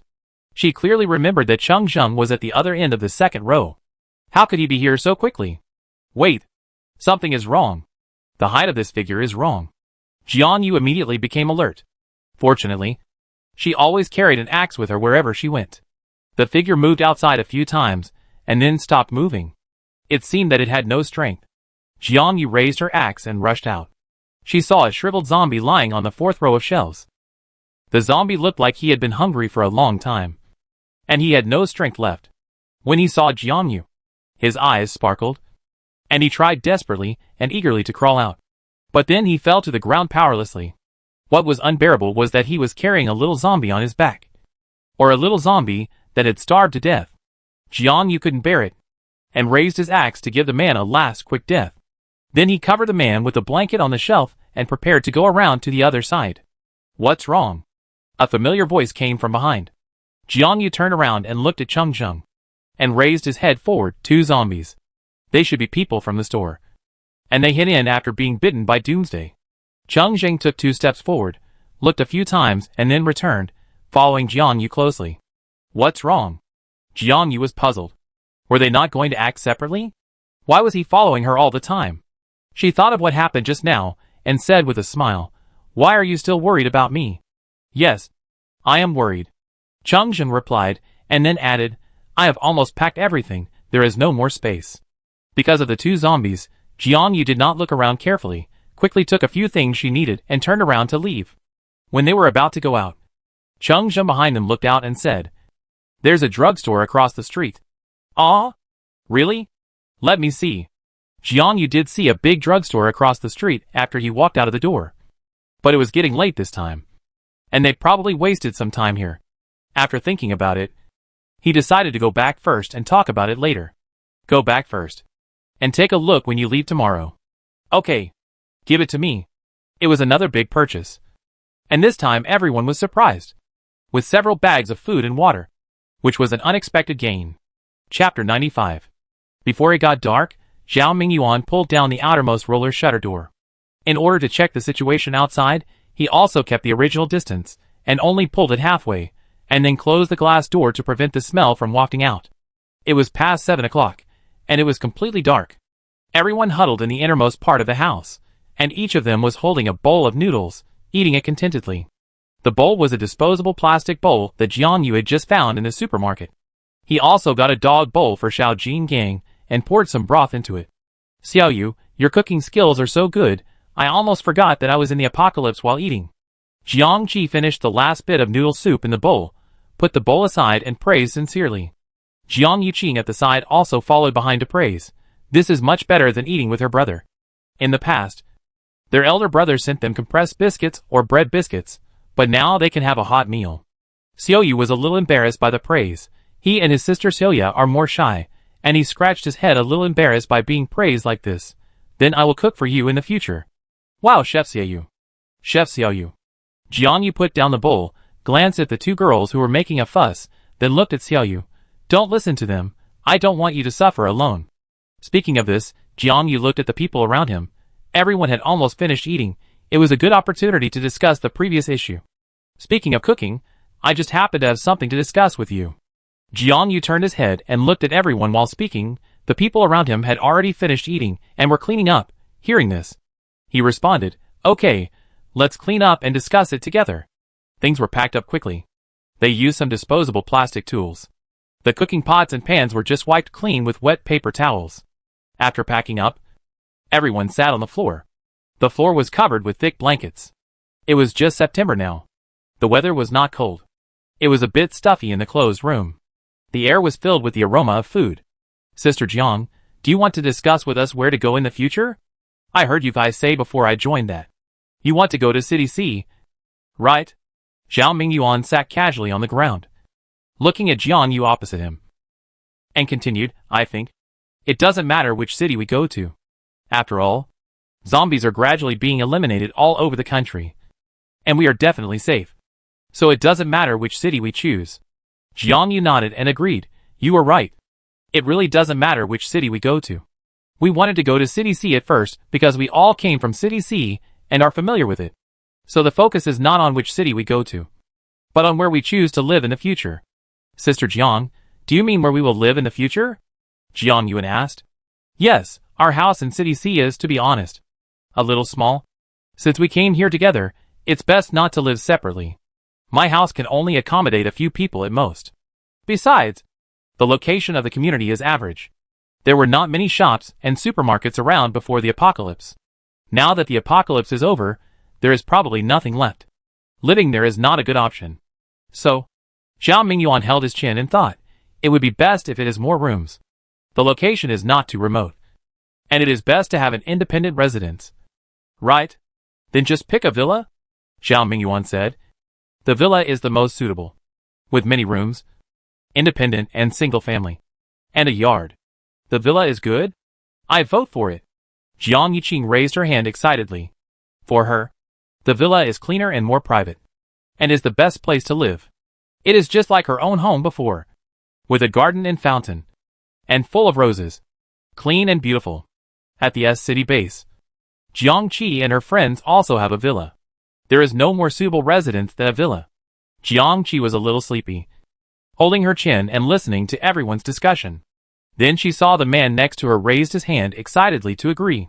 She raised her eyebrows, and thought about it, and felt that the villa was okay. But she looked at her sister opposite, and she always felt that her sister had other options. What do you think? Cheng Zheng spoke unexpectedly, and everyone around looked over. Jiang Yu pursed her lips and said softly, the villa is good. I think it can be considered. Actually, I thought of another place just now, but I haven't been there for a long time, and I don't know if I can live there. Sister, you are not talking about that. Jiang Qi opened his eyes wide, looked at his sister and nodded. Jiang Yiqing beside him asked curiously, where is it? It's not your home. No, it's the welfare home, where my sister and I stayed when I was 8 years old, and I stayed there until I was 16 years old and left with my sister. Jiang Qi said with a smile, and then saw everyone's complicated expressions, and hurriedly waved his hands. Oh, you don't have to be like this. It's been a long time, and now everyone is. That's true. My parents turned into zombies in front of me. I didn't even have time to cry. I just ran away from home with my big brother and little brother. Jiang Yiqing curled her lips when she talked about this. She was a little depressed. Everyone was a little silent when they talked about this. They were lucky but not so lucky. Jiang Yu and her sister lost their parents in their early years. The parents of Zhang's brother and sister and Xiaoyu and Xiaoya all failed to escape the zombies. Fortunately, they all had a brother and sister. Zhao Mingyuan had been divorced for many years, and didn't have much affection. Yuan came from a remote rural area. Her parents favored boys over girls. She had given up going home long ago, except for Cheng Zheng. Thinking of this, Jiang Yu turned her head and glanced at the other person. The person next to her felt the gaze and looked back. He raised his eyebrows as if asking what was wrong. Jiang Yu shook her head and didn't say much in this situation.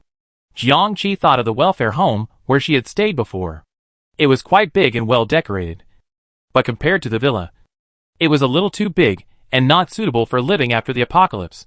Besides, the surrounding area seemed very remote and there were no shops. It was not a good choice. She was a little puzzled and looked at her sister. Sister, that place is indeed very big, but it is not suitable for us to live in now. I remember that the location is quite remote. Jiang Yu nodded, agreeing with his sister's words, and then said, I'm not talking about the new address we moved to later, but the old address, where we stayed at the beginning. The welfare home we stayed at first was a few years old. The place was not very big, but it was enough for us. There was a 2-meter-high wall outside the welfare home, and there were large yards in front and back. The most important thing was that there was a well in the front yard, but I didn't know if it could be used. The area of the place was not large. Later, after the investor made additional investment, we moved to the new address, and then I took Chi-Chi away. So I suddenly thought of this place just now. It is very suitable for us, but it is a bit old. After Jiang Yu finished speaking, everyone hesitated, mainly because her words were a bit old-fashioned. Jiang Yu thought for a while and asked, You left this place many years ago and moved to a new welfare home. Maybe this place is gone. Jiang Yuan's words made sense. Several people nodded. Even Jiang Qi was a little skeptical, because they moved away from the old site many years ago. So the place must have been gone. It's still there. Cheng Zheng said this. He said it in a low voice and didn't care whether everyone heard it or not. He just turned his head and glanced at Jiang Yu. Seeing that the other party was a little dazed, he smiled. Jiang Yu was a little confused. Actually, what Cheng Zheng said was right. The welfare home is still there. This is a very magical thing. Not only the fact that the welfare home is still there, but also the fact that the other party actually knew about it. But there are many people now, so she didn't ask more. Jiang Yu looked at everyone. They didn't seem to hear Cheng Zheng's words. It's still there. They were still looking at her curiously. It's still there. A year before the end of the world, I passed by there on a business trip. I happened to go over and take a look. I didn't expect the place to still be there. Later, I asked the director of our welfare home. The old site was bought by someone, but it has not been demolished so far. The welfare home was sealed off at the time, and I haven't been inside to see it. But what is certain is that this place must still exist now. And the surrounding area is also a newly developed area in the past few years. The commercial street is not far away, and the geographical location is also quite good. Jiang Yu looked at everyone after explaining, and then added, everyone can think about it carefully. After all, we will live there for a while. If we live in a villa, I think it doesn't matter where we go. We can also stay in S City, or go to C City as we decided before. The disadvantage is that we can't fix this place at present, and we need to look for it while walking along the way. If we go to the welfare home, the advantage is that we are very familiar with the place, and we can just go there directly. Although the place has been bought by someone, the seller is probably not there. But the disadvantage is, that place is in city. After listening to this, everyone nodded, holding their chins, and seemed to be carefully considering where to settle in the future. Soon, everyone began to discuss and share their views. Jiang Qi was the first to speak. Of course, she was willing to go to the welfare home. First of all, it was where she had lived before. Although the place was not particularly large, she thought that there was more freedom there, compared with occupying other people's homes. She would rather go to such a place. What you said makes sense. Besides, I have never been to N City. It is not far from S City and C City. I also vote for the welfare home. Besides, if we feel uncomfortable living there, we can change places, Jiang Yuqin said, nudging the boy beside him. How about it, brother? Let's go to the welfare home. Jiang Yuan raised his eyebrows and smiled, looking at everyone and said, I think it's okay. We haven't been to N City either. I remember there are many gardens and scenic spots in this city. It is also located in the south. I have always heard that it is suitable for living. I will vote for it. Oh, then what are you still struggling about? Let's go to N City. It is also close to S City. After what you said, I don't want to live in someone else's house anymore. What if someone comes back one day? But, Zhao Ming thought about it, and asked, Are you sure that there will be no one in the welfare home? What if the owner of the welfare home also thinks this place is good and lives here after the apocalypse? This is not impossible. If it were me, this place has a wall and a yard. And in everyone's eyes it is an abandoned house with no one living in it. Then I would definitely hide here. Even if it's not me. If it's someone else who is being chased by zombies. It's possible that they could hide in there? It shouldn't be. The owner of the orphanage is said to be abroad all year round. He has rarely come back to visit since he bought the orphanage. So he should not be in the country at the end of the world. As for the others, this cannot be guaranteed. But whether it is the orphanage or the villa, it is actually possible. And between a villa that has always been inhabited and an orphanage that has been abandoned for a long time, I think everyone should be more inclined to go to the villa. Then let's do it this way. Let's go to N City. Yuqing and 1. I have never been there. It's not far away anyway. As I said just now, if it doesn't work, let's come back. It's hard to find the villa. Zhao Mingyuan looked at the others. How is it? Is it settled? After asking, he looked at Xiaoyu and Yuan. As for Cheng Zheng, he didn't even need to think about it. He would definitely go wherever Jiang Yu went. So he skipped him and looked at the two people who hadn't spoken. Xiaoyu smiled shyly. He didn't care. He could go anywhere. However, after listening to what everyone said just now, he was more inclined to the welfare home. He always felt that it was a warm and comfortable place. I don't mind either. Let's go to the welfare home. Yuan replied. But shouldn't we go to City C first? Several of our families live there. Especially winter clothes. We can take them all with us. Sure. My sister and I have our clothes at home. Sister Yuan's family is also there. My home is very close to City Inn. It takes at most 3 hours to drive there. If nothing goes wrong, we can return on the same day. Jiang Yu didn't think of this, but she remembered that her family had stockpiled a lot of fast food, which could be taken with them. After thinking about it, she agreed with this idea. How about this? Let's go to the welfare home in City Inn first.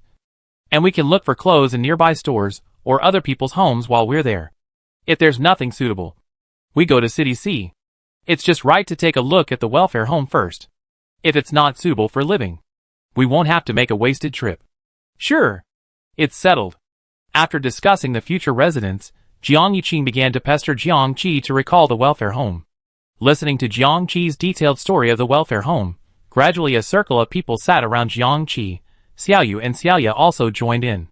Speaking of the welfare home, Jiang Qi thought of the somewhat large yard at the back. There was a small playground on the right side of the yard, with slides, wooden horses, swings, etc. In front was a large persimmon tree, but she felt that the tree should have been cut down long ago. They used to play in the backyard and compete in planting flowers by the wall. At that time, they were still standing on muddy ground. In addition, she remembered that the welfare home had many rooms. There were dormitories for children, usually 4 people in a room. There was a canteen for eating, and classrooms for activities. Over there, several people were immersed in the fantasy of living in the welfare home in the future. Over here, Jiang Yu and Cheng Zheng, Yuan, Zhao Mingyuan were discussing tonight's duty and tomorrow's route. Tonight, you will be in a group with Brother Cheng, and I will be in a group with Xiao Yuan. Zhao Mingyuan suggested, then looked at Yuan, asking for her opinion. Okay. By the way, if we go to N City, we don't have a route map yet. We have to go to the store to find a map tomorrow, Zhao Mingyuan said. And as soon as he finished speaking, he saw Jiang Yu smile mysteriously, and then watched her take out a square piece of paper from her bag. Jiang Yu carefully unfolded the paper, which was a simplified version of the map of N City. She said proudly, I went out with the rescue team of S City to collect supplies before, and I accidentally saw it. After all, it is my hometown, so I took it and didn't expect it to come in handy. That's great. Then there is nothing to worry about. Let's set off for N City tomorrow. I can't wait. I'm so tired of driving all the way. Zhao Mingyuan yawned and walked to the bed. Okay. I go to bed first. Call me when the shift changes in the evening. Chapter 96. It was past 10 o'clock at night. Except for the candles in front of Jiang Yu and Cheng Zheng, the surroundings were pitch black. Behind them were people sleeping soundly. There were small breathing sounds in the quiet store. Jiang Yu squinted at the book in her hand. She got it from the bookstore next door in the evening. She seemed to be very serious, but she didn't read it for a long time. After a while, she put the book on her lap. She tried to hold back, but still couldn't. How do you know the welfare home is still there? Jiangyu felt that there was no better time to ask questions than now. In fact, she had too many doubts about Changzheng. Although she had never mentioned it, she had kept all the doubts that had flashed through her mind. At that time, the timing was not right. And the scene was not right. She always remembered that Changzheng had worked as a security guard at the gate of her community for a period of time. She remembered that he appeared in the mall in City C by coincidence. She remembered that he mentioned that he was also from City Inn. She also remembered that he had been in the army. Hearing this, Changzheng turned his head to look at her again. And the tenderness and smile in his eyes could not be hidden. As if he was happy that she was finally curious about this matter. The glass door of the store was not closed tightly. And there was a thin gap in the middle that could not be closed. The cold wind blew in on the night of September, blowing the candlelight, which reminded the two of them of the night when they went to the rich man's house to collect supplies. Jiangyu coughed lightly, gathered the blanket on her body, lowered her head to put the crooked books in place, and was a little embarrassed. Why aren't you talking? Have you known me for a long time? In fact, she wanted to ask him if he was a security guard in her community, whether he came here specially. She remembered that Changzheng once mentioned that a team member had called to remind him before the doomsday, and Changzheng also came to her community a month before the doomsday. Changzheng did not answer directly. He rolled up his sleeves, and on his right hand he wore the watch he bought in S-City, the same model as hers, and under the watch he wore a braided bracelet. It was a colorful string bracelet that was popular among middle school students many years ago. It was made up of many colors, and could be matched at will. 3, 4, or 5 strings could be matched at will to make different styles of bracelets.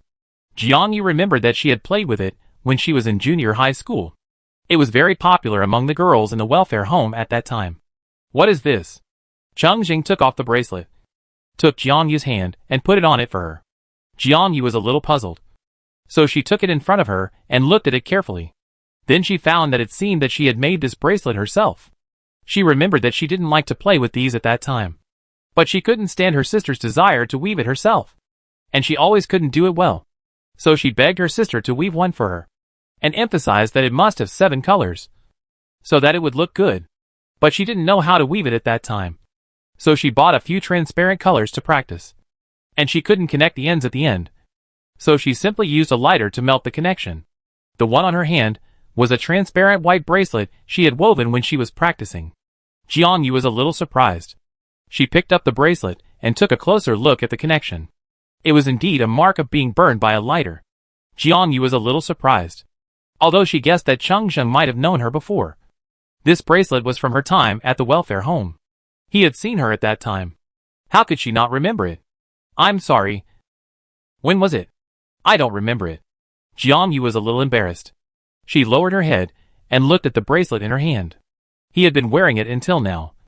But she had no impression of him at all. Changzheng chuckled and reached out to touch Jiangyu's hair. It was many years ago. My school organized a volunteer activity at that time. And I went to your welfare home with him. I had a bad personality at that time, and was always excluded. When he said this, he saw Jiangyu's expression of disbelief. Changzheng was amused. Why not? My parents divorced early, and had their own families. They didn't care about me much. Since junior high school, I have lived alone in school or foster families. My personality is naturally not very sociable. I was bullied by my classmates when I went to the welfare home. You helped me at that time. You may not remember it. I was thin and short at that time. I look younger than you. You helped me and applied medicine on me. Of course, you also gave me this bracelet. Actually, after that day, I also wanted to live in your welfare home. I asked my dad for help.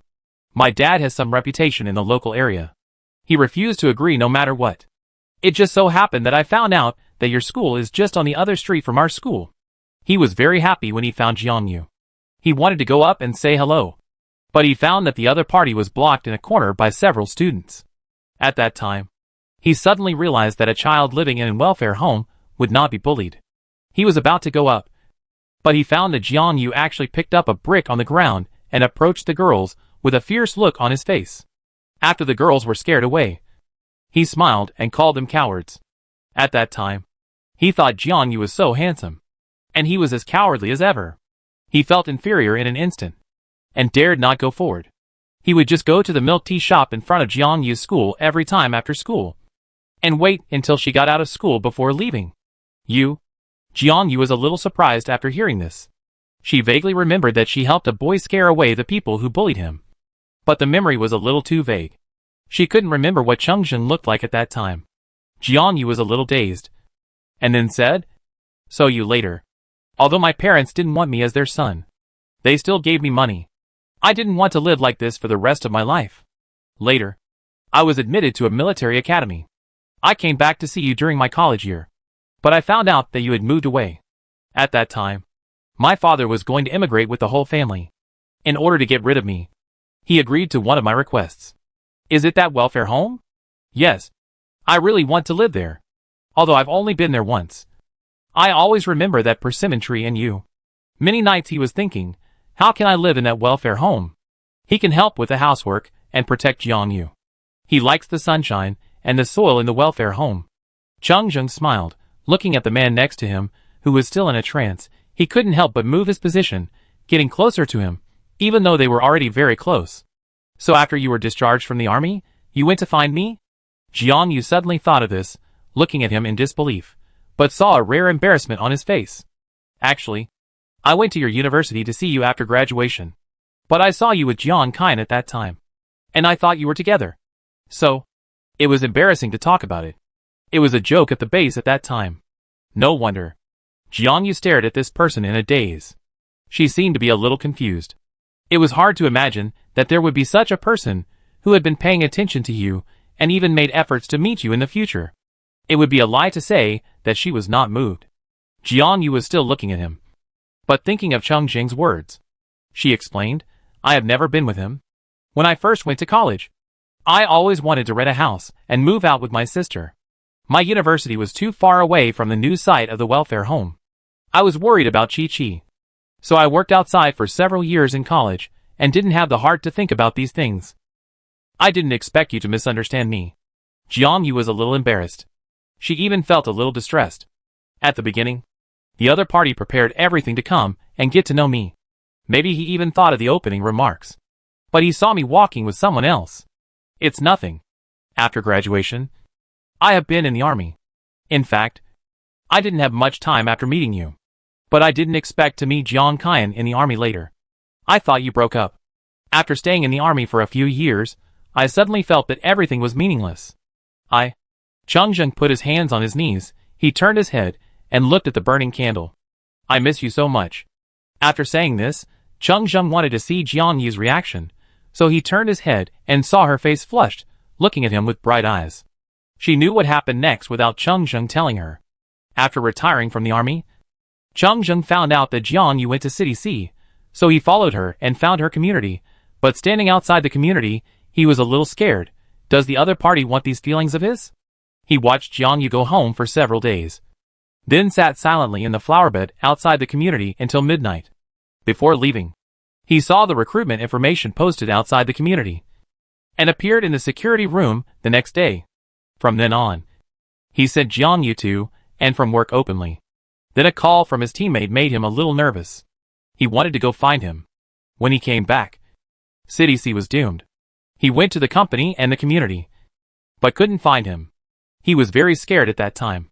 He wandered outside for several days, afraid that he would not find Jiang Yu and afraid that the person he found would not be Jiang Yu. "Does what I said put pressure on you?" Chengzhen looked up at her. After all, for a girl, his behavior was really scary. He looked up at her, with a look of anxiety in his eyes that he himself didn't know. Jiang Yu was stunned for a moment, then shook his head. "No, I also want to ask you a question." "What? What do you want to ask him?" Chengzhen couldn't think of an answer. He felt that he had talked too much tonight. It had been a long time since he talked so much to someone. He threw out the things hidden in his heart bit by bit. When he opened his mouth, he even felt that the flesh in his throat was connected together, and he couldn't make a sound. "I want to ask you, actually I have liked you for a long time, but I have never been in a relationship, and I don't know how to start one. Do you want to try it with me?" Jiang Yu blushed and stuttered when she said this, but she still stared at Chengzhen. "Actually, I knew your feelings before. There were a lot of things going on around me at that time. I didn't respond to you. Now everything is stable. I want to ask you formally, Do you still want to be with me? Jiang Yu looked at him, and couldn't help muttering in her heart, being together sounds weird, after all. They are together all the time, and being in a relationship is weird, after all. They can't break up. After thinking about it, she looked at Cheng Zheng seriously. Maybe I want to ask you, besides Jiang Qi, are you willing to be my second family member? Jiang Yu blinked. The man in front of her kept looking at her without saying anything. She was a little embarrassed. Is it too late? But she always felt that the other party still liked her. Is it wrong to confess? She should ask her sister. She said she had no experience. The person next to her suddenly laughed. That laughter was something Jiang Yu had never heard from Cheng Zheng. She looked at the other person in surprise, seeing that the man put his fist on his mouth to stop laughing. You are really... Cheng Zheng put down his hand, raised his eyes and stared at her. I am willing. I have always been willing. The candle flame had burned to the bottom, and the candle flame was getting dimmer and dimmer. Jiang Yu wanted to get closer to the other person in the flickering flame. Her palm could not help but move forward a step, supporting herself on the ground. However, the person on the other side was faster than her. One hand directly covered her palm, and the body leaned towards her. Jiang Yu was a little nervous. The next second after the candle flame went out, Jiang Yu felt a strange touch that she had never felt before. Her lips were covered by another person's lips, which were a little cold and soft, and gently pressed on her lips. Before she could taste anything, the other party suddenly withdrew. Jiang Yu was a little slow to react, and subconsciously pulled the other person. Wait! How could it be so fast? She didn't see other people like this? But she couldn't ask this question. The next second, a strange and aggressive breath came. The other person approached again, and this time, it was no longer a dragonfly touching the water. This made her a little slow to react. Her body subconsciously retreated, and then she remembered that there was a wall behind her. But Cheng Zheng didn't seem to remember. After realizing that the other person wanted to retreat, his right hand covered the back of Jiang Yu's head, pressing the other person towards him. Jiang Yu was dizzy from the kiss. No kidding, she was imprisoned in the man's arms. His right hand was tightly clasped on her head, his left hand was around her waist. Her whole body was embedded in the man's arms, making her unable to move, although she didn't want to resist. But it was a long time. Jiang Yu didn't know how to breathe. It was really uncomfortable. She couldn't help but put her hands on the man's chest, pushing him out.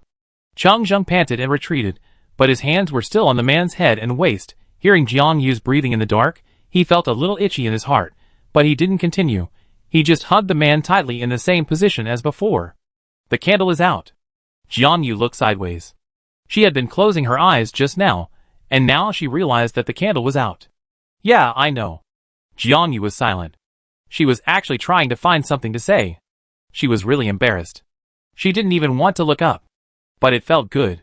No wonder everyone said they wanted to fall in love. It turned out to be this feeling. It's time to change shifts, Cheng Zheng said. Jiang Yu thought he was going to let go, so she wanted to step back, but he was still holding her tightly. So, kiss me again. Jiang Yu felt that Cheng Zheng had changed. He was no longer a tough guy. His voice was actually a little sticky, which made her want to laugh. But soon she couldn't laugh anymore. At 7 o'clock the next morning, Cheng Zheng and a few people were moving things in the store, while Jiang Yu and others were cleaning up the mess from yesterday. Yuan, come with me to the drugstore across the street later? By the way, Jiang Qi, come with me. Jiang Yu prepared her bag and looked at the people. Jiang Qi was a little surprised to be called out suddenly, but when he heard that he was going out with his sister to collect supplies, he happily agreed. The three packed their backpacks and took their weapons, and while everyone was moving supplies, they prepared to go to the drugstore across the street. Let's go to the drugstore across the street, the one you mentioned yesterday, and come back soon, Jiang Yu said to Cheng Zheng. Cheng Zheng turned around and looked at Jiang Yu, smiling and nodding. Jiang Yu led the two out, and after walking 2 steps, he found that his sister was still standing there, wondering, Chi. Oh, here I come. Jiang Qi followed her, walking behind her sister, and couldn't help muttering. Something was wrong. Something was very wrong. Something was very wrong. So as soon as she entered the pharmacy and separated from Sister Yuan, Jiang Qi couldn't help but get behind her sister. Sister, are you? Yes. Jiang Yu smiled and looked at her sister's dull expression. Jiang Qi was confused. She hadn't finished her words yet. How could the other party know what she was going to ask? I haven't asked yet. Oh, Then asked. Forget it. You must know what I'm going to ask. When did it happen? Why didn't I notice it before? It happened last night. So I told you early this morning. I knew I couldn't hide it from you. Wow, Jiangqi was a little unbelievable. How can I describe this feeling? I was a little surprised that my sister really liked Chengzheng. I was a little surprised that the two of them could be together in this doomsday. I felt a little sorry that I wasn't there last night. I was also a little sad. Then he is my brother-in-law? Can I call him brother-in-law? Will other people know? You can call him whatever you want, he won't mind. As for other people, they will know sooner or later. While talking, they still packed their things quickly. When they got back to the car, it happened to be the original assignment. Jiangqi stared at Chengzheng and couldn't help but look at him. Chengzheng raised his eyebrows, glanced at the person in the passenger seat, smiled and said nothing. The morning light rose high, and the two cars started again. This time, they finally had a destination, and also had hope and expectations for their future life.